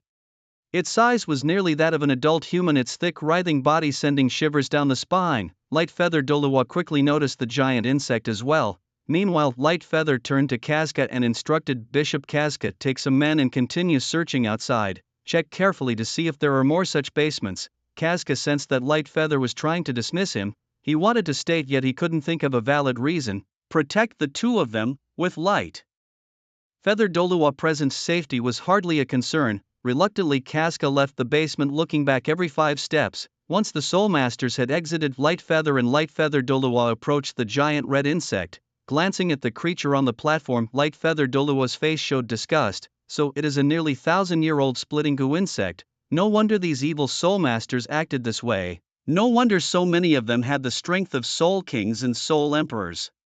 The splitting goo insect could grow by absorbing the chi and soul force from corpses. Upon reaching a certain size, it would split into smaller versions of itself. By ingesting these smaller goo, the evil soul masters could gain vast amounts of chi and modeled soul force, even acquiring some degree of self-healing abilities. 10,000 years. Grandfather, you must have misjudged this time. This is not just any ordinary 10,000-year splitting goo, it's 100,000-year splitting goo. Guan Yu was so sure because the moment he saw the splitting goo, his calculative eye had already provided a data analysis. The splitting goo's mother, aged 9,877 years, 102,175 years in cultivation, has a 100% success rate of absorption, a 100% probability of causing bodily harm, a 0% probability of death, and a 100% probability of inheriting the splitting, devouring, and rapid self-healing skills. Are you saying that this splitting goo has cultivated for 100,000 years? The splitting goo only eats, devours, and splits, and it lacks aggressiveness, so Guangling Douluo isn't worried about it attacking them. This splitting goo has not cultivated for 100,000 years. Indeed, as grandfather said, it has only cultivated for nearly 10,000 years, but it has forcefully elevated its cultivation to the level of 100,000 years through its devouring nature. The 9,877 years in the calculative eye refers to the survival age of the splitting goo's mother, while 102,175 years is the cultivation age. In the world of soul beasts, not all soul beasts' cultivation ages are equivalent to their survival ages. Take for example the most famous deep-sea demon whale king, whose actual lifespan is only over 300,000 years, yet it has forcefully elevated its cultivation period to nearly 1,000,000 years by devouring other sea soul beasts and utilizing its unique soul skills. If it's as you say, raising its cultivation to 100,000 years, how many corpses must this creature have devoured? How many innocent people have these evil soul masters harmed? Fortunately, we managed to eliminate this stronghold in time, otherwise more people might have continued to suffer, and luckily, these evil soul masters did not know that this splitting goo mother had already achieved 100,000 years of cultivation. Even Guangling Douluo could only discern the actual survival age of the splitting goo mother, so how could those evil soul masters have a broader perspective? Without the calculative eye, Guan Yu would never have known that this was a 100,000-year-old splitting goo mother. The probabilities of inheriting the skills of splitting, devouring, and rapid self-healing are all 100%. Why is it certain to obtain all 3 skills? It's precisely because this is a 100,000-year soul beast. A 100,000-year soul beast not only produces a soul ring but also definitely generates a 100,000-year soul bone. The skills from the soul ring should ideally include 2 from the soul ring and 2 from the soul bone. You say that this splitting goo has already reached 100,000 years of cultivation, which means Guangling Douluo also came to a realization at this moment. Every soul master needs to carefully select soul beasts suitable for their own soul rings, as the positions for soul rings are limited. However, for a 100,000-year soul beast, these considerations are unnecessary because the value of a 100,000-year soul beast far exceeds any rules. Guangling Douluo looked at Guan Yu, his eyes both eager and worried. Little Yu, are you about to stir up trouble again? Although Guan Yu's soul power level has reached level 50, Guangling Douluo did not intend for Guan Yu to absorb the splitting goo mother directly. Instead, he wanted to secretly nurture it until Guan Yu was strong enough to absorb it. Although 100,000-year soul beast is a treasure, absorbing it is not a simple task. The energy of 100,000-year soul beast is not something you can withstand casually unless the soul beast offers itself as a sacrifice. Look at the splitting goo insect mother on the platform. Does it look like it's willing to sacrifice itself? However, looking at Guan Yu's eager reaction, he clearly can't wait to try his hand at this 100,000-year splitting goo insect mother. 100,000-year soul beast is great, but you are only at the 5th soul ring now. How could you possibly handle 100,000-year soul beast with just your 5th soul ring? We can keep the splitting goo insect mother and wait until your strength reaches level 70. Then you can try to absorb it and use its 100,000-year soul ring as your 7th soul ring. For a soul master, the true body of the martial soul after reaching level 70 is crucial, thus the strength of the 7th soul ring greatly affects the overall strength of the soul master. The rarity of 100,000-year soul beast is something Guanglian Douluo is naturally aware of, otherwise he wouldn't be without a 100,000-year soul ring himself. In the offering hall, besides the grand offering Qian Douluo, only the second offering has a 100,000-year soul ring. Now that he has finally encountered a 100,000-year soul beast, Guanglian Douluo naturally wants to maximize its use. Using this 100,000-year soul beast as Guan Yu's 7th soul ring, the 8th and 9th rings could even be 10,000-year ones. Moreover, although Guan Yu's 4th soul ring is 80,000-year, it was not obtained under normal circumstances, it was purely a spiritual soul beast. Therefore Guan Yu's actual endurance limit could never reach 100,000-year. Grandfather, I am confident that I can absorb the soul ring and soul bone of this 100,000-year splitting goo insect mother. Even if you are confident, what about your most important 7th ring? Are you going to use a 10,000-year soul beast for your 7th soul ring? When your soul power reaches level 70, will you still encounter a suitable 100,000-year soul beast? Guanglian Douluo's objections were stronger than ever before. After all, a 100,000-year soul beast is not so easy to encounter and hunt. But Guan Yu is different. Guanglian Douluo might think a 100,000-year soul beast is extremely rare, but Guan Yu knows of quite a few. If you really start counting the 100,000-year soul beasts in Dou, could directly fill up the rest of Guan Yu's soul rings. Grandfather, if I promise you that I can absorb this 100,000-year splitting goo insect mother now and also ensure to absorb a 100,000-year soul ring for my 7th soul ring in the future, would you? Believe me, if it were anyone else asking this, Guanglian Douluo would have outright refused, but with Guan Yu there was a slight possibility, especially considering Guan Yu's current soul ring configuration: 1 yellow, 820, 1 purple, 2940, 2 black, 10,000 and 180,000. This itself is a miracle. Don't just assure me. Have you already decided that you want to absorb the soul ring and soul bone of the splitting goo insect mother right now? After seeing Guan Yu's firm nod, Guanglian Douluo simply left him with one sentence. If you can't find a better soul beast than this for your 7th soul ring in the future, you better not regret it. Hearing this, Guan Yu knew that Guanglian Douluo had compromised once again. Thus, Guan Yu once again turned his gaze towards the splitting goo insect mother on the platform. Grandfather, what is this circle of white stuff? The white crystal powder surrounds the splitting goo insect mother, the child asked curiously. Radiant Feather Douluo's mood was evidently sour as he grunted. That's salt. It's used to prevent this creature from escaping. Can salt really trap the splitting goo insect mother? The child asked, lacking common sense. Once these insects come into contact with salt, their bodies begin to dehydrate. Dehydration can threaten their lives, Radiant Feather Douluo explained as he spat out his tongue, then swiftly raised his crossbow, aiming it at the splitting goo insect mother. Meanwhile, he advised, you'd better use Thunder Element soul power to kill it. This creature's vitality is extremely tough. Normal physical attacks might not be effective. Nodding, Radiant Feather released 3 consecutive crossbow bolts charged with electric arcs into the splitting goo insect mother. The bolts stuck in the body of the splitting goo insect mother, and surprisingly, the wounds healed at a visible speed. However, the electric arcs caused the splitting goo insect mother to twist in pain. Radiant Feather Douluo glanced over, grabbed a handful of salt from the stone platform and sprinkled it on the creature's wounds. Hissing in pain, the splitting goo insect mother twisted even more violently as fresh crimson blood seeped out. "Shoot again," exclaimed Radiant Feather, and he fired 3 more arrows. "Salt it yourself," commanded Radiant Feather Douluo. Following the instruction, Radiant Feather grabbed a handful of salt and sprinkled it over the wounds. The salt really worked. After 2 applications, the splitting goo insect mother writhed in agony. However, after a few minutes, its movements slowly subsided, and most crucially, its size shrank from that of an adult human to the size of an arm, with the stone platform now covered in fresh blood. The blood mixed with the salt on the platform, intensifying the splitting goo insect mother's agony. Before long, the once plump creature became utterly shriveled. A bright red glow suddenly appeared, and a vivid red circle along with a soul bone floated above the platform. Calculating eyes do not deceive, indeed 100,000 years. Radiant Feather Douluo couldn't help but swallow his saliva at the sight of the soul ring and soul bone on the platform. You can absorb the soul bone first. Absorbing the splitting goo insect mother's soul bone should be effortless. The soul ring will last about an hour, and with the soul bone enhancing your body, your chances of successfully absorbing the soul ring will increase. The soul bone won't cause your body to explode, only the energy from the soul ring can do that. Thus, guided by Radiant Feather Douluo's advice, Radiant Feather began to absorb the 100,000-year soul bone, a resilient right leg bone.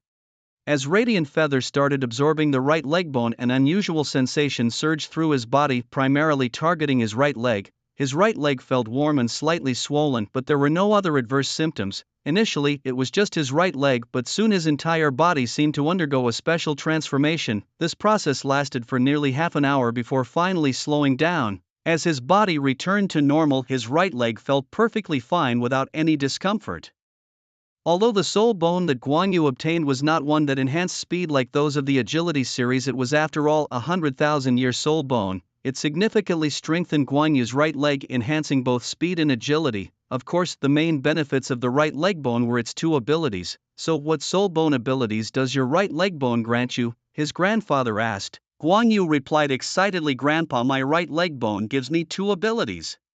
One is devouring and the other is rapid self-healing." As he spoke, Guan Yu grabbed hold of Guangling Douluo's hand. "Devouring ability activate." Guangling Douluo's brows furrowed as he found that his soul power was being continuously drained by Guan Yu. It wasn't just the soul power, a special kind of energy was also being siphoned off. Realizing that he was experimenting on his own grandfather, Guan Yu quickly ceased the demonstration. "The devouring ability allows me to absorb the opponent's chi vitality and soul power and then feed it back to myself. The speed and extent of the devouring depend on the difference in strength between me and my opponent, but it can only activate upon physical contact." After demonstrating the devouring ability, Guan Yu prepared to show the rapid self-healing ability. He was about to make a cut on his arm with a knife but hesitated. After a pause, he decided against it. Self-harm was something he couldn't bring himself to do.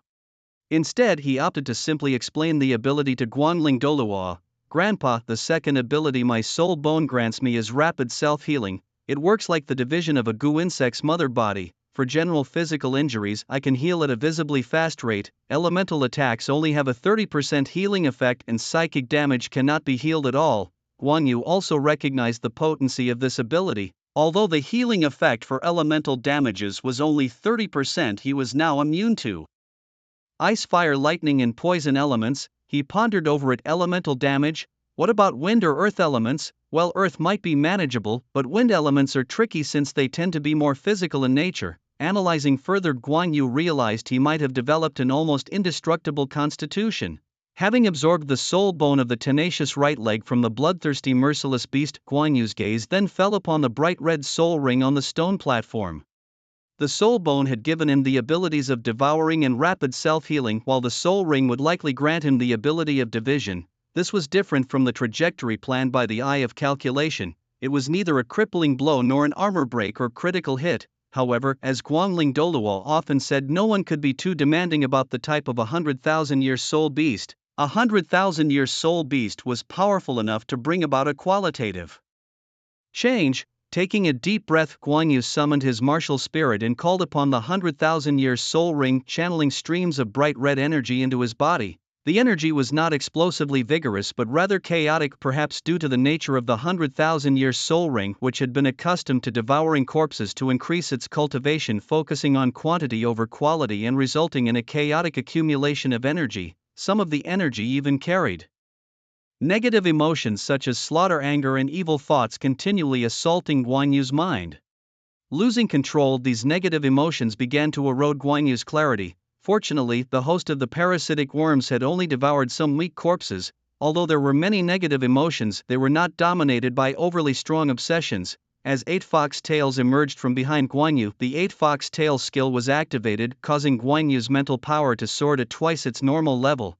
Under the control of this enhanced mental power, Guan Yu's mind cleared up and the chaotic evil thoughts were instantly suppressed. With the negative emotions under control, what remained was to assimilate the energy of the 100,000-year soul ring. A vast amount of energy accumulated within Guan Yu, and his body's flesh exhibited an indescribable craving for this energy, frantically absorbing the soul ring's power.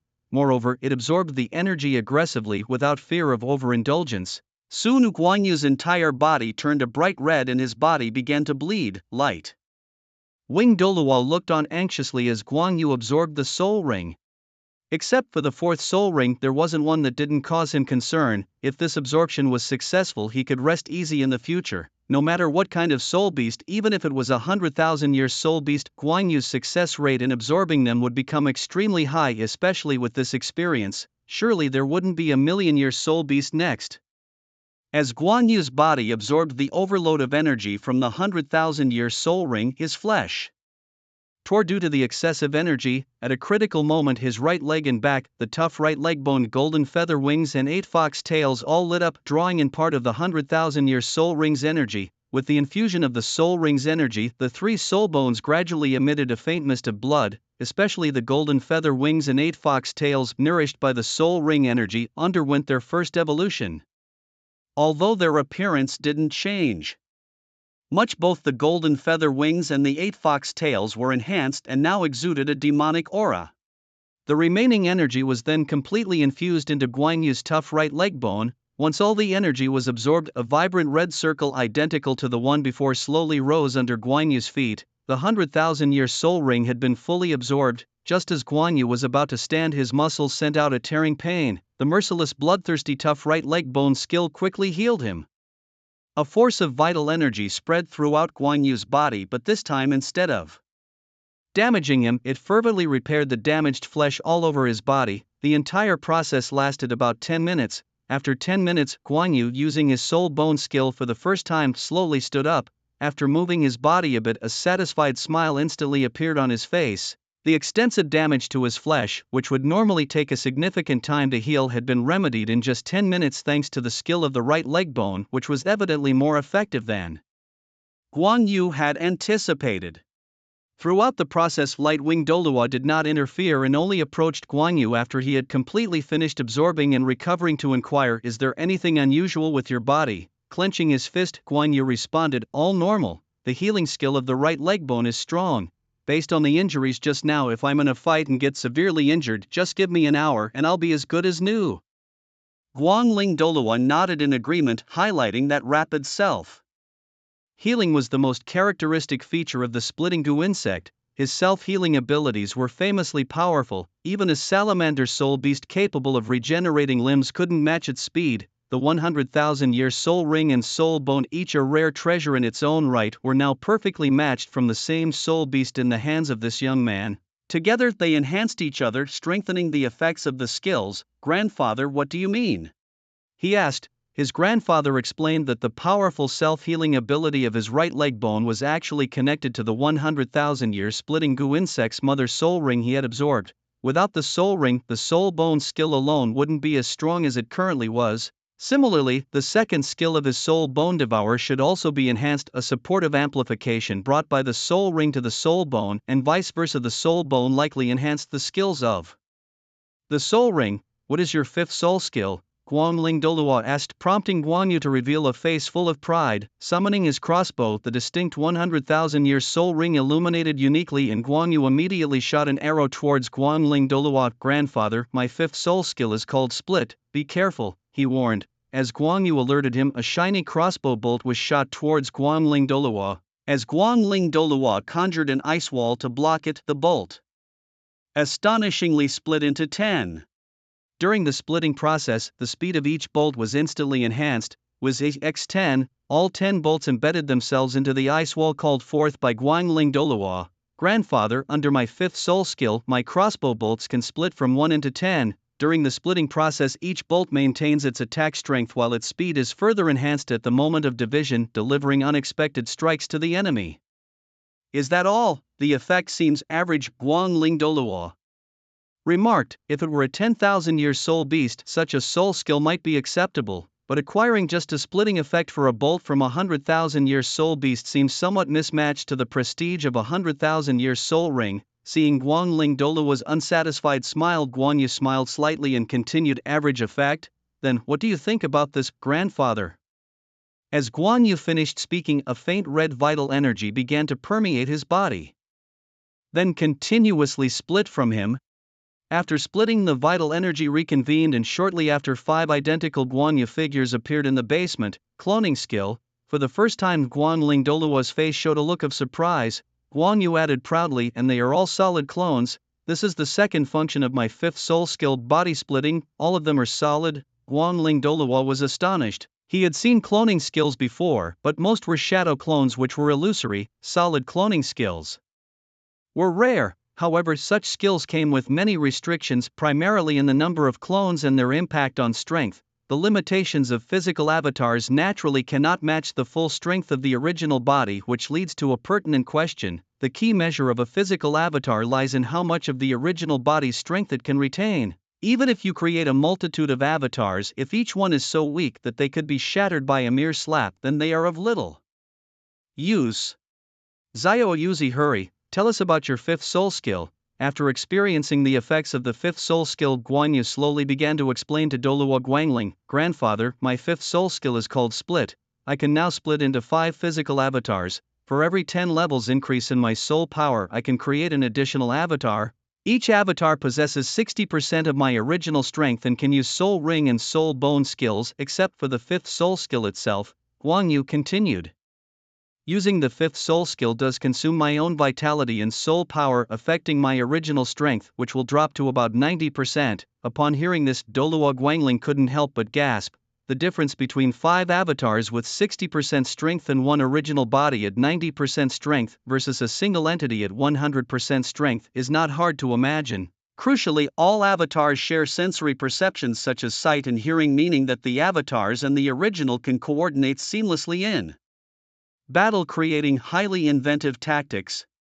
If previously Guanyu was a lone wolf hunter, now he is akin to the king of a wolf pack with enhanced overall combat capabilities. Guangling thought, impressed by the strategic potential. What happens if your avatars are damaged? How does it affect your original body? Douluo Guangling asked, considering the implications in detail. As the avatars are physical entities, they inevitably suffer damage. Grandfather, if an avatar is injured, it does not physically harm me, but my mental strength will take a hit and my power might not return to its peak for a while. However, with proper recuperation I can fully recover, Guanyu explained. Satisfied, Douluo Guangling nodded, appreciating the true worth of 100,000-year soul ring and soul bone. So what level has your soul power reached now? Guanyu clenched his fists, feeling the surging soul power within. 54 levels to be precise, 54 and a half.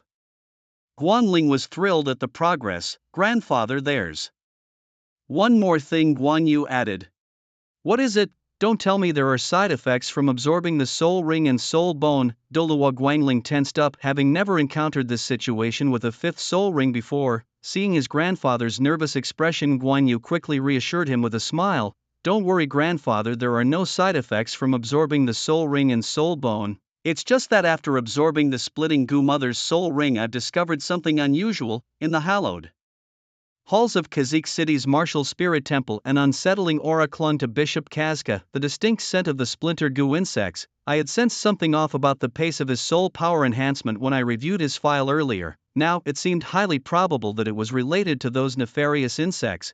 Light-feathered Douluo nodded in agreement, confirming my suspicions about Kazka's abnormal association with the Dark Soul Masters. Apart from the aura of the splinter Gu, I had also managed to gather some fragments of recent memories. It turned out that Kazka had indeed collaborated with these Dark Soul Masters. However, their recent attack on the tavern had been a rogue act not sanctioned by Casca. When the situation escalated, the martial spirit temple dispatched us to handle the fallout, and only then did Casca decide to abandon the Dark Soul Masters to save his own skin, a decision undoubtedly influenced by your commanding presence, grandfather. Had I been alone, Casca might have chosen to placate me superficially or even ensure my silence, yet we still lacked concrete evidence. Upon hearing this, light-feathered Douluo scoffed. What need do we have for evidence? With such suspicion, we should capture him and let the headquarters interrogation team extract the truth. After eliminating 5 physical clones, light-feathered Douluo and I stepped out of the basement. Waiting outside, Casca approached us hastily. Emissary, Your Eminence, how shall we deal with the items below? I smirked slightly. Are you referring to the corpses or the insects, Bishop Casca? He faltered for a moment but quickly responded with a forced smile. The corpses, of course, they must be buried. Surely we can't just leave them to rot here. However, I wondered if dealing with these bodies would cause any unease for Bishop Casca. At this, his expression stiffened, his face betraying his discomfort. You jest, emissary. Why would I feel uneasy? I merely sympathize with them, really. So, you never collaborated with these Dark Soul Masters, never used the splinter goo yourself? I confronted him directly. As soon as the truth was laid bare, the facade on Casca's face morphed into a sinister snarl. His soul manifested into a scythe-like mantis blade and slashed at me. Light-feathered Douluo, with his quick reflexes, pulled me to safety, and in the next second Casca was airborne, fleeing the scene. Observing the array of 2 yellow, 2 purple and 4 black soul rings on Casca, we realized he was no longer just a soul saint but a bona fide soul Douluo powerhouse. Yet his strength had been built upon the corpses of countless innocents. Casca's speed surpassed even that of the Dark Soul Master leader, quickly moving beyond my range of attack. However, that did not mean he was out of reach for light-feathered Douluo. As the temperature around us plummeted, light-feathered Douluo summoned his martial spirit, the light-feather ice bow, quickly setting an arrow. His icy gaze focused as he opened his left eye slowly, with the release of his 5th soul skill. The arrow of no escape. The arrow flew straight towards Casca. It didn't kill him but struck his back, freezing half of his body and causing him to plummet from the sky. Caught. Ever since the Soul Master of Kazikh City's Soul Hall fled from Casca, most were still disoriented and hadn't fully grasped the situation. Nevertheless, under the intimidating presence of Guangling Douluo, they obediently pursued and captured Casca. At this moment, Casca himself was the picture of despondency, fully aware of the dire consequences that awaited him. As the head of a city's soul hall, he was all too familiar with the headquarters interrogation procedures. Despite his spiritless eyes, he trembled and said, "Weren't you not going to lift a finger?" Guangling Douluo, hearing this, sternly replied, "I did not involve myself in the tavern case, but what you are implicated in now is colluding with an evil soul master." At the Elder's Hall, dressed in golden armor, Zhuge Douluo Yueguan exclaimed in alarm. Ghost Douluo, visibly annoyed, flashed beside Zhuge Douluo in an instant. "What now? Always so dramatic," Yueguan with his magnetic voice said. "Look at this mission summary report." Upon hearing this, Ghost Douluo shifted his gaze to the report in Yueguan's hand. After a moment, he couldn't help but exhale sharply. Guan Yu actually completed the investigation of the Kazikh City Tavern tragedy. There really was an evil soul master behind it. My suspicions were correct. Seeing that his predictions about the tavern tragedy being the work of an evil soul master were right, Ghost Douluo couldn't help but smirk smugly, revealing a not-so-pleasant smile. "What are you so proud of? I asked you to look at how people write their summary reports. Look at your hunting team. What kind of reports do they bring back each time? I always have to arrange for someone to tidy them up and archive them. Take this report back and copy it several times, use it as a template in the future." Guan Yu, naturally unaware that his casually written report had earned such high regard from Yueguan, who was responsible for the educational affairs of the Soul Hall, had in his previous life written numerous summaries/reports, and with a not-so-complicated operation he effortlessly produced a well-crafted report. "Don't fuss about it so much, you should rather think about how to report this matter to His Holiness the Pope. You are well aware of His Holiness's expectations. To hell with it. On one hand there's the Pope, on the other, the offering hall. Both sides are too much to handle.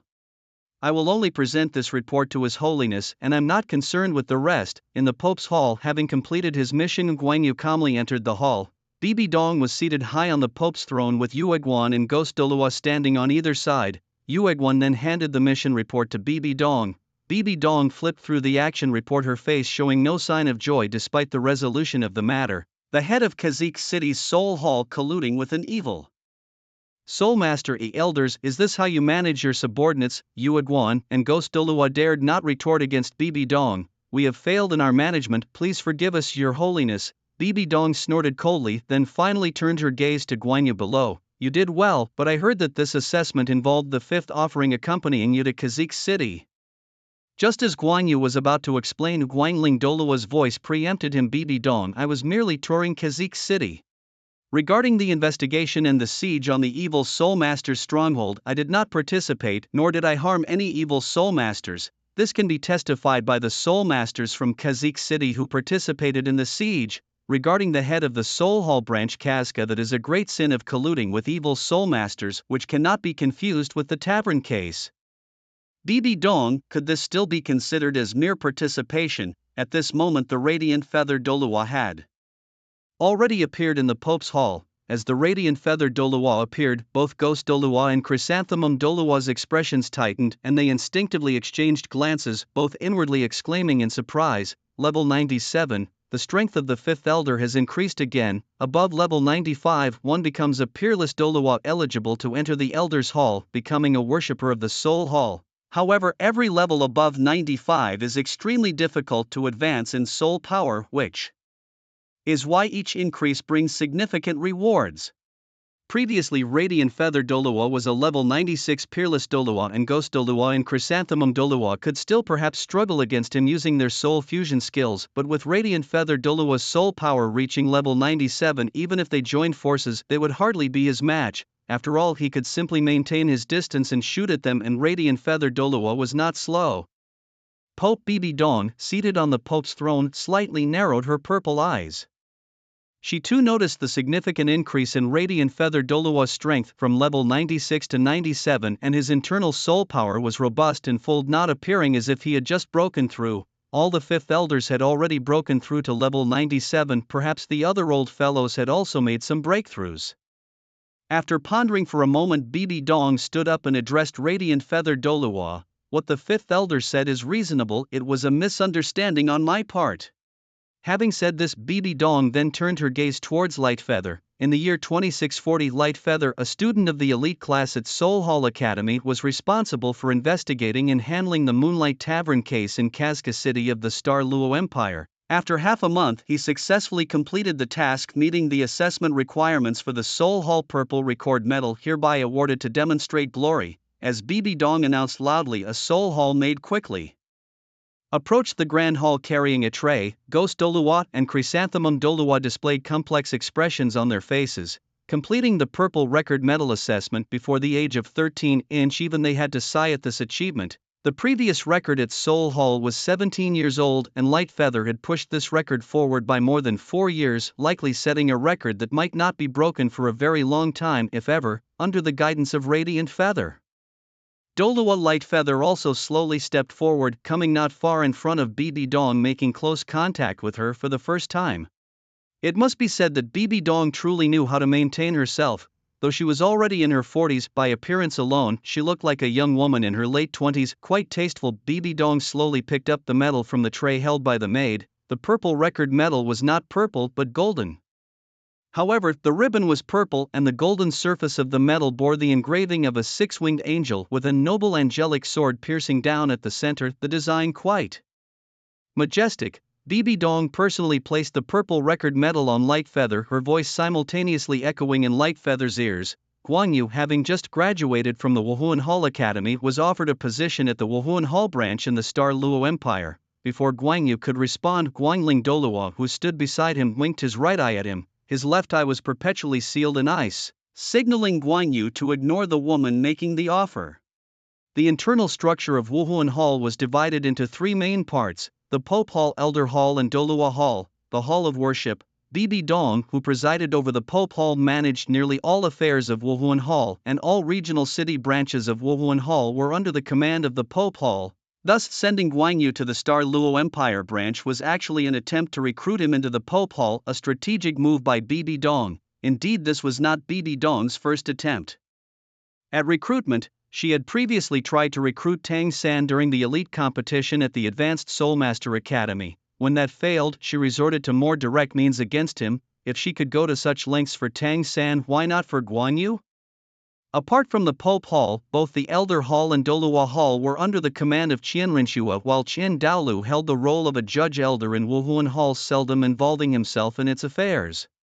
Guan Yu bowed slightly to Bibi Dong, performing a salute. Your Holiness, I am inexperienced and not yet capable enough. I need more time to mature. I fear I might not live up to your expectations if I take the position at the Star Luo Empire branch. Bibi Dong showed no surprise at Guan Yu's response. After all, Guan Yu was the grandson of Guanling Douluo. Guanling Douluo and the other 6 worshippers, along with some elders from the Elder Hall, were loyal followers of Qian Douluo and would not heed any orders without his directive. Very well, may you continue to strive and serve the Wuhuan Hall in the future, she said. After the ceremony, Guan Yu and Guanling Douluo had no reason to stay longer and promptly left the Pope Hall.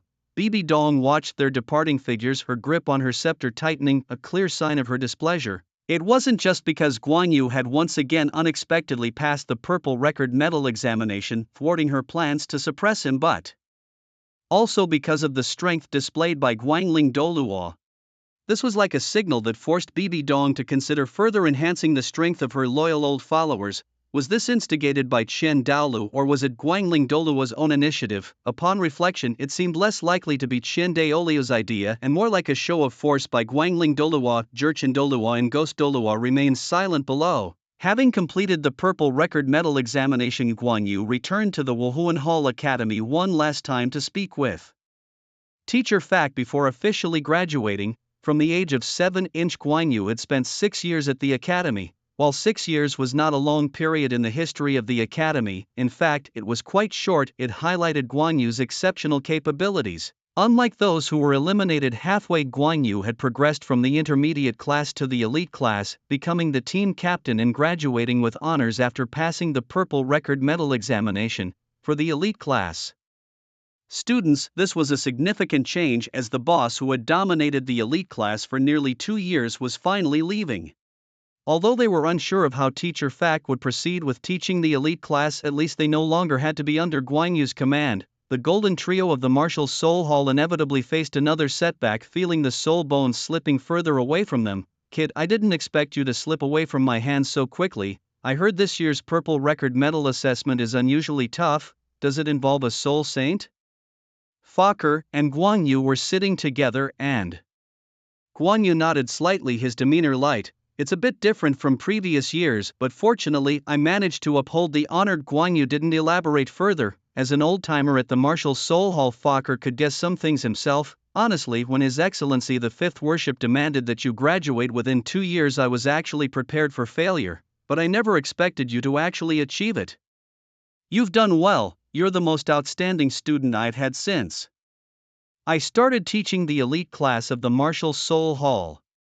At this moment, Guan Yu stood up and bowed deeply to Fokker. Later, Guan Yu also learned about the effect of the day when Teacher Fokker used his ruler to discipline him. That's why he made another trip to the academy, to say goodbye and to give thanks. Fokker waved his hand, smiling. Don't use that formality here. The next time I see you, I might have to salute you. So you're leaving the Martial Soul Hall Academy. What are your plans next? What plans?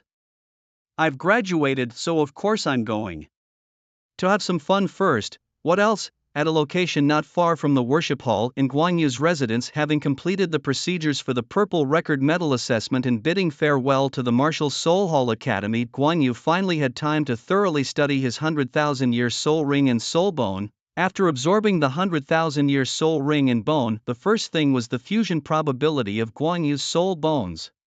External soul bone golden feather wings, external soul bone 8 fox tails, 100,000-year toughness right leg bone. The fusion skill probability was 1%, although 1% isn't high compared to the initial 0.0001%. This was a 10,000-fold increase.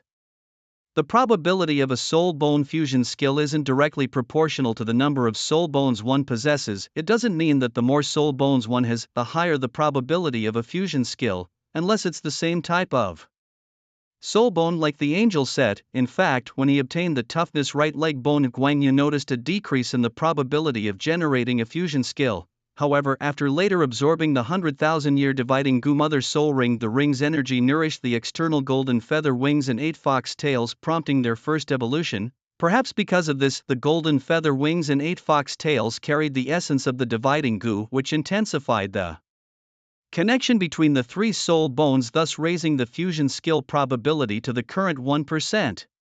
Besides the soul bone skills, Guan Yu also focused on splitting his soul ring skills. Splitting could not only cause crossbow arrows to divide but also allowed him to split himself, as the 5 soul rings at Guan Yu's feet, 1 yellow, 1 purple, 2 black and 1 red, gradually rose, with the 5th soul ring glowing with 100,000-year red brilliance and a faint blood red mist surrounding him. Guan Yu quickly condensed 5 solid clones around him. Guan Yu was contemplating a new hypothesis regarding the tactical combination of his physical clones with the light feathers, a strategy previously mentioned by the light feather Douluo but not yet deeply explored. Initially, when employing his physical clones and later reabsorbing them, Guan Yu noticed an unusual phenomenon. It seemed that his main body gained some unique insights. He first instructed all 5 of his physical clones to commence cultivation, including his main body. All 6 sat down to meditate. About an hour later, they ceased their cultivation, and as Guan Yu deactivated his 5th soul skill, the 5 physical clones dissolved back into a mist and reintegrated with his main body. Once his strength returned to 100%, Guan Yu discovered that the soul power accumulated during the meditation was indeed 6 times that of his own solo cultivation. These 5 physical clones, when cultivating soul power and with the deactivation of the 5th soul skill, transferred their cultivated soul power back to Guan Yu's main body. It was akin to the larvae of a splitting parasite consuming a body independently and then nourishing the parent bug. Essentially, if all physical clones and Guan Yu's main body cultivated together, Guan Yu's cultivation speed could increase 6-fold. At the same time, the analytical eye provided a message. The cultivation plan had been revised. It now recommended that the main body and 3 physical clones cultivate soul power for 5 hours and undergo physical training for 2 hours daily. The 2 other physical clones should engage in actual combat training for 5 hours and spend 2 hours on soul power recovery. This was the first time in years that the analytical eye had altered Guan Yu's training regime, which had previously always followed a morning physical training and afternoon soul power cultivation schedule.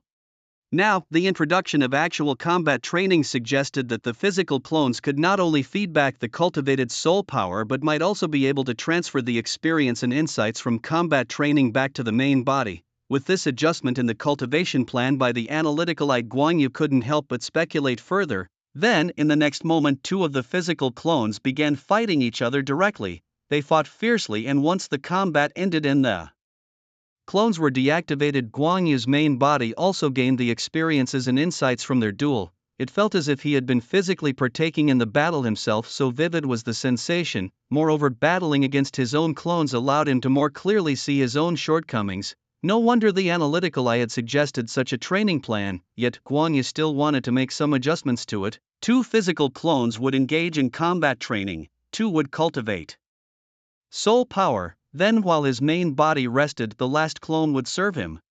It seems my laziness has gotten the better of me, Great Priest. Priest Hall. 2 years had passed, and the peaceful quiet of the Priest Hall was once again broken by the boisterous voice of Light Feather Douluo. The priests exchanged knowing glances, immediately guessing the reason for his arrival. It must be Guan Yu up to something noteworthy again. Soon enough, Light Feather Douluo arrived at the Priest Hall. Glancing at the priests who had temporarily ceased their cultivation, he proudly exclaimed, "Great Priest, guess what?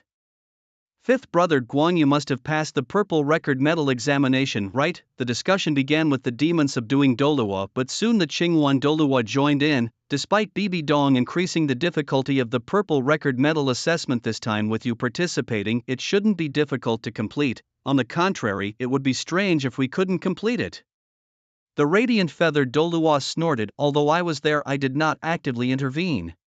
All matters were essentially handled by Xiaoyu alone through his analysis and handling. Also, you don't think I came here just for a trivial purple record medal assessment, do you?" Upon hearing this, the several elders exchanged glances. Besides the purple record medal assessment, what else noteworthy has happened recently with Guan Yu?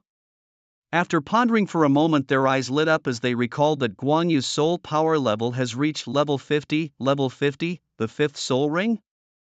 Brother 5-inch, has Xiaoyu obtained his 5th soul ring? Shenjun Douluo speculated. seeing radiant feather Douluo nod. Demon subduing Douluo continued. Could it be like the fourth soul ring, a soul ring of 70 or 80,000 years? Radiant feather Douluo's face showed increasing pride. Are you really that dense? Take a wild guess. Xiaoyu's fourth soul ring was of 80,000 years. How could his fifth soul ring not be an improvement?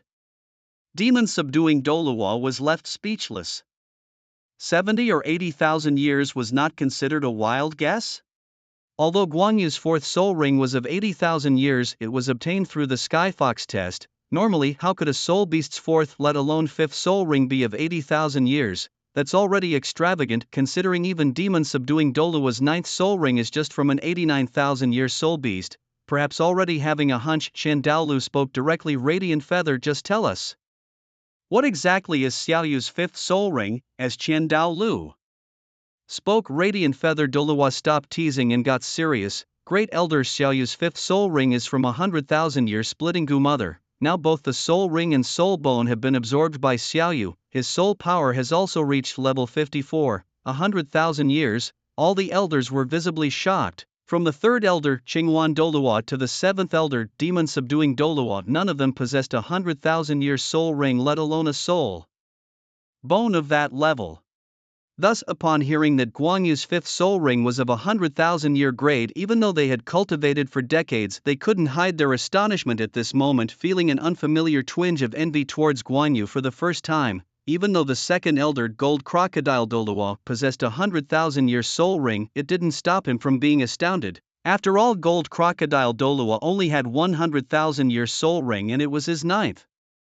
Compared to Guanyu's fifth soul ring being 100,000 years, this was indeed extravagant. It was truly an unprecedented occurrence on the continent. Subsequently, under the urgent inquiries of the elders, Radiant Feather Douluo narrated the entire process. 1 year swiftly passed. At Guanyu's residence, Guanyu himself was lying on the bed, engrossed in a book. In a world without internet, entertainment still had to rely on books. Within books, there are beautiful dames. Within books, there are lively scenes of life. Nearby, a physical clone was tidying up the room, cleaning diligently.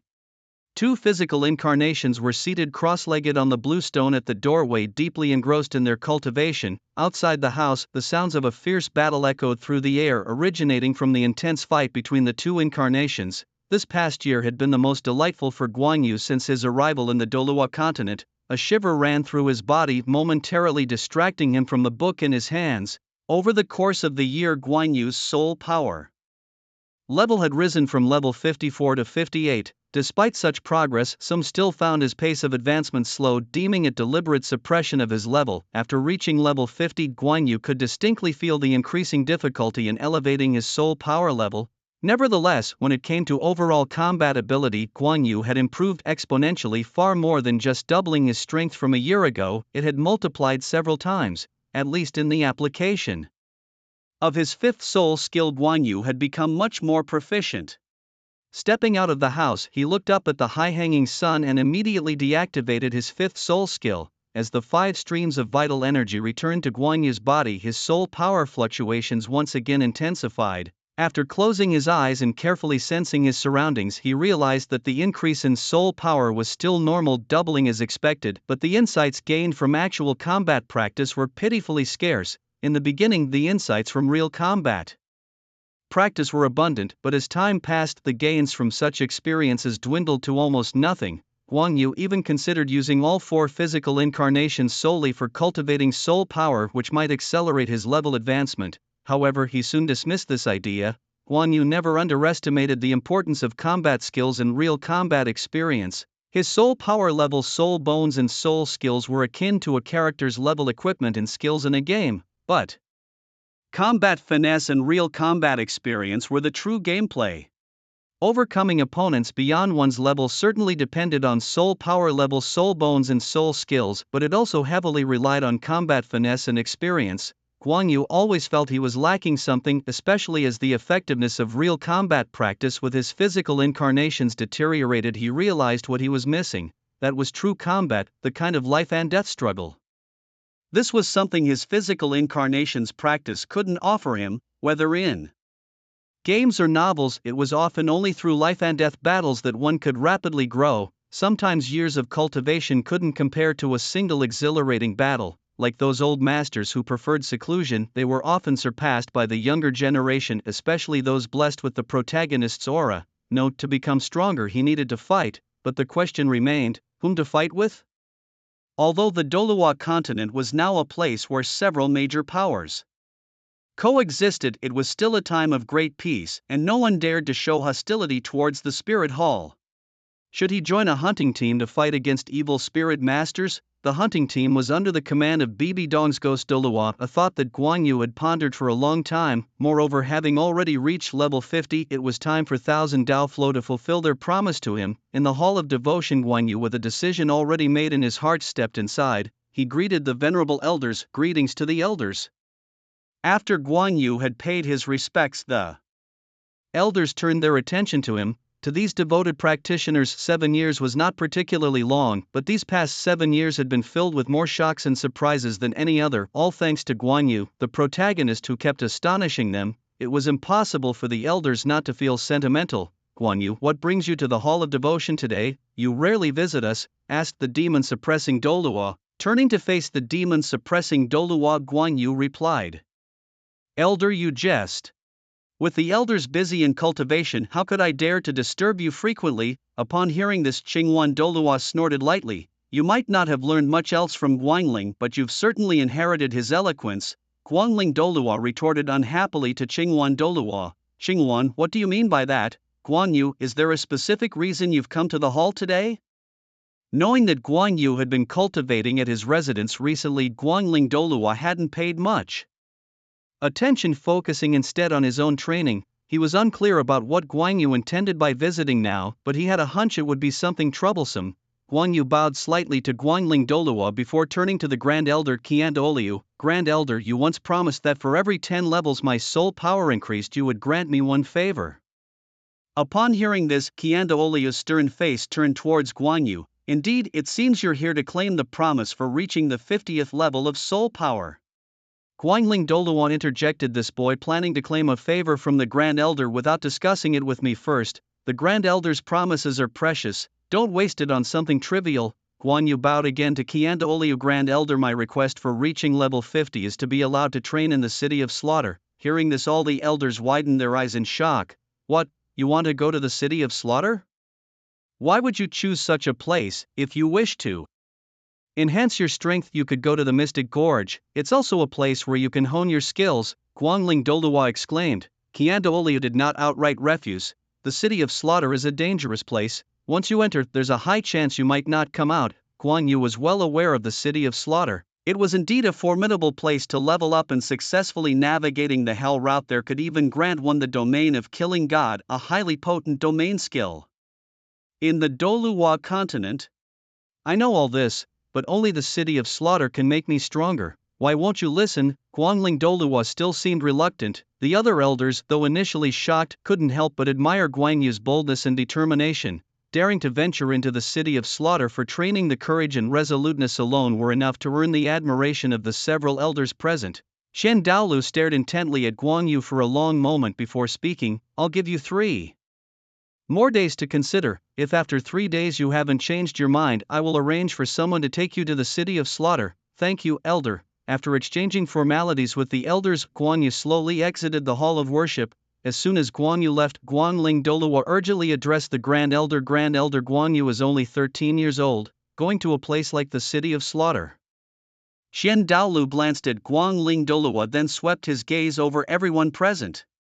Do you all disapprove of letting Xiaoyu go to the City of Slaughter? The elders didn't say much, but their silent attitude already made clear where they stood. While they admired him, they didn't actually approve of sending Guan Yu to the City of Slaughter. It was only the typically reticent second elder, Genie Douluo, who then spoke up. Actually, training in the City of Slaughter could be good. Although Xiaoyu has graduated from the Martial Soul Hall Academy, he doesn't seem to have truly matured yet, and perhaps that's why the Grand Elder has yet to arrange this for Xiaoyu. Shen Daolu nodded in agreement. These past few years, Xiaoyu has indeed performed excellently, but he always seems to lack a certain maturity. Perhaps it's because of the Martial Soul Hall. Because of Guangling's protection, the kid has never really grown independently. Today he took the initiative to go to the City of Slaughter, which surprised me, but at the same time it reassures me a lot.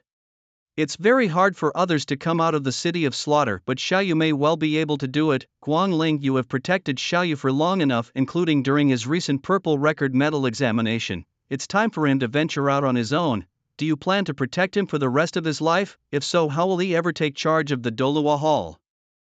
Agreeing with the decision for Guan Yu to go to the city of slaughter, Genie Douluo added, the city of slaughter isn't as terrifying as it's made out to be. Others don't know, but didn't Bibi Dong, that woman, successfully come out from there? Can Xiaoyu's performance not match that woman? Guangling, you don't need to worry. At most, if Guan Yu doesn't come out in 3 years, we can just go to the city of slaughter to get him. Chen Daolu didn't oppose this either, effectively giving his tacit approval.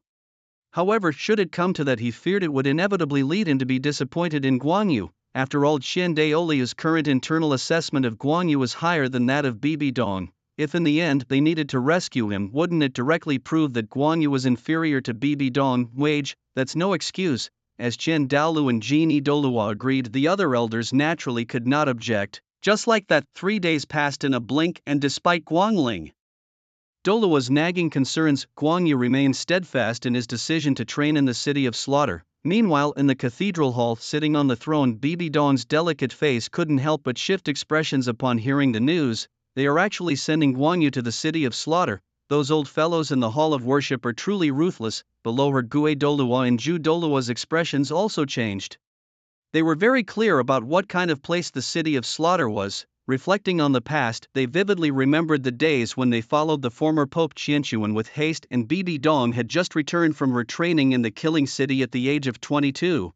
And now, Guan Yu was only 13, a stark contrast in age and experience. 3 days later, Guan Yu, still determined to enter the killing city, arrived at a desolate and eerie area under the guidance of Guangling Douluo. In this gloomy place, they could see soul masters all around, skeletal and withered, appearing as if their very essence had been drained. These masters lived in darkness, stripped of the pride that once defined them. As their numbers grew, a tavern came into view for Guan Yu and Guangling Douluo. This is the place, Guangling Douluo said, observing the sinister-looking tavern before leading Guan Yu towards it. The killing city had many entrances, and to know these locations, one had to look where these desperate souls gathered, all who wished to enter the city of sin. As Guangling Douluo and Guan Yu pushed open the tavern door, the chime of a wind bell greeted them, and all eyes in the tavern turned to scrutinize the newcomers. Both of them were dressed lavishly, which immediately drew the greedy gazes of the patrons. Particularly striking was Guangling Douluo's robe, adorned with gold and silver, materials Guan Yu had felt before and knew to be genuine. Despite being over 80 years old, Guangling Douluo looked as youthful as a child, and white hair was not unusual in the Douluo continent. It wasn't a mandatory sign of old age. Finding an empty table, Guangling Douluo and Guan Yu quickly took their seats. A glass of Huangquan Du, please, Guangling Douluo ordered. The bartender, initially dismissive due to their youthful appearance, suddenly changed his demeanor when Guangling Douluo released a burst of chilling frost power throughout the tavern. 1 moment please. Within a minute, the bartender returned with a thick, bronze-like cup filled with a vibrant red liquid that emitted a white vapor.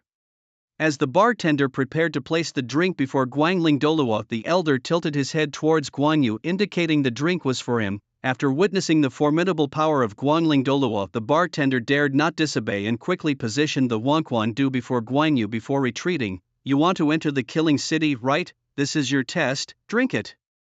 Guangling Douluo then glanced around at the other soul masters who harbored ill intentions towards them. After you finish, kill them and find your own way to the entrance of the killing city. If you can't do it, you'll have to obediently come back with me. Guan Yu hesitated, not immediately drinking the potion, and turned to Guangling Douluo. Grandfather, why don't you have a cup too? This stuff is too strong for me, I can't stand the taste. Drink up quickly or we'll go back. However, before Guangling Douluo could finish, Guan Yu had already downed the Huangquan Du in one gulp. The texture was somewhat thick and had a fishy taste, though thankfully it was not the fishiness of fish. Do you know what you are drinking? Guangling Douluo asked after Guan Yu drank it. Are you trying to induce vomiting with this? But Guan Yu laughed. This fishy taste must be blood, so this so-called netherworld dew is actually blood. Guangling Douluo's eyes widened. You know it's blood and you still gulp it down?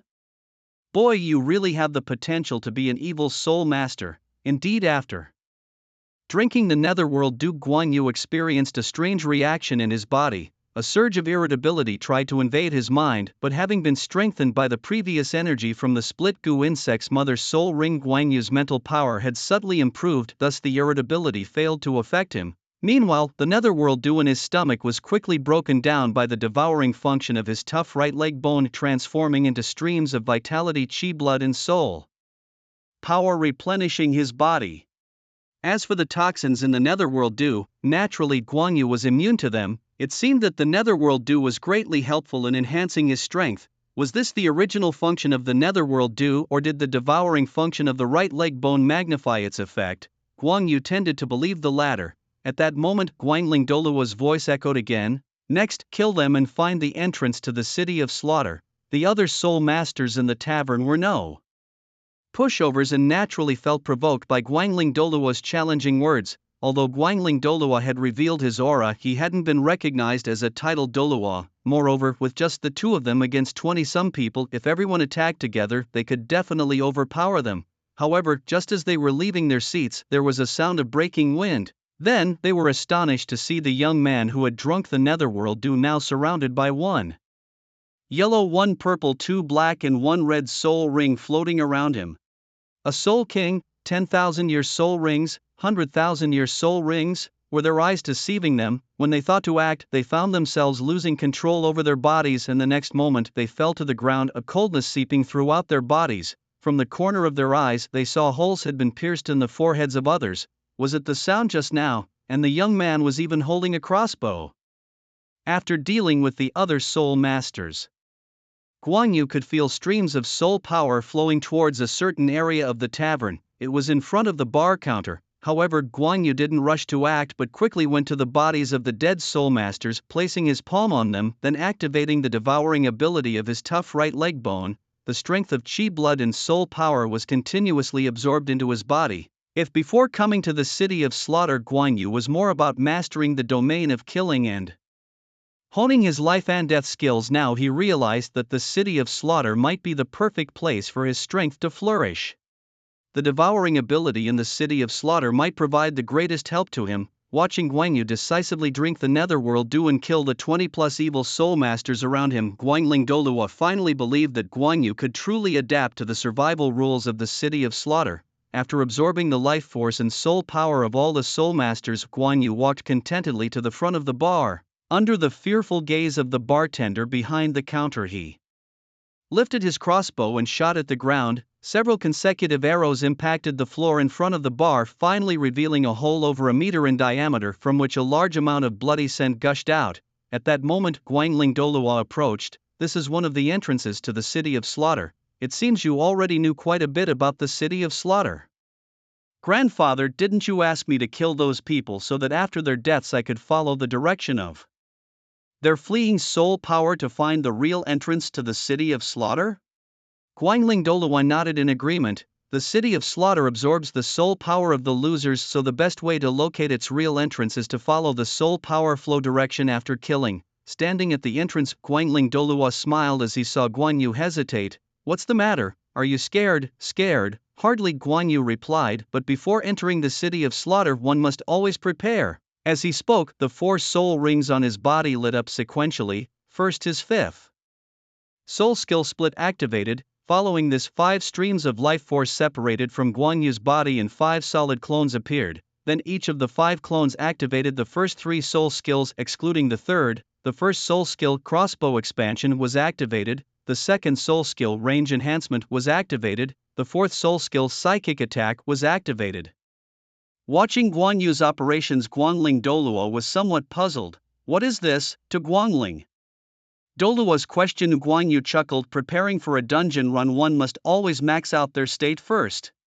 In the city of slaughter, under the influence of the slaughter field, soul skills cannot be used. My soul skills to some extent are more like passive abilities, just like status effects in a game. Since soul skills can't be used in the city of slaughter, I might as well use them all before entering. It's like exploiting a small bug. This was something Guan Yu had already planned when he decided to enter the city of slaughter. Although maintaining the martial soul form and soul skills would Consume soul power. Just earlier, Guan Yu seemed to have found a way to resolve the issue of soul power consumption, that is, by using the devouring function of his right leg bone, consuming nether dew to replenish soul power, or if that fails, by devouring the evil soul masters of the city of slaughter for power replenishment.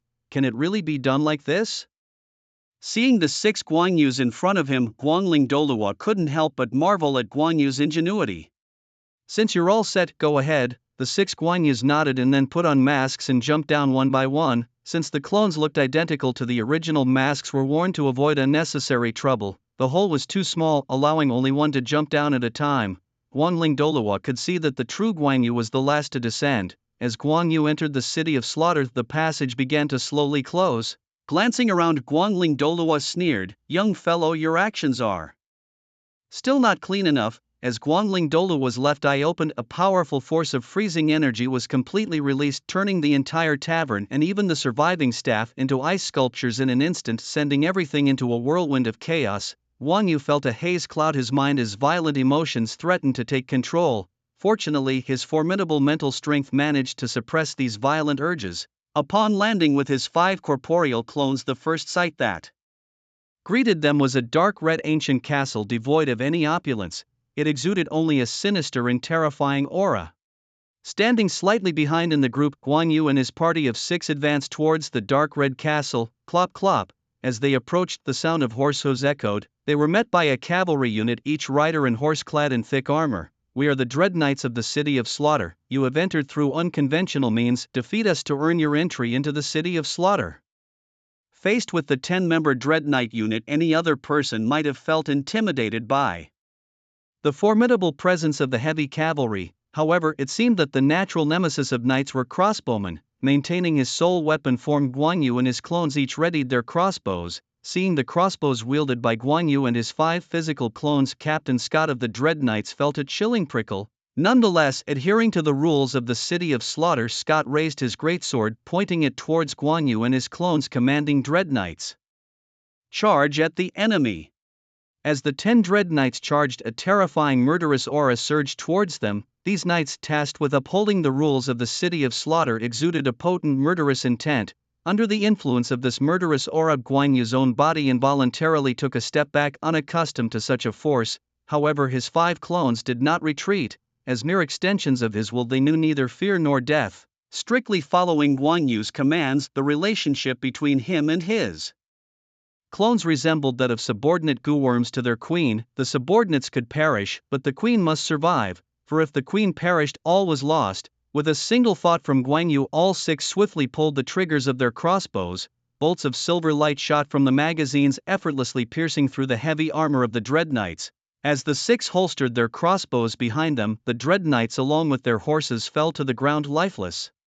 Knights stationed afar gaped in shock at the scene. A whole unit of Dread Knights wiped out in an instant. Although death was common in the City of Slaughter, never had so many Dread Knights fallen at once. Without needing verbal commands, Guan Yu and his clones leapt onto the fallen Dread Knights, using their devouring skills to absorb their vital energy and soul power, not sparing even the horses. After Guan Yu and his clones had absorbed the energies of the Dread Knights, a woman with a twisting waist and wearing a short skirt slowly emerged from the City of Slaughter. "You are among the few bold ones who dared to kill the Dread Knights of the City of Slaughter." Guan Yu gave a light smile. The spar was a bit heavy-handed. The woman showed no displeasure, even though the death of those fearsome knights seemed to matter little to her. But you do qualify to enter the City of Slaughter," she declared, tossing out 6 tokens. Guan Yu and his 5 tangible clones each caught one. The tokens felt cool to the touch, as if they contained an aura similar to that of the City of Slaughter. Each token bore a set of numbers. 8,888. Guan Yu glanced at it and then switched the token marked 8,888 from one of his clones. The woman observed Guan Yu and his group closely. After they had received the tokens, she finally spoke. "I am the envoy of the King of Slaughter, the master of the City of Slaughter. Welcome to the City of Slaughter." She then led Guan Yu and his companions into the city. Along the way, many soul masters looked at Guan Yu and his group with ill intentions, their eyes gleaming with the prospect of bullying the newcomers. However, upon seeing the woman beside them, they behaved themselves. Guan Yu was indifferent to their stares. His 5 clones cared even less. Indeed, while they were considered prey by others, Guan Yu saw these onlookers as his own prey. Thanks to his skill of absorbing others' vitality, blood and soul force through his sturdy right leg bone, Guan Yu could enhance his own strength. This method, if used indiscriminately outside, would make him no different from a ruthless soul master. However, in the City of Slaughter there were no such restrictions. The envoy of the King of Slaughter casually moved a corpse lying by the roadside and continued to introduce the city to Guan Yu and his companions. As newcomers to the City of Slaughter, you will have a 12-hour protection period. During this time you will be under the protection of the City of Slaughter and enjoy all its benefits. Can the Yellow Springs Dew, which is normally restricted, be freely available during the protection period? Someone asked. The road to health, the Yellow Springs Dew, there's no return. New Yellow Springs Dew is available. People around could only jeer, watching Guan Yu and the six, clearly planning to move on them once their protection period expired. The enchanting female envoy showed a face of disdain towards these locals. This is just the outer city of the City of Slaughter, and some here are the losers of the slaughter arena, needing to contribute 2 cups of Yellow Springs Dew every month to gain the protection of the King of Slaughter, she explained, revealing the desperate state of those around. Only the inner city is truly lawless. Guan Yu understood. The alluring envoy glanced at the group, perhaps impressed by their display of strength, as annihilating a squadron of Terror Knights was no small feat and certainly stronger than most in the inner city. In the inner city, she continued, if you participate in a Hell Slaughter arena and win, you can obtain the right to reside in the inner city for a year, indulging as you wish, she said, her seductive body leaning closer to Guan Yu. The envoy, with her discerning eye, had already seen from their behavior and demeanor that among the 6 it was Guan Yu's original body that held the authority. Upon the messenger's approach, Guan Yu did not push him away. Instead, he smoothly pulled the messenger closer. Faced with Guan Yu's sudden action, the messenger paused, clearly not expecting such a reaction. However, he quickly adjusted and said, with your formidable strength, you could thrive in the inner city of the City of Slaughter. Eventually, the group arrived at the inner city where the messenger continued to tempt them. This is the inner city of the City of Slaughter. Would you like to experience the hell-killing fields? Judging by your demeanor, you are likely here to train, so you will probably visit the hell-killing fields. Isn't it still the newbie period? Let's get through that first. You can still participate in the hell-killing fields during the newbie period, you know, no rush, though. Can we also enjoy the pleasures of the inner city during the newbie period? Is the Huangquan Dew also supplied for free? The messenger nodded, his gaze filled with confusion. Did he misjudge them? Were these people only interested in pleasures and not in training? Yes, during the newbie period you have all the rights to enjoy the inner city's pleasures. After the newbie period you need to win a match in the hell-killing fields to continue enjoying these privileges. Where can we find Huangquan Dew? Guan Yu asked. Every tavern in the inner city supplies Huangquan Dew. Following this, Guan Yu requested the messenger of the Killing King to lead them to a tavern. Once seated in the tavern, due to the presence of the Killing King's messenger, the surrounding patrons dared not cause any trouble. Guan Yu and his companions then ordered several rounds of Huangquan Dew. The 6 of them gulped down the drinks one after another. Under the devouring effect of their sturdy right leg bones, the Huangquan Dew they consumed was quickly absorbed, replenishing their qi and soul power. The soul power they had expended in previously annihilating a squadron of terrifying knights was fully restored after consuming just 1 round of Huangquan Dew. The City of Slaughter did not receive any sunlight, and Guan Yu knew they had been sitting in the tavern for several hours. Throughout this time, to the shock of the Killing King's messenger, they kept ordering more Huangquan Dew. They had lost count of how many rounds they had drunk, with all the Huangquan Dew transforming into qi and soul power stored within Guan Yu's body. In just a few hours, by absorbing Huangquan Dew alone, Guan Yu felt his soul power had increased more than it would have from 10 days of regular training. If the 5 physical avatars dissolved their soul techniques and returned to the main body, that increase would be even more terrifying. After all, these avatars had guzzled no less Huangquan Dew than the main body. The messenger of the Killing King was dumbfounded. Was it really okay to drink Huangquan Dew like it was plain water? And incredibly, none of them seemed to need the restroom. Boss, another 30 rounds of Huangquan Dew. As one of the physical avatars spoke up, the tavern owner came over cautiously, his face apologetic. I'm sorry, but we've run out of Huangquan Dew for today. There's really none left. Meanwhile, the other patrons, though visibly upset, dared not speak against Guan Yu and his group, who had guzzled enough to force others to find a different place. Shall we change locations? Continue drinking at another tavern? Guan Yu asked the envoy of the king of Slaughter, who showed an awkward smile. Your trial period is just a few hours away from ending. if you want to continue enjoying the pleasures within the inner city of the slaughter capital, why not first secure a victory in the Hell Slaughter Arena? Guan Yu's lips curled into a smirk. Fair enough, to the Hell Slaughter Arena then. The Hell Slaughter Arena wasn't much different in structure from the soul combat arenas of the outside world, with the main difference being the people here.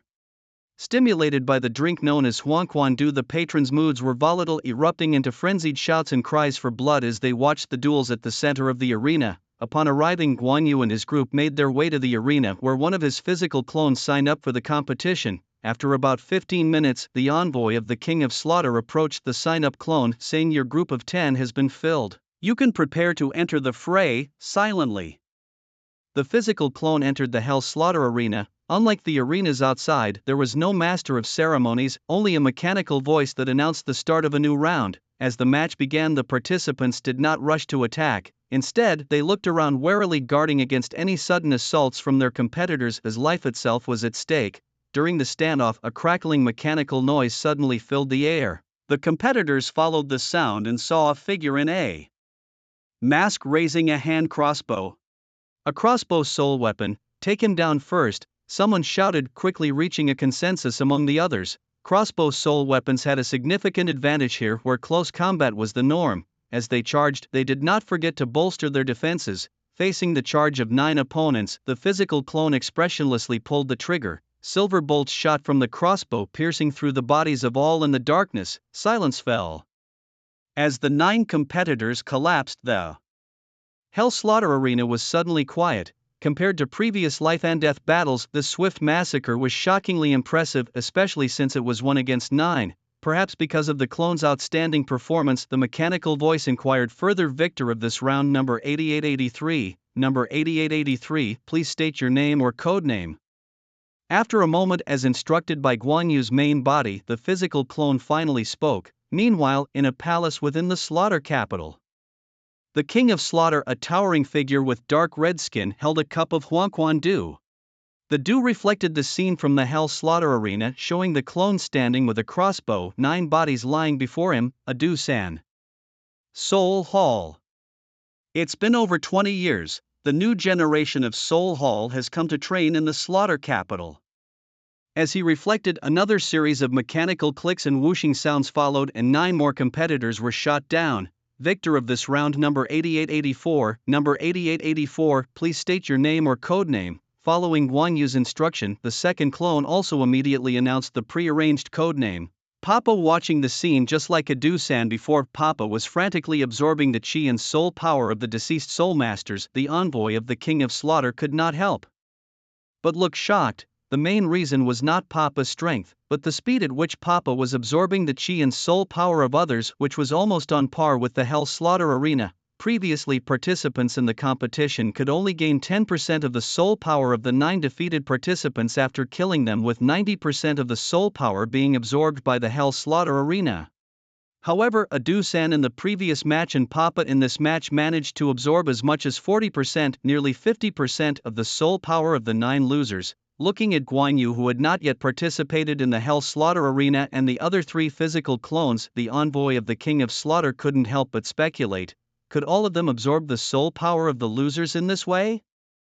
Guan Yu's 5 physical clones soon took their turns in the Hell Slaughter Arena's match. Naturally, the 5 did not sign up simultaneously. Everyone proceeded one after another. As the third physical clone resolved the 9 participants of the Hell Slaughter Arena, the atmosphere in the arena soared. Instant kills. 3 instant kills. The Soul Masters in the surrounding spectator seats couldn't help but exclaim in excitement. After the third one, the 4th and 5th clones sequentially participated in the Hell Slaughter Arena. As first-time participants in the Hell Slaughter Arena, the opponents that the physical clones encountered were not very strong, so even though Guan Yu's third soul skill, lock-on tracking, couldn't be used, with years of practice and precision techniques, Guan Yu was still able to hit the targets accurately.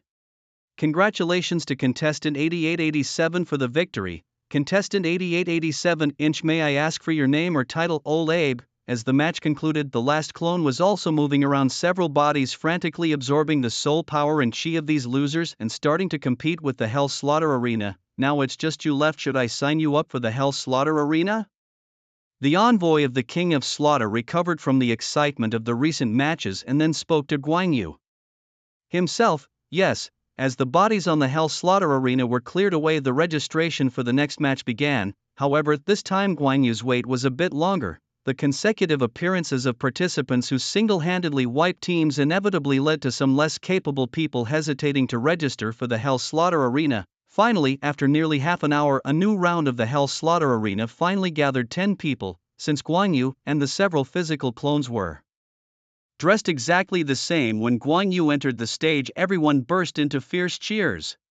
In their perception, this was probably going to be another massacre. Wait a minute, that's 4268 and 5592, these are all Soul Masters known for their strong defenses. The new round of participants registering for the Hell Slaughter arena were all exceptionally sturdy, with martial souls mostly known for their defensive capabilities. Watching the 9 participants unconsciously circling him, Guan Yu couldn't help feeling a bit awkward.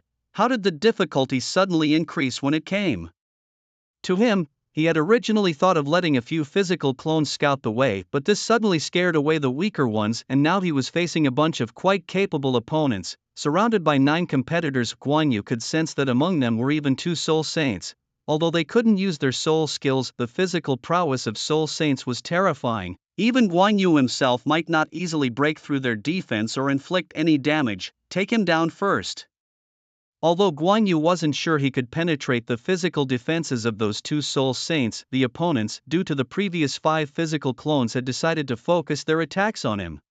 All 9 charged at Guan Yu simultaneously. As Guan Yu stepped back, he raised his crossbow and fired at them. Unlike the scene where he had wiped out 9 opponents in one go before, this round of rapid fire only took down 4, leaving 5 who were known for their physical defenses. Though injured, they were not killed. As these few launched an attack on him with their martial souls embodied, a golden glow appeared behind Guan Yu, and a pair of golden wings spread out accompanied by wisps of red mist. With a flutter of the golden wings, Guan Yu's body rose from the ground of the slaughter field, ascending to a height of several meters. He can fly. Whether it was the spectators or the other competitors, everyone cursed in shock at the sight of Guan Yu taking to the air with his golden wings. Flying at this level is just unfair. And he's an archer too, that's just cheeky.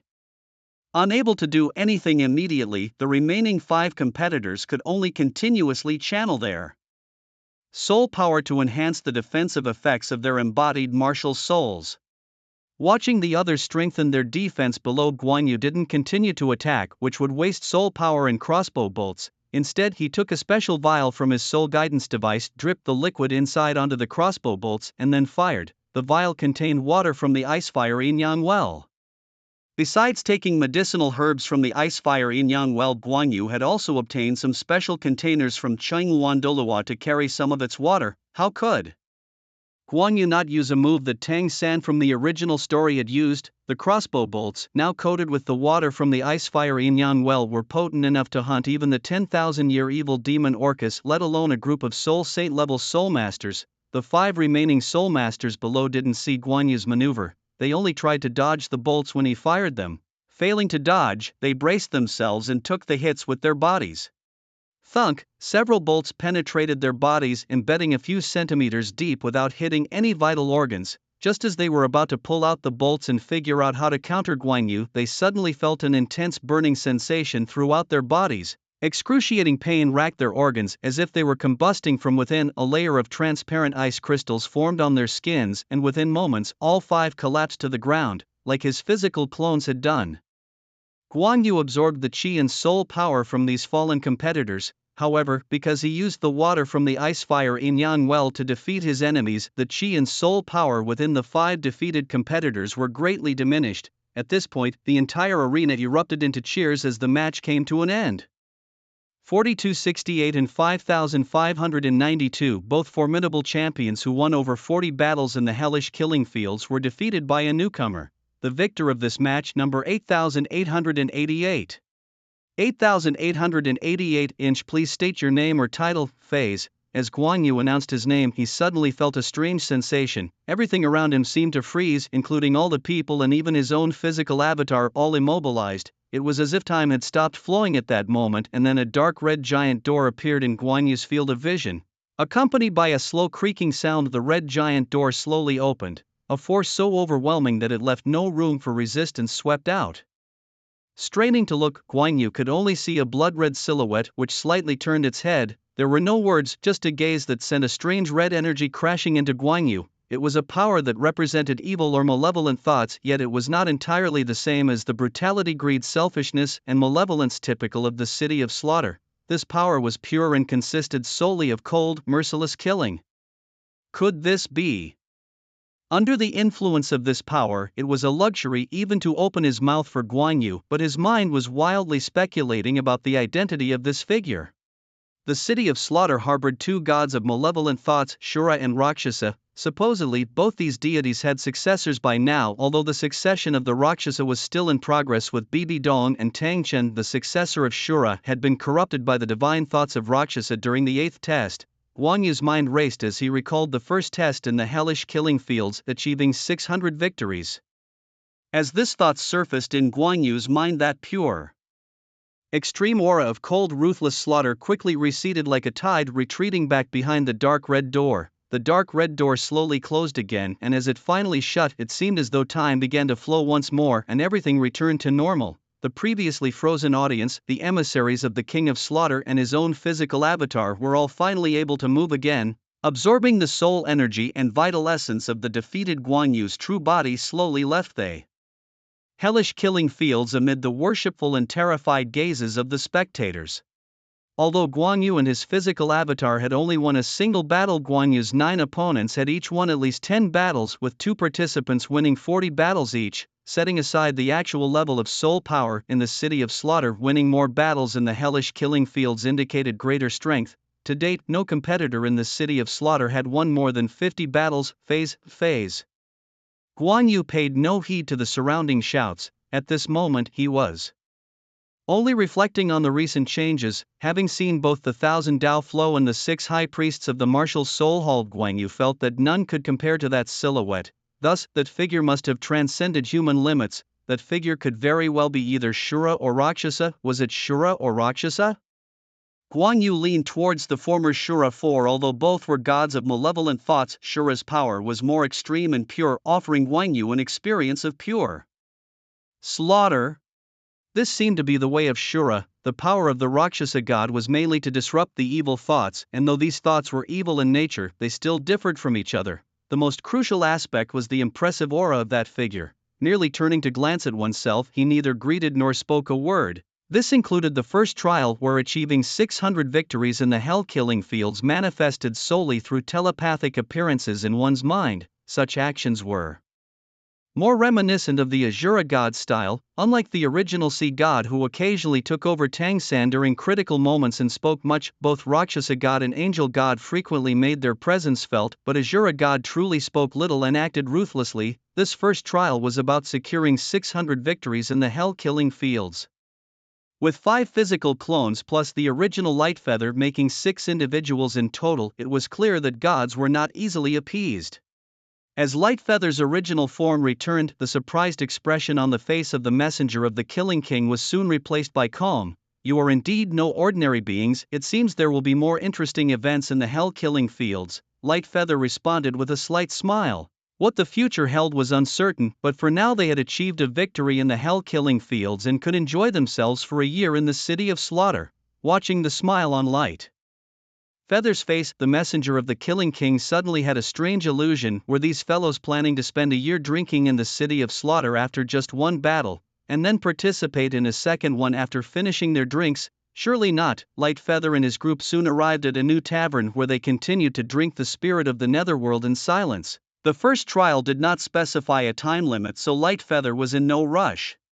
However, they couldn't stay in the City of Slaughter indefinitely. For subsequent plans, Light Feather decided to have the 5 physical clones take turns participating in the hell killing fields, thus avoiding the scenario where several clones registered at the same time and clashed. Furthermore, only 1 person per day was scheduled to enter the hell killing fields, while the others who had completed their matches provided protection, preventing excessive soul power consumption or injuries from impairing their condition if multiple clones participated on the same day. In the City of Slaughter, it was always good to keep some full combat strength in reserve. Being cautious here was not shameful, and Light Feather would not waste their capabilities just because they were physical clones. one person per day, a 5-day cycle. As for Lightfeather's original form, there was no rush to participate in the hell killing fields immediately. First, they would replenish and enhance their vital energy and soul power with the spirit of the netherworld. Under Lightfeather's plan, days passed one by one. Lightfeather and his companions had been in the City of Slaughter for a year and a half now. Each of the 5 physical clones had also achieved 99 consecutive victories, and today marked the 100th battle in the Hell Killing Fields for the first physical clone, Adusan. As he appeared in the Hell Killing Fields holding token number 8883, there was a moment of silence, followed quickly by a wave of frenzied cheers from the stands. Currently, all 5 of Lightfeather's physical clones had achieved 99 victories, while the original had 2 victories. After achieving the second victory in the Hell Killing Fields, Lightfeather continued to enjoy life in the City of Slaughter. The pattern of rotating participation among the 5 physical avatars, each taking a day in turn to join the hellish slaughter arena, was something many spectators noticed. Therefore, today, with the 100th battle of the first physical avatar Adusan, the audience was exceptionally large. As soon as he entered the arena, Adusan, a physical manifestation of Guan Yu, immediately unfurled his wings and took to the air, seizing the dominant position right from the start. All 5 physical avatars possessed the ability to fly, which was no longer a secret in the hellish slaughter arena. Interestingly, as the 5 avatars accumulated over 50 victories each, they seldom encountered any formidable opponents. Even in the 99th battle, the opponent was powerless against the continuous crossbow attacks, and a sweeping barrage easily secured victory. This included the opponent in this 100th battle, nearly 6 Soul Kings and 3 Soul Emperors. By continuously drinking the underworld dew and devouring the vital essence and soul power of others in the City of Slaughter, the first avatar of Guan Yu had reached the level 60 in soul power. Every aspect of his being had significantly improved compared to his initial arrival in the City of Slaughter. The team of 6 Soul Kings and 3 Soul Emperors really didn't seem like much of a challenge anymore. In the Grand Hall of the City of Slaughter, the envoy who had guided Guan Yu into the city twisted her serpentine waist as she appeared atop the hall. If all went as expected, Adusan would achieve his 100th victory in the hellish slaughter arena today and qualify to challenge the Hell Road. My king, would you really let him achieve 100 victories so effortlessly? The Slaughter King, sitting on his throne, gently swayed the cup in his hand, allowing the underworld dew within to slosh about. What does it matter if one achieves 100 victories in the hellish slaughter arena, or even if 5 do? As long as the 6th doesn't achieve 100 victories, then it is fine. The eyes of the Slaughter King's envoy lit up. My king, do you mean that as long as one amongst them hasn't completed the 100 victories in the hellish slaughter arena, the others won't leave their companion behind and move on? A sinister smile appeared on the face of the Slaughter King. What about 5 or not 5 inch? They are actually all one person. The envoy of the Slaughter King, puzzled by this, listened as the Slaughter King continued with a cold laugh. These 6 people are actually just one person. Hearing this, the Slaughter King's envoy exclaimed, but soul techniques can't be used in the City of Slaughter. How could they possibly?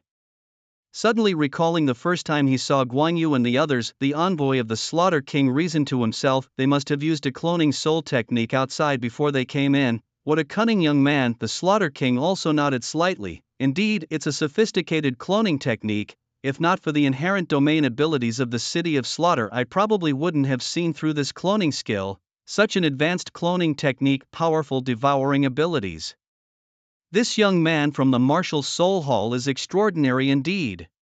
The one who had only participated in 2 battles in the hellish slaughter arena must be the original body, and using tactics against him would be much more effective than against the avatars. After saying this, the Slaughter King drank the underworld dew from his cup. The envoy of the Slaughter King nodded, and seeing that the Slaughter King's expression was relaxed and not displeased, he stepped forward to pour another cup of underworld dew for the king, then cautiously reminded him, my king. Concerning whether they will bring trouble, he is from the Soul Hall. The King of Slaughter chuckled. Previously in the Hell Slaughter arena, many strong contestants were arranged to avoid those 5 clones, but now they can be allowed to compete. Within the rules, the Soul Hall cannot complain. Hell Slaughter Arena, a Bergy, a Bergy, a Bergy. The frenzied shouting echoed throughout the arena, watching the audience around him dancing and cheering wildly for their own clones. Guan Yu felt fortunate for them. If his own physical clone were to win 100 battles and then take on the trial of Hell's Path, all these people would become sacrifices to open the Hell's Path. boom, as the last contestant fell. Guan Yu's last clone also achieved 100 victories in the Hell Slaughter Arena. When asked whether to initiate the Hell's Path assessment, Guan Yu still chose not to assess. For 5 consecutive days from 88-83 to 88-87 the Hell Slaughter Arena's 100 victories were completed. What's so great about that? Their opponents were not very strong and those who had more than 10 victories were few and far between. But why don't they initiate the Hell's Path assessment or leave the city of slaughter? Haven't you seen that they still have one person who hasn't completed 100 victories in the Hell Slaughter Arena? It's that person. He seems to have only achieved 2 victories so far in the Hell Slaughter Arena. If others wait for him, wouldn't that take a long time? They are a group willing to be together. What can you do about it? In the spectator seats of the Hell Slaughter Arena, many began to notice Guan Yu himself. Under some spectators' gaze, Guan Yu, holding a token marked 8888, approached the registration desk of the Hell Slaughter Arena. I want to register for the Hell Slaughter Arena. Guan Yu had also tried having his physical clone complete 100 victories to substitute for his main body in the Hell Slaughter Arena, thus protecting his main body from any accidents in the Hell Slaughter Arena. However, he found out during registration that this was utterly unfeasible, as the Hell Slaughter Arena seemed able to distinguish between his main body and his clones. The staff at the Hell Slaughter Arena nodded without hesitation, then took Guan Yu's identity token for registration. Over the past year and a half, although Guan Yu's main body had not participated in the Hell Slaughter Arena to devour the loser's chi and soul force, he had reached the 60-level standard by relying on a large amount of netherworld dew. As the number of registrants reached 10, a new round of the Hell Slaughter Arena began. 5 soul sects, 2 soul kings and 2 soul emperors. The highest continuous victory was 13. Compared to the 5 physical clones, the opponents Guan Yu's main body encountered in his third Hell Slaughter Arena seemed to be stronger than those the clones had faced. Was it a coincidence, or was there really a problem? No matter how many doubts there were, they would have to wait until after Guan Yu's main body finished this match. The eyes of 9 people were all fixed on Guan Yu. After all, the previous 5 completing 100 victories in the Hell Slaughter Arena had caused a huge sensation, and Guan Yu's attire was exactly the same as theirs, making it impossible not to take him seriously. 9 people attacking from 9 directions. Guan Yu did not panic but instead prepared to take to the skies first by spreading his golden wings.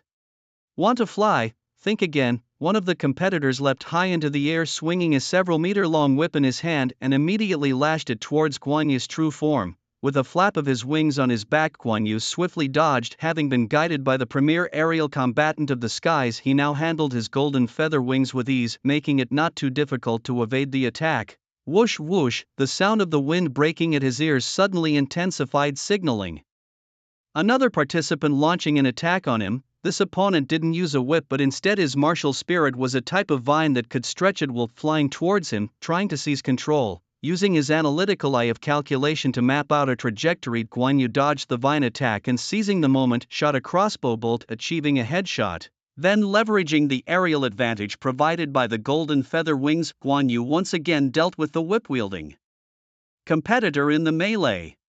As both opponents, one with the whip and the other with the vine martial spirit, were successively defeated by Guan Yu, the participants of this round of the Hellish Slaughter Arena completely lost their threat over the skies.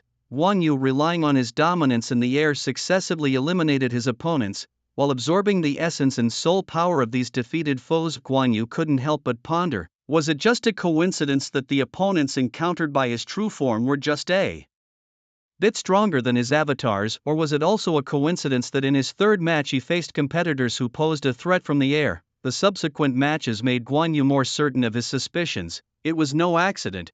In every match in the Hellish Slaughter Arena that followed, there would be at least one who could attack from the sky, sometimes even up to 5. These individuals were also formidable. In his 9th match, Guan Yu encountered a participant whose soul power had reached the Soul Douluo level and who had achieved 67 consecutive victories in the arena, ranking first in the Hellish Slaughter Arena. Although Guan Yu still won this battle, he sustained serious injuries, with his chest even being pierced by a sharp sword. If not for his tenacious vitality and the rapid self-healing ability of his tough right leg bone, Guan Yu feared he might have been finished. Someone was manipulating the matches in the Hellish Slaughter Arena, matching him with increasingly difficult opponents. In the City of Slaughter, only one person could control the Hellish Slaughter Arena, the King of Slaughter. Considering that the original king of slaughter didn't dare to trip up Tang San and Hulayina yet now dared to intervene in his battles, this was a clear underestimation of his own background. In the eyes of the king of slaughter, did the existing two slaughter gods, Tang Ritian and Bibi Dong, even possess more deterrence than Thousand Dao Flo, infused with a nine-headed blood bat? Has his brain gone haywire? Doesn't he know how formidable his old rival Thousand Dao Flo is? Despite the increasing difficulty of each match, fortunately no one yet could stop Guan Yu's winning streak. However, in terms of speed, Guan Yu's victory pace had slowed somewhat. A month had passed and Guan Yu's record in the hellish slaughter arena had grown to 9 matches. With his performance over the month, his true form also began to carve out a reputation in the hellish slaughter arena, with the name Faz gradually resounding throughout. A year later, the icy breath was suffocating. And in Hell's slaughter field 10 people slowly walked in. Among them Guan Yu was the 6th, but the eyes of the other 9 were constantly on him. Over the past year, Guan Yu had participated in 99 battles, winning all 99. He had been seriously injured in 14 of those battles. If it weren't for his right leg bone's rapid self-healing ability, Guan Yu might well have been bedridden by now. As he approached his 100th victory, the tactics in Hell's slaughter field became more overt. Now for Guan Yu's final match, he was pitted against Lu Hun Saint and San Hun Douluo. Moreover, as the 10 contestants released their martial souls, it turned out that 6 of them possessed flying-type soul beasts, including one whose martial soul was a sky mantis. Perhaps his hometown was Khazik City. As the match began, the 9 opponents clearly divided their tasks to suppress Guan Yu. Facing attacks from 9 different directions, Guan Yu's figure flickered like a phantom, his feet springing up as if on springs, propelling him directly in front of a ground spirit master. This was the only control type among the 3 ground spirit masters whose martial soul was mud. Although he couldn't use soul skills, this kind of mud, once adhered to, would affect his own movement speed. Seeing that Guan Yu's target was himself, the control-type spirit master was not afraid but instead used his martial soul attachment, transforming his entire body into a mud figure, losing his legs in human form and becoming like stinky mud from a certain anime. Boy, your crossbow arrows are formidable, but with my martial soul attached and my body turned to mud, your physical attacks can't harm me. Guan Yu approached him, braced himself on one foot and turned his body. As his robe rustled, his other leg swung towards the mud figure. Thud! Guan Yu's powerful kick landed on the mud figure, who seemed unharmed and somewhat arrogantly triumphant. I told you, your physical attacks can't hurt me. With the mud body's traits, I've achieved 44 consecutive victories in the Hell slaughter field. Let me be the one to end your 99 wins. Is that so? Guan Yu chuckled lightly, his face full of confident smiles, which somehow gave the mud spirit master a bad feeling. King Thunder Flint, Thunderstrike. As Guan Yu's soul power increased, the thunder element of the King Thunder Flint also strengthened. The violent thunder soul power surged from Guan Yu's body towards the mud spirit master, and the dense and brilliant electric arcs acting on the opponent's muddy body rendered him momentarily speechless. This mud spirit master, one of the 3 Douluos, would likely have been a formidable opponent for Guan Yu outside the slaughter city with soul skills to support him. However, inside the slaughter city, where soul skills were forbidden, he relied solely on the properties of his mud body, which nearly immunized him against all physical attacks but also deprived him of powerful offensive methods. Under the intense and continuous thunder strikes, the mud spirit master's muddy body gradually lost its fluidity. Whoosh! While Guan Yu was dealing with the mud spirit master, the competitors in the air launched an attack on him. Their martial spirits were not crossbows, but equipped with weapon crossbows for flying, aiming to conveniently counter Guan Yu. In previous battles, some had injured Guan Yu using cold weapon crossbows, quickly establishing it as an effective tactic against him. Facing a volley from several competitors, Guan Yu raised his crossbow, returning fire. What's special about Zhuge crossbows? Their speed and ability to rapidly fire multiple arrows. Moreover, Guan Yu, who had undergone professional training, was far more accurate than these amateurs. A flurry of arrows shot out, knocking down the incoming bolts and even curving intricately towards the opponents. With the aid of his calculative eye, this was not difficult for Guan Yu. The exchange of fire resulted in 3 of the 6 aerial spirit masters falling from the sky, including the mud spirit master. 4 opponents were successively defeated by Guan Yu. Igniting roars of excitement from the stands, spurred on by the stimulation of the yellow spring dew, everyone kept shouting enthusiastically, swoosh! Although the aerial tactics failed, the 2 remaining land spirit masters, not including the Mud Spirit Master seized the opportunity to attack Guan Yu. Both of their martial spirits were wolves with fierce and cunning attacks. After embodying their spirit, their large wolf claws reached out to grab Guan Yu from behind. Guan Yu didn't even turn around. He simply flipped his hand, pulled the trigger, and several bolts shot out, instantly taking down one of the wolf spirit masters. Then he leaped to one side, preparing to continue shooting at the other wolf spirit master. Seeing his companion fall to Guan Yu, the remaining wolf spirit master's mentality shifted drastically. Impossible! Without even turning around and without even a glance, he hit the rapidly approaching wolf spirit master from behind. Did he have eyes on the back of his head? Guan Yu didn't have eyes on his back, nor did he possess Tang San's so-called sound localization skills.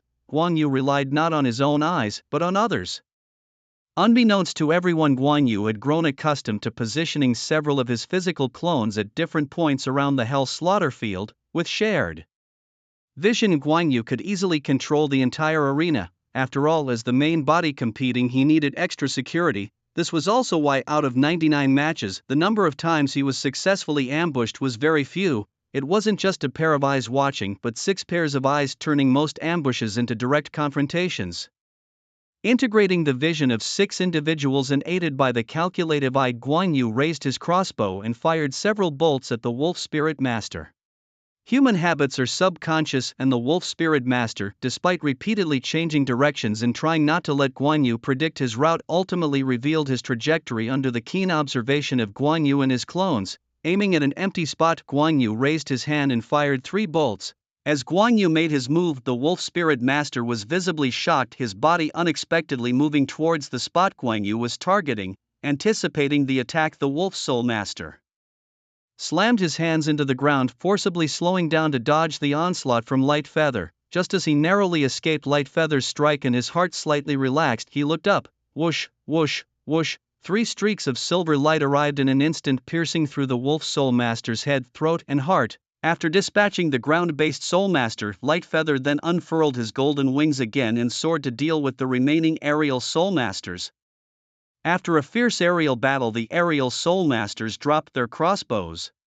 For a marksman, visibility is paramount. Lacking vision, the inexperienced aerial soul master stood no chance against Light Feather, especially since Light Feather's soul weapon was a repeating crossbow that didn't require drawing. A simple trigger pull would suffice. Meanwhile, the aerial soul masters still needed to draw their bows and notch their arrows. With Light Feather's speed and field of view, how could they possibly hit him? Eventually, they gave up on using bows to attack Light Feather and instead tried to engage him by leveraging their speed for a close-quarters struggle. Indeed, speed was Light Feather's weakness. They were all of Soul Saint or Soul Douluo level, enhanced by their soul weapons, naturally much faster than Light Feather. This forced Light Feather to expend a good number of bolts and anticipatory attacks to bring down several aerial soul masters. As the aerial soul masters fell one by one, Light Feather finally breathed a sigh of relief. The hellish killing field's 100 victories were achieved at last. He no longer had to worry about losing his life. Just as Light Feather was about to start devouring the defeated foe's chi and soul power, he noticed something strange. The announcement of his 100th victory was delayed. Light Feather and his physical clone scanned their surroundings, eyes widened in shock. 8 corpses, only 8. One was missing, the soul master with the flying mantis soul. At the same time, a sense of crisis suddenly surged in Light Feather's mind. His body instantly moved from its original position and he fired a bolt toward where he had been standing. Whoosh! The bolt hit the ground but did not strike the enemy. Light Feather could sense his opponent's presence but could not see him. Was it invisibility, or something else? Even his enhanced vision, fortified by autumn water dew, struggled to locate the assailant. Boy, this skill comes from the same soul beast as my 8th soul ring, the 60,000-year stealth mantis. You won't be able to find me, and from what I've observed about you, your crossbow seems to have had about 80 bolts. How many do you have left now? Without bolts, you pose no threat to me. Only the voice was heard with no one to be seen. This time, Light Feather couldn't dodge in time and the front of his body was sliced by the opponent. His tenacious right leg bone quickly activated itself, healing, as his supply of bolts dwindled to just 4 and his soul power greatly diminished. It was now impossible for Light Feather to devour the corpses to regain his strength. The invisible adversary would not allow him to recover. Whoosh, whoosh, more swift slashes followed, the cunning enemy striking and then quickly moving away, changing positions, thwarting Light Feather's plans to counterattack during the enemy's assaults. the people of the killing city are truly sick. Gradually gaining the upper hand, the mantis soul master began to relish the taste of this cruel slaughter.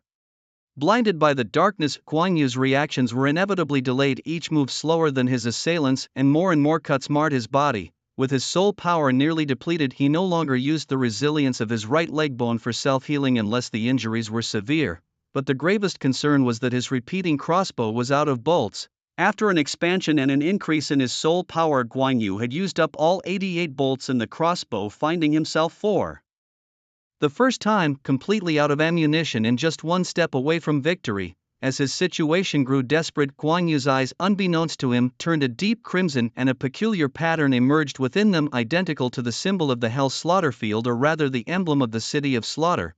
Guan Yu's mood became increasingly volatile. However, upon seeing his clone on the battlefield, a flicker of clarity in his mind prompted him to take action.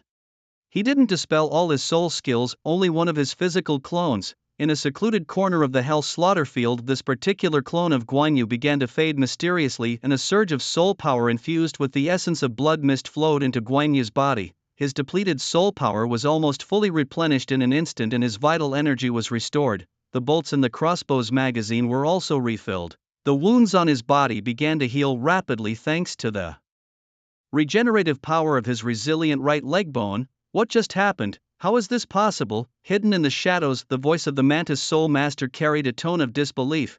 It was like being on the verge of finishing a game only to be told to start over. The frustration was palpable. In addition to his vital energy and soul power, it seemed other chaotic elements had merged into Guan Yu's being. Under the cover of his crimson vital energy, these forces were concealed. The pattern of the City of Slaughter in Guan Yu's eyes solidified. It was murderous intent. As he reabsorbed his physical clone, Guan Yu also absorbed the intense murderous aura it had accumulated. The clone had taken lives, perhaps even more than Guan Yu's own body, whether inside or outside the Hell Slaughter Field, handling the dirtier, more tiring tasks. Suddenly inheriting such an overwhelming wave of murderous intent, even stronger than his own, Guan Yu's conscious mind grew increasingly dim. The Mantis Soul Master, sensing something was amiss, launched a deadly attack towards the strangely behaving Guan Yu. Die. Just as the massive killing intent was about to spiral out of control, a similarly cold murderous aura emerged on Guan Yu, resembling yet distinct from his own. It was more solid, a power he had acquired during an assessment in the Hell Slaughter Field. Now, the relationship between Guan Yu and the killing intent inside him resembled a dam filled to the brim, and that unique murderous aura was the key that opened the dam's gates, allowing the pent-up killing intent a means of release. Whoosh! The sound of a blade slicing through the air echoed, invisible yet indicative of the Mantis Soul Master's attack on Guan Yu. However, at this moment a chilling aura surged from within Guan Yu. It wasn't the ice elemental soul power of the light feather Douluo. This coldness felt like falling into an ice cellar, instilling a trembling fear in one's heart. It was a murderous aura, solidified. How could he possess such a terrifying murderous intent? In the Palace of Slaughter, even the King of Slaughter himself was in disbelief. A solidified murderous aura, was this the embryonic form of the God of Killing's domain? He hadn't passed the Hell Roads test. How did he acquire the God of Killing's domain? The murderous aura spread from Guan Yu, instantly freezing the area within 10 meters around him, and a transparent ice sculpture appeared in the air. With blood-red eyes, Guan Yu didn't use his crossbow but instead stepped forward, swiftly pressing down on the ice sculpture's head and smashing it fiercely towards the ground. Boom! With that strike, Guan Yu finally defeated the last Soul Master. After finishing off the last Soul Master, Guan Yu couldn't help but roar towards the sky. The murderous aura around his body resonated throughout the Hell Killing Field, silencing the previously noisy spectators. Watching Guan Yu devour the defeated opponent's vital energy and soul power and claiming the Mantis Soul Master's soul bone, a right arm bone, Guan Yu did not rush to absorb it. Not all soul bones were suitable for him, and it wasn't worth it for just an invisibility skill. Moreover, this invisibility skill was not flawless. It was only that Guan Yu had not yet found a way to break it. If it were an elder from the Martial Soul Hall, it would be easy to capture the hidden figure. The voice of the Hell Killing Field announced the winner of this round, number 8888. At the same time, a divine thought suddenly echoed in Guan Yu's mind. First test completed. Second test, kill the dark gold three-headed Bat King and the 10 fierce sun snakes on Hell Road. As no other voices continued in his mind, Guan Yu was confused. Wasn't there a reward for passing the first test? Was there no such thing as affinity? Guan Yu had thought about using affinity to determine if this was indeed a test by the Shura god. 100 battles, no. After absorbing all the insights and abilities of one of his clones, Guan Yu felt as if he had personally experienced 200 life and death struggles. Moreover, the combat style of Guan Yu's physical clone was different from that of Guan Yu's main body. In other words, the main body's combat style was somewhat conservative, fearing death a bit, but the clone style was somewhat more reckless, not afraid of injuries. The healing ability of the tough right leg bone would heal if possible, and if not, death was acceptable. Thus, after absorbing the clone, Guan Yu had actually merged 2 different combat insights. The massive murderous aura released by Guan Yu still kept the massive audience utterly silent. At this moment, FaZe appeared far more terrifying in their eyes than the previous 5 physical clones who had achieved 100 victories. Congratulations, young FaZe, a deep and sharp voice suddenly came from all around. The murderous aura released by Guan Yu was also suppressed in the instant this voice sounded, then retrograde and repressed within his body, causing Guan Yu's complexion to instantly turn pale. This overwhelming power, as witnessed by Guan Yu, seemed to be matched only by the great steward Douluo. The atmosphere in the Hell Slaughter Arena instantly soared to its peak because there, floating in mid-air, was a blood-red figure. With the suppression of Guan Yu's murderous aura gone, the spectators of the Hell Slaughter Arena became wildly excited again, nearly screaming in frenzy at the sight of the blood-red figure. King of Slaughter, King of Slaughter, King of Slaughter. Little did they know that they were about to be sacrificed. Having achieved 100 victories in the Hell Slaughter Arena, coupled with the second test, it was natural for Guan Yu to choose the path of hell. At this moment, Guan Yu's gaze was entirely fixed on the blood-red figure in the sky. That was a man of exceptionally tall and robust stature, his entire body enveloped in a massive crimson cloak. His face was pale, his eyes completely blood-red, his nails sharp, not resembling a normal human at all, and behind him were a pair of huge bat wings. It appeared even more flamboyant than his own golden wings. This was the King of Slaughter, or rather Tang Chen, whose body had been taken over by the 9-headed Blood Bat King. The King of Slaughter slowly descended, eventually hovering about 2 meters above the ground. Looking down at Guan Yu from the air, the King of Slaughter's deep and sharp voice rang out again, "Bring up your other existences." Upon hearing this, Guan Yu muttered to himself as expected. The King of Slaughter had indeed seen through his avatar trick, otherwise he wouldn't have made it so difficult for his true self in the Hell Slaughter Arena competition. As Guan Yu's avatars entered the Hell Slaughter Arena, the King of Slaughter's gaze began to sweep over the spectator stands. "I am pleased to witness the birth of a strong one again. It has been over 20 years since 100 victories were last recorded in the Hell Slaughter Arena. Such powerful murderous intent has not appeared for a long time. Facing this murderous aura, my subjects, are you trembling? Yes, yes, yes." There seemed to be a unique charm about the King of Slaughter that made all sinners nearly worship him in madness upon seeing him. However, watching the surrounding crazed fans, the completely blood-red eyes of the King of Slaughter flashed fiercely. It was as if he was saying, "It's you damn fools, I'm going to sacrifice you all." Finally his gaze met Guan Yu's again, and unlike the original, the King of Slaughter did not persuade Guan Yu to avoid the Hell Path test. Given Guan Yu's performance in his last battle, which already showed the beginnings of the Killing God realm, even without going through the Hell Path, it was only a matter of time before Guan Yu mastered the Killing God realm. With this in mind, why not let Guan Yu enter the Hell Path? After all, in the eyes of the King of Slaughter at the moment, the chances of Guan Yu and his companions passing the Hell Path were not great. The Hell Path was much harder than the Hell Slaughter Arena. "Are you ready to challenge the Hell Path?" Guan Yu and his avatars nodded simultaneously. Having prepared themselves, they were ready to fully embrace the trials of the Hell Path. Rings of pale red halos began to emanate from the King of Slaughter, quickly enveloping the entire Hell Slaughter Arena.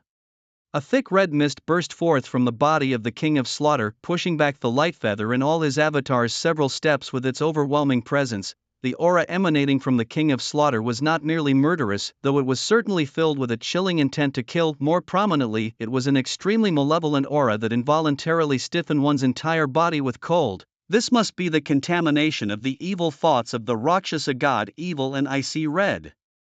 Ripples spreading rapidly, covering the entire area in the blink of an eye. The spectators in the stands one by one were oddly thrilled, all eager to witness the opening of Hell's Path. However, poor souls, they were unaware that their lives had already reached their end. apart from the god of slaughter and the king of slaughter who had traversed hell's path, no one had ever seen what its opening looked like because those who had were already dead. In the words of the king of slaughter, they were to be sacrifices for the opening of hell's path, and this red light targeted the spectators, bringing a descending silence to the stands as each spectator's eyes gradually glazed over. It wasn't long before the red light formed a massive barrier over the slaughter field, and the first screams of agony began from those who first came into contact with the red light. Blood and soul power flowed from their bodies, all energies converging in the central area of the slaughter field. Even though Lightfeather had spent nearly 3 years in the city of slaughter and had stained his hands with many lives, hearing so many screams from the slaughter field was somewhat unsettling. To become a sacrifice for the opening of hell's path is their honor, the deep voice of the king of slaughter boomed. By now, the screams had gradually ceased, leaving no one alive in the slaughter field except for Lightfeather and the king of slaughter. In the central area of the slaughter field, after absorbing the blood and soul power of the spectators, a blood-red pattern gradually formed. Just as Lightfeather was about to probe it with his mental power, the pattern suddenly brightened. Lightfeather's mental power was repelled and a massive surge of red light shot up into the sky, sweeping him and several avatars into its grasp. Everything around became blurred, with only the sharp, deep voice of the king of slaughter echoing in his ears. Good luck on hell's path. Under the engulfment of the blood-red light, Lightfeather lost all his senses, everything around him turning surreal. After a moment, the surrounding bloodlight finally began to fade and his senses returned. Soaring, relying on his powerful mental strength and not succumbing to unconsciousness, Lightfeather and his avatars, upon breaking free from the red light, immediately summoned their golden feathered wings to ascend. Lightfeather, along with his 4 solid avatars, a total of 5 figures, vibrated their wings and hovered in the air, examining the world they were now in from different angles. It was a dark red enclosed world with stone paths built and suspended, connecting in all directions. Below the stone paths was a thick red liquid emitting high temperatures and an evil aura. Was this hell's path? Within the palace of the king of slaughter, the king of slaughter sat upon his throne, gazing into the depths of his cup filled with the elixir of the netherworld, which reflected every detail of the hell road. My lord, a voice reported, Zhuge and his clones have entered the hell road. Their performance is expected to surpass those of the previous 2 slaughter gods. The hell road. The king of slaughter gave a cold smile, radiating confidence. Useless, he remarked dismissively. Whether it's the skill of cloning, the ability to devour, or the quality of the martial soul, Zhuge's overall strength might surpass those of the slaughter gods of his time. However, there's one aspect where he falls short. The envoy of the king of slaughter, leaning close, eagerly asked for his wisdom. And what might that be, your majesty? The king replied, it's his combat awareness and experience. Despite having triumphed in numerous battles, Zhuge lacks the battle will and awareness compared to the other 2 slaughter gods. First, this young man is too cautious. You must understand that those who are not afraid to die often unleash extraordinary power. Moreover, combat awareness is innate, and although he is strong, his cleverness is superficial and his control over the battlefield is not nearly as robust as the other 2 contemporary slaughter gods, therefore he will not pass the hell road. Meanwhile, Guan Yu, the true form possessing the golden feather wings, noticed that the eyes of his 4 physical clones had turned completely blood red, presumably influenced by the environment, yet fortunately, their minds remained clear. Reflecting on Tang San's original choice in the story, Guan Yu decided to ascend. Thus, he united his clones and they soared upwards, not meandering slowly on the narrow path but flying directly into the sky. It wasn't long into their flight when Guan Yu and his companions furrowed their brows simultaneously, sensing a faint noise. Though the source of the sound was still distant, its rapid approach was unmistakable, and there were many. The buzzing grew louder, and soon they could see numerous red shadows rapidly closing in, a swarm of blood-red bats, and not just 1 or 2, but at least 1,000. These blood bats, each about a foot in length with wings spanning over a meter when fully extended, would be overwhelming for anyone with a fear of crowds. Without further discussion, Guan Yu and his clones, sharing the same thought, released their murderous aura. As the aura spread, it effectively slowed the bats' speed, though it didn't stop their advance entirely. The bats continued their approach, their collective wing beats creating gusts of blood-scented wind that shook Guan Yu and his clones. The group didn't immediately resort to their crossbows for attack, realizing it would be wasteful to use arrows, less than 500 in total, against such a vast number of bats. Securing their crossbows, they positioned themselves strategically around, simultaneously harnessing the Thunder King Flint within their bodies. their soul power overflowed with electric elements, and together they wove a massive silver electric arc net, hoping to ensnare their fast-approaching foes. The gigantic electric net was not meant to attack the blood bats, but to ensure the safety of Guan Yu and his companions.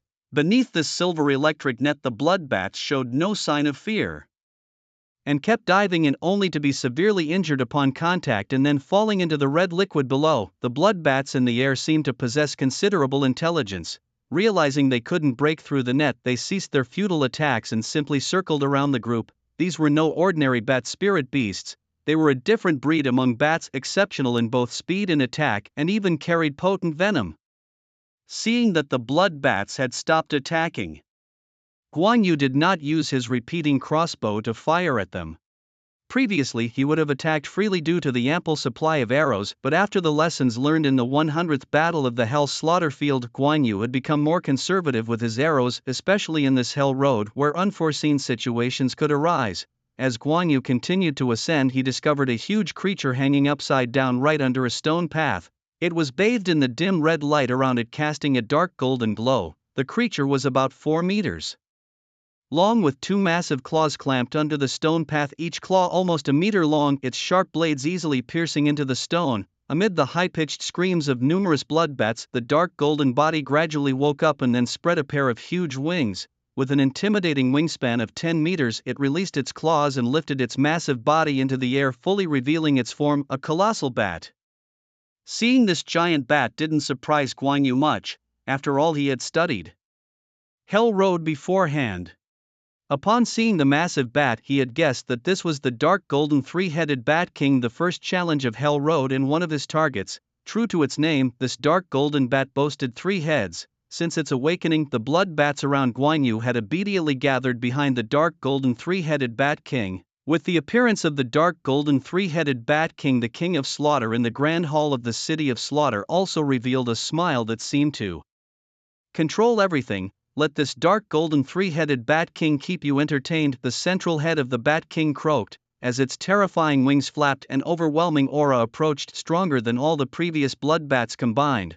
Guan Yu and his 4 physical clones split up to act, knowing that the strength of the dark golden three-headed Bat King was formidable. Splitting up would better distract their foe. Although the electric net had disappeared due to their separation, they still radiated silver electric arcs to prevent attacks from the smaller bats.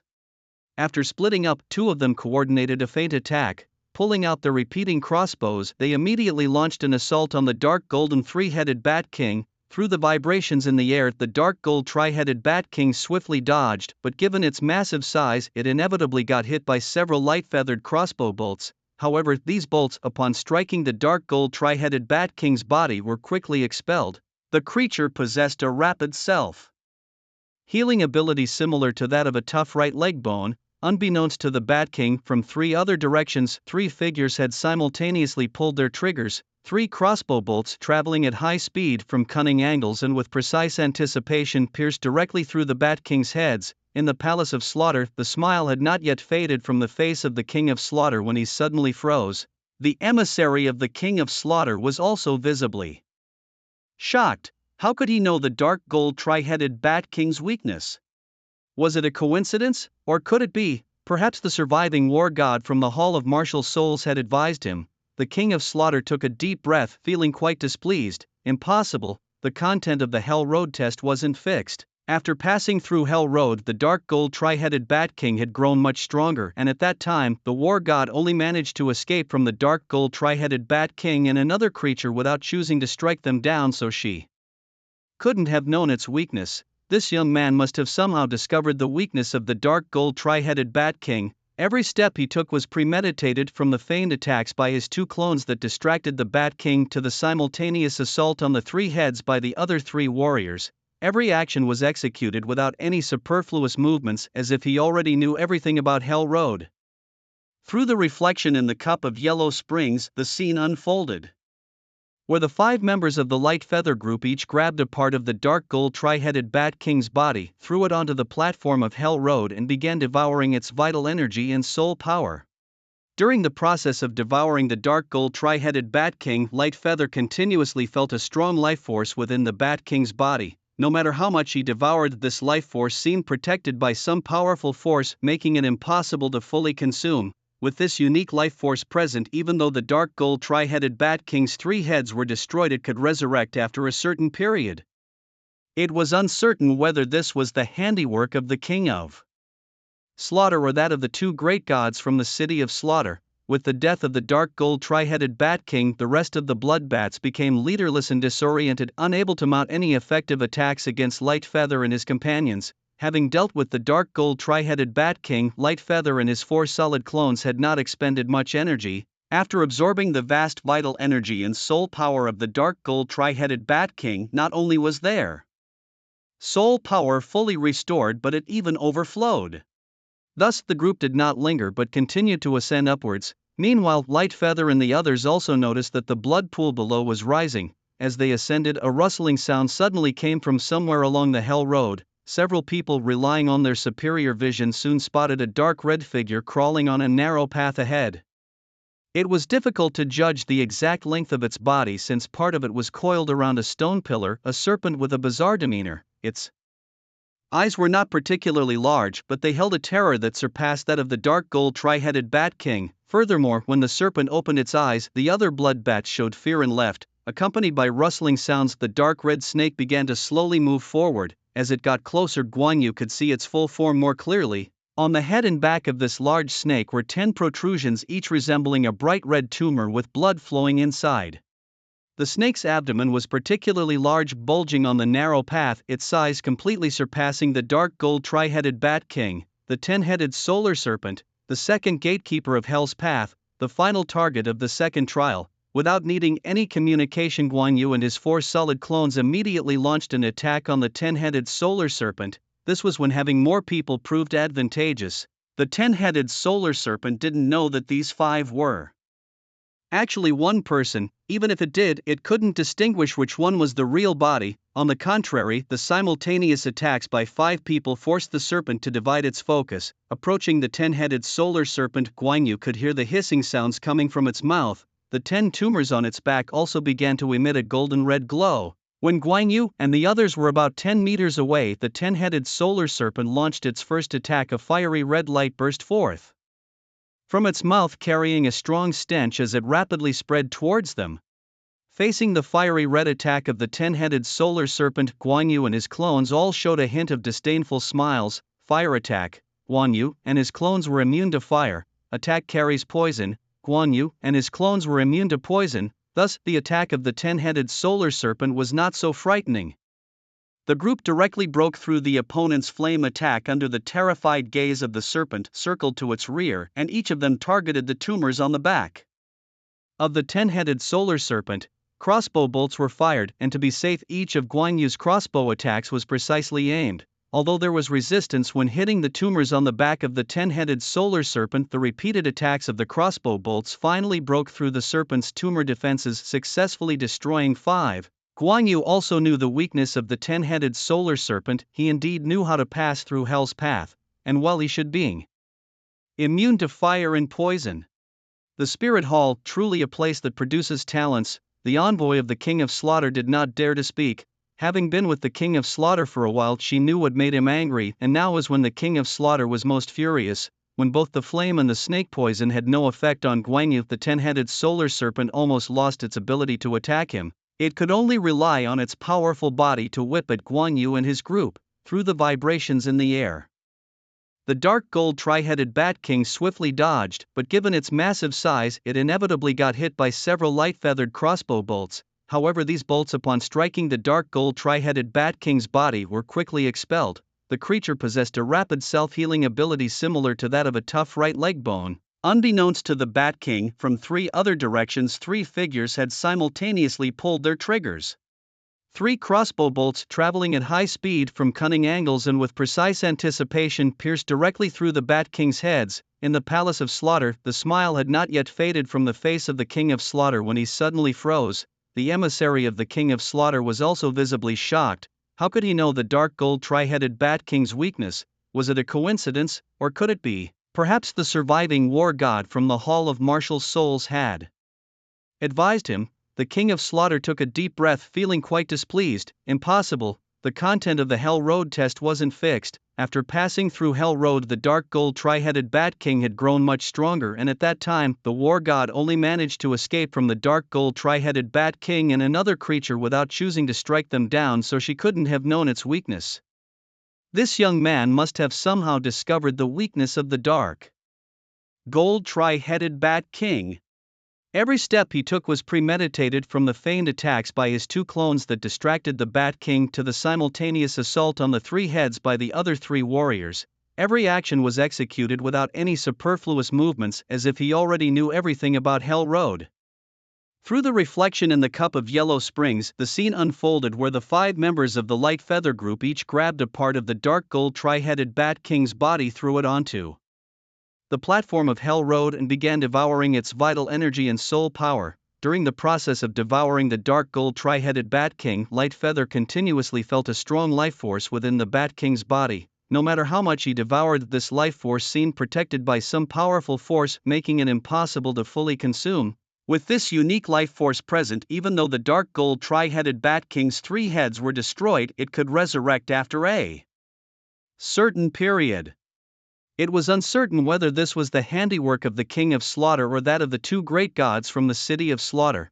With the death of the dark gold tri-headed Bat King, the rest of the blood bats became leaderless and disoriented, unable to mount any effective attacks against Light Feather and his companions. Having dealt with the dark gold tri-headed Bat King, Light Feather and his 4 solid clones had not expended much energy, after absorbing the vast vital energy and soul power of the dark gold tri-headed Bat King. Not only was their soul power fully restored, but it even overflowed. Thus the group did not linger but continued to ascend upwards. Meanwhile, Light Feather and the others also noticed that the blood pool below was rising. As they ascended, a rustling sound suddenly came from somewhere along the Hell Road. This thing is called the Slaughter Spring?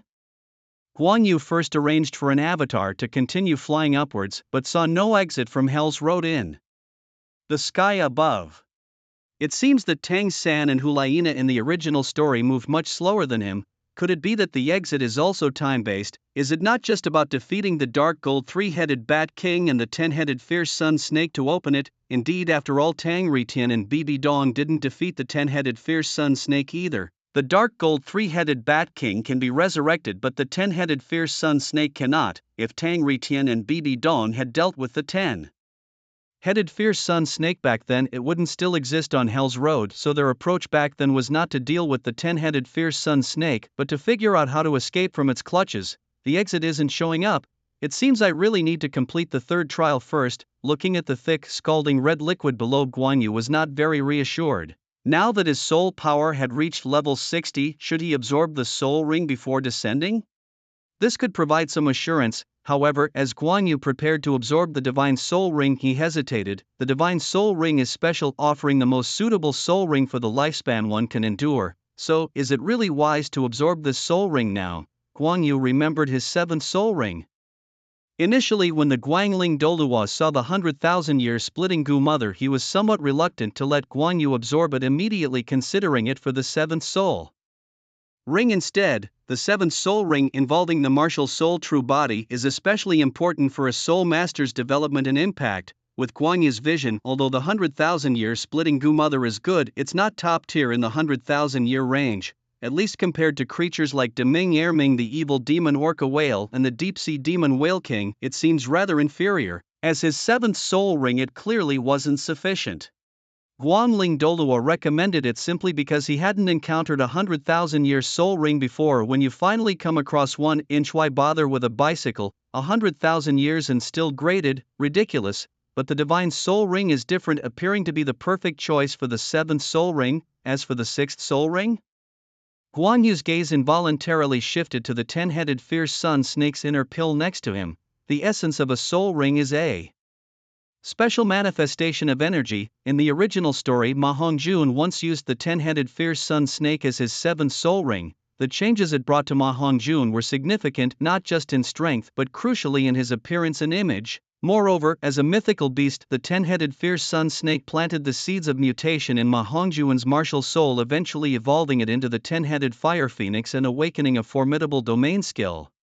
These are the benefits brought by the 10-headed fierce sun snake's inner pill, though its drawback lies in the fact that the energy eventually forms a 10,000-year soul ring. Even if some say that this 10-headed fierce sun snake inner pill counts as a pseudo-100,000-year soul ring, it is still in the end 10,000 years. It's not that Guan Yu is picky looking down on 10,000-year soul rings, but having already absorbed a red 100,000-year soul ring for his fifth, turning back to a black 10,000-year ring for his sixth, Guan Yu, a soul master, often joked about his obsessive-compulsive disorder, saying he couldn't stand imperfections. After all, unlike his neighbor who possessed a twin martial soul, every single one of his soul rings had to be as high quality as possible. Soul rings are inherently concentrations of energy. The reason why the energy from the 10-headed blazing sun serpent's inner core couldn't form a 100,000-year soul ring was simply because it didn't contain enough energy for that duration. But what if, Guan Yu pondered, additional energy sources were integrated during the absorption of the 10-headed blazing sun serpent's inner core? With that thought, he flipped his hand and retrieved some medicinal ingredients previously obtained from the ice-fire Yang well. These top-tier ingredients had been refined by Qing Luan Douluo into a potent mixture. Additionally, Guan Yu still possessed numerous second and third-tier ingredients, including the phoenix-crested sunflower. With the analytical power of his calculating eye, Guan Yu assessed the 10-headed blazing sun serpent's inner core. 100% absorption rate, 0% chance of bodily harm and 0% mortality risk. Satisfied, he wiped the inner core with his sleeve before boldly popping it into his mouth and swallowing it. It wasn't his first time consuming such a thing. Years ago he had swallowed Zhuge Bo's Dan Pearl. However, the serpent's inner core was larger than Zhuge Bo's pearl, making it somewhat more challenging and uncomfortable to swallow, but he managed it with some effort. As soon as the inner core was ingested, a fierce burst of explosive energy surged through Guan Yu's body. Fortunately, being immune to fire, he experienced no pain, only a bloating sensation. Drawing from past experiences of absorbing soul rings, Guan Yu began to harness the energy from the 10-headed blazing sun serpent's inner core. Under his guidance, the energy from the inner core was substantially absorbed, and concurrently his 5 soul rings emerged around him. Beyond the 5th crimson soul ring, a 6th soul ring began to form, its color ominously black. Realizing the age indicated by the 6th soul ring's color, Guan Yu quickly consumed the phoenix-crested sunflower and 2 other fire-element herbs he had prepared in advance. The phoenix-crested sunflower, known for tormenting Ma Hongjun to death's door, was merely a stomach irritant to the fire-immune Guan Yu. The 3 herbs transformed into pure energy within him, contributing to the formation of the soul ring. However, even combined, they only intensified the color of the soul ring, slightly falling short of reaching the 100,000-year threshold. The effects of consuming an excessive amount of herbs were minimal. During this process inside Guan Yu, perhaps due to the serpent nature of the ingredients, the inner core of the 10-headed blazing sun serpent unexpectedly activated the Dan Pearl of Zhuge Bo that had been lying dormant within him for years. The 2 substances uncontrollably merged into one, creating the necessary energy for Guan Yu's 6th soul ring. Meanwhile, far away in Heavendo City, at the Shuexing Prince's mansion, Zhuge Bo, clad in green, suddenly awoke from his meditation. Touching his chest, his expression turned somber as he realized that his only connection to his Dan Pearl had been severed. It no longer existed. Although initially Guangling Douluo had severed his connection with the Danju, it was after all something he had nurtured for many years. There was still a faint sense of connection, but now even this last trace of feeling had disappeared. Meanwhile, on the Hell Road, after absorbing Zhuge Bo's inner core, Guan Yu noticed that his 6th spirit ring had indeed undergone a transformation.